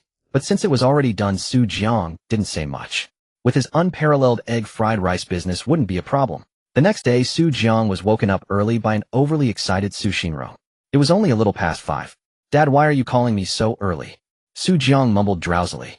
Xiao Jiang, your mom and I are going to set up the stall. Come along and see. I'm afraid we won't cook it right. Jiang initially wanted to refuse. But then he thought that if he went, he might earn some shock value. He rolled out of bed in a flash. Shinrong had a good idea for the stall location. He chose a bend in an industrial area where there was an open space perfect for setting up a stall. People could simply stop to buy if they wanted. Shinrong worried about not selling much that day, so he only cooked 3 rice cookers worth of rice at home, storing it in a large stainless steel bucket. But after a full 10 minutes, not a single person stopped to buy anything. No way. Jiang couldn't understand it. They waited. Yet by 6:15 no one had come. Not only that, but his own stomach began to growl. Jiang lit the stove and prepared to make a portion for himself. While Jiang was vigorously stir-frying, a cleaning Annie passed by. Seeing such a handsome young man running a stall, she couldn't help but sigh. Young man, why are you out here setting up a stall at such a young age? Don't you have a stable job? She adopted the posture of an experienced elder, stopped her sanitation tricycle, and asked Jiang. Jiang was too busy stir-frying to pay her much attention. After a while, he finished the egg fried rice. A gulp sounded. Jiang looked up. At some point, the cleaning Annie had gotten off her sanitation vehicle and was standing right by the stall, her eyes sparkling as she gazed at the golden fried rice. Young man, your egg fried rice looks different. Is your rice specially made? The auntie nearly drooled onto the stall. Jiang chuckled. Annie, have you had breakfast? Would you like some? The auntie shook her head, then nodded, utterly unable to express herself. Without hesitation, she took the disposable spoon Jiang offered, scooped up a mouthful, and sent it into her mouth. Congratulations, host. You have gained 1 shock value. Total shock value 1781 points. This is absolutely delicious. Young man, with skills like yours, it's a real shame you don't set up a stall here regularly. The auntie's face lit up, her wrinkles seeming to smooth out in an instant. She glanced around and saw the words delicious fried rice, 10 yuan a bowl, written beneath the sign for Lao Su's fried rice. Quick, you'll buy this bowl. With that, she pulled a 10 yuan note from her pocket. Jiang never expected his very first customer to be a sanitation worker. He didn't want to accept her money. After all she contributed to the city, and offering her a free bowl of fried rice seemed only right. But the auntie was already guarding that wok of egg fried rice like a mother hen, paying no attention to the 10 yuan Jiang tried to return. It seemed she wouldn't part with even a single grain for 10 yuan. Jiang gave a wry smile. Auntie, let me serve it for you. All right, make sure not a single grain falls outside. This made Jiang nervous. After carefully scooping the egg fried rice into a disposable container, he handed it to her. Wait, there are 2 grains on your spatula. Put them in. And that one on the table is mine too. Jiang was speechless. Only after ensuring not a single grain was left anywhere did the auntie take the container with satisfaction. She didn't even glance at the 10 yuan Jiang tried to hand her again. She muttered, don't disturb me while I'm holding this divine delicacy. Then she hopped onto her sanitation cart and sped away. Not long after, she rode back. This time she directly handed over 20 yuan. Young man, your egg fried rice is so delicious that my grandson ate the whole portion by himself. I didn't get a single grain. Make me 2 more bowls. Sure. Shinrong assisted Jiang. Jiang fired up the wok again. Young man, why didn't you start selling here earlier? If I'd known how good your fried rice was, I'd have bought it long ago. Andy, weren't you just telling me to find a stable job? No, young man, your egg fried rice is a stable way to make money. As long as you're here every day, you'll come buy it every day. Jiang was speechless. Changed her mind that quickly. Can't a person be a little more consistent? Jiang gave the auntie extra portions, and she left happily with 2 full containers of egg fried rice, mumbling, this time I should get to eat some. Still, she didn't eat on the spot. Another good auntie who prioritized family. After she left, more than 10 minutes passed. By a little past 7, a taxi finally pulled over. The driver looked at the sign. Quick, give me a serving of egg fried rice. There's not even a restaurant in this godforsaken place. They'll make do with this. He grumbled, scanned the QR code to pay 10 yuan, and looked like he was forced to eat there. Coming right up. Since it was the first day, Jiang decided to cook himself to build a reputation first before letting his father take over. Soon another bowl of egg fried rice was ready and handed to the driver. The driver didn't stand on ceremony, probably because he was too hungry. He held the container and started eating right there. The moment he took a bite, his eyes widened. Like a whirlwind sweeping leaves, he devoured the entire bowl of egg fried rice in no time. Congratulations, host. You have gained 1 shock value. Total shock value 1782 points. Young man, this egg fried rice is incredible. Give me another bowl. The driver happily placed another order and even went back to turn off his car engine, ready to feast. No problem. Jiang fried another bowl and handed it over. The driver polished it off in 3 minutes. Give me 2 more bowls. The driver stared at the now empty container. Jiang was speechless. Sir, I know my egg fried rice is delicious, but you need to exercise restraint. Spend wisely. Mind your own business. I'm saving them for lunch and dinner, all right? The driver said impatiently. He wished he could stuff more into his stomach, but his belly wouldn't allow it. So frustrating. Another 40 yuan earned. The driver left with his containers, adding, Boss, do you have WeChat? I want to add you. Wherever you set up your stall, it'll come. Xinrong found it odd. Usually stall owners offer discounts and invite customers to join groups, but here the customer was asking to add WeChat. After the driver left, the sanitation auntie returned looking crestfallen. Young man, give me 5 more portions. Jiang was bewildered. How long had it been? Why was she back already? Annie, what's wrong? You look so down. Jiang asked curiously as he fried. I don't even mention it. My whole family is here. The auntie gave a bitter smile. Sure enough, a minivan soon pulled up and 4 or 5 people got out. An old man, a middle-aged man, and children. Jiang's egg fried rice had just come out of the wok, and the first container was barely filled. These people nearly came to blows. Let go. I'm your father, I eat first. The middle-aged man wrestled with his child. Both of you back off. I'm still your father. The old man didn't back down, cutting in. You two have no respect for elders. Don't you know to care for the young? The child clung on stubbornly. Jiang was completely dumbfounded. What a family of prodigies. 10 minutes later. You, hick, man, your, hick, fried rice, hick, is so good. I plan, hick, to hick, have 2 bowls, hick, every day. Thank, hick, you boss. The whole family, all hiccuping, could barely speak as they expressed their approval of the egg fried rice. Some passers-by nearby, hearing their words, were also astonished. They stopped in their tracks, ready to buy a portion and try it. Before 8 o'clock, all the rice Xinrong had brought was sold out. He quickly called Su Wan to bring another pot of rice. That barely managed to sustain a few more bowls, satisfying the needs of some hungry customers. Everyone were out of rice for today. Everything's sold out. We'll have more tomorrow. Come and support us then. Jiang and Xinrong packed up the stall, apologizing to the customers. Definitely. They'll skip breakfast tomorrow. What are you talking about? They'll start fasting now, then hit the gym for 5 hours, and come back tomorrow to eat. Are you planning to be delivered here by ambulance for breakfast tomorrow? Boss, can I pay you in advance to reserve a portion? Boss, add me on WeChat. Young man, do you have a girlfriend? I have a daughter. What do you think of me? I'm still a virgin. As the conversation took an increasingly odd turn, Jiang and Xinrong quickly slipped back home. Since the stall would eventually be Xinrong's, the QR code left behind was his. Everyone was too busy earlier to check the earnings. Back home, Xinrong anxiously pulled out his phone and immediately checked his account balance. Whoa. Yes. That's right, I'm talking about you. In his account, a full 500 yuan lay untouched, plus the cash. In just a short while, they had sold over 50 bowls. Egg fried rice. Such a low cost it could be called pure profit. Xinrong was stunned. In just a few hours, they had earned hundreds of yuan. If they prepared more ingredients tomorrow, wouldn't they make a killing? For a moment, Xinrong's gaze at Jiang burned with fervor. Originally, he was a middle-aged, unemployed man. But so quickly Jiang had resolved his anxiety. Not only did he have a way to make money, but he could also earn even more. When Su Wan learned of this, she was immensely excited. Excited that she could help Jiang earn more money. Jiang on one hand told his parents not to get too worked up, to treat it as a job and not overexert themselves, while on the other hand, he checked his system panel. The shock value had already risen from 1782 to 1820 points.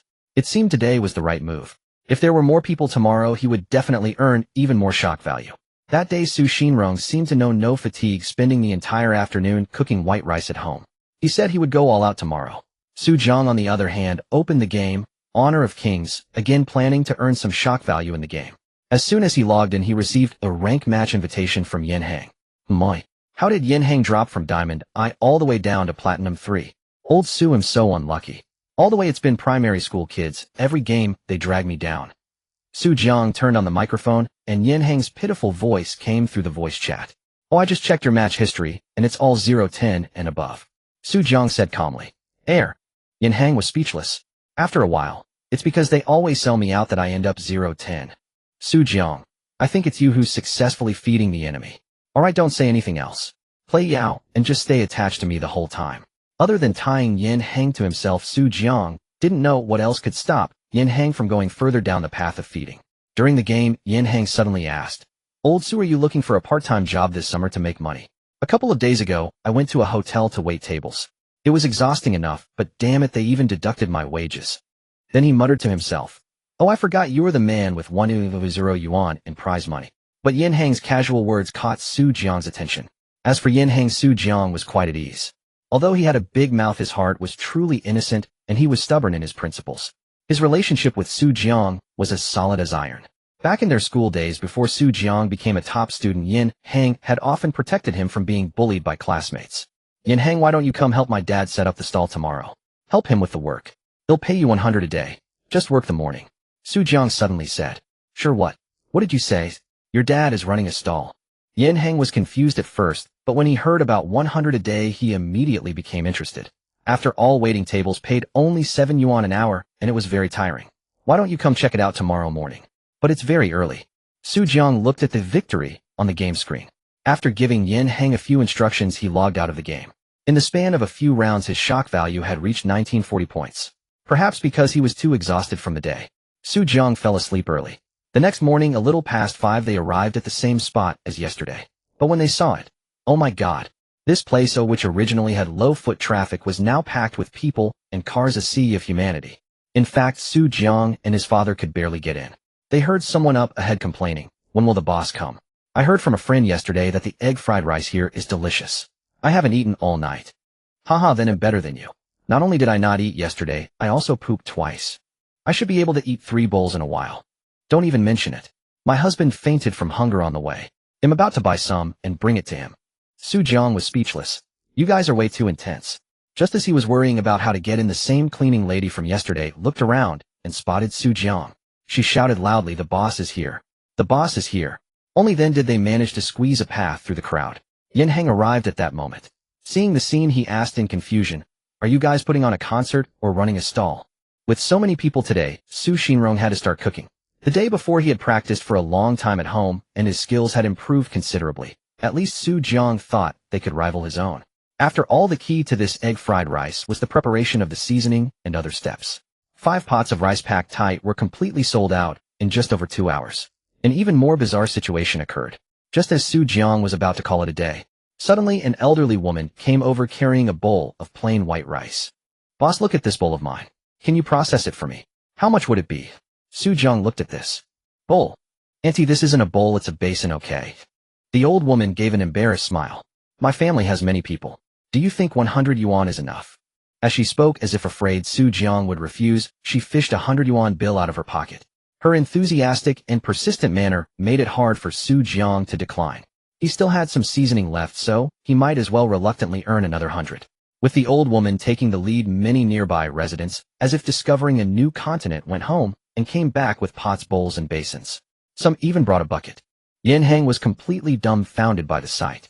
Good heavens, can a stall be run like this? It totally upended his worldview. In just one morning, Su Jiang used up every last bit of seasoning before the hungry customers finally let them go. This fiery scene was watched by a pair of sinister eyes outside the crowd. It was Miao Chunfeng. Yesterday she had heard from neighbors that Su Xinrong's factory had gone bankrupt, and now he had fallen to the point of snatching business by setting up a stall with outsiders. Miao Chunfeng, who had always felt that Su Xinrong had played a trick on her, was immediately overjoyed. She had come early in the morning to mock Su Xinrong. But when she arrived and saw the grand spectacle before her, she didn't dare to come out. She could only hide in the distance, watching and counting. 1 bowl, 2 bowls.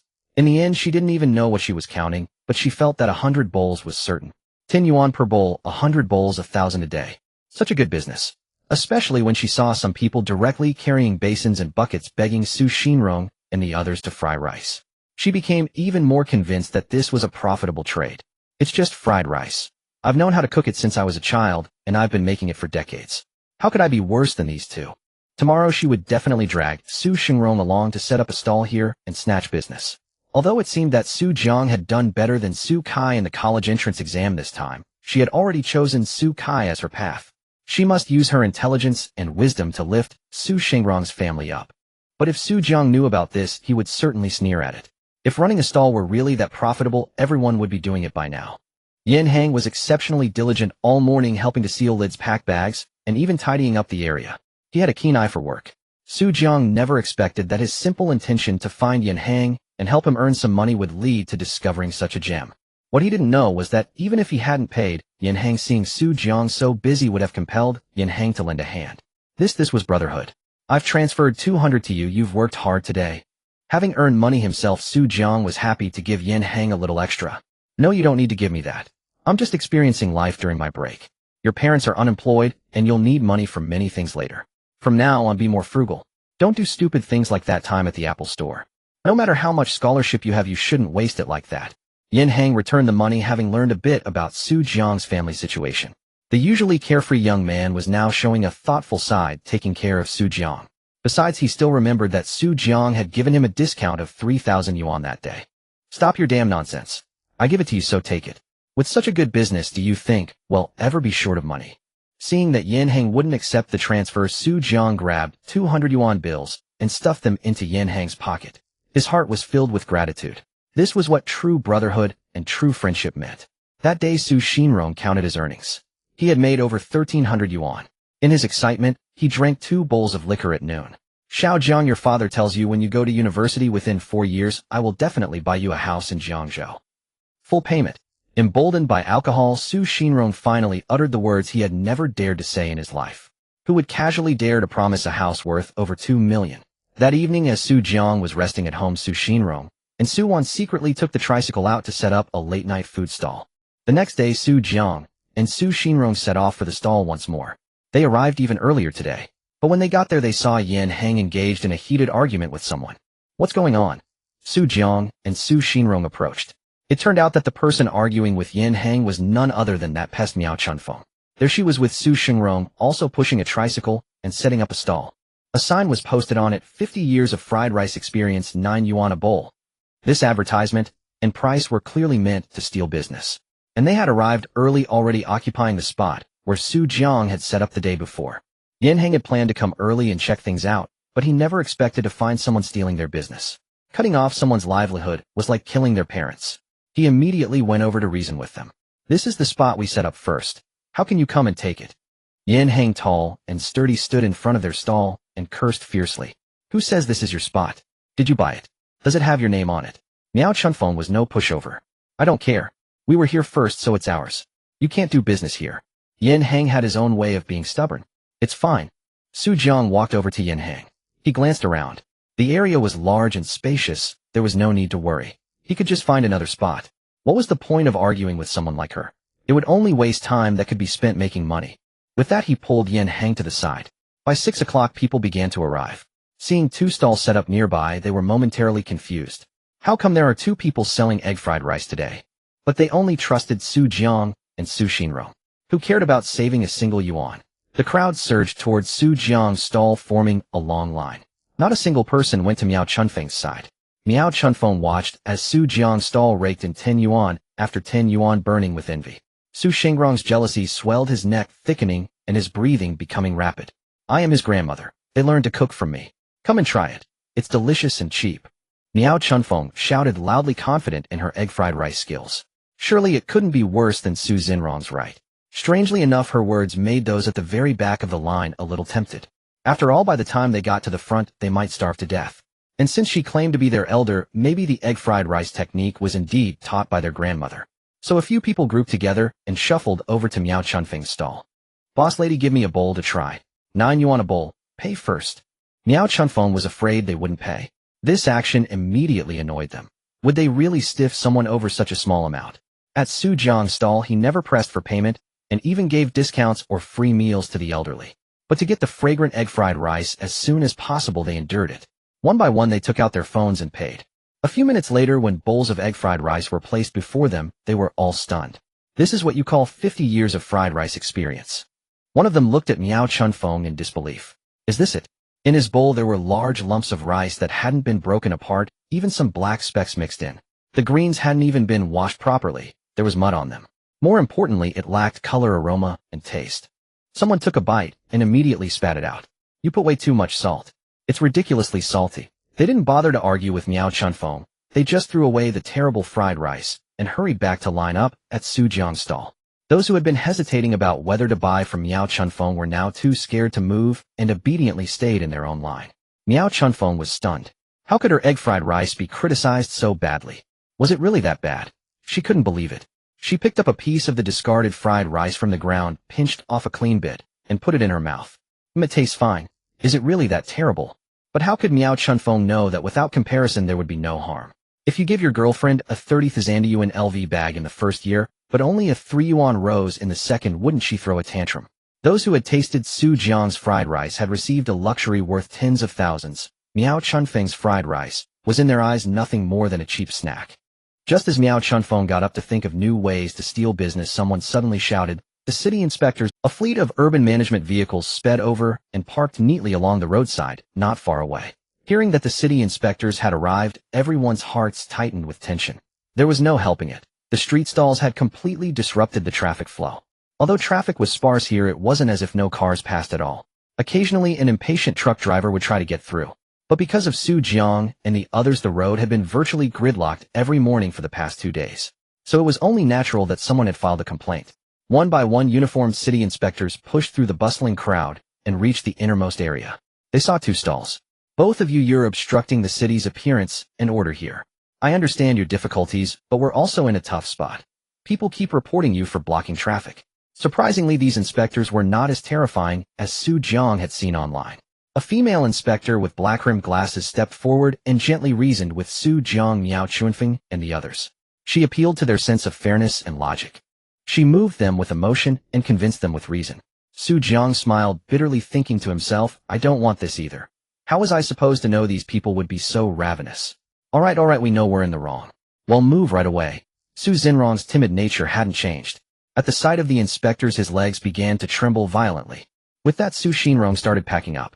The female inspector was pleased with his cooperation. In her experience, if the vendors were willing to comply, they preferred to avoid conflict. She turned to Miao Chunfeng. But Miao Chunfeng was having none of it. Her equipment, the cart, pots, pans, and modified racks, had cost nearly 10,000 yuan. Now, before she had even earned 50 yuan, the inspectors were driving her away, forbidding her to set up her stall. There was no way she would allow that. Miao Chunfeng was not one to suffer losses. "Why should I move? Why didn't you come a few days ago? Why today? Are you all picking on me, an old woman trying to drive me to my grave? I'm over 70 years old. Is it so hard for me to earn a little money, eh?" Miao Chunfeng's mouth chattered like a machine gun, spraying venom at the inspectors. But before the inspectors could respond, several people in the crowd who had just bought her egg-fried rice shouted out, "Annie, with your egg-fried rice, it's really hard to make money. You could give me 10 yuan and I still wouldn't want to eat it. Yeah, Auntie, you'd better go home and rest. Street vending isn't for you. Only slacking off suits you. Inspectors, I have a request. Could you please drive this one away and let old Sue's fried rice stay? We'll queue up neatly and won't affect the city's appearance at all." With that start, the crowd began pleading for Su Xinrong's stall. The inspectors were baffled. Both were fried rice stalls, yet the public reaction was so different. Everyone were sorry, but we have to follow procedure. This is a roadside. Cars need to pass. So please cooperate. Auntie, please cooperate too. See how well their business is doing and how they're cooperating with us. You should be a bit more accommodating. A team leader among the inspectors smiled and coaxed Miao Chunfeng. "I'm not leaving. Even if you kill me, I won't leave. Unless you compensate me for all this equipment." Miao Chunfeng plopped herself down on the cart, launching into a tantrum. Everyone was dumbfounded. This woman was shameless. She had bought the equipment without knowing the trade, and now she wanted the inspectors to pay for it. Dream on. Sure enough, the inspectors issued an ultimatum to Miao Chunfeng and Su Xinrong. "Both of you were not here to negotiate. You have seriously affected the city's appearance and have no business license. If you don't leave voluntarily, we will enforce the law according to regulations." Miao Chunfeng had probably seen videos online of people confronting the inspectors and thought she could handle it. "I'm not afraid. Go ahead, try to kill me. But the next second the inspectors began dismantling her stall, preparing to confiscate it. She panicked. She launched her invincible retreat technique. Rolling off the cart, she faced all the inspectors. She spread her feet into a bow stance and pointed her index fingers forward. Back, back, back. With each shout, she stomped hard forward. Her momentum was formidable. In a fantasy novel, she might have been mistaken for a hidden master. But in reality, everyone thought, what the hell is this crazy old woman? The inspectors immediately moved in. Just as the inspectors began dismantling Miao Chunfeng's stall to help her move it home, Su Jiang still had a wok of egg fried rice halfway through cooking. Comrades, could I please finish this batch? I'll move on my own afterward. Otherwise it would be wasted. Su Jiang's polite and cooperative attitude instantly won the inspector's favor. All right, please hurry up. With their approval, Su Jiang quickly stirred the rice in his wok. While the inspectors dealt with Miao Chunfeng's stall, they suddenly caught an unusual aroma. One young inspector who hadn't had breakfast couldn't resist the temptation. He walked over to Su Jiang's stall. Boss, can you sell me a bowl? Sure. Su Jiang immediately packed a portion for him. The inspector was so hungry that he opened the lid and started eating right there. The first bite in, he froze his eyes wide open. What's wrong? His colleagues were alarmed. Was it poisoned? Oh my God, it's delicious. The inspector then wolfed down the rest. The others lost interest in dismantling the stall. They all started swallowing saliva. Finally, one inspector couldn't hold back. Can I have a bowl too? Soon, every inspector had a portion of egg fried rice in hand. The batch Su Jiang had cooked was completely devoured. Boss, it's a real shame to tear down a stall like this, one inspector said, looking at Su Jiang and the others cleaning up. I have a small shop in town that's empty. They'll rent it to you for free as long as you make me egg fried rice first every day. Deal. With that, inspectors lead the elderly folks in the crowd suddenly got excited.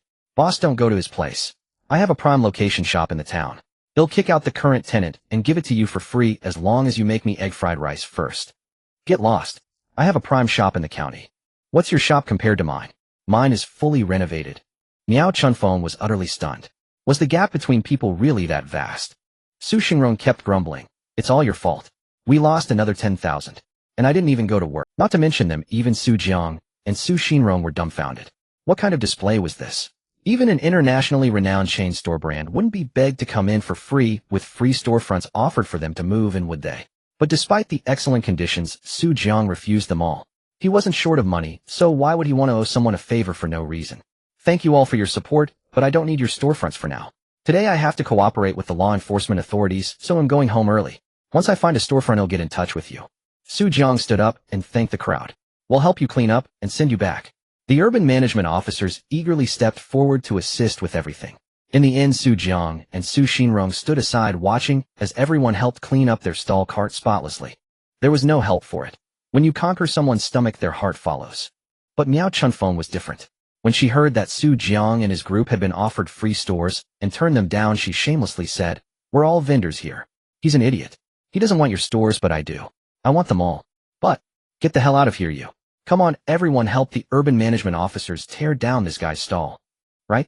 This is a damn old swindler. He's been cheating my feelings for egg fried rice." Suddenly the people who had bought Miao Chunfeng's egg fried rice went berserk. Because if they hadn't come to Miao Chunfeng's, they would have bought Su Jiang's. Now just because they missed it by a hair, they had to wait until tomorrow. They had nowhere to vent their anger. So a crowd surged toward Miao Chunfeng's stall. Miao Chunfeng tried to block them, throwing herself on the ground, rolling around, and grabbing people. Comrade urban management officers, such a person who refuses to cooperate and tarnishes the city's image. I think you should call the police and lock her up. Suddenly Su Jiang shouted from not far away. Right. Lock her up. What a stupid jerk daring to steal your business. The egg fried rice fans joined in shouting angrily at Su Jiang's side. As the urban management officers called the police, a police car quickly arrived with sirens blaring. Several police officers got out. Seeing Su Jiang. Oh, isn't this the top scholar? Why are you setting up a stall here? It turned out this was the same officer who had helped handle the Lu Wei and Deng Xiang issue last time. He remembered that the director of the Education Bureau, Li Bowen, had personally called the police chief demanding that Su Jiang's matter be taken seriously, saying that Su Jiang had already received the city's attention. This guy had connections high up. It's you. Su Jiang nodded. Then the officers learned about the situation from the crowd. Miao Chunfeng, you obstructed law enforcement officers in carrying out their duties. Come with us now.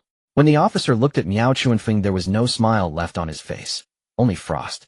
After all, Miao Chunfeng was clearly in the wrong, and they were just handling it according to the law. But before leaving, the officer didn't forget to bid farewell to Su Jiang. Rest assured, we will deal with her issues seriously. He had enough sense to see from the earlier conversation that Miao Chunfeng and Su Jiang were at odds. With that, he drove off. As for Su Xingrong, he didn't even dare to fart, watching helplessly as his mother, who had always protected him, was taken away. Su Xingrong felt a twinge of reluctance, but recalling Miao Chunfeng's despicable behavior, he merely watched coldly. Su Jiang sighed. The reason he did this was out of concern that Miao Chunfeng would cause trouble again after he went to university. Strictly speaking, he should have taught her a lesson during the bicycle incident, but considering his strength wasn't strong enough to deter her, he held back. Now, with his reputation as the provincial champion, he had some influence. So he had to give her a harsh lesson to make her feel the pain. Inside the police car, Miao Chunfeng looked at the two officers beside her, somewhat bewildered. Listen, old lady, is there something wrong with your brain? Don't you know that Su Jiang's family has risen to prominence now? If you can't help them, at least don't provoke them. They're already people you can't afford to mess with. Let alone the fact that you were going against the urban management officers.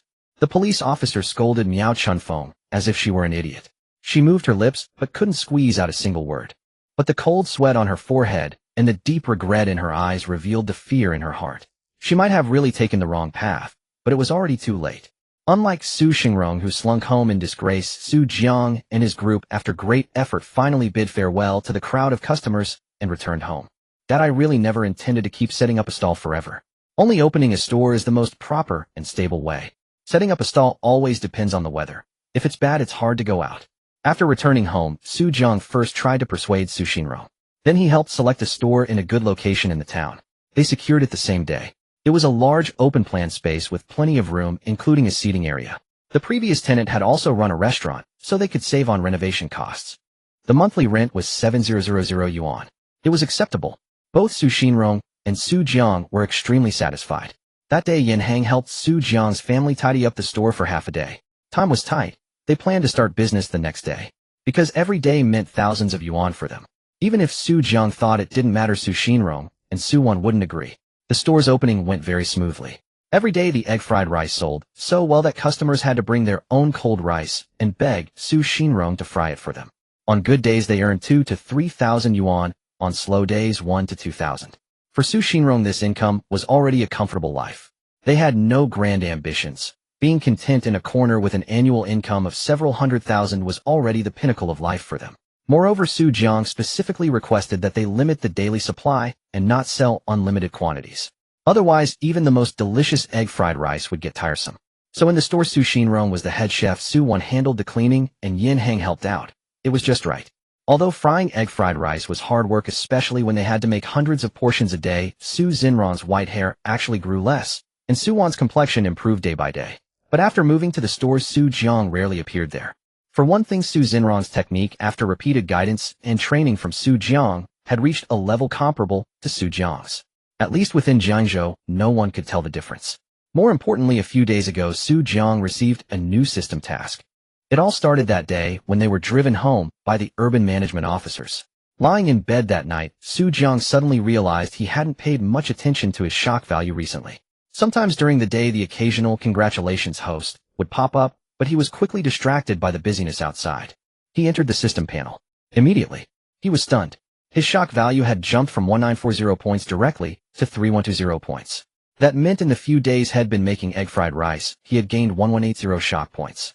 Su Jiang also noticed an envelope icon on the system panel with a small red dot in the upper right corner. He clicked it. Considering that the host is about to enter university, a special side quest has been opened for you. Mission: before the start of the semester, successfully read and memorize 1000 academic books. Upon completion, you will receive a random top-tier academic draw. Memorizing 1000 books. For someone with a photographic memory, was this difficult? Since acquiring the photographic memory skills, Su Jiang had specifically tested it. He found that even phone numbers for dubious ads like reward for child seeking or miracle cure for STDs, he could remember countless numbers after a single glance. Reading books was a piece of cake. The hardest part might be just flipping the pages. He calculated that there were about 50 days left until school started. That meant he would have to read 20 books a day. Flipping through 20 books would take a long time. So the next period would be busy. Once he had settled the egg fried rice matter, Su Jiang went straight to the Jiangzhou City Library. The library had a large collection suitable for completing the 1000 book task. He had initially thought he could read novels, but the system didn't classify novels as academic books. So he had to turn his attention to highly specialized texts. Euclid's Elements, David Flannery's The Square Root of Two, Theodore Frankel's The Geometry of Physics, Nakahara's Geometry, Topology, and Physics, both Chinese and foreign works.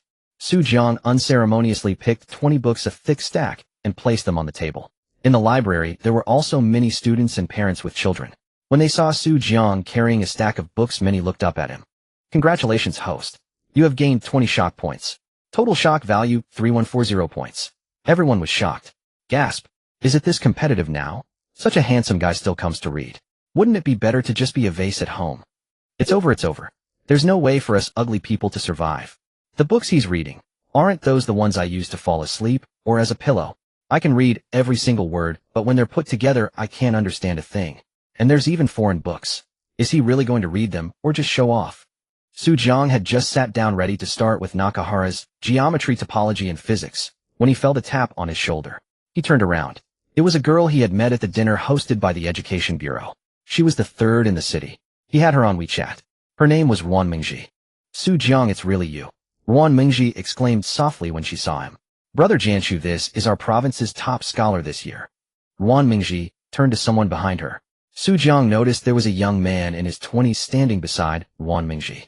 When the man heard that Su Jiang was the top scholar, he glanced at Su Jiang with a hint of surprise. But Su Jiang, being observant, clearly detected a trace of arrogance and hostility in his eyes. Hello, my name is Lu Jianshu. The young man concealed himself well. He politely extended his hand to Su Jiang. From the outside, he appeared harmless and innocent. An onlooker might mistake him for a gentleman of refined bearing. Su Jiang casually shook his hand with a perfunctory gesture. Su Jiang Sr. Lu Jianshu, a Suntobe Jr. in the Mathematics Department of Kyoto University. The Mathematics Department at Kyoto University is known as a madhouse of geniuses filled with prodigies. All of them are considered freakish talents. Wan Mingji noticed Su Jiang's casual attitude toward Lu Jianshu and quickly reminded him, implying he should not underestimate the man. In fact, Lu Jianshu, like Wan Mingji, had graduated from Jiangzhou No. 2 High School. They had met in a group chat specially created for Jiangzhou No. 2 High School alumni studying at Kyoto University, a group for top students. A while ago, Lu Jianshu browsed through all female classmates' social media profiles in the group and discovered Wan Mingji's personal photos, finding her to be an upper middle-tier beauty. He immediately added her as a friend, bombarding her with flattery. After a few exchanges, they became friends and even arranged to study together at the city library. Today marked their third meeting. Lu Jianshu estimated that after a few more meetings, he could invite Wan Mingji to a hotel for a more in-depth study session. However, today, out of nowhere, a guy named Su Jiang appeared. Su Jiang merely nodded faintly in response to Wan Mingji's words. Brother Jianshu, how about we sit here together? Wan Mingji said sweetly to Lu Jianshu. Lu Jianshu was about to suggest a less crowded area, but before he could answer, Wan Mingji turned around and playfully asked Su Jiang, you don't mind, do you? Su Jiang shrugged. It's fine. These library seats are for anyone. Lu Jianshu was frustrated. He really didn't want to sit here, but since Wan Mingji had already sat down, he had no choice but to follow suit. He couldn't appear petty. In terms of appearance, he was indeed inferior to Su Jiang. Academically, he was slightly behind. After all, he wasn't the top scorer, though close enough. But his math skills were definitely better than Su Jiang's, given he was a national math competition first prize winner. All in all, Lu Jianshu was confident in himself. Wan Mingji plopped down beside Su Jiang, forcing Lu Jianshu to sit opposite him. After speaking, Su Jiang ignored them completely. He had sensed that Wan Mingji's presence here would bring trouble. Ah, this damn charm. Although Su Jiang knew that as he grew more outstanding, like a flower blooming, ever-fragrant, countless bees and butterflies would be drawn to him. But these ordinary girls truly didn't catch his interest. Except for Lin, watching you average lot would only slow down my sword-drawing speed. Take Lu Jianshu, for instance. He was already showing hostility. He hoped Lu Jianshu would be sensible enough to see that he had no interest in Wan Mingji. Otherwise, he wouldn't mind earning some shock value. Su Jiang sighed inwardly, then picked up the book in front of him. To relieve worries, nothing beats reading. Schwa. Congratulations, host. You have gained 5 shock points. Total shock points, 3,145. The library table was a 6-seater. All 5 people around Su Jiang looked up in astonishment, watching Su Jiang flip through the pages at lightning speed. What the hell? Do you call this reading? Are you sure you're not just fanning yourself with each page? Wan Mingji, sitting beside him, even felt the breeze from his rapid page-turning rustle her bangs. Su Jiang, how can you read so fast? She whispered. Because I've memorized it. Su Jiang replied without turning his head. Huh. Congratulations, host. You have gained 1 shock point. Total shock points, 3,146. Clearly Wan Mengji was shocked again. She couldn't help but sneak another glance at Su Jiang's book. It was entirely in English filled with complex formulas. Not Chinese. Not even a comic book. You say you've memorized it. This is pure English, you know. Even people who regularly read foreign literature can't skim through it that fast, right? Wan Mengzi's eyes widened as she swallowed hard. The sheer incredulity made her voice slightly louder. But Su Jiang gave her a puzzled look as if to say, isn't this something anyone can do? Unexpectedly his glance made the girl shy, and Wan Mengzi's face flushed crimson as she quickly turned back to her own book. Seeing Su Jiang and Wan Mengji exchange glances, and the latter's bashful expression, Lu Jianshu was seething. He could sense that over the past few days Wan Mengji had developed feelings for him. But it seemed her fondness for Su Jiang was even stronger. At that thought, Lu Jianshu nearly hurled his book at them. After all the effort had put into chatting her up over days, she was now flirting with another guy in front of him. And blushing. Could he tolerate this? Lu Jianshu felt a green hue over his head. Fuming, he sneered. Who knows if he's actually memorized it or not? Maybe he's just putting on a show. Su Jiang frowned at Lu Jianshu's hostile remark. But he didn't bother with him. He needed to focus on reading. 20 books was no easy feat. Moreover, as he read, he could clearly feel his mathematical knowledge expanding. Although he possessed only basic math skills back in his senior year, while others were in class, he had studied many extracurricular books, including math-related ones. These advanced mathematical problems might be hard for him to apply or extend, but with the explanations he could understand them. However, Su Jiang's indifference in Lu Jianshu's eyes was taken as fear. After all, if it were him, he would have confronted Su Jiang immediately. Su Jiang must be feeling guilty. So he grew even more triumphant. Today he would expose Su Jiang in front of Wan Mengji. Lu Jianshu stood up abruptly and slammed his hand onto the book Su Jiang was flipping. He nearly tore the pages. What are you doing? Su Jiang barked loudly. His voice was so sharp that it drew the attention of everyone nearby. If the book had been torn, he would have had to pay for it. Both Lu Jianshu and Wan Mengji were startled by Su Jiang's sudden outburst. But Lu Jianshu showed no sign of backing down. I think your disrespectful attitude toward books is disgraceful, he retorted. Su Jiang was stunned. How is flipping through a book quickly considered disrespectful? Tell me, how am I disrespecting the book? Su Jiang stood up and said coldly. You two please stop. Let's just read quietly. Wan Mengji, seeing that her sitting next to Su Jiang had caused this conflict, felt embarrassed. She even regretted it. She shouldn't have sat with Lu Jianshu here.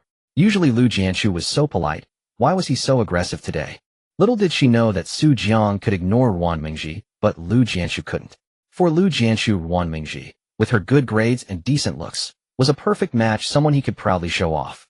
Seeing Wan Mengji a bit angry, he quickly softened his tone. Mengji, you saw it too.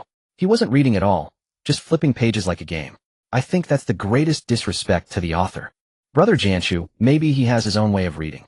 Besides, Su Jiang said he's already memorized it. How is that disrespectful? Please sit down and don't be so stubborn. Wan Mengji, pale-faced, tried to mediate. Making a scene in the library was not good, since childhood teachers had taught them to be quiet in the library. But Lu Jianshu still wouldn't let it go. Instead, Wan Mengzi's words only made him more uncomfortable. The more she defended Su Jiang, the angrier he got. But at that moment, Wan Mengji was flustered and didn't realize this. Even if she weren't, she might not have understood. Memorized it. Are you kidding? Does he think he's Huang Rong with a photographic memory? Lu Jianshu's voice rang out again. This time Su Jiang had had enough. Lu, you dog, you've crossed the line. I think it's people like you who disrespect the author when they read. I said I've memorized it, so I have. What about you? Su Jiang glanced at the Chinese math literature Lu Jianshu was reading, then looked around at the people staring at them. He smirked inwardly. Might as well earn some shock points while he was at it. Lu Jianshu was about to say he had remembered. But then he thought again. No, this literature was somewhat difficult.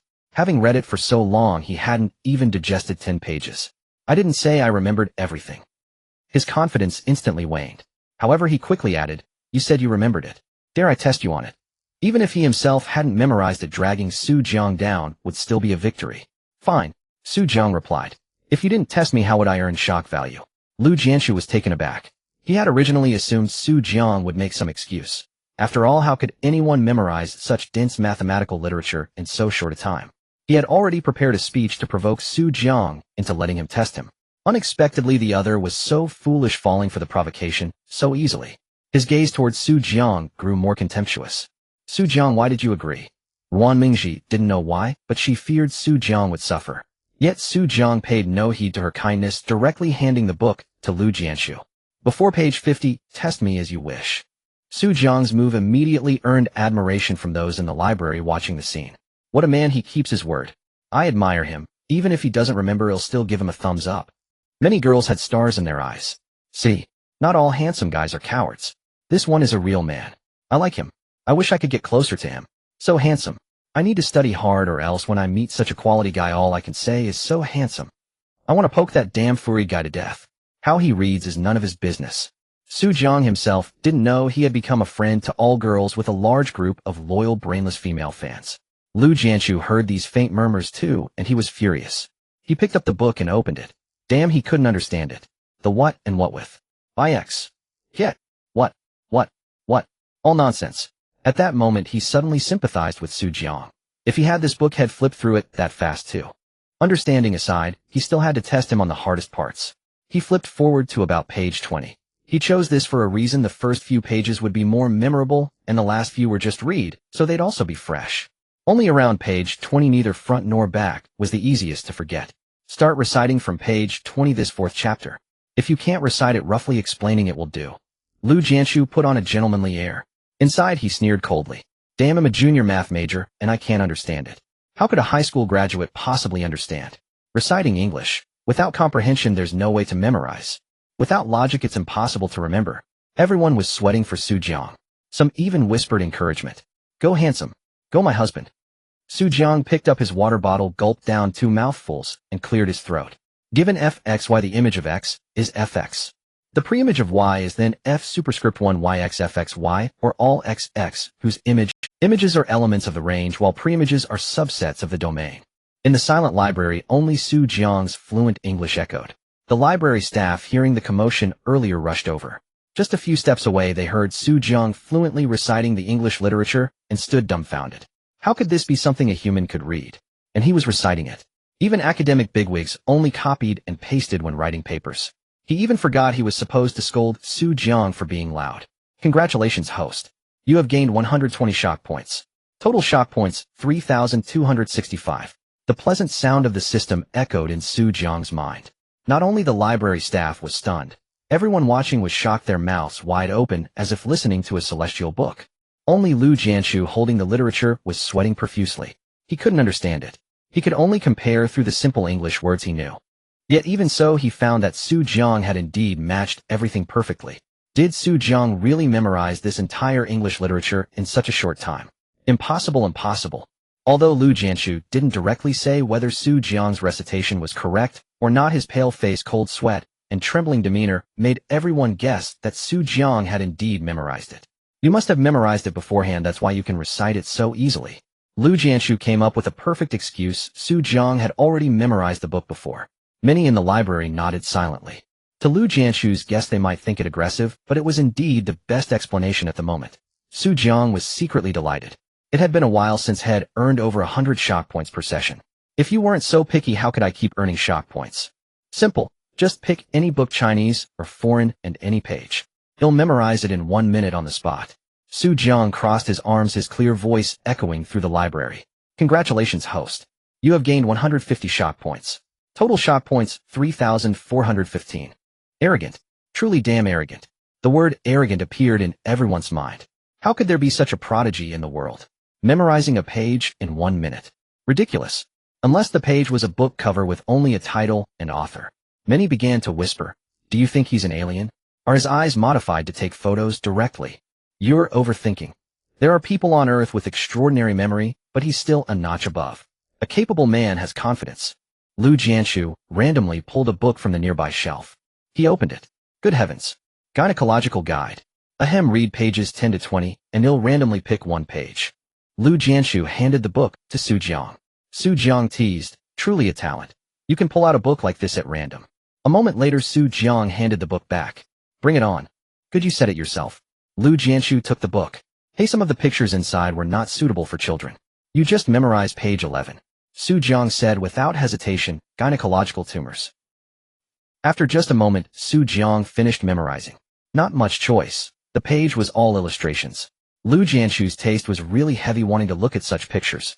Congratulations to the host, you have gained 160 shock points. Total shock points, 3575. This shock obviously brought even more attention. Lu Jianshu was completely dumbfounded. How could there really be such an amazing person in the world? The people in the study room had lost all interest in reading. What the hell are you reading? Heartache. He just glances twice and remembers, but I've been cramming for days and still stuck on abandon. I can't go on. I've been memorizing this classical Chinese essay for 3 years and still can't recite it. I suspect when my mother gave birth to me she forgot to include my brain. Otherwise how could there be such a gap? Don't even mention it. By your logic your mother herself doesn't have a brain either. Everyone looked at Su Jiang with some envy. All human, why can you be so outstanding? At this moment Wan Mengji was completely convinced by Su Jiang's ability to still become the top scholar even after missing one exam. Just this memory. He had already left her Jiangzhou city's third place hundreds of streets behind. The look in her eyes towards Su Jiang added even more admiration and reverence. Want to continue? Pick any page. Su Jiang was already satisfied. Let the storm shock points come even fiercer. More Lu Jianshus like this should come. Lu Jianshu's lips moved, but he couldn't squeeze out a word for a long time. He had seen it now. He was simply boosting Su Jiang, the other didn't worry at all about being tested. Isn't it just a bit better memory? What use is it? With that he slunk away clutching his book. To continue standing here would be to shame himself. As for Wan Mengji, who cared about Wan Mengji? He would find another one. But he hadn't gone far when a voice made him stop in his tracks, almost pissing him off. Hello sir, are you interested in participating in our show? Who is the talent? I choose you. Suddenly a professional-looking woman in her 30s appeared before Su Jiang. This voice immediately made everyone in the room exclaim again. Isn't who is the talent? I choose you. The most famous show in our Jiangnan province. I've been watching it every day lately. The show has invited not only domestic talents, but also many foreign challengers. Yes, but the recent episodes seem a bit out of control. Our country's teams can't compete with the foreign ones. I don't even mention it. Last episode, that magic duel, the people from Yinghuagua actually chose the exact same magic performance as our domestic team and completely trounced us. Yes, that day, I wanted to rush up and strangle that Yinghua person. Look at how smug he was after winning. Isn't it just that they changed a few more props than our Huagua performers? Next episode, who knows what it'll be. Hope no foreigners make our Huagua lose face. When this young woman said the name of the show, Lu Jianshu already regretted it. What had he done? Not only did he fail to embarrass Su Jiang, but he actually made him completely famous. In the future, he would definitely find a chance to teach Su Jiang a lesson. If Su Jiang knew Lu Jianshu's inner thoughts, he would definitely pat him on the shoulder. Bro, you're not the only one who thought that. But now some are locked up, some dare not speak. But at this moment, Su Jiang was looking at the young woman with some confusion. What did you say? Who is the talent? I choose you. What is that? Su Jiang had been busy earning shock points and had no time to watch TV, so of course, he didn't know what this stuff was. Hearing the name, he felt it was a bit ridiculous. Congratulations to the host, you have gained 160 shock points.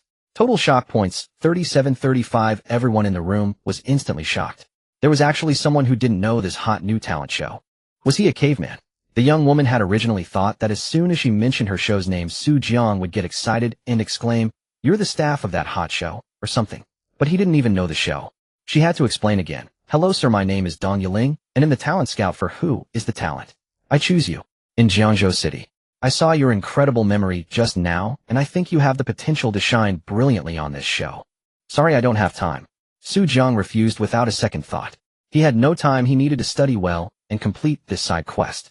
A top-tier lottery, and it was an academic reward. Maybe he could solve some academic problem. Wouldn't that be fantastic? Maybe the next Nobel Prize would be his. At the very least, he could help his parents sell egg fried rice. Being a star? No thanks. Su Jiang had no interest in being a star. The current stars except for a few outstanding veterans. What were some of the new generation?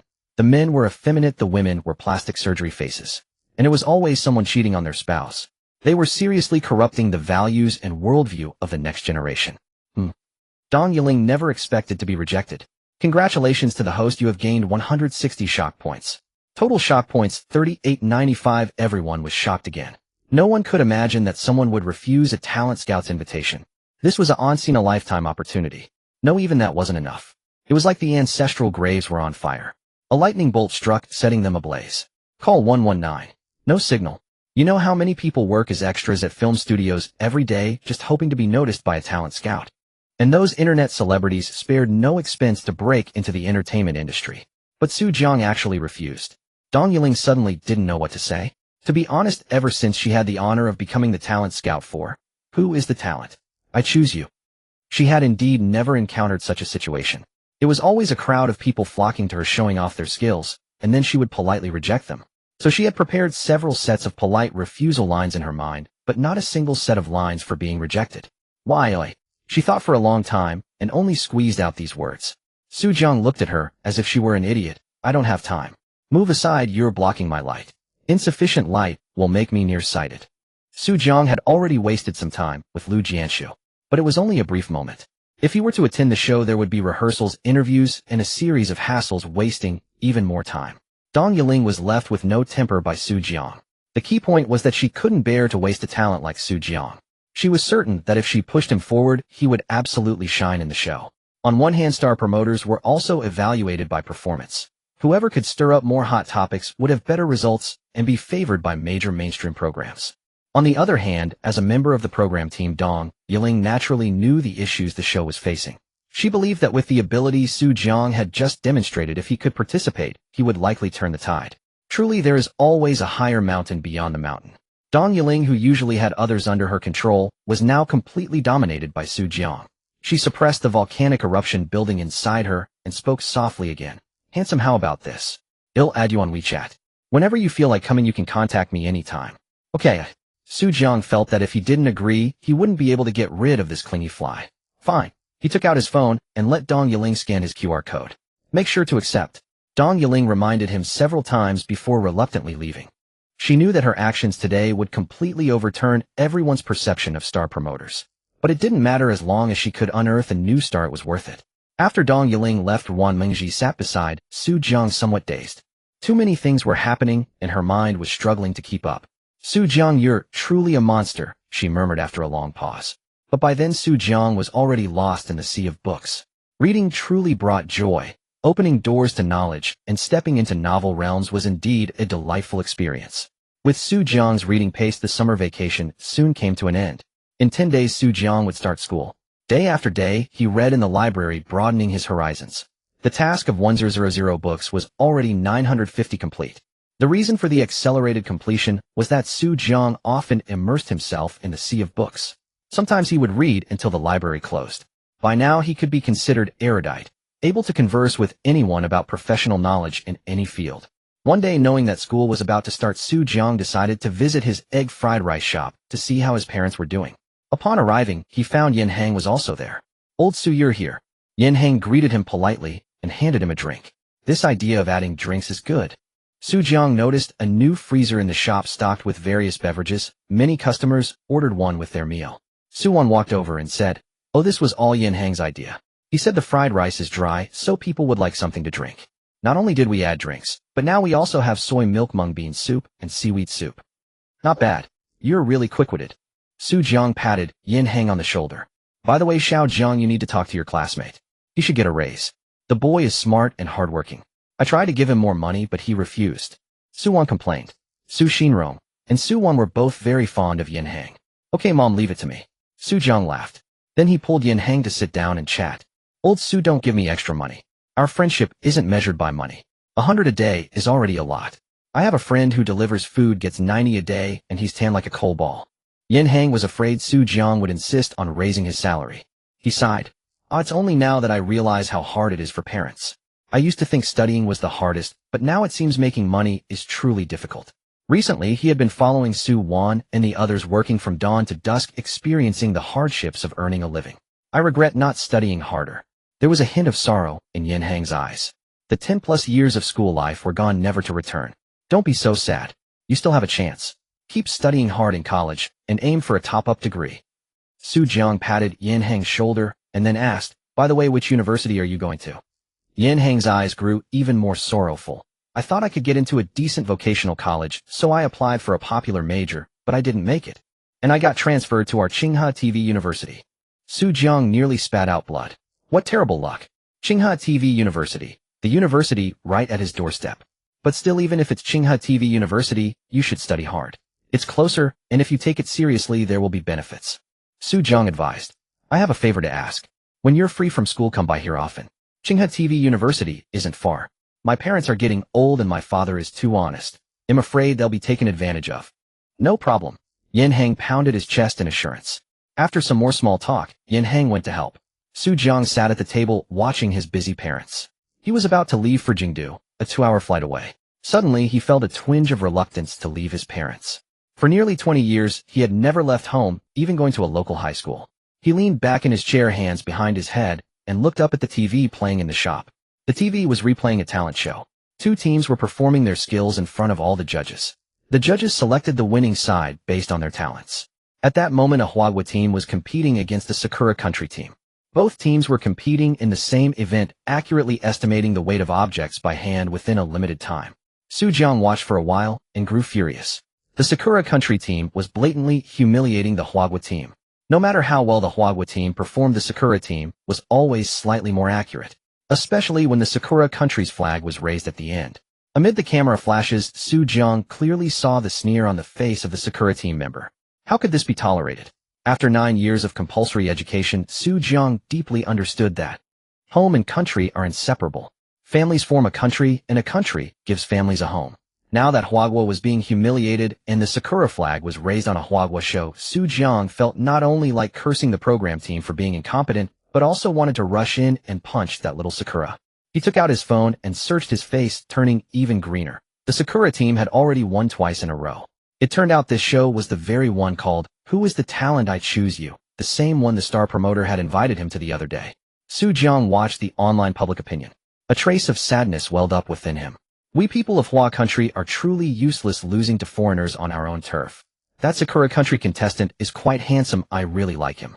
His hand is like a precise scale, almost never off by much. Are you mentally ill liking a Sakura Country man? Don't you know how much our ancestors suffered at the hands of the Sakura people? Who I like is my right, none of your damn business. I want to marry a Sakura man, and I also want to marry a black man. Come and hit me if you dare. Bitch. Women like her should be drawn and quartered. Hua Country men are incompetent themselves, yet they want to forbid us from pursuing truly excellent people. Love knows no borders. As a man, I also think we shouldn't have such thoughts nowadays. We should be tolerant and magnanimous. The past shouldn't be taken too seriously. If they revise textbooks, let them. To be fair, they are indeed excellent in some aspects. When I have money, I'll emigrate to Sakura Country.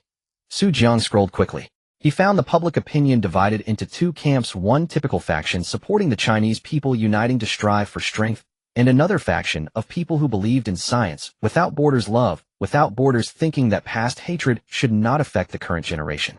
Su Jiang couldn't stand it anymore. He directly opened WeChat and found Dong Yiling. What's going on with your show? How come the Sakura guys keep winning? What are you doing? We don't want this either, but there's no choice. This show now has many viewers in Sakura Country as well, so we can't manipulate it easily. After all, the team they sent is truly formidable, and with public opinion pressure we can't edit or cut anything. Why even bother creating such a show? So damn pointless. Su Jiang cursed in his heart. What's the next competition event? Su Jiang continued asking in WeChat. Dong Yiling. We'll lose the next round too. The show airs today, or it's too late. But after 3 consecutive wins, the Sakura Country has successfully dominated the stage. Next, it will be our turn to challenge them.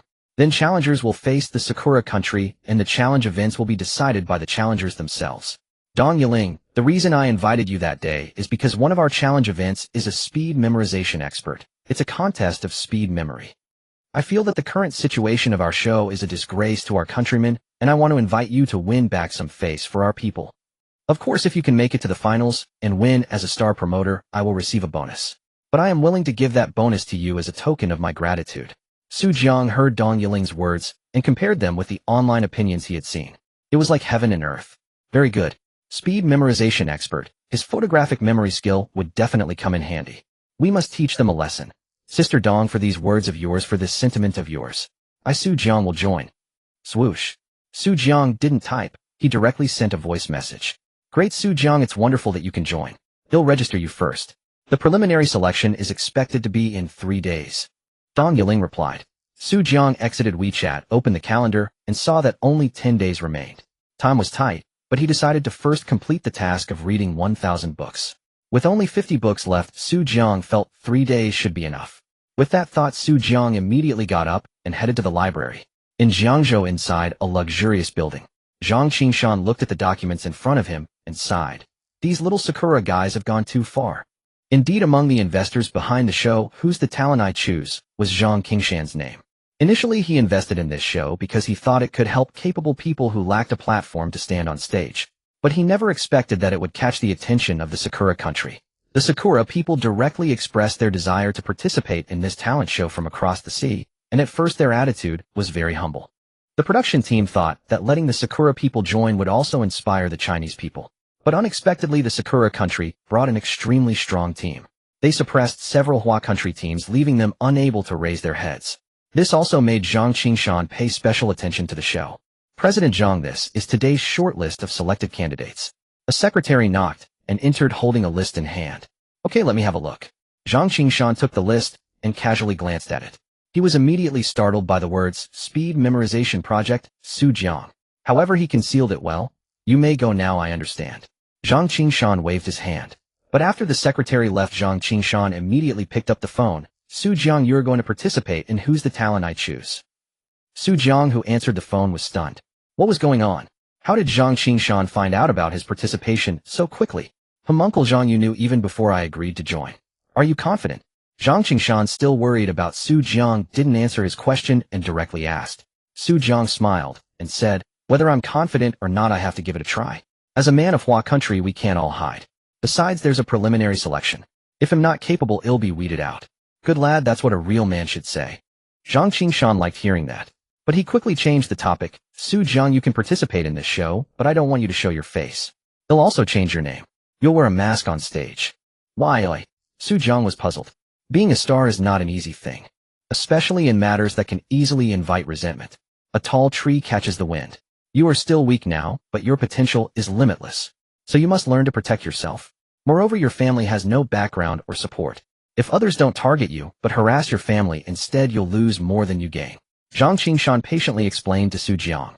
For Su Jiang, Jiang Qingshan genuinely hoped that he could grow robustly into a pillar that could stand tall for Hua country. The current Hua country desperately needed such talented people with passion. Su Jiang felt a warmth in his heart. He had indeed overlooked this aspect. Thanks to Jiang Qingshan's reminder. Thinking about how even when he showed his talent at school, he was targeted and even obstructed from taking the college entrance exam. In these larger arenas, who knew what dangers lay ahead? Especially what Jiang Qingshan said about his family. All right, Uncle Jiang, I'll listen to you. After Su Jiang hung up the phone, he became even more curious about Jiang Qingshan's identity. He had tried searching online, but couldn't find any trace of this person. Well, let's not think about it. First, read books and do the lottery. Su Jiang continued burying himself in books. A day later, Su Jiang received a notification from Dong Yiling. A bit messy. Su Jiang, due to the recent surge in people wanting to defeat the team from Inghua country, the number of applicants has skyrocketed, causing some difficulty in our program's talent screening. The preliminary selection, originally scheduled for 3 days later, may be postponed to August 27th. Su Jiang looked at the calendar. Good grief, it was supposed to be 3 days later, but it really turned into 3 days later. The preliminary selection, from the tone of it, there must be a final round later. There's no time, right? Su Jiang had to tell his problem to Dong Yiling. Dong Yiling was also frustrated. I don't want it to be like this either, but right now you seem to be the most promising candidate. Can you talk to your university? Since the start of the semester usually involves military training, see if you can be exempted from it. By the way, regarding your identity, the big boss behind our program requires that it be kept confidential, so your name will be used as Guozhu. You'd better not disclose to the school that you're participating in this program, otherwise if you don't tell the truth, the names won't match. If you do tell the truth, it might lead to information leakage, and all our confidentiality efforts would be wasted. This added a huge problem for Su Jiang. If this issue had come up before he filled out his college application, it would have been a different story. After all, as the provincial top scorer, top universities were all calling to invite him. If he had made various demands at that time, they would certainly have agreed. But back then he didn't think twice and immediately said he only wanted to go to Huaqing. He didn't even make any demands. Mainly, he never expected so many things to happen. Besides, he was in a hurry to see Huaqing, so how could he have thought of these? Now look, he was already a student of Huaqing, so how could he have the leverage to negotiate with them? Sure enough, when Su Jiang called the school, the reply was, this matter requires time to communicate with the school leaders. The process might be complicated, and there's no time. Student, why don't you consider putting aside your current tasks for now? Military training not only tempers the body, but also helps you build closer relationships with your classmates.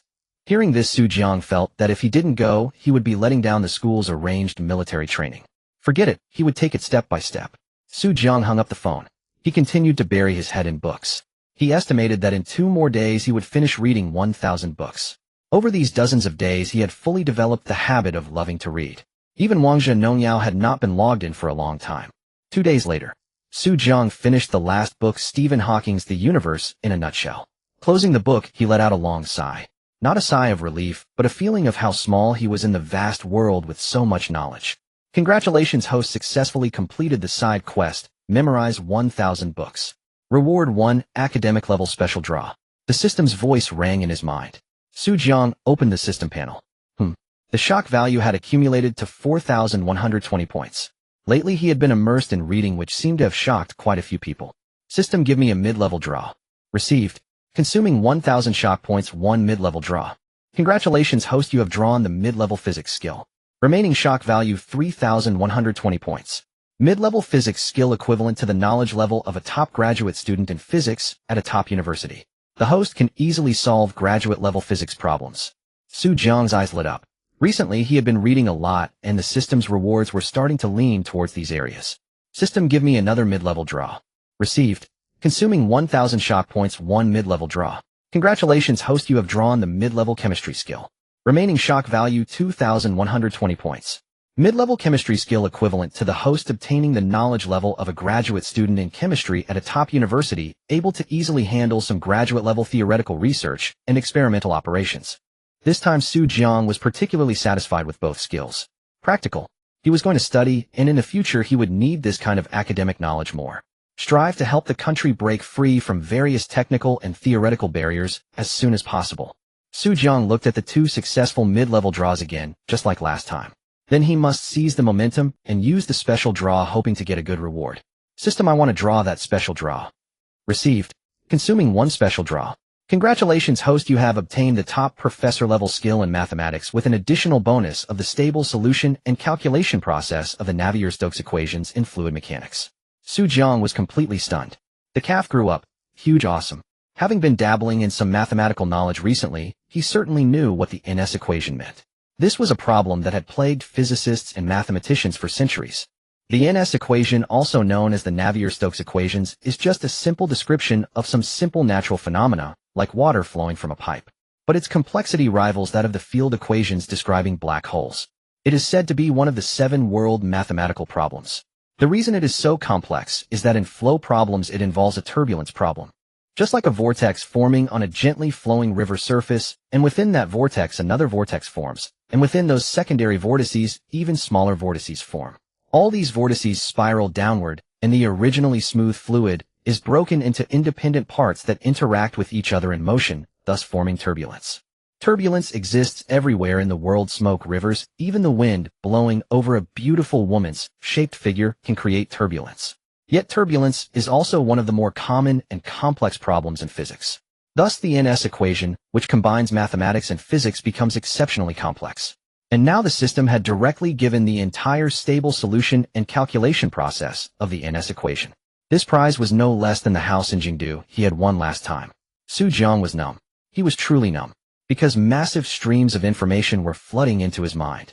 After a while, Su Jiang suddenly opened his eyes. He took out his laptop from his backpack and began typing furiously. Ro du dt ro xpx.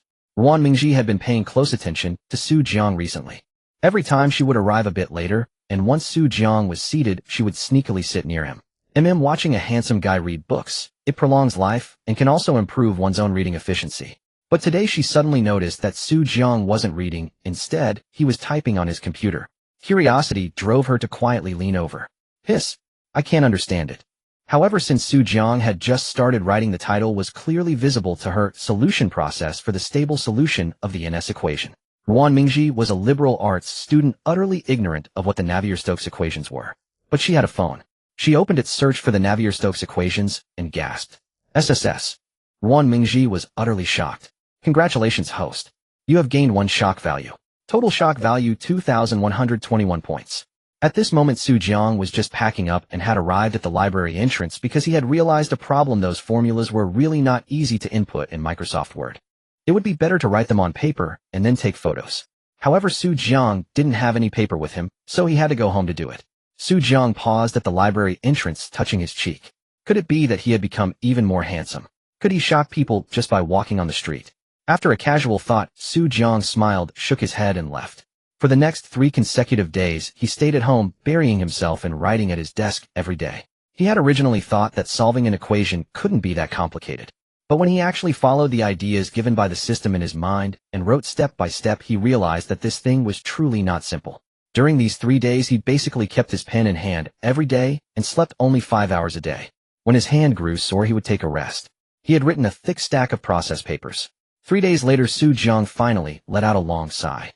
He scratched his greasy hair, sporting huge dark circles under his eyes, and looked at the hundreds of papers in front of him. A smile spread across Su Jiang's face.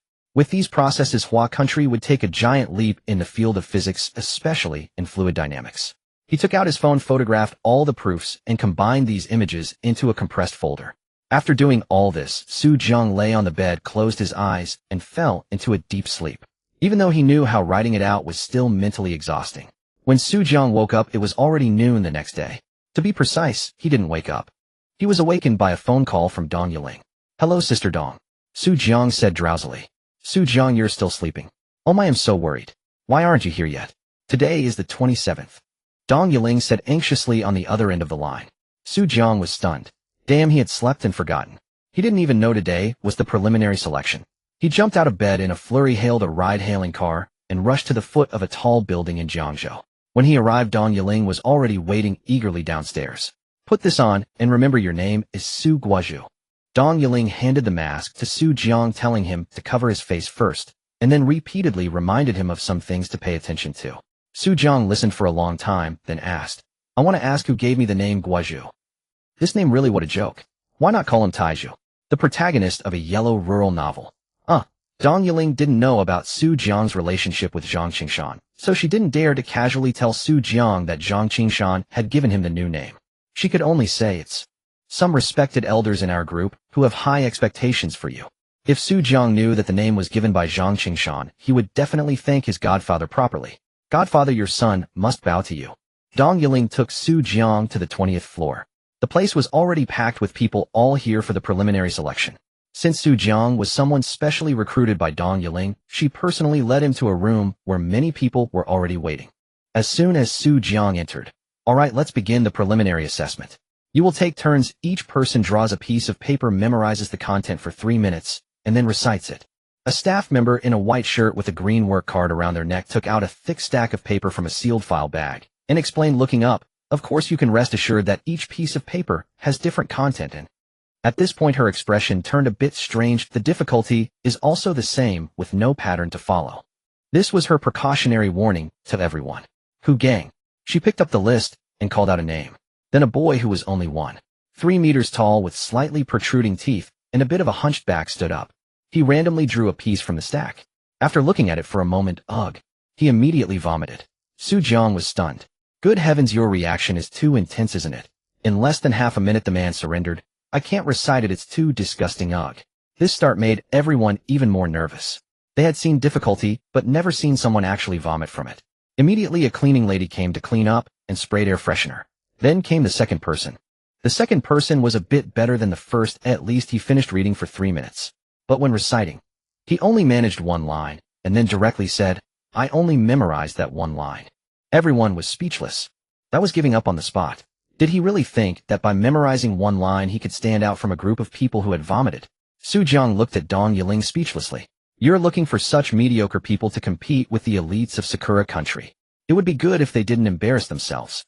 The previous few were basically all eliminated, either fainting, scratching off their wigs, or vomiting on the spot. Only a rare few managed to recite a few lines with some skill. "Su Guozhu." The staff called out once, but no one responded for a long time. "Su Guozhu, your turn." Seeing that Su Jiang showed no reaction, Dong Yiling came over and pushed him. "Oh, present." Suddenly changing his name, Su Jiang still found it a bit hard to accept. He stepped forward, took a piece of paper from the staff member's hand, and looked at it. Damn, it really was complicated. Each line was a complex mix of Chinese-English numbers arranged in a completely random order. For example, the first line, Ing 3A to 8, FA Deb Chi CBU Ben 0 Tsong A 5. No wonder that man had wanted to vomit. But as for this difficulty, Su Jiang chuckled. "Hard." He roughly scanned it. "Hello, I'm done." The staff member was still timing. In less than 1.5 minutes, even less than 2 minutes, Su Jiang looked up to indicate he was done. The staff member was stunned, staring at Su Jiang in slight bewilderment. So handsome. Those eyes, those thick eyebrows. Even the mask couldn't hide his handsomeness. Congratulations, host. You have gained 23 shock value. Total shock value 2,144 points. Of course, what was even more shocking was Su Jiang's approach. After all the previous ones, as long as they didn't vomit, faint, or give up directly, each wanted to look at it a bit longer. After 3 minutes, if the staff hadn't forcibly taken it back, they would never have let go. Even when the staff took it away, they would still follow the staff's hand to glance at it. For one more second, any extra second was good. Everyone was speechless. Looks like another one ready to give up. No, he's probably just going to slack off. His expression doesn't look like he's about to give up. I bet he'll only recite 1 or 2 lines. Young man still too green. He doesn't know that in this kind of competition, every extra second of looking counts. The staff member's mouth was slightly open. Are you sure you don't want to look a bit longer? There's still 1 minute left. No need. Su Jiang shook his head. The staff member had no choice, and in their heart, they didn't think highly of Su Jiang. After putting the paper into a new file bag and sealing it. All right, Su Guozhu, the assessment begins. Instantly, everyone looked over, wanting to see Su Jiang's outcome. Dong Yiling clenched her fists nervously. Jiangzhou in Zhang Qingshan's office. The secretary had already called up the surveillance footage of the preliminary selection venue for Zhang Qingshan. At this moment, it was the scene of Su Jiang stepping forward. Unconsciously, Zhang Qingshan's breathing became lighter. He watched Su Jiang's performance intently. In the preliminary selection venue, Su Jiang took a deep breath. Win 3A of 8 sin deb eat c not this 0 from A5. A few minutes later, Su Jiang finished reciting. Gulp. In the quiet venue, no one knew who made a loud swallowing sound. Congratulations to the host, you have gained 1 point of shock value. Total shock value 2,145 points. The staff member looked at the tablet in his hand. He was completely shocked. All the letters, Chinese characters, and numbers were matched perfectly. Not a single mistake. 1.5 minutes, really remembered all of it. Congratulations, Su Guozhu, all correct. After pondering for a long time, the staff member came to his senses and reported to everyone. Hiss. Congratulations to the host, you have gained 22 points of shock value. Total shock value 2,167 points. Everyone heard what the staff member said and drew in a cold breath. In this world, could there really be someone who could remember so many things that were impossible to remember in such a short time? Especially those who had tried just now. One by one, they inwardly cried out, monster. In Zhang Qingshan's office. This kid not bad. Ha ha. Zhang Qingshan held his cup, wanting to drink several times, but each time he was interrupted by the uncontrollable smile on his face. In the end, he simply put the cup on the table and stopped drinking. You know, this guy is my godson. Zhang Qingshan said proudly to the secretary. Mr. Jiang has a discerning eye. The secretary smiled in cooperation, but in his heart he was thinking, if you keep talking, my ears will grow calluses. Just this godson, you've praised him 500 times in such a short while. So you can't brag outside, so you just pour it all on me. This time I want to see how the people of Sakura country can still be arrogant. Zhang Qingshan burst with domineering aura and shouted loudly. However, contrary to Zhang Qingshan's smugness, Su Jiang was somewhat worried. There was no other reason. Just now Dong Yiling had said that he had been successfully selected and didn't need to participate in any further evaluations. He just needed to come for the program recording from September 4th to 9th, these 5 days. This time, without even thinking, it was the few days of military training. Plus, from Jingdu to Jiangzhou, it would take at least 2 hours by plane. To ask for leave, he would have to request at least 6 days. Su Jiang had to call the school again. The reply was still that he couldn't take such a long leave unless he provided various proofs. Actually, the reason why the school was so strict in this regard was also to prevent everyone from casually asking for leave. There was even a rumor that some schools did not allow female students to ask for leave due to menstruation and instead had female counselors accompany them throughout the military training. The main reason was that the physical fitness of college students nowadays is getting worse with each generation. After more than a decade of exam-oriented education and the sea of questions, they have become almost half useless. So military training could train everyone's physique and let them endure some physical hardship. It seems I can only ask Uncle Jiang to see if he can give me a hospital certificate for a broken arm or leg. Su Jiang said helplessly, just on the ride-hailing car home. He suddenly thought of something. That's right. If I submit the stable solution of the NS equation to Huaqing, then asking for leave and being exempted from military training. Such things. Su Jiang became excited. After returning home, Su Jiang immediately asked in the freshman group chat of Huaqing University.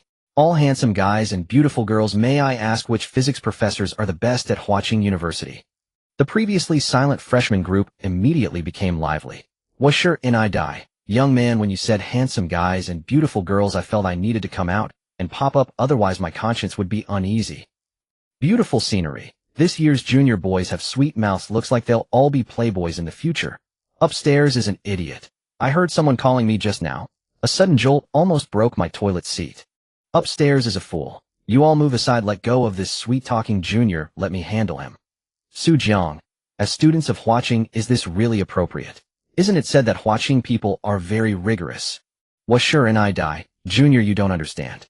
We just rarely hear our real names. There aren't many people who know I'm called handsome guy. To hear it is fate. Sure, and I die. Image. Junior, you made me have the courage to post my selfie for the first time. Jiang. I find I can't retract the previous message. Sure, and I die. Alright, I'm done joking with you. What I just posted was my roommate. By the way, the physics gods of our Huaqing are of course Qin Siyuan and Wang Dellen. Jiang, any email addresses? Sure, and I die. Just their name pinyin plus the official website suffix of Huaqing University. After Jiang learned the email addresses of the professors, he immediately logged out of WeChat. Gosh, this group of narcissists. That photo just now almost made me throw up. Such a complicated preliminary selection problem didn't make me throw up, but I almost dedicated my vomit to the seniors' looks.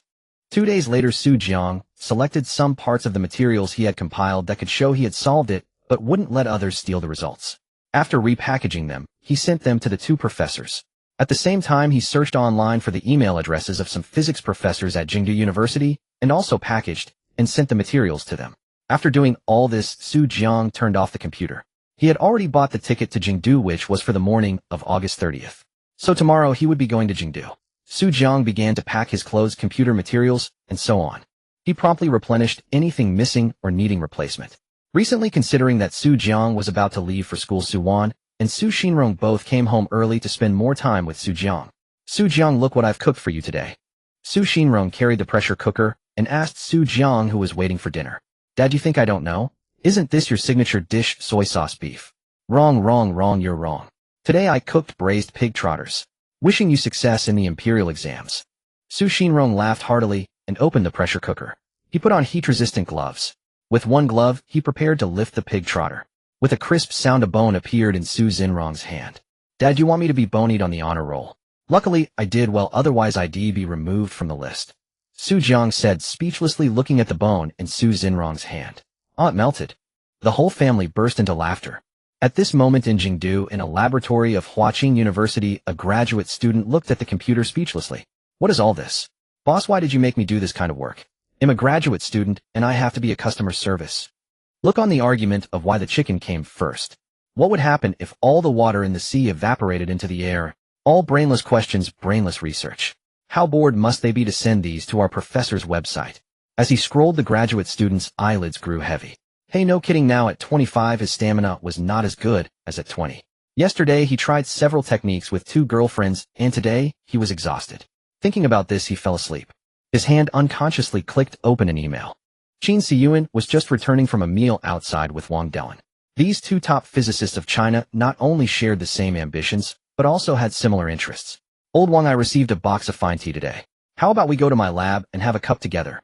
I've been waiting for you to say that. Let's go. As soon as they entered the lab, Qin Siyuan spotted the graduate student sleeping soundly with loud snores. His beard nearly stood on end. He had always been boasting about how diligent and hard-working his students were. In fact, Qin Siyuan's strictness and harshness were well known throughout Tsinghua. Now his own student dared to sleep in the lab. It was a slap in the face. Old Qin, this batch of students isn't doing so well sleeping in the evening. Wang Dellen said with a teasing tone. This only made Qin Siyuan angrier. He and Wang Dellen had always been rivals. Though they were friends on the surface, being in the same field and both top tier, there was no shortage of behind-the-scenes competition. Open conflicts were absent, but silent contests were inevitable. Having reached a stalemate in academics, they competed in teaching, making their students better than the others. Now Wang Dellen's mockery was undoubtedly questioning Qin Siyuan's methods. Look, your student dares to play on his phone during work hours. Graduate students usually call their advisor boss and attending class going to work. Qin Siyuan was about to slap the desk when he suddenly noticed a file on the computer screen, the solution process for the stable solution of the Navier-Stokes equations. He glanced through it briefly. His eyes flickered instantly. He was almost overwhelmed with excitement. Yet he feigned calmness, closing the file with slightly trembling hands. Such a critical document was better kept to oneself rather than shared. Then he slammed the desk hard. You bastard, wake up. It was a genuine scolding, but not for sleeping, for leaving such an important file on the screen. The graduate student was startled by the loud noise. He jumped up from the table. Holy crap. Is it an earthquake? He glanced at Qin Siyuan. Professor, emergency evacuation. Earthquake. He scooped up Qin Siyuan and ran downstairs. Qin Siyuan. Thank you very much. Qin Siyuan didn't know whether to be moved or to move. The graduate student was quite burly, so carrying the small old man was easy. Qin Siyuan had no chance to resist. Finally, just as the student was about to step out of the lab, he gave him a hard slap on the shoulder. Get lost. It's not an earthquake. If he didn't stop, he'd be embarrassed, not just in front of Wang Dellen. Once outside, if seen, the school forum would be flooded tomorrow. Shocking. Professor Qin Siyuan of Tsinghua University and student being intimate. Pay attention, that's a male student. This will be on the exam. Professor Qin Siyuan carried in a princess hold. After a while, the graduate student put Qin Siyuan down. He lowered his head with some embarrassment, but a hint of slyness flickered in his eyes. You? I don't know what to say. Qin Siyuan pointed at the student, shaking his finger, and finally uttered these words. To be honest, in that moment, he was genuinely moved. After all, the student's first instinct was to save him. If there had been a real earthquake, he would have been rescued. Old Wang, I think we'll have to postpone the tea. I need to give my student a lesson first. Qin Siyuan said to Wang Dellen with a hint of embarrassment. All right, I'll be off then. Wang Dellen showed no regret or reluctance. Normally he would have lingered, but this time he left decisively. This left Qin Siyuan puzzled yet relieved.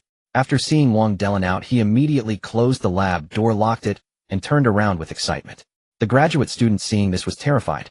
Boss, I was just trying to save you. I'm not interested in you. Get lost, move aside. Qin Siyuan pushed the student aside, opened the file on the computer, and began studying it. So that's how it's solved. Oh my god, brilliant. Who is this? What genius? Hey, why is it cut off at the crucial part? How was this step deduced? While Qin Siyuan was poring over the file with excitement, Wang Dellen at the fastest speed rushed back to his own research office. As soon as he entered, quick, open the image you sent me earlier. I need to see it. It turned out that while he was still in Qin Siyuan's office, he had received a text message from his graduate student, saying that they had received this file. After reading a few pages, he couldn't bear to stay another second in Qin Siyuan's place. Was tea more important than this file? Leaving immediately wasn't his style, so he had to wait impatiently for Qin Siyuan to kick him out. A few minutes later. Why does it stop at the most critical part? Did you miss downloading a section? Quick, go find it. Like a starving person staring at a feast. Just about to eat, only to find no chopsticks. Wanting to grab with hands, but then remembering he hadn't washed them after using the toilet. The office was in chaos. After some discussion, boss, they only sent this much. Wang Dellen was stunned. Damn, the person who could write this much must be able to write the rest. He had to be found. This was the hope of China's Physics Nobel Prize. Quick, find the IP of this sender and send it to me. They'll go to the Ministry of Public Security to get the address. Similar scenes were playing out in some research offices at Kyoto University. That night, the staff at the Ministry of Public Security were baffled. People from all over, Tsinghua, Kyoto, were coming to them for address lookups. And they were all looking up the same address. Of course, no one dared to ask. They just obediently sent them the information one by one.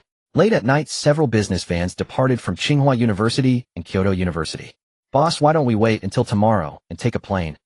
A plane? That shows no sincerity. If we leave now, we can arrive there tomorrow morning. This must be a hidden master. We must show our sincerity. Think about it. If we are standing at his doorstep tomorrow morning waiting for him, wouldn't that show great sincerity? Almost identical scenes were happening in several cars. Meanwhile, on a flight from Laoying Country to Kyoto, Lin Wanqing was sitting in first class.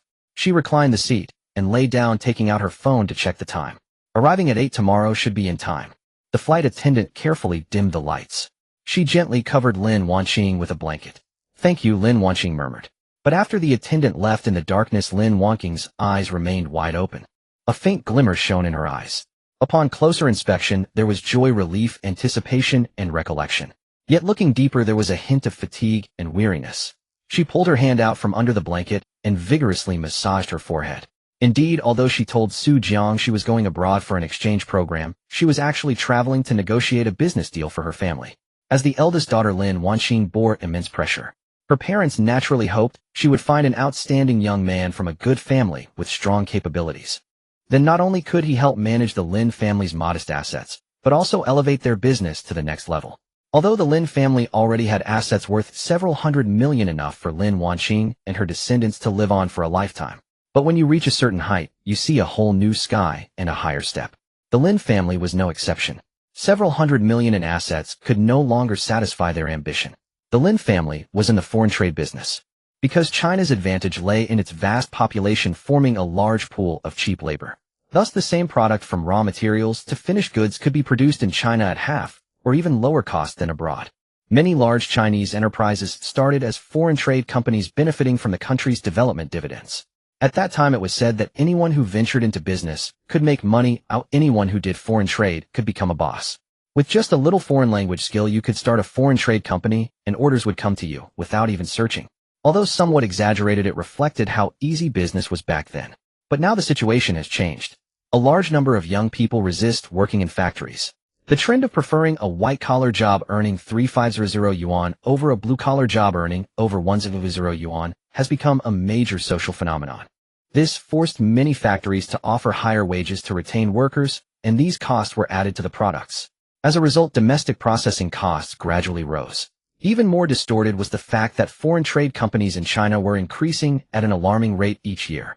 Those who were once foreign trade order clerks opened their own companies. Former foreign trade salesmen did the same. Even many college graduates fresh out of school chose to start their own foreign trade companies. However, while the number of companies increased, the number of clients did not. You offer two, it'll only take one. 8.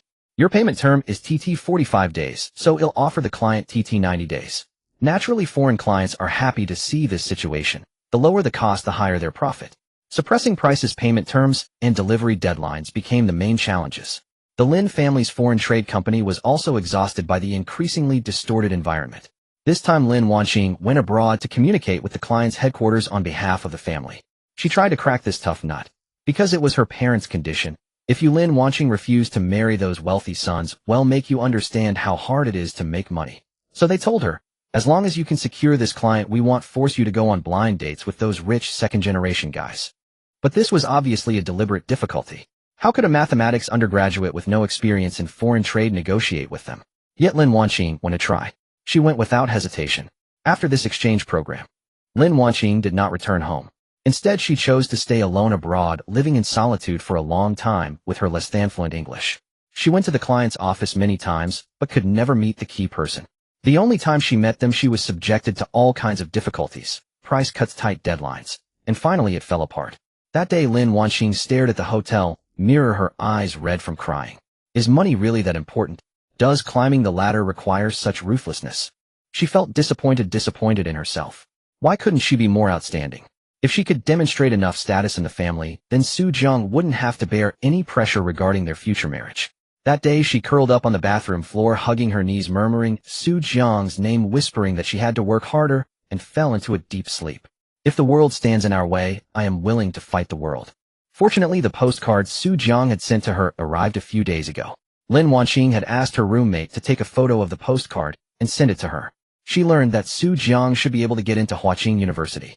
Every time Lin Wanqing thought of this, a slight smile curled at the corners of her mouth. It was as if all the unhappiness and grievances she had experienced vanished in that instant. As long as she could hear him standing before her calling out, Wanqing, Wanqing Jia. Her persistence and affection over these 10+ years, it was all worth it. As she thought, Lin Wanqing drifted into a deep sleep. She was too exhausted, a girl dragging her luggage, rushing in and out, catching planes on a tight schedule. At this moment in Qinghai County, Su Jiang was tossing and turning at home. Tomorrow he would go to school. He would see that once beautiful face with his own eyes again.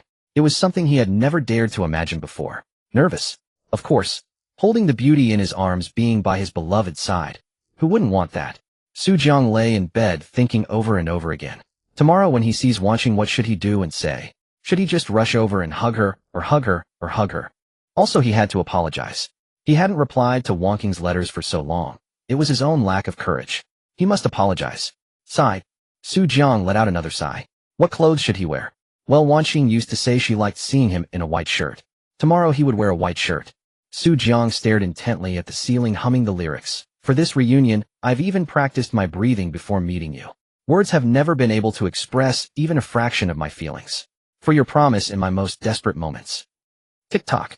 The small clock on the bedside table, which had accompanied Su Jiang for years, with its rotating second hand, was drawing the distance between them closer and closer.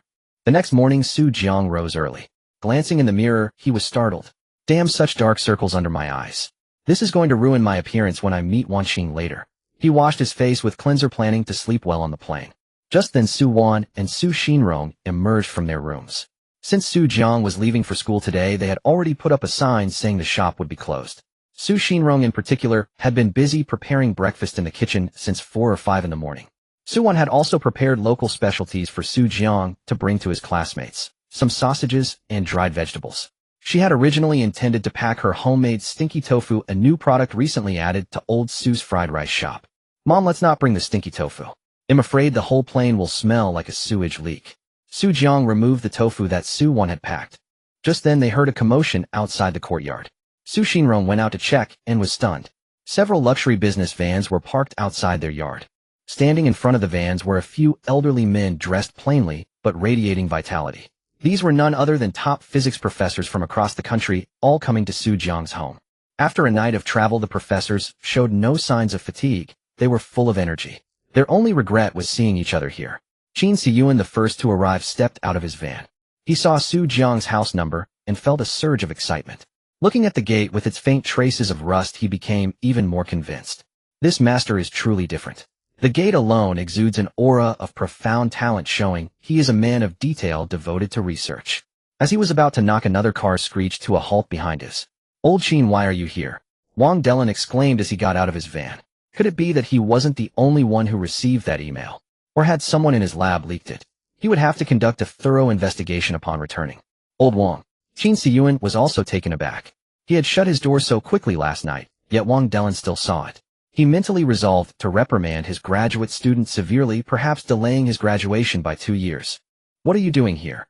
Qin Siyuan asked warily. Visiting an old friend here, Wang Delin tried to bluff. What about you? Before Qin Siyuan could answer, another car pulled up beside theirs. Both were dumbfounded. What was happening? Each new arrival filled them with increasing unease. A physics professor from Kyoto University stepped out. It was maddening, like a bride-snatching scenario where everyone showed up at the same doorstep. Before they could finish the thought, another car arrived. They were numb. Another professor, no doubt. So the 4 top physics professors stood there staring at each other. I arrived first, so I'm going in first, Qin Siyuan declared, blocking the gate. Why should you? Your driver just drove faster. I definitely received the email first. What are you talking about? I'm the oldest, so I should go first. My annual allowance is the highest. My SCI publications are the most. I have the most students. My daughter is the prettiest. The professors argued heatedly over who should enter first. Their drivers, embarrassed, masked their faces, thinking, don't look at me, I'm just the driver, not associated with them. Suddenly the iron gate creaked open from inside. Su Xinrong looked out, annoyed.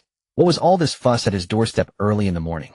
The arguing old men immediately fell silent, their eyes fixed on Su Xinrong like a pack of starving wolves eyeing a piece of meat. Su Xinrong felt a chill down his spine. Who are you? He stammered. I'm Qin Siyuan, physics professor from Huaqing University. I'm Wang Delin, also from Huaqing University. I'm from Kyoto University. They quickly introduced themselves, leaving Su Xinrong nervous. Are you really professors? He asked doubtfully, for they didn't seem like professors who would quarrel at someone's doorstep. Qin Siyuan, thick-skinned, stepped forward and grabbed Su Xinrong's hand. What rough hands. Calluses. Comrade, you are truly a model for our academic community. Not only with profound knowledge, but also doing manual labor. Look at these hands, clearly used to heavy work. Admirable. When I go back, I'll propose to my colleagues that we should engage in more physical labor alongside research. No wonder you cracked the NS equation that we couldn't solve. Su Xinrong was bewildered. Are you guys out of your minds? I'm a fried rice cook. What culture are you talking about?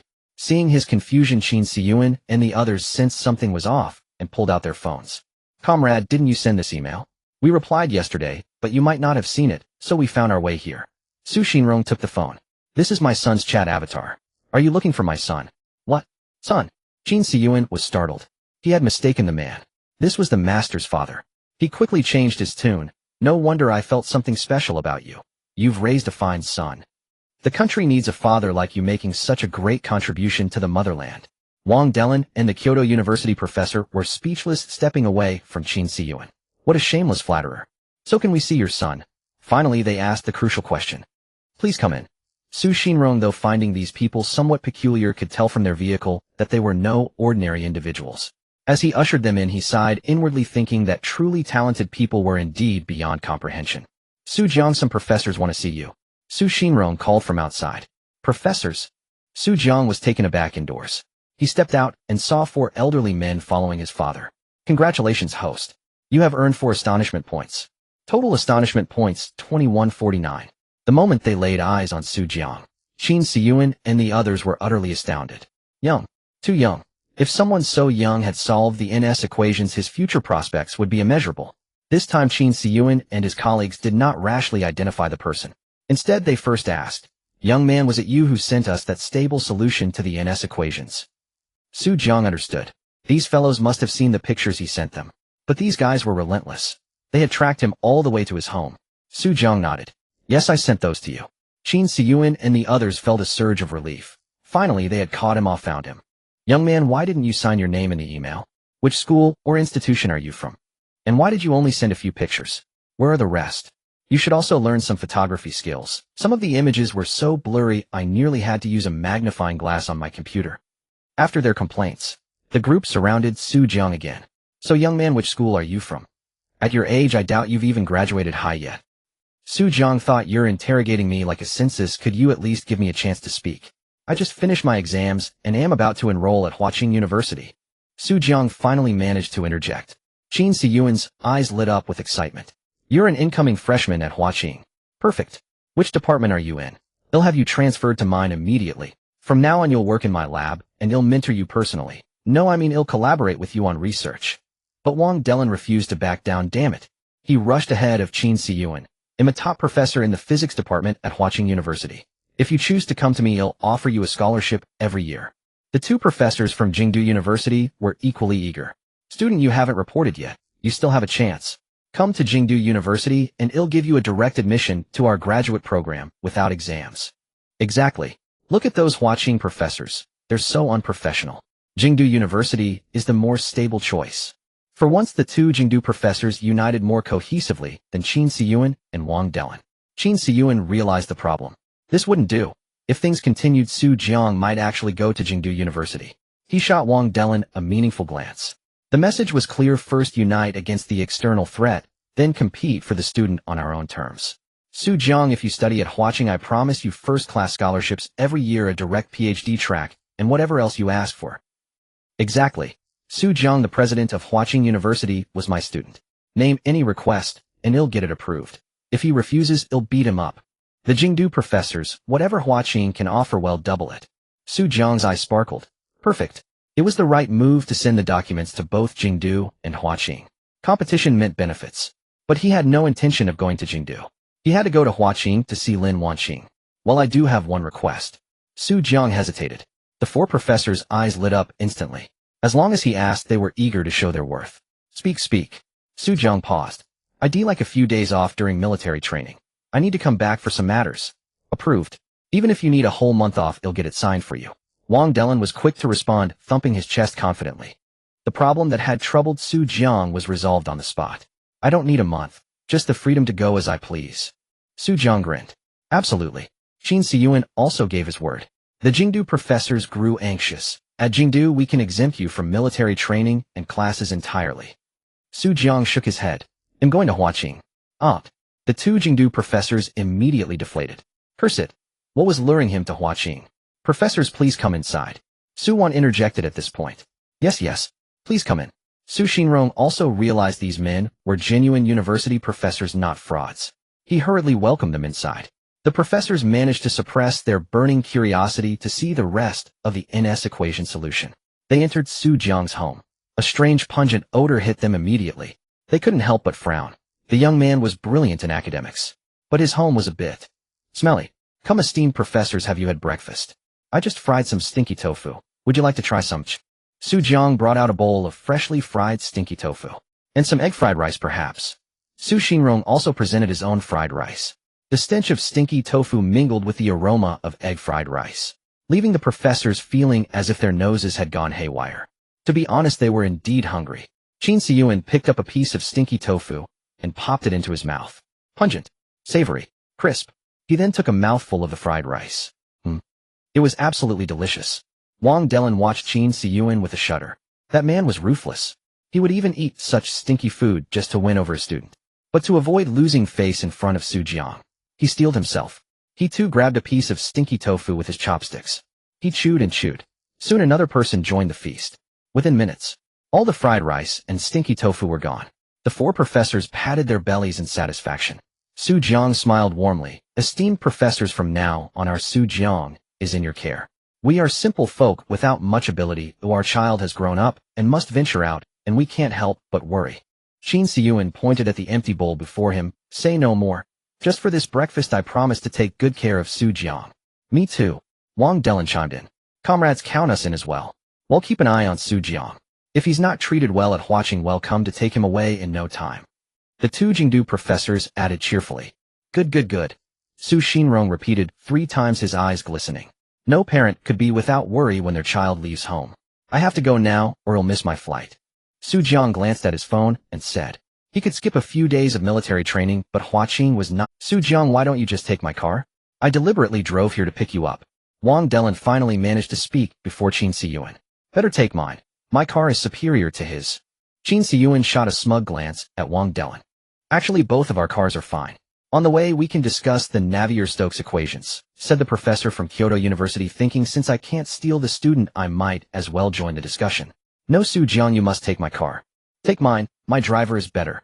Better come with me. I have a very pretty female student. I'll show you her photo later. All your students are like female gorillas. My wife is from the art department. If you want a girlfriend, I'll have her find you one. Get lost, all of you. I have a daughter about the same age as Su Jiang. Your daughter? If she looks like you, forget it.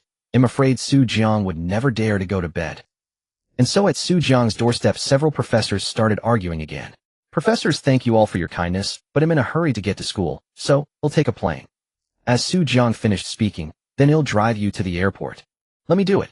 Once again, the professors began quarreling. Suddenly, another business van pulled up in front of Su Jiang's house. A Toyota, Alfred, the ceiling of business vans first class on land. A capable young professional woman stepped out. Su Jiang, Mr. Jiang learned that you're heading to school today and specifically instructed me to take you to the airport. Your ticket to Kyoto has already been upgraded to first class. Mr. Jiang wanted to come himself, but he's tied up with some matters, so he entrusted me. The visitor was Jiang Qingshan's secretary. Perfect timing, just perfect. Su Jiang let out a long breath of relief. His parents didn't own a car, and he was worried about whose car to take to the airport. Mainly he feared that once he got in one of the professor's cars, they might get so excited they'd drive him straight to Kyoto, delaying his meeting with Lin Wanqing. Mr. Jiang was truly a big shot in Jiangzhou. He had even taken care of Su Jiang's schooling. All right, professors, will be off now. You all head back and take care. See you in Kyoto. Su Jiang said, then climbed into Jiang Qingshan's Toyota Alfred. As for the luggage, Jiang Qingshan's secretary and driver had already arranged everything perfectly. Seeing Su Jiang leave, the 4 professors quickly got into their own cars. Hurry back to Kyoto. We must arrive before those 3. Wang Delan immediately called the president of Huaqing University. Chuanlin, a student named Su Jiang, will be coming to Huaqing to register soon. You must treat him well. He's a talent we can't lose. If even a single hair on his head is out of place, he'll hold you responsible. 5 business vans sped away from Su Jiang's doorstep, leaving behind the reluctant Su Xinrong and Su Wan and a group of bewildered neighbors. The Su family has really made it big now. Look at his son. Professors come to pick him up for school. Yeah, they're untouchable from now on. I've never seen a student being fought over by university professors to pick him up. Who hasn't? It's unheard of. If only my child were half as good as Su Jiang. A father said, then took off his shoe and smacked his son on the head. Miao Chunfeng must be kicking herself. Such a good grandson, and she cut ties with him. Don't even mention her. She fell ill after coming back from the police station. The ambulance has been called several times. Now Su Xinrong and that ungrateful family have abandoned Miao Chunfeng. They got what they deserved. On the plane from Jiangzhou to Kyoto, Su Jiang was enjoying the comfort of first class. This was his first time flying in this life, and he was already in first class. How could he not be thrilled? So there was a lunch served on the plane. The seats could recline, and the flight attendants in first class were different from those in economy. But the flight attendants' looks were just so-so. Compared to Lin Wanqing, they were worthless. At the entrance of Huaqing University, welcome tents were set up along the road bearing names of various faculties and welcome messages. School of Chemical Engineering welcomes you. School of Materials awaits you. Dear juniors, School of Humanities has been waiting for you. School of Science awaits you. Students with luggage walked through the gate, eyes full of anticipation and curiosity. Their eyes sparkled with wonder and novelty. Suddenly a commotion arose in the crowd. Look, the campus bell of Huaqing is here. In an instant, the male creatures in every tent craned their necks to see the girl in white walking from the dormitory direction. Holy crap, that's Lin Wanqing from the mathematics department in the School of Science. She's actually here to welcome new students today. Rare to see the campus bell out. I never expected the campus bell would be foolish enough to study math. I'm afraid she'll go bald. What do you mean your campus bell? Get lost. The campus bell belongs to the whole Huaqing, especially those from the School of Science. They were so excited they forgot about the new students. Of course, the new students were also busy gazing at the beauty. Not only boys enjoyed looking at girls, like to look at beautiful women too. Time and space seemed to freeze. All eyes were on Lin Wanqing, silently watching. Today, Lin Wanqing wore a white t-shirt, slightly fitted, revealing her graceful figure paired with a simple white skirt that fell to her calves. On her feet were wooden-soled sandals with silver straps. Her jet black hair was tied high at the back of her head, cascading straight down to her waist like a waterfall. Under the sunlight, her hair shimmered with a glossy sheen. Her refreshing hair, delicate features, clear eyes, and the natural aura emanating from within painted a beautiful picture on the school road. So beautiful, a female student couldn't help but exclaim. A single stone stirred 1,000 ripples. Hey, your drool is dripping onto your admission letter. If such a beauty sat in the same class as me, I'd worry about failing that course. I wouldn't be able to focus on the lecture. The campus bell must have come to welcome me, the handsome guy. Bro, wake up, it's still daytime. Even if it were night, I can sense your violent ugliness. They say the rich second-generation guys in Kyoto can't even win her over. Exactly, she's a true rich beauty. Word has it that when she first came to school, she was dropped off in a luxury car worth over $1 million. She's a cold white swan that us toads dare not even dream of. But soon everyone sensed something was off. Because Lin Wanqing walked right past the science school's welcome tent without any intention of stopping. The science students just watched helplessly as she passed without even glancing their way. The science students who had assumed she was coming to them were stunned. Lin Wanqing wasn't coming to their tent. They almost wanted to rush out and shout after her, "Girl, you're leaving. What am I supposed to do? You must be happy." 2 tents past the science school was the humanities school's tent. Lin Wanqing stopped in front of it. "Hello, I'd like to ask if there's a student named Su Jiang in your foreign languages and literature department." No content after cleaning. Instantly, everyone who heard it erupted into an uproar. What a wealth of information. The campus beauty had actually come to the College of Humanities in person to ask about a student named Su Jiang. Who was Su Jiang? I kind of regret it now. I should have changed my name to Su Jiang before coming here.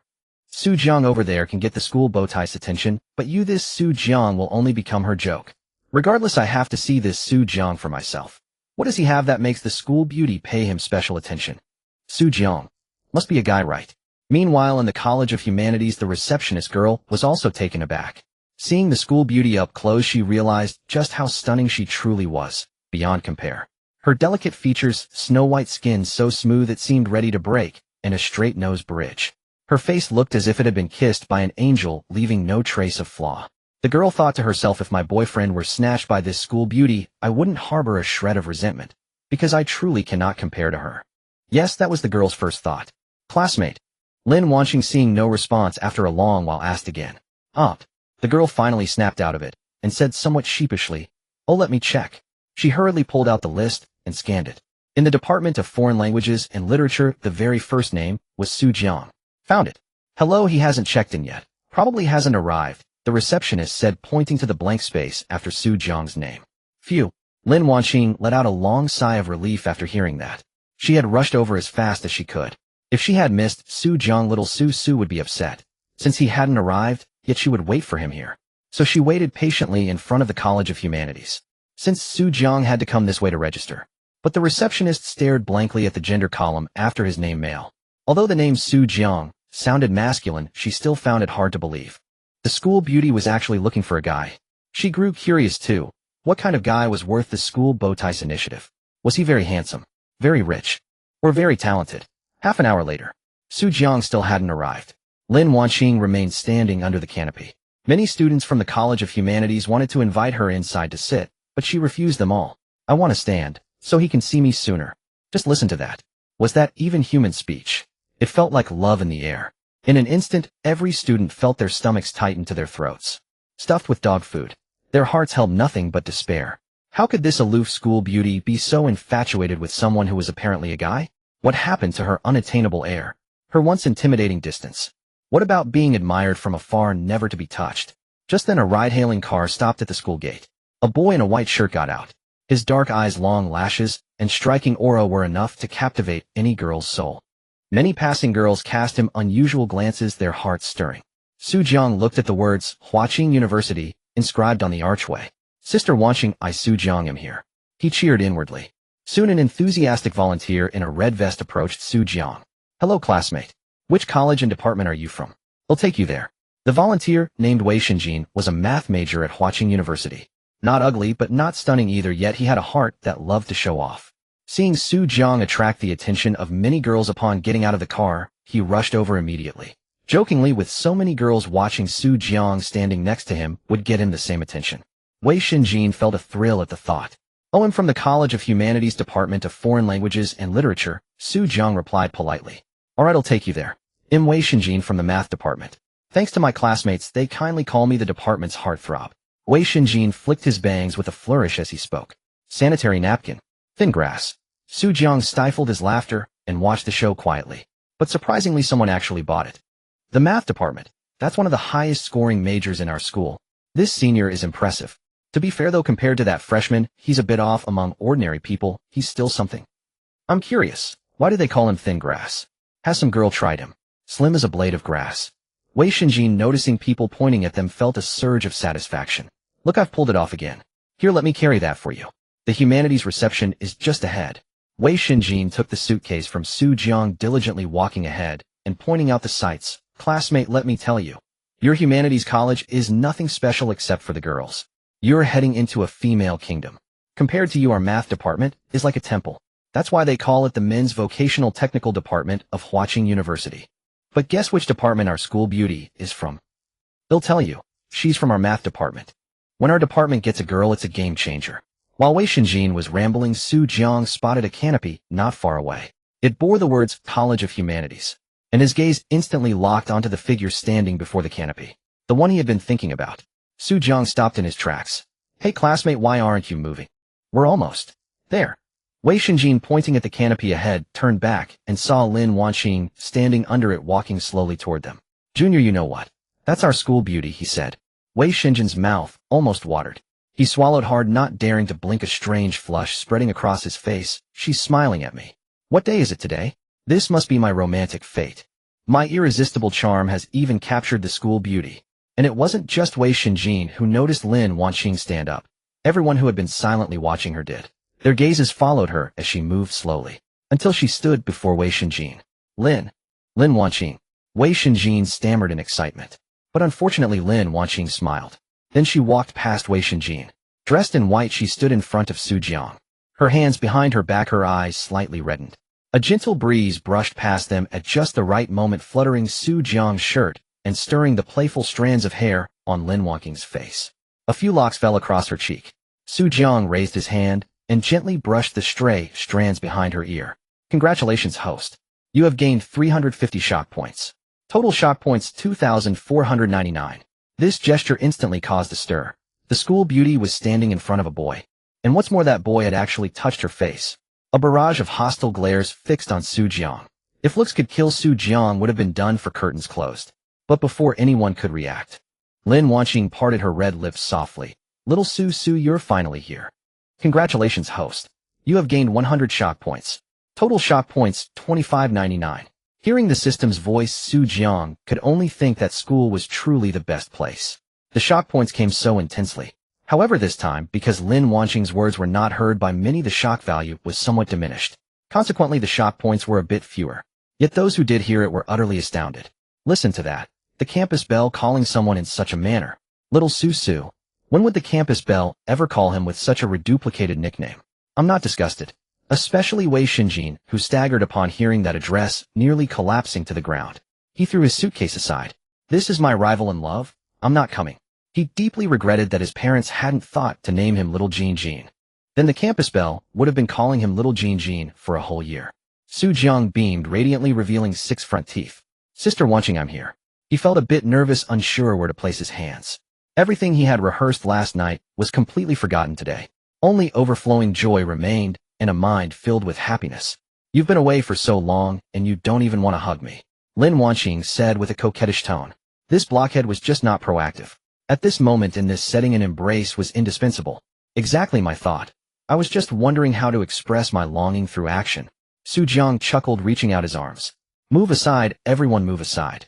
But just as Jiang was about to embrace Lin, watching a sudden commotion erupted.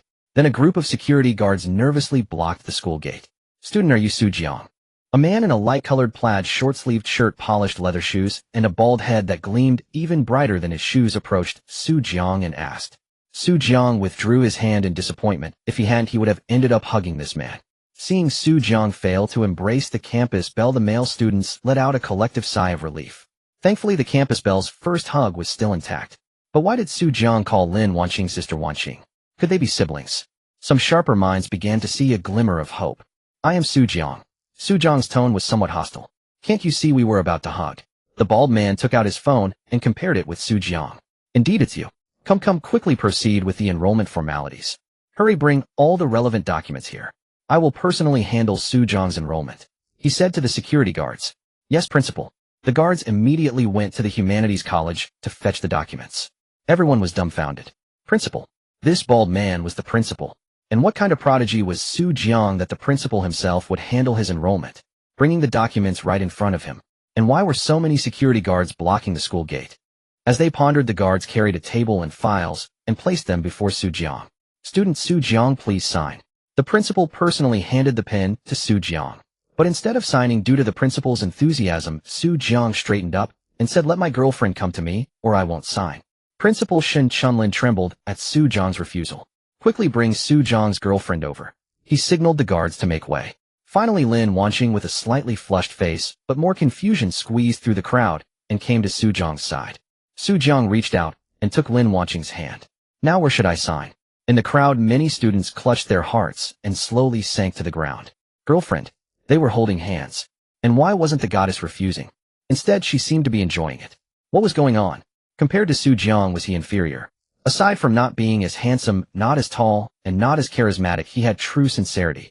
Could it be that being proactive was enough to win the goddess's heart? Everyone regretted not having been more proactive themselves. And the female students were heartbroken too. Goddess, why do you like men? Wouldn't it be better to be my best friend? A few minutes later, Principal Shin Chunlin returned to his office with the documents bearing Jiang's signature. He let out a long breath. At least this formidable person was under control. He took a few photos and sent them to Wang Delin. Old Wang, everything is settled. Meanwhile, Jiang, under the envious and jealous gazes of the crowd, led Lin Wanqing by the hand toward the dormitory. Unable to refuse Lin Wanqing's insistence on helping with the luggage, he let her pull the suitcase, while he carried a heavier bag. As they walked along, many students marveled at their looks. A handsome guy and a beautiful girl. I've never seen such a pairing. Exactly. It's always handsome guys with average-looking girls, and pretty girls with average-looking guys. It's rare to see a couple with such stunning looks. With such good looks, I'd just be a vase and not bother studying. Their future children will definitely be beautiful. I'm so envious. At Huaqing University, male and female dormitories were mixed in the same area. One building might be male and the next female. Jiang and Lin Wanqing remained silent. Though they both had much to say and many questions to ask at that moment, they simply enjoyed the peace and happiness of holding each other's hands. Until they reached an intersection. Lin Wanqing stopped. Little Su, I have some things prepared for you. I'll go to my dorm to get them, then I'll come to your dorm and help you tidy up. Can girls enter the boys' dorm? Jiang asked in confusion. Lin Wanqing nodded. Yes, but boys can't enter the girls' dorm. Jiang. Although he had never lived on campus, this seemed well a bit unfair. He didn't voice it though. It didn't matter, he had a house in the capital anyway. Okay, then hurry back, Jiang reluctantly let go of her hand and grinned. Mom. Lin Wanqing trotted off toward her dorm. Jiang walked alone to his dormitory door. Building 3, room 304. The door was open. Entering, he found it was a 4-person room with a bed above and a desk with a cabinet below. The room was a bit noisy. 2 of the beds were already occupied. One boy was making his bed and another was unpacking. Jiang entered. Hello. Both looked up at him. Jiang found a spot and put down his luggage. I'm Jiang. What are your names? The two appeared somewhat plain, likely from less developed areas, and had earned their way to Huaqing. I'm Lu Ziming, said a tall, thin boy. I'm Yu Ruiying, said another boy, slightly chubby with a round face that was quite adorable. Just as Jiang was about to unpack and chat with them, the door opened again. A boy entered. He was somewhat handsome, dressed in expensive-looking clothes, but his height instantly diminished his charm, probably shorter than most girls. I'm Ouyang Feng. Ouyang Feng had clearly heard the others introducing themselves outside the door. But the next moment, seeing that the only remaining spot was by the door, he frowned and scratched the back of his head. Can anyone switch with me? I don't like the spot by the door. You can take the one near the window, I don't mind. Lu Ziming was still packing his luggage and hadn't made his bed. He smiled and yielded his spot. Thank you. Ouyang Feng, not one to act superior even toward his roommates, offered a word of gratitude. Then Ouyang Feng opened his luggage, but instead of organizing it, he sat on a chair crossing his legs. Ouyang Feng, why aren't you making your bed? Lu Ziming asked, curious, watching the motionless figure. Oh, I don't need to. My girlfriend said she'd come over later to help me, so I shouldn't bother. She's at a top-tier university nearby. They started earlier than us. Ouyang Feng felt a swell of pride. He turned to look at his three busy roommates. Well, that's the beauty of having a girlfriend. She can handle things like this. Women are always better at such chores. Lu Ziming and Yu Ruiying, hearing Ouyang Feng's words, both spoke with envy. I envy you. If only I could find a girlfriend in college. Ouyang Feng, your girlfriend is from a top university too. No long-distance relationship for you. That's great. Ouyang Feng was rather pleased. However, noticing that Su Jiang showed no envy whatsoever, he felt a twinge of irritation. Of course. In high school, my girlfriend was the undisputed class beauty, the prettiest girl in our class. All my high school classmates envied us, a perfect match. And let me tell you a secret, she was the one who pursued me first. She bought me breakfast every day, got me drinks, and took such good care of me. Ouyang Feng watched Lu Ziming and Yu Ruiying, their faces a mix of astonishment and envy. He was especially smug.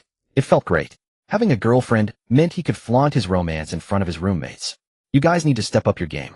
Don't aim too high. It might be tough to find someone at Huaqing. You could try the less prestigious schools nearby and find someone decent looking. That should be easier.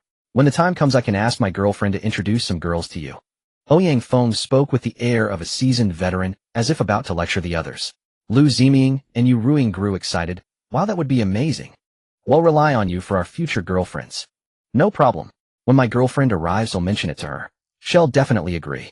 By the way, when you see her, don't be so dazzled that you can't speak properly, ha. Lu Ziming and Yu Ruiying waved their hands dismissively. No. We'll just be envious. After all, you're so outstanding, and your family seems well off. We can't compare. We'll just admire the beautiful class beauty of our big shot, Ouyang Feng. Just as Ouyang Feng was about to show off further, a commotion arose from outside the door. A beautiful girl is coming to our building. Wow, Huaqing actually has a girl this gorgeous. Since Building 3, where Su Jiang and the others stayed, was at the corner of the dormitory complex, anyone approaching would be heading their way. In an instant, countless students rushed to their balconies to catch a glimpse. Lu Ziming and Yu Ruiying could no longer contain their longing for beauty. Especially Lu Ziming, who seemed honest, but was secretly quite a flirt. Ouyang Feng, could that be your girlfriend? Yu Ruiying asked curiously. Maybe. Ouyang Feng replied, feigning calm as he remained seated. Inside, he was exulting. His girlfriend had indeed caused a stir back in high school. Many boys couldn't help but steal glances at her. Yet now at Huaqing, the commotion was even greater than before. I can't stand it. I have to go see. Lu Ziming, who had been craning his neck from the bed, without spotting the girl, let out a howl, leaped off the bed, and dashed to the balcony to peer outside. I'm going to admire Ouyang Feng's ethereal beauty too. Yu Ruiying quickly abandoned his half-made bed and followed to the balcony. The room was instantly left with only Su Jiang and Ouyang Feng. Su Jiang was still laboriously making his own bed. Lin Wanqing had offered to do it, but he couldn't bear to let her. Such hot and tiring work. He'd rather do it himself. After all, when Lin Wanqing started college, he hadn't been able to help at all, and she must have made her own bed. He couldn't let Lin Wanqing always bear the hardship. From the balcony, Lu Ziming and Yu Ruiying's voices kept coming. Ouyang Feng, your girlfriend is absolutely stunning. Yes, it must be Ouyang Feng's girlfriend. She's carrying a cloth and looks like she's here to make his bed. But why is she also dragging a suitcase? I'm curious what's inside. Maybe it's full of snacks. Ouyang Feng, your girlfriend is so thoughtful. She even bought you a whole suitcase of gifts. I'm going to have to buy some baking soda. Living with Ouyang Feng in the same dorm will sour me to death. Baking soda isn't enough. Oh, we need pure alkali. When they flaunt their love, a spoonful will neutralize it. Maybe even a spoonful won't suffice. We'll need a whole bucket. Listening to their chatter, Ouyang Feng grew curious. Hadn't his girlfriend already bought him a gift before he arrived? Why was she bringing another one today? She was indeed too good to him. The thought deepened his smile. To have such a girlfriend. What more could he ask for? Yet as he glanced at Su Jiang still busy on his bed, Ouyang Feng felt an indescribable twinge. The goddess is coming in. She's really entering our dorm building. So envious. But everyone realized that such a beauty was surely taken. They could only admire from afar. After the campus bell vanished from sight, they reluctantly returned to their luggage. Only Lu Ziming and Yu Ruiying remained brimming with excitement, knowing the beauty was coming to their own room. Like monkeys, they kept peering out the door. She's here. She's here. And indeed, they had waited long enough. A graceful figure appeared at the stairway on the third floor. Lu Ziming and Yu Ruiying dashed back to their beds, pretending to tidy up. Despite their earlier enthusiasm, they would turn into mute chickens when faced with actually talking to a girl. Knock, knock, knock. The dorm door was rapped. In an instant, Ouyang Feng's expression grew triumphant, while Lu Ziming and Yu Ruiying became even more nervous. Xiao Lu, Ouyang Feng could not wait to open the door. His girlfriend was named Zhaoing Lu, and her nickname was Xiao Lu. But as Ouyang Feng called out, the girl outside did not respond. The door was pushed open. Then, a face as fair as a celestial maiden peeked in from outside. Ouyang Feng was stunned, and then stunned again. First shock, why was it not his Zhaoing Lu? Second shock, why was this girl so beautiful? His Zhaoing Lu was like a firefly compared to the bright moon, like a crow next to a phoenix. Lu Ziming and Yu Ruiying sneaked a glance at the beauty who had entered. Earlier on the balcony, they had been guessing what she would look like. Now one look, and they nearly fell off the bed. Gasp! How beautiful! Beyond beauty, there were no words to describe it. How they envied Ouyang Feng for having such a gorgeous girlfriend. Every night must be blissful, right? But the next second, Xiao Susu. The girl called out. Hey! Su Jiang, hearing the familiar voice, quickly responded. He stood up, and seeing Lin Wanqing, jumped straight off the bed. You're here. Su Jiang, beaming, took Lin Wanqing's hand and led her to his bed. Sit for a moment. They'll finish making the bed soon, and then we'll go eat together. Hearing this, everyone was taken aback. Congratulations, host. You have gained 3 shock points. Total shock points 2602. Indeed, the one who had arrived was none other than Su Jiang's girlfriend, Lin Wanqing. She was not the girlfriend Ouyang Feng had been boasting about. For a moment, Ouyang Feng stood there at a loss. Lu Ziming and Yu Ruiying exchanged glances. Countless messages were conveyed in a single glance. Su Jiang is so lucky. I do want a dozen girlfriends like that. So we've been envying the wrong person all along. Now both Su Jiang and Ouyang Feng have girlfriends. Maybe the two of us should just be together? After a short while, another girl pushed the door open without knocking. Feng Gu. Sorry I'm late. I was stuck in traffic. It was Ouyang Feng's girlfriend, Zhaoing Lu. Zhaoing Lu entered. At that moment in that situation, Ouyang Feng really wanted to shout, Xiao Lu, how I wish you had been stuck in traffic a little longer. Showing up now was nothing but a blatant invitation to be humiliated. Sure enough, when they saw Zhaoing Lu, Lu Ziming and Yu Ruiying both gave Ouyang Feng a complicated look, as if saying this. And you dare to call her the class beauty? Is your class only 50 people with 49 of them being boys? In truth, Xiao Yingla's appearance was fairly decent among girls. But without comparison, there is no hurt. With Lin Wanqing standing there. Figure-face temperament. Zhaoing Lu was utterly defeated. Xiao Lu, you're here.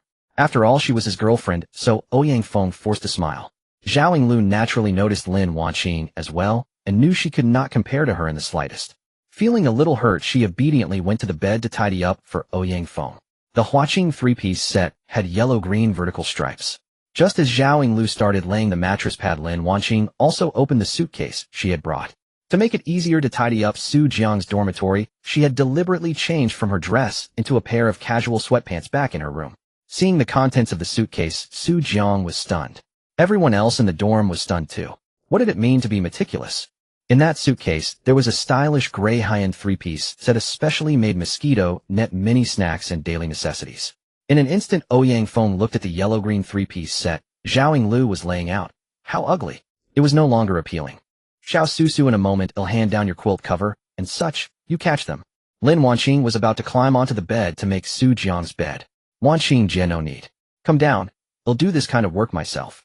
Su Jiang couldn't bear to let her do it. You move aside. Lin Wanqing's voice grew a little louder. Look, you didn't even wipe it before putting the mattress pad on. It's been months. How dirty is this? Zhao Yingla's hand paused. She hadn't wiped either. But it didn't matter now. No one was paying attention to her at that moment. Lu Ziming, Yu Ruiying, and Ouyang Feng thought this beauty is a bit domineering. I really like it. Could I be treated domineeringly once too?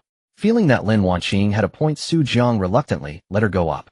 It was a good thing she had changed into pants, otherwise she might have revealed something.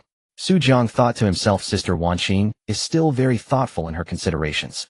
Half an hour later, Su Jiang's dormitory nook was all set. The gray 3-piece set with faint patterns paired with a very elegant mosquito net. On the desk, computer stand, desk lamp, power strip, self-heating water cup, a snack box filled to the brim. It was the pinnacle of dormitory setups. Everything you could think of, and even things you couldn't were all there. Xiao Susu, this is the 3-piece facial cleanser set I brought you from abroad. This is the cleanser, this is the toner, this is the lotion. You need to wash first, then apply toner, and finally apply lotion. Xiao Susu, this toothpaste works very well. I specially bought it for you from abroad.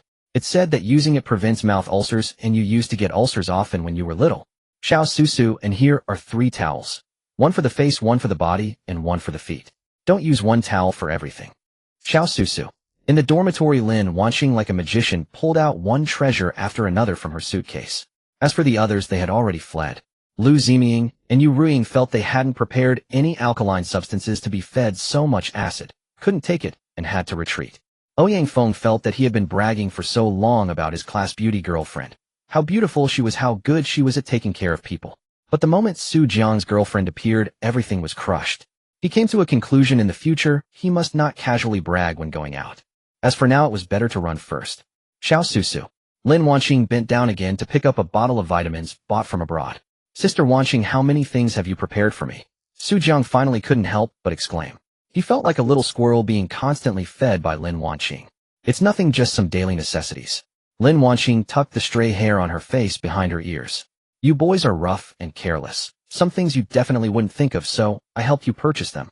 Su Jiang thought not some but a ton. But his eyes really did redden. He was moved by being loved. Oh right, have you bought a phone and such? If not, I'll take you to get one. Lin Wanqing suddenly thought of something. Su Jiang held his forehead. Sister Wanqing, I've already bought a phone and everything. You don't need to spend money. By the way, I also brought you something. What do you mean spend money? Spending money on you isn't spending money. Lin Wanqing first corrected Su Jiang. Then she asked curiously, let me see what my Xiao Susu has prepared for me. Su Jiang took his backpack and pulled out a red notebook. On the cover of the notebook, 2 characters were engraved. First, memory. Yet the cover of the notebook was already a bit worn, as if it had been flipped through many times. This is the gift I've been preparing for you over the years. Su Jiang solemnly handed his notebook to Lin Wanqing. What is this? Lin Wanqing asked curiously, taking the item and preparing to open it. But Su Jiang pressed her hand down. Wanqing, let's look at it later. Let's go for a walk first. All right. Lin Wanqing glanced around, seeing that everything was mostly packed, and nodded in agreement. Wait a moment. As they were about to leave, Su Jiang stopped Lin Wanqing. He pulled a wet wipe from his backpack and tenderly wiped the fine beads of sweat from her forehead, murmuring, I told you, let me handle those chores. On the campus of Huaqing, a young couple walked hand in hand along the school road. Wanqing, do you remember? The last time we walked home hand in hand was back in middle school. Su Jiang turned his head to look at Lin Wanqing. Yeah, it's already been 4 or 5 years in the blink of an eye. Lin Wanqing gazed ahead, her eyes lost in memory. I still remember back then, you were a little rascal, always hungry. The pancake stall at the school gate. How many times we contributed to its business. Is that stall still there? Lin Wanqing suddenly walked in front of Su Jiang, took his hand, stared straight into his eyes, and began walking backward. It's been gone for a long time. After you left when I was in 9th grade, it disappeared. I think the owner got sick. Su Jiang held her hands carefully, afraid she might trip. By the way, why did you choose to study foreign languages? Lin Wanqing hopped back to Su Jiang's side, adjusting the hem of his white shirt. You still look so handsome in a white shirt. Su Jiang was slightly flustered. He couldn't say that one reason was that foreign language was the only subject with an intermediate skill, so he chose it. But the other reason he could share. Because I want to learn many languages, so later I can take you traveling all over the world. You just focus on enjoying the food, and I'll be your translator and guide. Smooth talker. Lin Wanqing gently tapped his arm. Be honest. Have you been flirting with girls at school? She suddenly stopped, hands on her hips, her phoenix eyes fixed on Su Jiang. Heaven is my witness, absolutely not. My heart belongs only to Lin Wanqing. Su Jiang raised one hand to the sky, swearing an oath. That's more like it. Lin Wanqing nodded in satisfaction. The two continued walking leisurely along the road. It was nearing dusk. The angle of the sunlight was just right. 2 long shadows stretched before them, drawing their figures closer and closer. Wanqing, in the years I wasn't by your side, have you been well? After a long pause, Su Jiang finally asked the question he had been wanting to ask. He had a feeling that Lin Wanqing had endured hardship, and perhaps it was because of him. I've been okay. Lin Wanqing paused slightly, then broke into a bright smile. Now that we're together, everything will be fine. She pulled Su Jiang's hand close and held it tightly with both of hers, as if she never wanted to let go, never wanted to be apart from him again. Su Jiang's heart was as clear as a mirror. From now on, I'm here. Whatever difficulties you have, tell me, and I'll shoulder them. He patted his shoulder with his other hand. Lin Wanqing suddenly burst into laughter. What? What? What are you laughing at? I'm trying to be sentimental here. Su Jiang grumbled discontentedly. Lin Wanqing held his hands and pressed them against her cherry lips. You reminded me of when we were kids walking home together. There was always a big dog on the road, and every time you said you'd chase it away, you'd pick up a stone and stand in front of me, but your legs were trembling. Su Jiang. We were so small back then, I wasn't even as tall as that dog when it jumped. How could I not be scared? Lin Wanqing laughed heartily. I know, I just thought you were adorable. I was even taller than you at the time. But as a man, of course, I had to protect you. Su Jiang insisted stubbornly. The two walked around the campus for a long time before heading to dinner. Awakens' cafeteria was huge with a snack area and a regular window area. Wanqing, let's go get some beef noodles. I remember you love beef. Su Jiang pulled Lin Wanqing to a noodle counter. Boss, 2 bowls of beef noodles. He took out his campus card, which had been issued with 50 yuan when he registered. So a 12 yuan bowl of beef noodles was affordable. But unexpectedly Lin Wanqing said, Boss, just 1 bowl will do. Su Jiang was taken aback. However, seeing Lin Wanqing nod to him, he didn't argue. Then just 1 bowl. Maybe Lin Wanqing didn't like beef noodles anymore, or she was tired of them. He placed his card on the gray-blue card reader. Beep. Then congratulations, host. You have gained 2 shock points. Total shock points 2604. Shocked. Lin Wanqing and the noodle vendor stared blankly at the balance on Su Jiang's card reader. 99988. Lin Wanqing, wait, aren't all freshmen only supposed to have 50? How does Su Jiang have so much? Vendor, is this guy crazy? Recharging that much money into the card. 100,000. Su Jiang himself was stunned. Had the school system made a mistake? But, he'd use it for now. Lin Wanqing saw his bewildered expression and didn't ask, because she could tell he was just as confused. In the Huaqing cafeteria, Lin Wanqing and Su Jiang sat across from each other, staring at the single bowl of beef noodles between them. Do you want anything else? Should I get it for you? No need. Do you remember? Back then, I wanted to eat that braised beef instant noodles, and you stole a few yuan from your mom to buy a pack. We shared it. Haha, yes. I remember we ate it with our heads together. It was so delicious. Su Jiang laughed heartily. In the end, your mom found out and chased you through the village with a broom. Lin Wanqing chuckled, her eyes full of nostalgia. As she spoke, she picked up a piece of beef. Open wide. In the cafeteria, the 5 seats around Su Jiang and Lin Wanqing were completely empty. Damn. I felt like my rice was soaked in vinegar just by sitting over there. Tell me about it. I couldn't even take another bite. My stomach felt stuffed. What era is this? People still sharing a single bowl of noodles in the cafeteria? Bro, how about we share a bowl too? 111. Get lost. That's disgusting. I'm not fencing with you. After dinner, Su Jiang had to return to the dormitory early because there would be a pre-military training briefing from the counselor. Lin Wanqing reluctantly hugged her laptop and went back. Su Jiang could tell that although Lin Wanqing seemed lively today, she was actually tired, so he wanted her to rest well. But just as Su Jiang was about to step into the dormitory building, he felt his phone vibrate. He took it out and it was an unfamiliar number. Hello. Su Jiang answered the phone. Su Jiang, this is your counselor. Do you know what time it is? The whole class is here waiting only for you. A furious male voice came from the other end. Su Jiang frowned. Didn't you say it starts at 6:30? It's only 6 now. I just went from dorm to dorm and said gather at 6 because I have something to say. Don't you have ears? Didn't you hear? The voice on the other end remained harsh. Su Jiang was speechless. He had been busy strolling with Lin Wanqing just now, so how could he be in the dorm? Besides, he hadn't exchanged contact information with his classmates yet. He'll come over right now, he said. Although such a matter could be resolved by simply sending a text message to everyone, Su Jiang didn't want to argue with him. After hanging up, he walked toward the address the counselor had just sent. Even though he could request an exemption from military training, Su Jiang didn't want to be too special. After all, college life would be rather dull if he didn't experience the things that college students should go through. It would probably be quite boring. Awakens campus was huge. Su Jiang regretted not bringing his giant bicycle here. At least he could have ridden it. The problem was that he didn't know anyone here. He kept getting lost and asking for directions along the way. Finally, he arrived at the meeting place. Stepping inside, he saw that the classroom was indeed packed with people. Of course, most were girls with only a few boys. Lu Ziming, Yu Ruiying, and the others were all there. Report. Su Jiang maintained his habit from high school of calling out report when entering the classroom. All eyes instantly focused on him. Congratulations, host. You have gained 23 points of shock value. Total shock value 2,627 points. The system's voice rang out. Su Jiang was taken aback. Then he heard the female classmates whispering among themselves. Wow, there's actually such a handsome guy in our class. I'm totally smitten. I never thought I'd be lucky enough to have such a handsome classmate. The future is boundless. I want to ask him if he has time to come to our dorm and chat with us. Sigh. It seemed they were shocked by his appearance. Su Jiang sighed inwardly. This damn charm is sometimes quite nice. The counselor's name was Song Rintu. He had fair skin, wore a pair of black square-rimmed glasses, and had a bowl cut. Seeing Su Jiang enter and hearing the girl's murmurs, he inexplicably became furious. You finally arrived. Find a seat and sit down. A person who got into Huaqing, yet has no sense of punctuality at all. Su Jiang sat down next to his dorm roommate. Continuing from where I left off, when you come to university, you must clearly understand your position. Getting into Huaqing is just the beginning of a new level in your life. In university, if you don't study hard, our school has a bottom elimination system. If your grades reach the school's warning line, then don't blame the school for being ruthless. What goes around comes around. After listening to Song Rintu's rambling for a while, Su Jiang was almost falling asleep.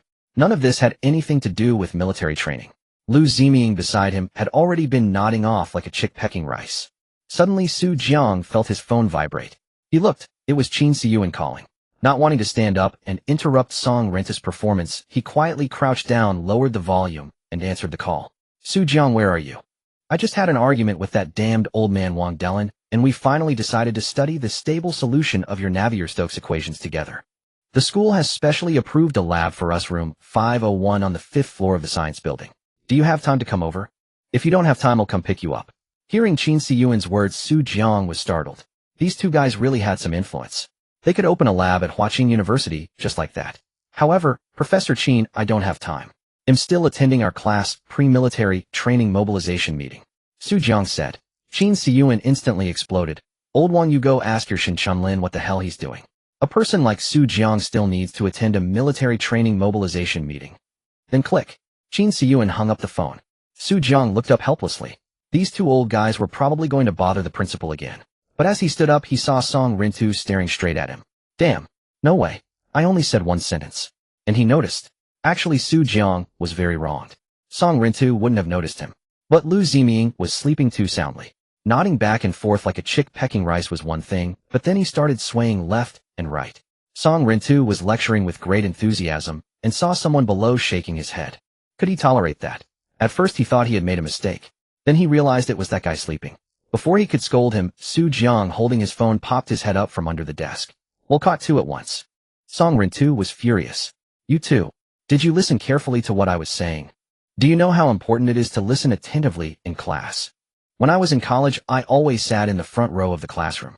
When the teacher lectured on stage, I kept staring at the teacher.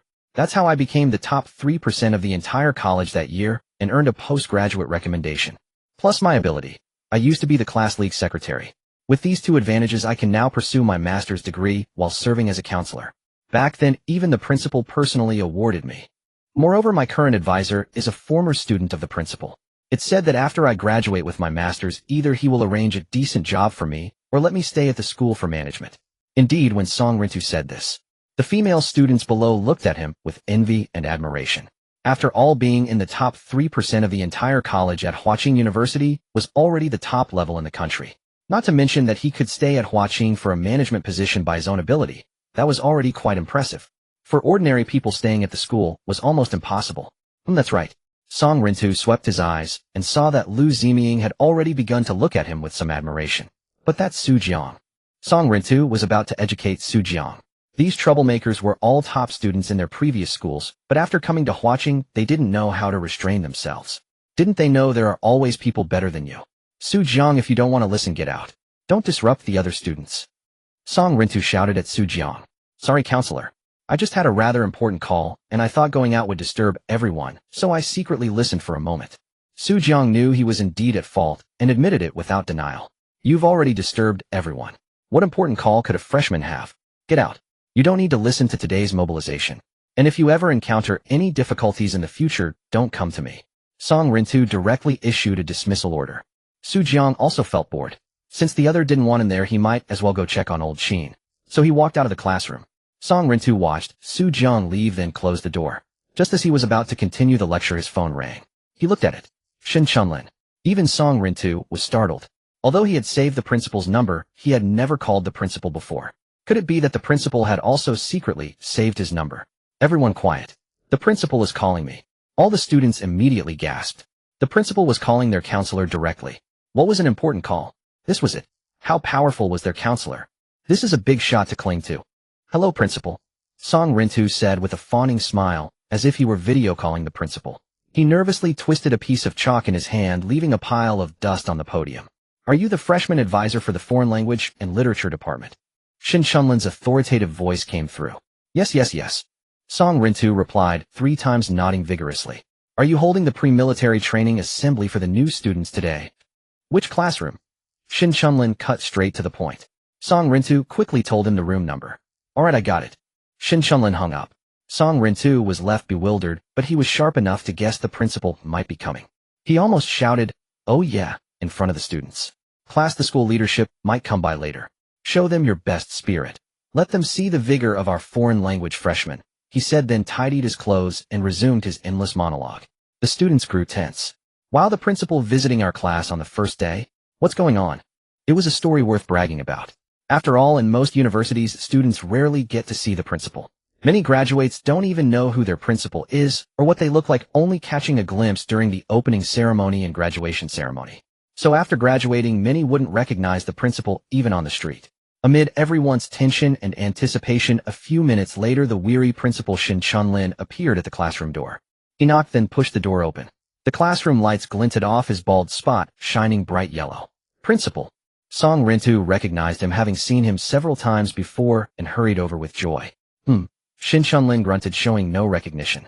Principal, I was giving them a pre-military training pep talk, sharing my own student experiences. They're very receptive and full of anticipation for college life. I believe from today on they'll have better plans for themselves and start a brand new college era. Song Rintu naturally tried to polish his own image, but Shin Chunlin wasn't listening. Instead, he scanned the classroom several times as if searching for someone. Principal, what are you looking for?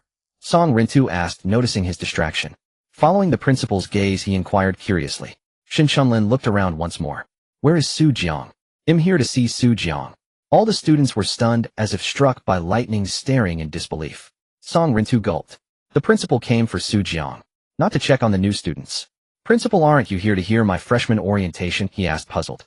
Freshman orientation, the principal said disdainfully. Do you think a freshman orientation is worth a principal's visit? Who do you think you are?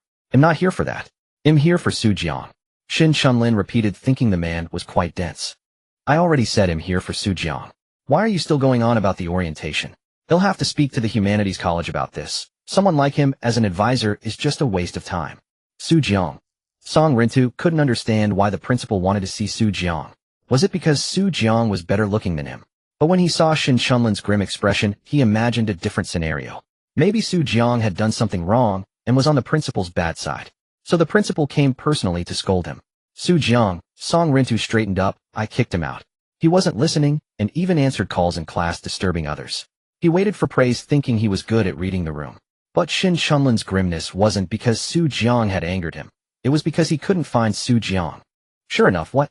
Shin Chunlin barked loudly. Where did you send him? Song Rintu and the whole class were startled. I don't know. I just kicked him out of the classroom. Maybe he went back to the dormitory, Song Rintu said, bewildered, inwardly scoffing at the fuss over a freshman. The next second, Shin Chunlin roared, you kicked him out. Do you know that having a student like him listen to your nonsense is an honor for you? He's the person my teacher wants to see. He pointed at himself, frustrated that he could have found Su Jiang here, but now it was messed up. Silence. Dead silence. Everyone was stunned. What was going on? The relationship was confusing. So the principal's teacher asked him to find Su Jiang. What kind of person could be the principal's teacher and still command such respect? Su Jiang seemed really something. He. Song Rintu was completely dumbfounded. He had guessed wrong. Call him and ask where he is. Shin Chunlin was furious. But then he reconsidered. Actually, give me his number. I'll contact him myself. You're unreliable and might mess things up again. That evening, Song Rintu didn't even remember how he gave Su Jiang's number to the principal. He only knew that he had left an impression of being a babbler and unreliable in the principal's mind. When Shin Chunlin called Su Jiang was already in the lab of Qin Siyuan and Wang Daoan. Su Jiang, we've agreed. From now on, just the two of us will work on this project. Please send us those files now. We need to verify the calculations, but I think they're probably correct.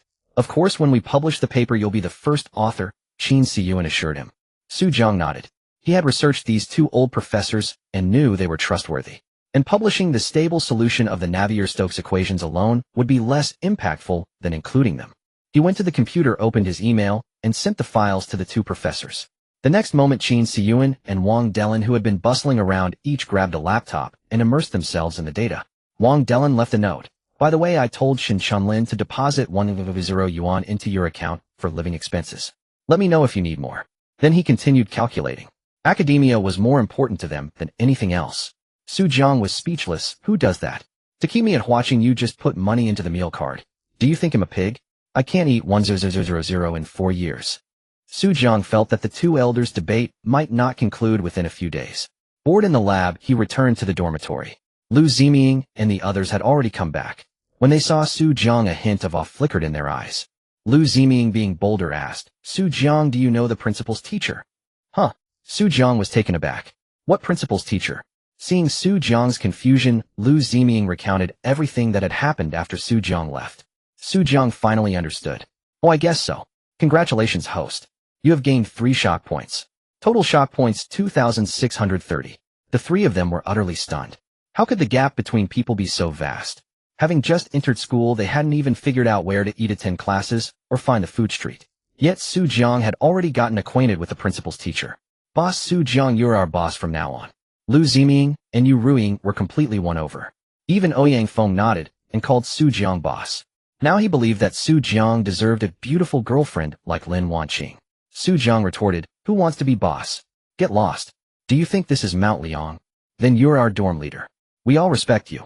Meanwhile, in Lin Wanqing's dormitory, 3 girls chattered excitedly, prying for gossip. Wanqing, did you see your little man today? Is he handsome? Is he a fresh-faced boy or a muscle man? 8-pack abs or 6-pack? Did he kiss you? How did it feel? I want to be hugged and kissed by a man too. Me too. I want to be kissed by a guy. It's been a year and no one has pursued me. Are they all blind? You two can just kiss each other. Wanqing, your boyfriend has any handsome friends? Introduce a few to me. Overwhelmed, Lin Wanqing said. You 3 perverts, stop asking. We just had a meal. We didn't do anything. We haven't seen each other for years, so we had too much to talk about. With that, she climbed into her bed and drew the curtain. She turned on the light and opened the diary Su Jiang had given her. On the first page, a flood of familiar handwriting greeted her. Today, my Wanqing sister left for a new place. I hope she lives well in Jiangzhou. The I like you she said before leaving made me both happy and despairing. I don't know if I'll ever get the chance to see her again and tell her that I like her too. But I know the odds are slim. I must keep striving, follow her footsteps, and believe in myself. I can do it. Today the teacher told us that some are born in Rome while others can never reach it in a lifetime. I suddenly felt so sad. It seems I can never reach your height. That car that came to pick you up, I doubt I could ever afford it. My relatives, even those from top universities, earn only 1 or 200,000 a year. To buy a Mercedes, they'd have to save for years without spending a cent. Can hard work really not bring true success or a bright future? I'm lost. I miss you so much. The road home alone is so lonely. I failed my high school entrance exam and ended up at No. 6 high school. Wanqing, I've resigned myself to fate. Maybe my life started diverging from yours the day you left. All that's left for me are the mundane chores of ordinary life. I've been reading novels lately, wishing I could be the protagonist. Someone who through diligence and perseverance rises from a nobody to a hero who changes the world and proudly marries the one he loves. Today I walked the paths we took after elementary and middle school several times. The utility pole where we carved our names is still there, but the names have faded. I've made up my mind. They'll stay in this city because here every memory of you lingers. Wanqing, I think I need to pull myself together. I see hope. I feel I can come to you. I'm so happy. Today I replied to your first letter. There will be a second, a third. When I got home, I went back to the place where we carved our names and etched them anew. Word by word, deep longing was engraved. Reading this, Lin Wanqing's tears streamed down her smooth cheeks, leaving 2 large wet patches on the bed. So this silly Su had loved her just as much. He had been dejected, lost, even despondent because of her. He had been cherishing every childhood memory with her. She also noticed countless wrinkles in the diary from water stains. These must have been Su Jiang's tears of longing and sorrow. Back then he had struggled, fought, and been deeply wounded by her departure. Fortunately, he stood up. He rose on his own. In an instant, Lin Wanqing felt that what she had given Su Jiang was not much. What she had endured was not painful either. After all, he had walked through those dark years alone. Everything had seemed difficult and out of reach to him. Even her playful words back then might have added immense pressure from another angle. Lin Wanqing read on. Su Jiang wrote about how everyone was stunned when he came first in the exam. He wrote about the miserable fate of teacher Deng Xiang, who had bullied him and was haunted by misfortune. He wrote about inventing a delicious egg fried rice and wanting to share it with her. Lin Wanqing gradually became happy. She was even amused by some of Su Jiang's funny remarks. Soon she reached the last page.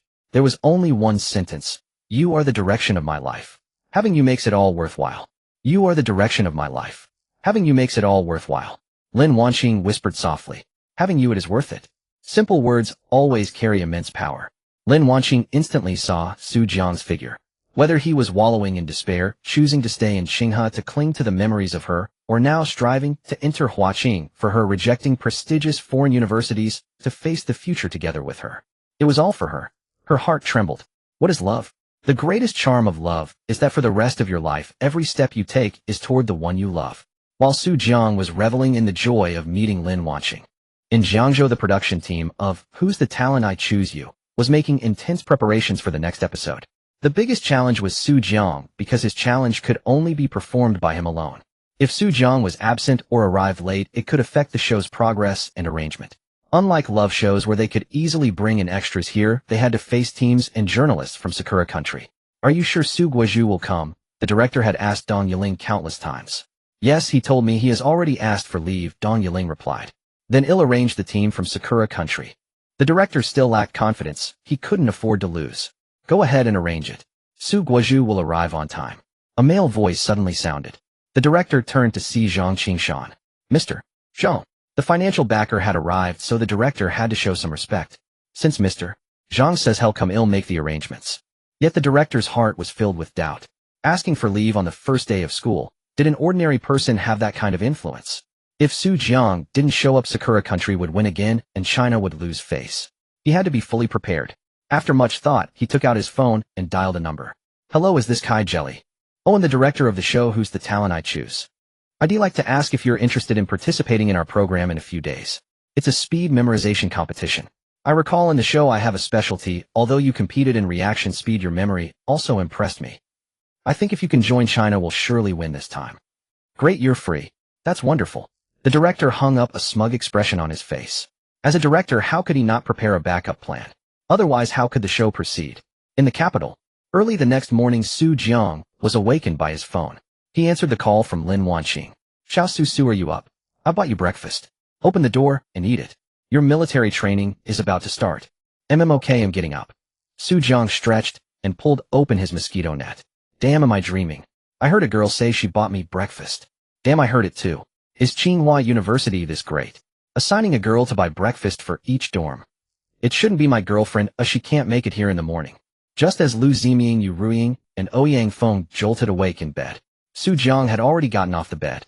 You three still not getting up to buy breakfast? My girlfriend brought me breakfast.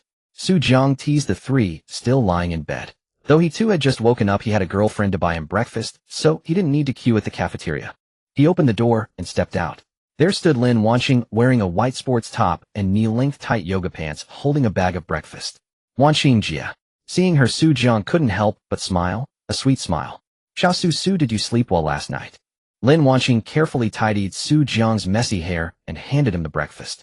I bought your favorite fried dough sticks, and this tea egg is a specialty of Tsinghua plus soy milk, and a bowl of century egg and lean meat porridge. Go inside and eat. You have to assemble at 7:30, and it's already 7, and you are not awake yet. Before Su Jiang could respond, she gestured for him to hurry in and eat, then skipped away cheerfully. When Su Jiang was devouring the breakfast Lin Wanqing had bought in the dorm, Lu Ziming and Yu Ruiying started wailing. Oh my god, I regret being assigned to the same dorm as Su Jiang. Damn, I don't need breakfast now. I've been force-fed a ton of high-quality dog food early in the morning. As for Ouyang Feng, he silently took out the Ha-Ha-Wa-8 treasure porridge his girlfriend had bought him. It was ice-cold, perfect for the hot weather. But why did it taste a bit sour? Had it gone bad? Because the College of Humanities had too few male students, their class was mixed with a chemical engineering class that had few female students for joint training. The school had gone to great lengths to even out the genders, mainly because there was a story about a male student who during practice kept turning left, right, forward, and backward only to see males everywhere and ended up vomiting. Thus the school later took special care of these male-dominated majors by arranging joint military training for socializing. The male beasts from the chemical engineering class were so excited to see the girls from the foreign languages and literature department that they turned red-faced, eager to find a girlfriend during the 15-day training. After the opening speeches by the principal and the instructors, Su Jiang and his group were led by their instructor to an open area on campus to begin training. Though it was September, the autumn heat was still fierce. The scorching sun bore down, and the concrete ground radiated waves of heat. The three beasts from the dorm were assigned to another team for training, which made Jiang a bit uncomfortable as he didn't know the people around him. Their instructor seemed strict and ordered them to stand at attention for 30 minutes to experience the heat. To be fair, Jiang had good stamina, but after 30 minutes he was drenched in sweat and his legs were sore. At ease, rest. At the instructor's command, everyone immediately relaxed. Damn, if only we had an air conditioner now. What are you talking about? I just want an ice cream or an iced drink, nothing else. As everyone was whispering, someone suddenly called out softly, "Look, that girl is so beautiful." Jiang couldn't help but glance at the guy and wanted to ask him how his Chinese score got him into Tsinghua. Was he also someone who didn't do well in Chinese? With that kind of spoken Chinese, he seriously suspected it was taught by the cafeteria aunt. But curiosity drove Jiang to look in the direction. It was his Wanqing Jia holding a bag of drinks.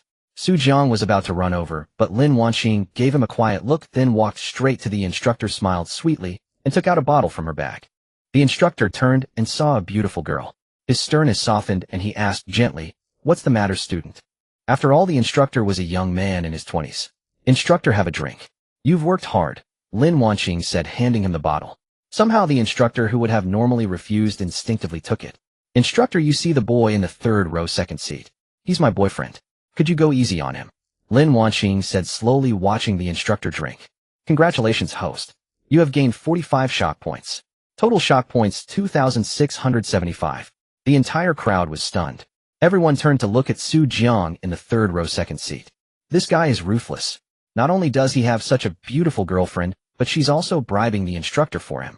Damn, I thought she was the instructor's girlfriend at first. I thought our instructor was awesome bringing his girlfriend to training. I thought the beauty was here to bring water for some girl, but she came to bribe the instructor for her boyfriend. I've never seen this before." The instructor was speechless, looking at the half-empty bottle he had already drunk from. He felt hopeless. Could he spit it back? That one step out. A favor accepted makes one tongue-tied. The instructor had no choice.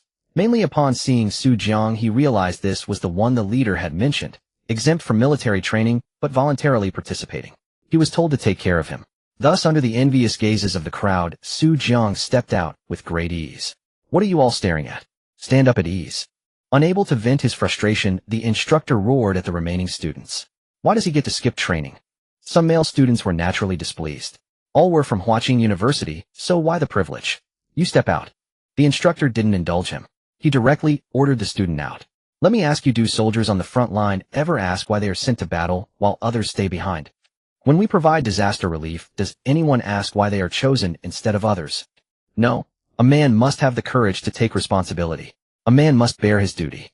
Though the instructor looked like a rough soldier, his words flowed with logic. The male student was dumbfounded. Damn, why did the instructor's reasoning sound so convincing? Yet the scorching sun still kept his mind somewhat clear. But before he could finish, the instructor cut him off. "Are you about to ask why it's him and not you? Let me tell you, it really has to be him. Whenever we face danger or important missions, we always ask our soldiers. Only children need not go, those with families need not go. He has a family, so of course he has the advantage. If you can find a girlfriend and let her ask for leave on your behalf." The entire training ground fell silent. This instructor was ruthless. Was he a member of the national debate team? Every word stabbed into the hearts of the single dogs. Freshman news students. Even a playboy couldn't find a girlfriend on campus in just one day? After speaking, the instructor unscrewed his bottle and took a sip of his drink. Now he drank with a clear conscience. That student was completely bewildered. In his mind, he kept asking, "Who am I? What am I doing? Why am I here?" Meanwhile, as they looked at Jiang on the side, they felt a pang of discomfort, but somehow, damn it, he really did deserve a break. Jiang watched all this with a numb expression. He was stunned. The instructor had anticipated his anticipation, but his girlfriend had helped him handle the instructor. Of course, Jiang didn't rest all the time. After a short break with Lin Wanqing's feeding and massage, he returned to the formation, choosing to share the hardship with his classmates. Reluctantly. But the scene just now was fully witnessed by Jiang's roommate, Ouyang Feng. "Oh my god, so that's how it's done." Lin Wanqing returned to the dormitory, picked up 2 folding stools and an umbrella, and quietly waited beside Jiang's formation. Every time Jiang's squad took a break, Lin Wanqing would diligently wipe his sweat, massage his legs, and replenish his drinks. This left everyone speechless. Was this military training or a boxing match? The day's military training ended pleasantly. That evening, Ouyang Feng, drenched in sweat on the balcony, called his girlfriend for over an hour. The next day, Ouyang Feng's girlfriend, Zhao Yinglu, appeared at their training ground. Naturally, this drew envy from many male students. Zhao Yinglu approached Ouyang Feng's instructor and politely handed him a drink. "Hello, instructor." "Silence." "Hello, instructor." She called out 3 times holding the drink. But the instructor kept ignoring her. Finally, seeing Zhao Yinglu drenched in sweat, he said reluctantly, "Student, go back. I don't accept drinks." Then he turned to the formation and shouted, "Whose girlfriend is this? Step out." Ouyang Feng's heart leaped with joy. Perfect. While Su Jiang had lost a bottle of drink, he hadn't even needed to give one away. He quickly stepped forward. "Instructor, she's my girlfriend." But the next second, 30 push-ups ready. Ouyang Feng was stunned. "No, instructor, this isn't how it's supposed to go." He whined, "Instructor, why?" The instructor shot him a cold glance. "You think you're the only one who saw what happened yesterday. And as a man with a family, you made your girlfriend come out in this scorching sun just to get you special treatment. How can you bear it? You don't deserve to be called a man. Now make it 50 push-ups. If you're a man who still cares about your girlfriend, finish them quickly and let her go back to the dorm." Ouyang Feng was dumbfounded. This wasn't right. He looked up. "Are you about to ask why he can do it? His girlfriend was the first, you're the second. Who do you think will believe? Besides, he could have been excused from military training entirely due to significant contributions, but he chose to voluntarily participate for a few days. What do you think? Congratulations, host. You have gained 91 shock points. Total shock points 2,766. The instructor's voice was loud. Instantly, everyone was stunned. Someone could be exempted from military training due to significant contributions. Holy crap. Was this really the same batch of freshmen? Immediately, the nearby formations turned to stare at Su Jiang, curious to see what made him different. How did he earn such a special contribution? Did I breathe one less breath of air just now? Did skipping breakfast to save food count as a special contribution? Even Lin Wanqing on the sidelines was shocked. What special contribution had her little Su made to the school? Su Jiang looked at the instructor with gratitude. "Thanks to you." Turning his gaze to Ouyang Feng, who was already on the ground grunting through push-ups, muttering, "Damn that monster. Damn, this sucks. Damn, he's ruined me." Fortunately, Ouyang Feng wasn't too out of shape. He barely managed to complete the 50 push-ups, though, with a raised rear and bobbing head. As soon as he stood up, the instructor, as if suddenly enlightened, took the drink from Zhao Yinglu's hands. He said smugly to Zhao Yinglu, "Your boyfriend is too weak. Let me train him properly. He'll give him extra practice. Don't thank me." With that, he walked away with his hands behind his back, leaving Zhao Yinglu with a face full of dark lines and Ouyang Feng staggering. "Damn. I lost my drink and got extra training." While Ouyang Feng was struggling through his push-ups in the science building on the stairway, an old man with white hair was puffing away. "Sigh, after all these years I still can't quit smoking." He paced up and down the stairs muttering, "Is the exercise from climbing one flight of stairs enough to offset the harm from one puff of smoke?" But when he reached the 5th floor from the 4th, he noticed that room 501, and always closed, was slightly ajar today.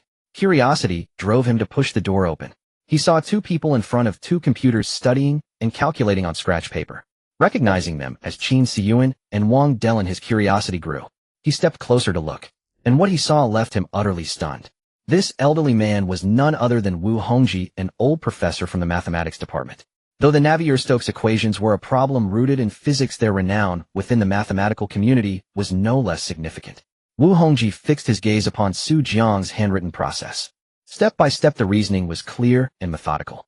Many of the solving methods were unprecedented. He had even forgotten the cigarette pinched between his fingers until it slowly burned down to his skin.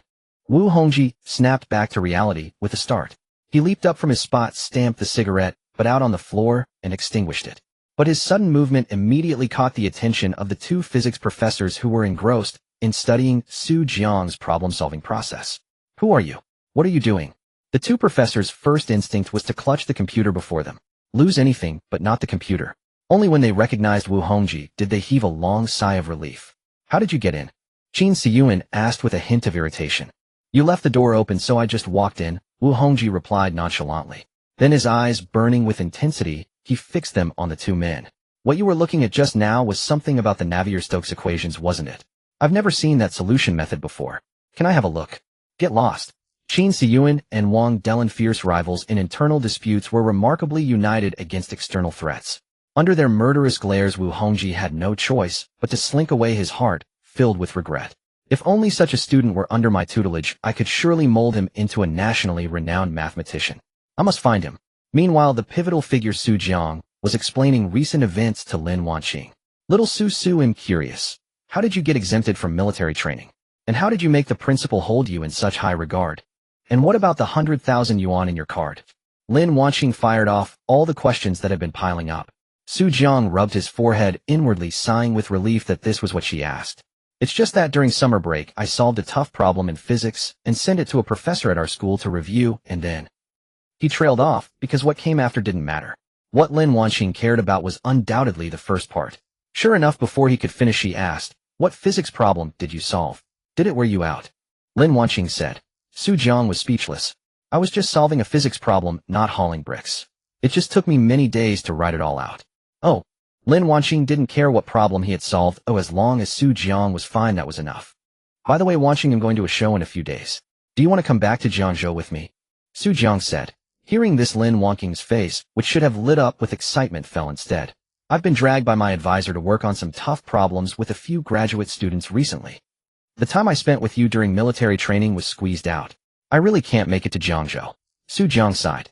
Alright, I won't be showing my face anyway. Lin Wanqing was baffled. What did he mean by not showing his face? An extra in a film? A top student from Tsinghua University going to be an extra? But before she could ask, her phone rang with a call from her advisor. Hello, Professor Wu. Oh, okay, I'll be right there. Lin Wanqing pouted and said to Su Jiang. Little Su, I have to go to my advisor now. Let's talk next time. Alright, go ahead. Su Jiang waved her off. Lin Wanqing arrived at the third floor of the science building, entering a laboratory. Inside there were no high-tech instruments or bottles and jars. Only a few computers and several movable blackboards. On those blackboards were written several problems. Wu Hongji with his white hair was scribbling furiously in front of one of them. Behind him, a group of graduate and undergraduate students stared blankly as Wu Hongji attacked the blackboard, leaving behind one strange formula after another. When Lin Wanqing arrived, Wu Hongji had just set down his chalk. This is a fragment of a solution method for an equation I found in some materials recently. Study it together. If we follow this solving method, what should come before and after? One student pointed to the other problems in the office. Professor, do we still need to work on these? Wu Hongji waved his hand. Work on them all together. Don't even mention this one. Just those earlier problems, I reckon you lot might be solving them until the end of the semester. His words plunged everyone in the lab into gloom. Professor saying that any other day would have been fine, but not today. School just started a few days ago, and you're saying we'll be solving these until the end of the semester. Isn't that an insult? Seeing the resentful looks from his students, Wu Hongji said proudly. Don't be surprised. When I was in college, it took me an entire semester to solve these very problems. My professor said I was a prodigy. If you can solve them by the end of this semester, he'll give you direct admission to graduate or doctoral programs. But his offer of postgraduate recommendation held no interest for them. Not even the graduate students dared to tackle these problems after a meal for fear of getting nauseous and wasting a good dinner. What about this one? A student suddenly pointed to the blackboard Wu Hongji had just written on. This one, reminded Wu Hongji, turned to look at the problem, his back to the students. To be honest, I don't know how to solve this either. You can all help study it. Oh, and I called you here to ask you to keep an eye out. Has anyone remarkable in physics appeared at our school recently? Especially you graduate students. I suspect he might be a graduate student too. Wu Hongji said, turning his back to the students again, muttering under his breath, those two stingy old fools. Military training passed quickly. Su Jiang gradually got to know many new classmates during the training. None who got into Tsinghua were ordinary. These connections would be beneficial in the future. Soon it was the evening of September 3rd.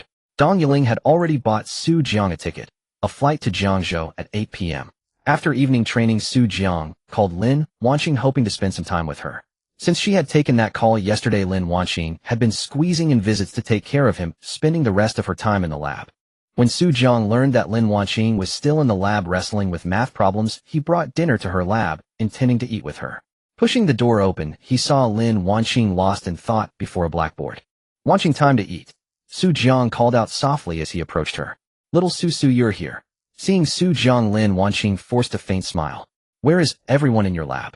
Why are you alone? Su Jiang looked around and asked curiously. Lin Wanqing smoothed her hair, which she had tousled in frustration. They all went out to eat. They said the problems have fried their brains, and they need to recuperate. Why didn't you go eat? Su Jiang scolded gently. Aren't you afraid of hurting your stomach?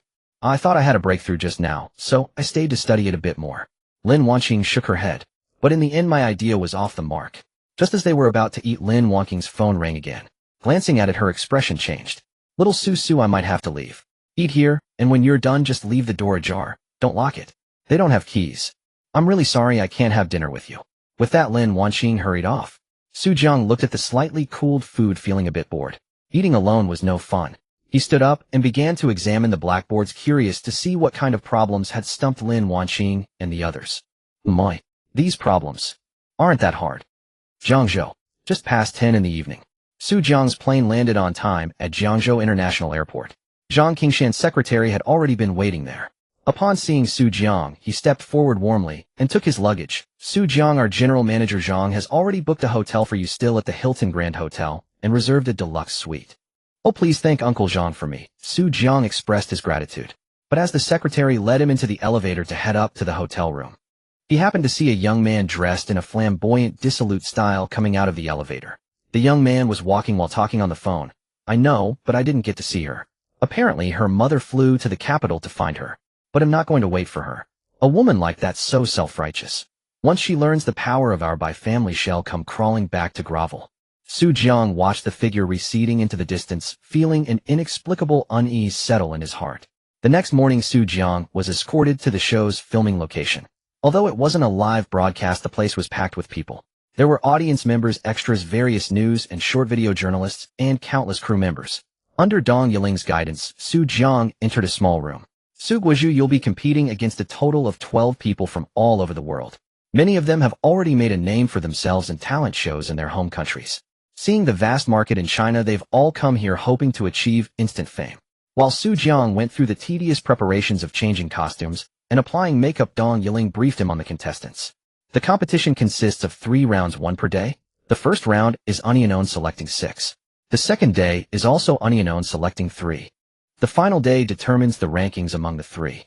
There are 3 people you need to watch out for. One is China's Kai Jelly, who has achieved remarkable results in other talent shows. Another is Japan's Komura Kamishima, who was specifically prepared in case someone draws their speed memory event. This caught Su Jiang off guard. Didn't you say it was just me? How did Kai Jelly suddenly appear? He recalled that during the initial selection, there was no such person. How did he just pop up out of nowhere? Dong Yiling's expression turned somewhat awkward. Hey, race the thing. The final round will have 3 people, so the director thought it would be better to bring in another strong contestant. With the 2 of you against one opponent, the odds of winning would be higher. Su Jiang said nothing but inwardly mused, so they still think I can't handle it alone. As the filming proceeded at a frantic pace, they soon arrived at the first speed memory competition. The host began calling out the contestants one by one. Chinese contestant Kai Jelly, male 26 years old, graduated from. Before the host could finish, Kai Jelly twisted his waist and rose from his seat. His eyes drooped slightly, brimming with confidence as he strode toward the stage. Su Jiang followed his gaze. Kai Jelly had a head of curly blackened yellow hair and wore a striped shirt that hung all the way down to his feet. Aside from everything else, his outfit alone was already outrageously flashy. Japanese contestant Komura Kamishima, male 23 years old, graduated from Straw University in Japan. A young man in a suit with a bow tie fastened at his neck stepped onto the stage, chest puffed out, and cast a contemptuous glance at everyone below. Japanese contestant Mayumi Chizetsu, female 15 years old, currently a high school student at Sakura National High School. Immediately, a girl with a height of 180 centimeters and a muscular build walked up. Seeing her, everyone was stunned. Is this really 15? Even at 85, oh, I wouldn't look like that. Even Su Jiang was a bit bewildered. Don't they say that brawn comes at the expense of brains? With a build like that, wouldn't there be insufficient blood flow to the brain? But before he could ponder further, Chinese contestant Su Guozhu, male. This time the host didn't continue, as there was no further information on the sheet. Su Jiang wore a mask. Amid everyone's astonishment, he slowly rose to his feet. The host continued calling out names until all 12 contestants stood on the stage. Now everyone draw your numbers. Immediately, a staff member brought over a sealed lottery box. There are 12 balls inside. 6 balls have the letters A through F, and the other 6 have the numbers 1 through 6. The person who draws a will compete against the one who draws 1, A, B against 2, and so on. Now let the draw begin.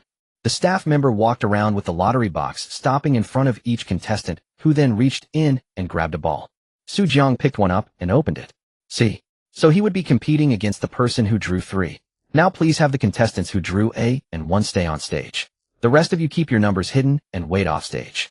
As soon as the host finished speaking, a tense piece of music began to play. Everyone's emotions were stirred. The 2 remaining on stage were Japan's Komura Kamishima and another contestant from a different country. The competition begins. Contestants draw your challenge. After a brief exchange, they decided that Komura Kamishima would draw the challenge. On one wall hung numerous sealed boxes. Komura Kamishima randomly picked one and handed it to the host, who opened it. 100 fan recognition. We will first show each contestant 100 fans painted with various patterns. Then the contestant must as quickly as possible select the 100 fans they just saw from a pool of 1,000 fans. Immediately, 2 screens lit up on the stage, one in front of each contestant. On the screens, different fans flashed before their eyes at a rate of 1 every 2 seconds. After that, alright, the competition starts now. As soon as the host spoke, the entire venue fell silent. In front of the 2 contestants, the screens suddenly enlarged, becoming a massive display, 10 meters long and 1 meter wide, densely packed with fans. The 2 began frantically looking and swiping as 1,000 fans couldn't fit on a single screen. 5 minutes, 10 minutes, 20 minutes. Finally, at the half-hour mark, Komura Kamishima slammed the red button on his side to signal that he had finished. His face was filled with arrogance, as if this challenge held no difficulty for him at all. The host hurried over to interview him. Komura Kamishima, are you sure you've selected all the fans? Komura Kamishima nodded. What are your thoughts? We can see that your opponent has only selected 20 fans so far. I don't want to say anything. They'll share my thoughts when I see our country's flag raised on this stage. Arrogant. Overbearing. Komura Kamishima's contemptuous tone, laced with provocation, made everyone clench their fists, longing to punch him. Just as the tense competition was underway at the capital's Tsinghua University, on the 3rd floor of the science building, Wu Hongji stared blankly at the several blackboards in front of him, utterly dumbfounded. Who the hell did this? I was gone for just one night, and you've solved everything. Looking at his bewildered students, he knew it wasn't them. Check the surveillance footage. Find out who did this. Wu Hongji made a decisive call. Professor, there's no surveillance here. For confidentiality, this building has no cameras, a student explained. Damn it. Who was the last to leave yesterday? Wu Hongji asked again. Lin Wanqing slowly raised her hand. I was the last to leave yesterday, but I don't know if any senior fellow apprentices or sisters might have come, so I didn't lock the door. Maybe someone slipped in during the night.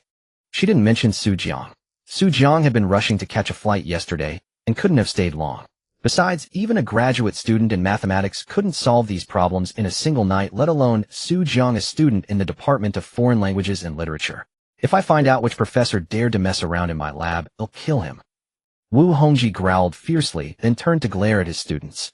You lot can't solve problems, but you're damn good at drinking and partying outside. Gone for one night, and you don't even know someone broke into the lab. Achut.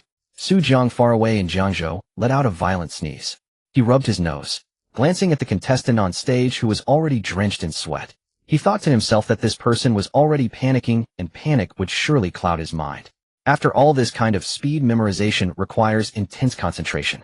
With the end of Xiao Tzuan Shangdao's performance and the contestant's lack of confidence, he fell into disarray, and defeat was inevitable. Su Jiang sighed and shook his head. Seeing Su Jiang shake his head, Kai Jelly sneered with disdain. At this moment, shouldn't you be encouraging that contestant to persevere and defeat the Tsinghua country? What's with the head shake? Su Jiang was taken aback. What business is it of yours if I shake my head?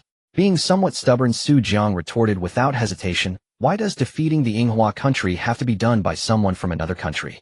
Wouldn't it be better if we do it ourselves? Besides, his defeat is already certain. What's the point of your blind cheering?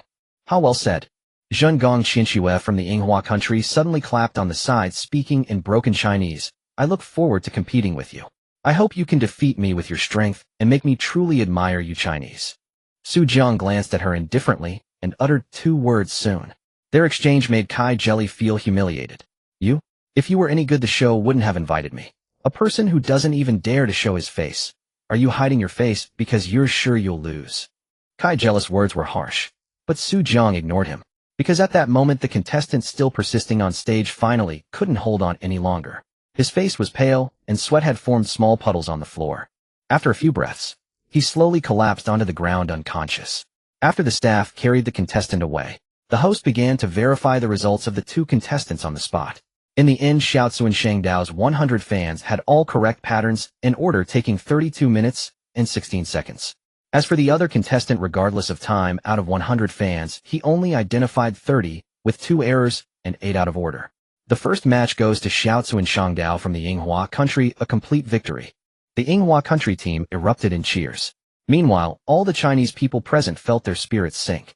because once again the Yinghua country had demonstrated extraordinary strength in a related event.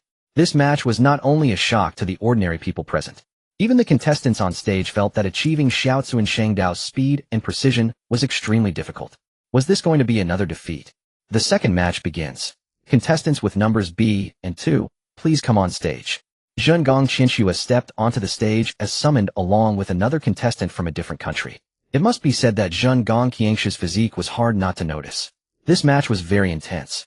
Both contestants lingered on stage for quite a while before coming down. However, this time no contestant fainted. After the judges' deliberation and announcement, in the end Zhengong Qinxue narrowly won. The Yinghua country team cheered once again. This meant that the Yinghua country already had 2 contestants advancing to the top 6. The third match begins. Contestants with numbers C and 3, please come on stage. The host was nervous. As a Chinese person, the last thing he wanted to see was the Yinghua country team winning consecutively. But as the host, he had no choice but to suppress his emotional turmoil and continue hosting calmly. Su Jiang heard his number. He slowly walked onto the stage. His opponent was a foreign girl. The match begins. With the host's voice, Su Jiang drew a question. Blind puzzle selection. The host announced the challenge with some regret. This challenge was definitely one of the more difficult ones. Blind puzzle selection meant first showing the contestants nearly 50 puzzle pieces. Each piece had a number as its code. The contestants needed to remember the corresponding puzzle piece for each number. After the viewing time ended, the contestants had to assemble the puzzles. If both completed perfectly, the one with the faster time would win. Do you understand the rules of the competition? Su Jiang and the girl nodded in unison. Alright, then the viewing time begins now. As soon as the host finished speaking, immediately a chaotic display of 50 puzzle pieces appeared on the screen in front of Su Jiang. Each piece was painted with a picture. Su Jiang scanned them, and instantly each piece was etched into his mind like a photograph. After he finished viewing the images, he immediately closed his eyes. The camera captured Su Jiang's face. On the large screen behind Su Jiang's closed eyes were displayed. The entire audience was stunned. Congratulations to the host, you have gained 246 shock points. Total shock points, 3012. All 200 plus people present were astonished. What kind of move was this? The girl on the other side was forcibly prying her eyes open with her hands, not willing to waste a single second. Yet Su Jiang had closed his eyes after just a brief look. What was he trying to do? Seeing this, Xiaozu and Shangdao laughed triumphantly. He said to Kai Jelly, "You Chinese are just no good. You've already given up before it even started, just like your ancestors, surrendering before the battle even begins." These words were a complete insult. Kai Jelly's face turned extremely ugly. His hands resting on his legs had unknowingly clenched into fists. Damn Su Guizhu, if you don't have the ability, at least pretend. How could you be like this? Giving up right from the start. You call yourself Guizhu. I'd call you Guizhu, a pig.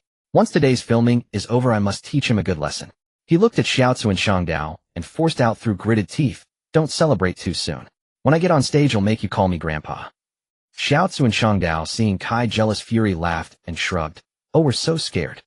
In truth, Su Jiang had closed his eyes simply because he had already memorized all the patterns and was mentally assembling the puzzle in his mind. This observation time lasted a full 5 minutes. Because it wasn't just about memorizing the patterns, it was also about remembering the connections between them. But Su Jiang didn't need that long. Time's up. The host, watching the clock, called out the moment 5 minutes were up. The screens in front of Su Jiang and the girl immediately went black. Then a square grid appeared before them. Empty slots on it required them to fill in numbers. Contestants began assembling the puzzle. The host shouted. The entire audience's gaze instantly focused on Su Jiang. Everyone wanted to see what kind of spectacle Su Jiang would make. Some audience members and extras even started shaking their heads. Oh my god, is this damn Su Guizhu eating dirt? Why did he come to this scene to embarrass himself? Even I could do better than him. Is the production team stupid? How did someone like this pass the preliminaries? Is he just another wannabe trying to get attention through negative publicity? In an air-conditioned room far from the stage, Zhang Qingshan stared at the TV screen, tightly gripping his cup. Kid, don't let me down. At the show venue, as the host's voice faded, the cameras subtly shifted focus towards Su Jiang. The media professionals knew he would be the next hotspot. Their interest lay not in who won or lost, but in who could generate the most buzz. Amidst the tension, the female contestant began her puzzle, filling in numbers one by one. Su Jiang remained still, eyes closed. In truth, he had nearly completed the puzzle in his mind. He planned to finish it entirely before filling in all the numbers at once. To others, however, it seemed he lacked courage and was hiding behind closed eyes. One thought: when he comes down, I'll punch him and tear off his mask to see what a waste he is. He mused silently, not even bothering to look at the stage. In the distance, Dong Yiling had long since crumpled and twisted a piece of paper in her hand, squeezing it until it was full of shreds, yet she still wouldn't let go. Su Jiang, what are you doing? Weren't you impressive in the preliminaries? But Su Jiang remained unmoved on stage. The host, however, noticed that beneath the mask, Su Jiang's brows were tightly furrowed. Mr. Su Guizhu, are you feeling unwell? He asked solicitously. The host's other hand hanging down wiped the sweat that had formed from his anxiety for Su Jiang. He truly didn't want to see another Chinese contestant eliminated from the stage. Su Jiang suddenly opened his eyes. He slowly shook his head and said, I'm fine physically, but there's a problem with this question. Then he rapidly began writing on the screen before him. Numbers filled in like when he was a child doing simple addition. Su Jiang filled them in one by one. Soon his screen showed the grid 60 complete, far surpassing the female contestant, who was only on the second row. Damn, is he just guessing randomly? The audience below began to exclaim. Contestants like Kai Jelly, Komura Kamijima, and Mayumi Yumi all widened their eyes, as if witnessing something impossible. Especially Komura Kamijima, whose trembling lips muttered incessantly, impossible, impossible, it can't be this fast. Kai Jelly's mouth slightly agape, could this guy be writing nonsense? Amid the uproar, Su Jiang stopped, because he had finished writing all the numbers. After pressing the red button, he turned to the host and said, there's a slight issue with puzzle piece number 49. Could it be a system error? The entire venue erupted in chaos again. Everyone stood stunned. The Japanese contestants burst into laughter. Haha, you Chinese are saying your own show made a mistake. No, I think this guy can't solve it, so he's deliberately saying that to cover his error. I strongly suspect collusion between the Chinese show and its contestants. This must be their plan to exonerate him. We strongly urge our Japanese team to check the stage together. Yes, we from the Eagle Kingdom want to join too. With the Japanese taking the lead, everyone began shouting excitedly. Since both contestants faced the same question, any issue would affect both. The commotion had already disturbed the female contestant's focus. Even as the host tried to calm everyone down, her shattered composure made her unable to concentrate. Thus, half an hour later, the female contestant, drenched in sweat, chose to give up. The show immediately arranged for representatives from multiple countries and the judging panel to inspect the situation to verify whether Su Jiang's results were correct or just random guesses. Of course, they also needed to jointly check if the question really had a problem, as Su Jiang claimed. A large group, including the judges, ascended the stage. The screen displayed the patterns corresponding to the numbers. Both grids, originally filled with numbers, now showed images. Su Jiang's image was complete, while the female contestant's was only partial. Everyone first looked at her answer. The correct answer and hers were shown on the big screen. From the first number, it was wrong. Naturally, the entire sequence was incorrect. So shaking their heads, they moved to Su Jiang's side. After checking the answer for several minutes, a system sound chimed, and Su Jiang knew his answer was undoubtedly correct. It couldn't be wrong unless someone tampered with it or made a misjudgment. Is Su Guizhu's answer correct? The host asked. After verifying, the judges turned back and said in unison, Su Guizhu's answer is completely correct. In an instant, the entire venue fell silent. Such an unexpected twist. Everyone thought he was just fooling around as a filler, yet he got everything right. How could they not be shocked? When Kai Jelly heard the result, he was thunderstruck, instantly petrified. Inside, he screamed, is this guy even human? Doing it so fast after just a glance, and he's actually correct. Even the other contestants who had been cursing Su Guizhu earlier looked at him with mockery after their shock, whispering, no wonder China has a history of traitors, it's people like him. Kai Jelly felt like he was about to vomit blood and die. But as the audience below found it hard to believe, on stage the judges and representatives from various countries were even more incredulous. Before their eyes, puzzle piece number 49 indeed had a slight issue. If not examined closely, it would go unnoticed, but a careful look revealed its left-right orientation was reversed. Though it was only 1 out of 50 and the pattern itself had some symmetry, the reversal didn't greatly affect the overall image. However, upon closer inspection, especially focusing on piece 49, one could see the flaw. A question immediately arose in everyone's mind. How did this person, under such intense pressure, not only remember all the patterns, but also spot the puzzle's error? Under the admiring gazes of everyone, Su Jiang indifferently returned to his seat and sat down as if he had merely done something utterly ordinary. However, after sitting down, he flashed a grin at Kai Jelly.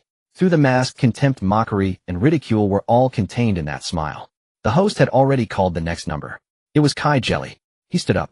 It's fine to disgrace yourself, but don't disgrace China, Su Jiang said coldly from the side. Kai Jelly almost stumbled upon hearing this. However, though his mouth was a bit sharp, he still had some skill. This match was difficult, but he still won. The host's voice trembled slightly as he announced the victory. This time, both Chinese contestants advanced to the next round. The hope of victory grew stronger. Soon the first round ended with only the teams from China and the Sakura country having 2 winners each. In a distant office, Secretary Jiang Qingshan was also watching the live broadcast.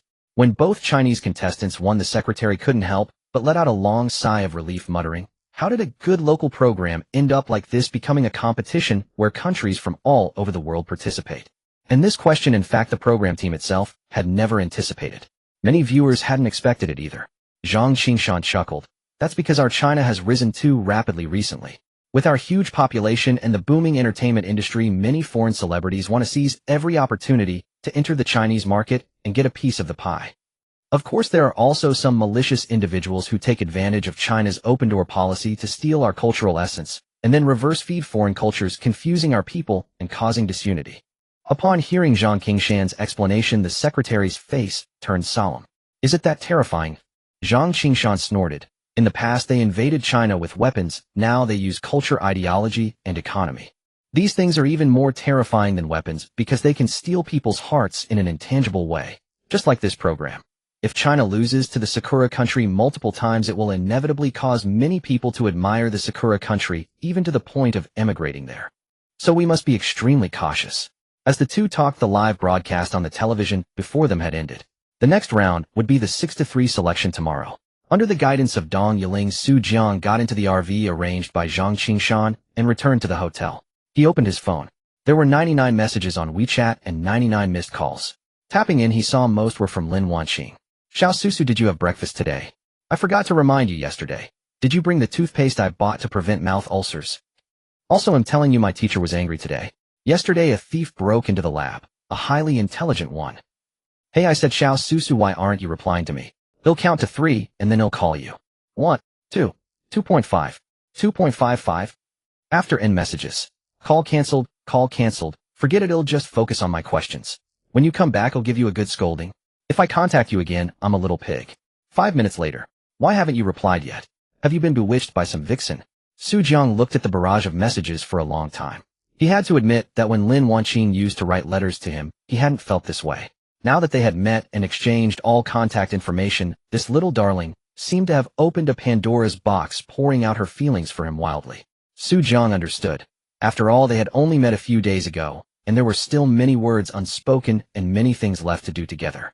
How could she not miss him? For some men, having their wife or girlfriend constantly contacting them might be a torment.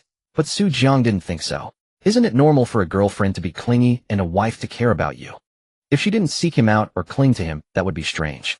After returning to the hotel, he called Lin Wanqing. They chatted on the phone for a full 3 hours, even keeping the call going while they showered. Su Jiang couldn't help but sigh. WeChat is really great, otherwise the daily phone bill would be unaffordable for ordinary people. Early the next morning, Dong Yiling continued to follow Jiang Qingshan's car to pick up Su Jiang. By now she understood that Su Jiang must be a key relative or friend of the benefactor. Today's competition rules were the same as yesterday's. Only the contestants had changed. It was still the familiar lottery draw and competition. But this time Kai Jelly actually drew a. When the host called for contestants A and No 1 to come on stage, Kai Jelly and Xiao Tzu and Shangdao went up.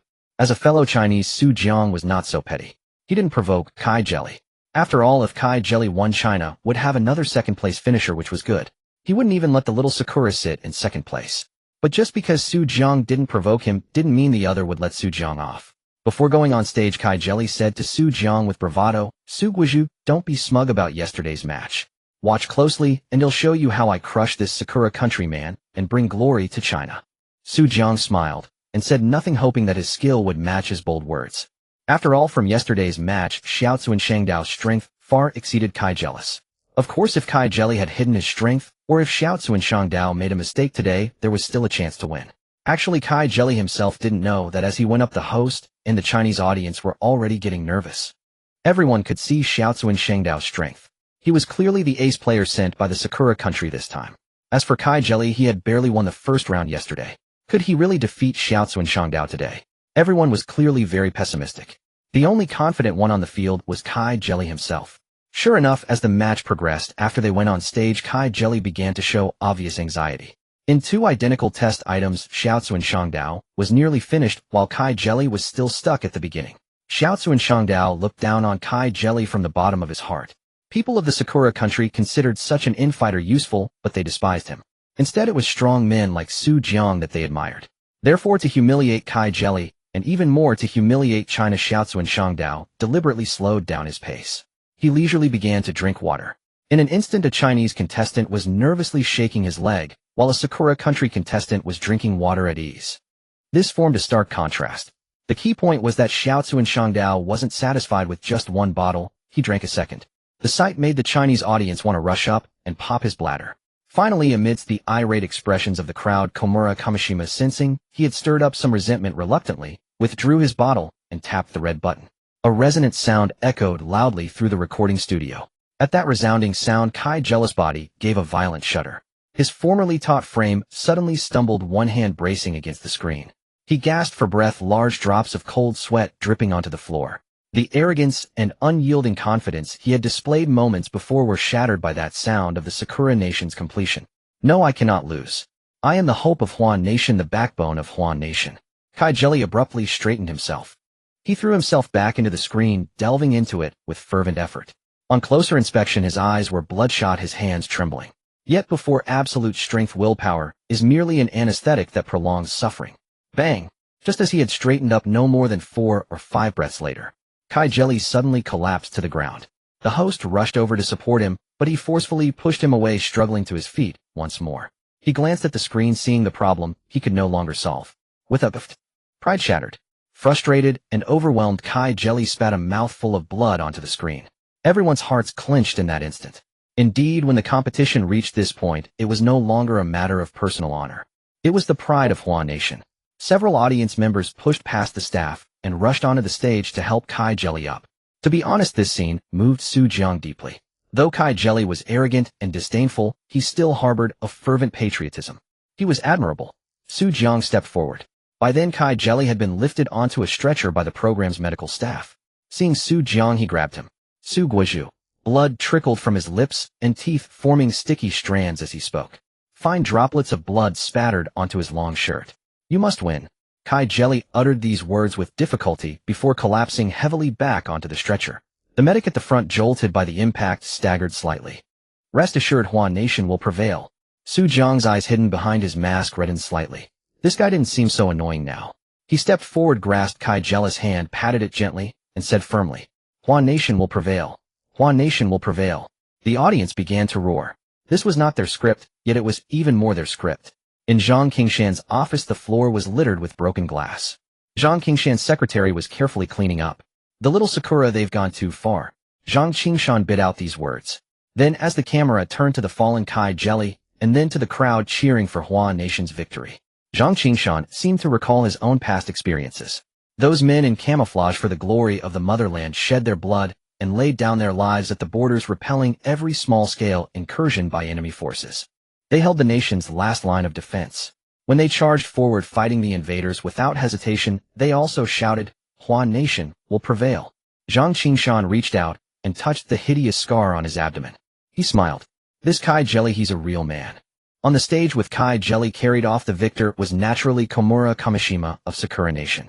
But now, seeing the bloodshot eyes of the Huan Nation audience fixed on him, a chill ran down his spine. Even the Sakura Nation team dared not cheer. They feared the audience might rush up and tear them apart. Komura Kamishima, in the next round, you must not be so arrogant. Mayumi Chiyuki walked up to Komura Kamishima and scolded him sternly in a low voice. Strangely, Komura Kamishima, who was much older than Mayumi Chiyuki, did not retort when scolded by her. Instead, he nodded in awe and agreed. The competition continued. The second round was between Mayumi Chiyuki and a contestant from Eagle Nation. The result was once again a narrow victory for Mayumi Chiyuki. This made everyone breathe a sigh of relief. At least there was only one such freak in Sakura Nation. Next came the third round. Su Guizhu was to compete against a foreign male contestant.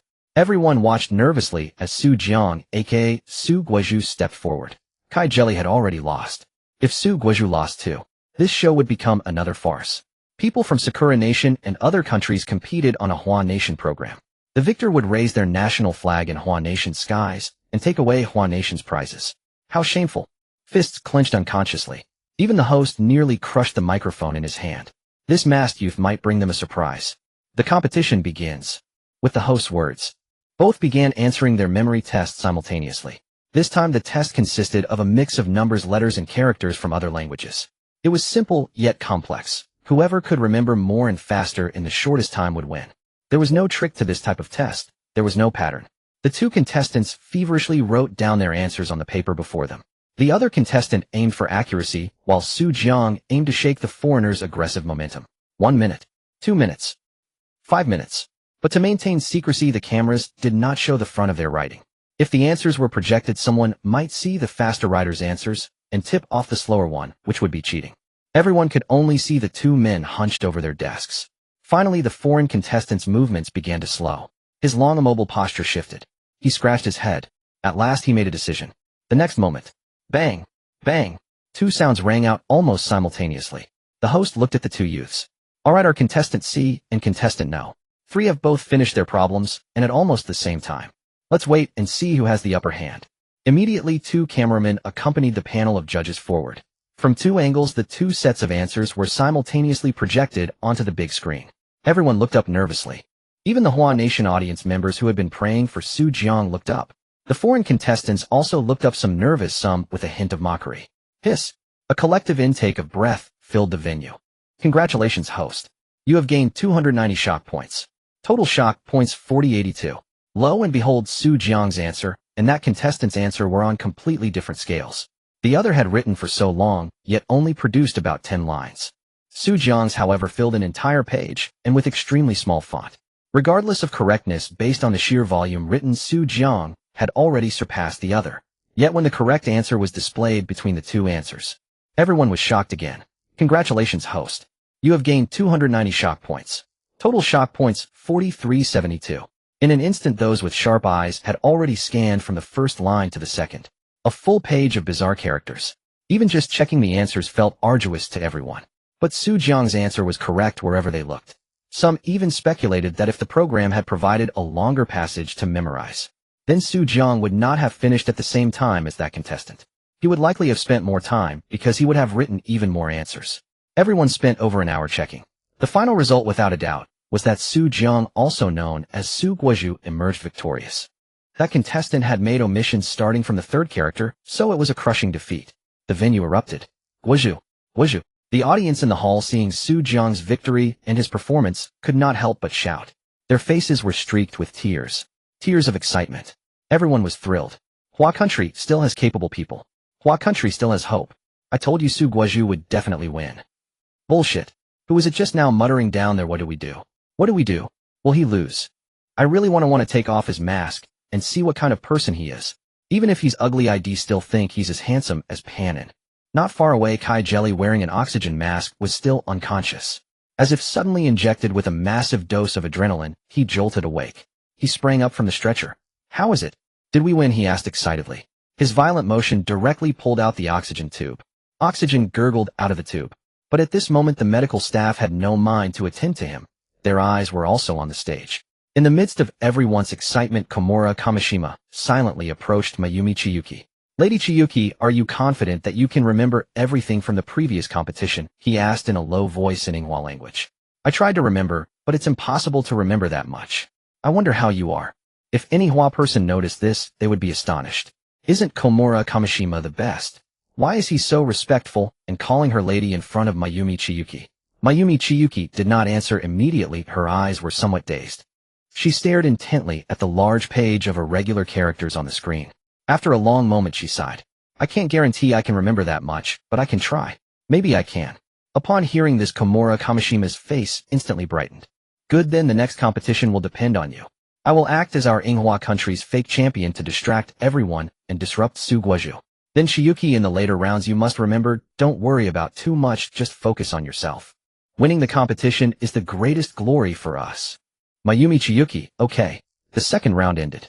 Those selected for the final round were Jiang, Mayumi Chiyuki, and Komura Kamishima. Undoubtedly, in everyone's eyes, the favorite to win this time was still the battle between Komura Kamishima and Jiang. The director of the program never expected that Kai Jelly, whom he had worked so hard to bring in, would become cannon fodder. And Jiang, whom he didn't have much faith in, became the hope of Hua country. In the evening, Jiang returned to his hotel. As soon as he sat down, ding-dong. The doorbell rang. Jiang peered through the peephole and saw his godfather Zhang Qingshan. He quickly opened the door and invited Jiang Qingshan in. Uncle Jiang. Jiang Qingshan was filled with pride and praise upon seeing Su Jiang. Su Jiang, you performed very well in this competition. Do you have confidence in tomorrow's competition? Jiang Qingshan walked into the hotel, sat on the sofa, and asked. Su Jiang smiled slightly. Beating those two little Yinghua dogs is no problem. Good, it's good to have confidence. But don't put too much pressure on yourself. After all, this matter cannot be shouldered by you alone. Patting Su Jiang's shoulder, Jiang Qingshan continued. Tomorrow's competition, I hope you can be extremely careful. I have a feeling that these Yinghua devils are not that simple. Don't fall for their tricks. Uncle Jiang, why do you say that? Su Jiang was curious. Why suddenly such strange talk? Jiang Qingshan sighed. Because we have learned that the Yinghua reporters and media who came to Hua country to record this talent show seem to be preparing victory reports already. Su Jiang was stunned. Are they that arrogant? There's still a whole day left, how can they be so confident? So I advise you to be careful. Although I see you're not the type to get agitated, it's always good to have some guard in our hearts. Jiang Qingshan nodded, seeing Su Jiang's reaction. Su Jiang was still very confident. Not to mention them playing dirty tricks, even if they cheated openly with his eidetic memory skill, he could crush them. Okay, I understand. He'll be careful. Su Jiang replied. Soon it was the final day. The top 3 had been selected. Today the best among these 3 would be chosen to become this season's champion. Su Jiang, Komura Kamishima, and Mayumi Chiyuki stood on the stage. This time the 3 of them would simultaneously take on the same challenge. The challenge was simple facial recognition. 1,000 faces, 1,000 names. Each face had a corresponding name. A total of 10,000 faces and 10,000 names. The names were diverse, including Hua country names, Yinghua country names, and names from many other countries. The competition required contestants to memorize all faces and their corresponding names within 10 minutes. During the test, faces would appear randomly on the screen. The contestants would write the corresponding name for each face on the paper in front of them. 1 point for each correct face. No points for errors. In the end, whoever scored the highest would be the champion. This challenge was extremely difficult. 10,000 miscellaneous names could already form a full page of complex strings. Just memorizing tens of thousands of characters is already a difficult task, let alone having to remember both names and faces and match them together. This was a fusion of the previous challenges, showing its difficulty. As the host's voice fell, the competition began.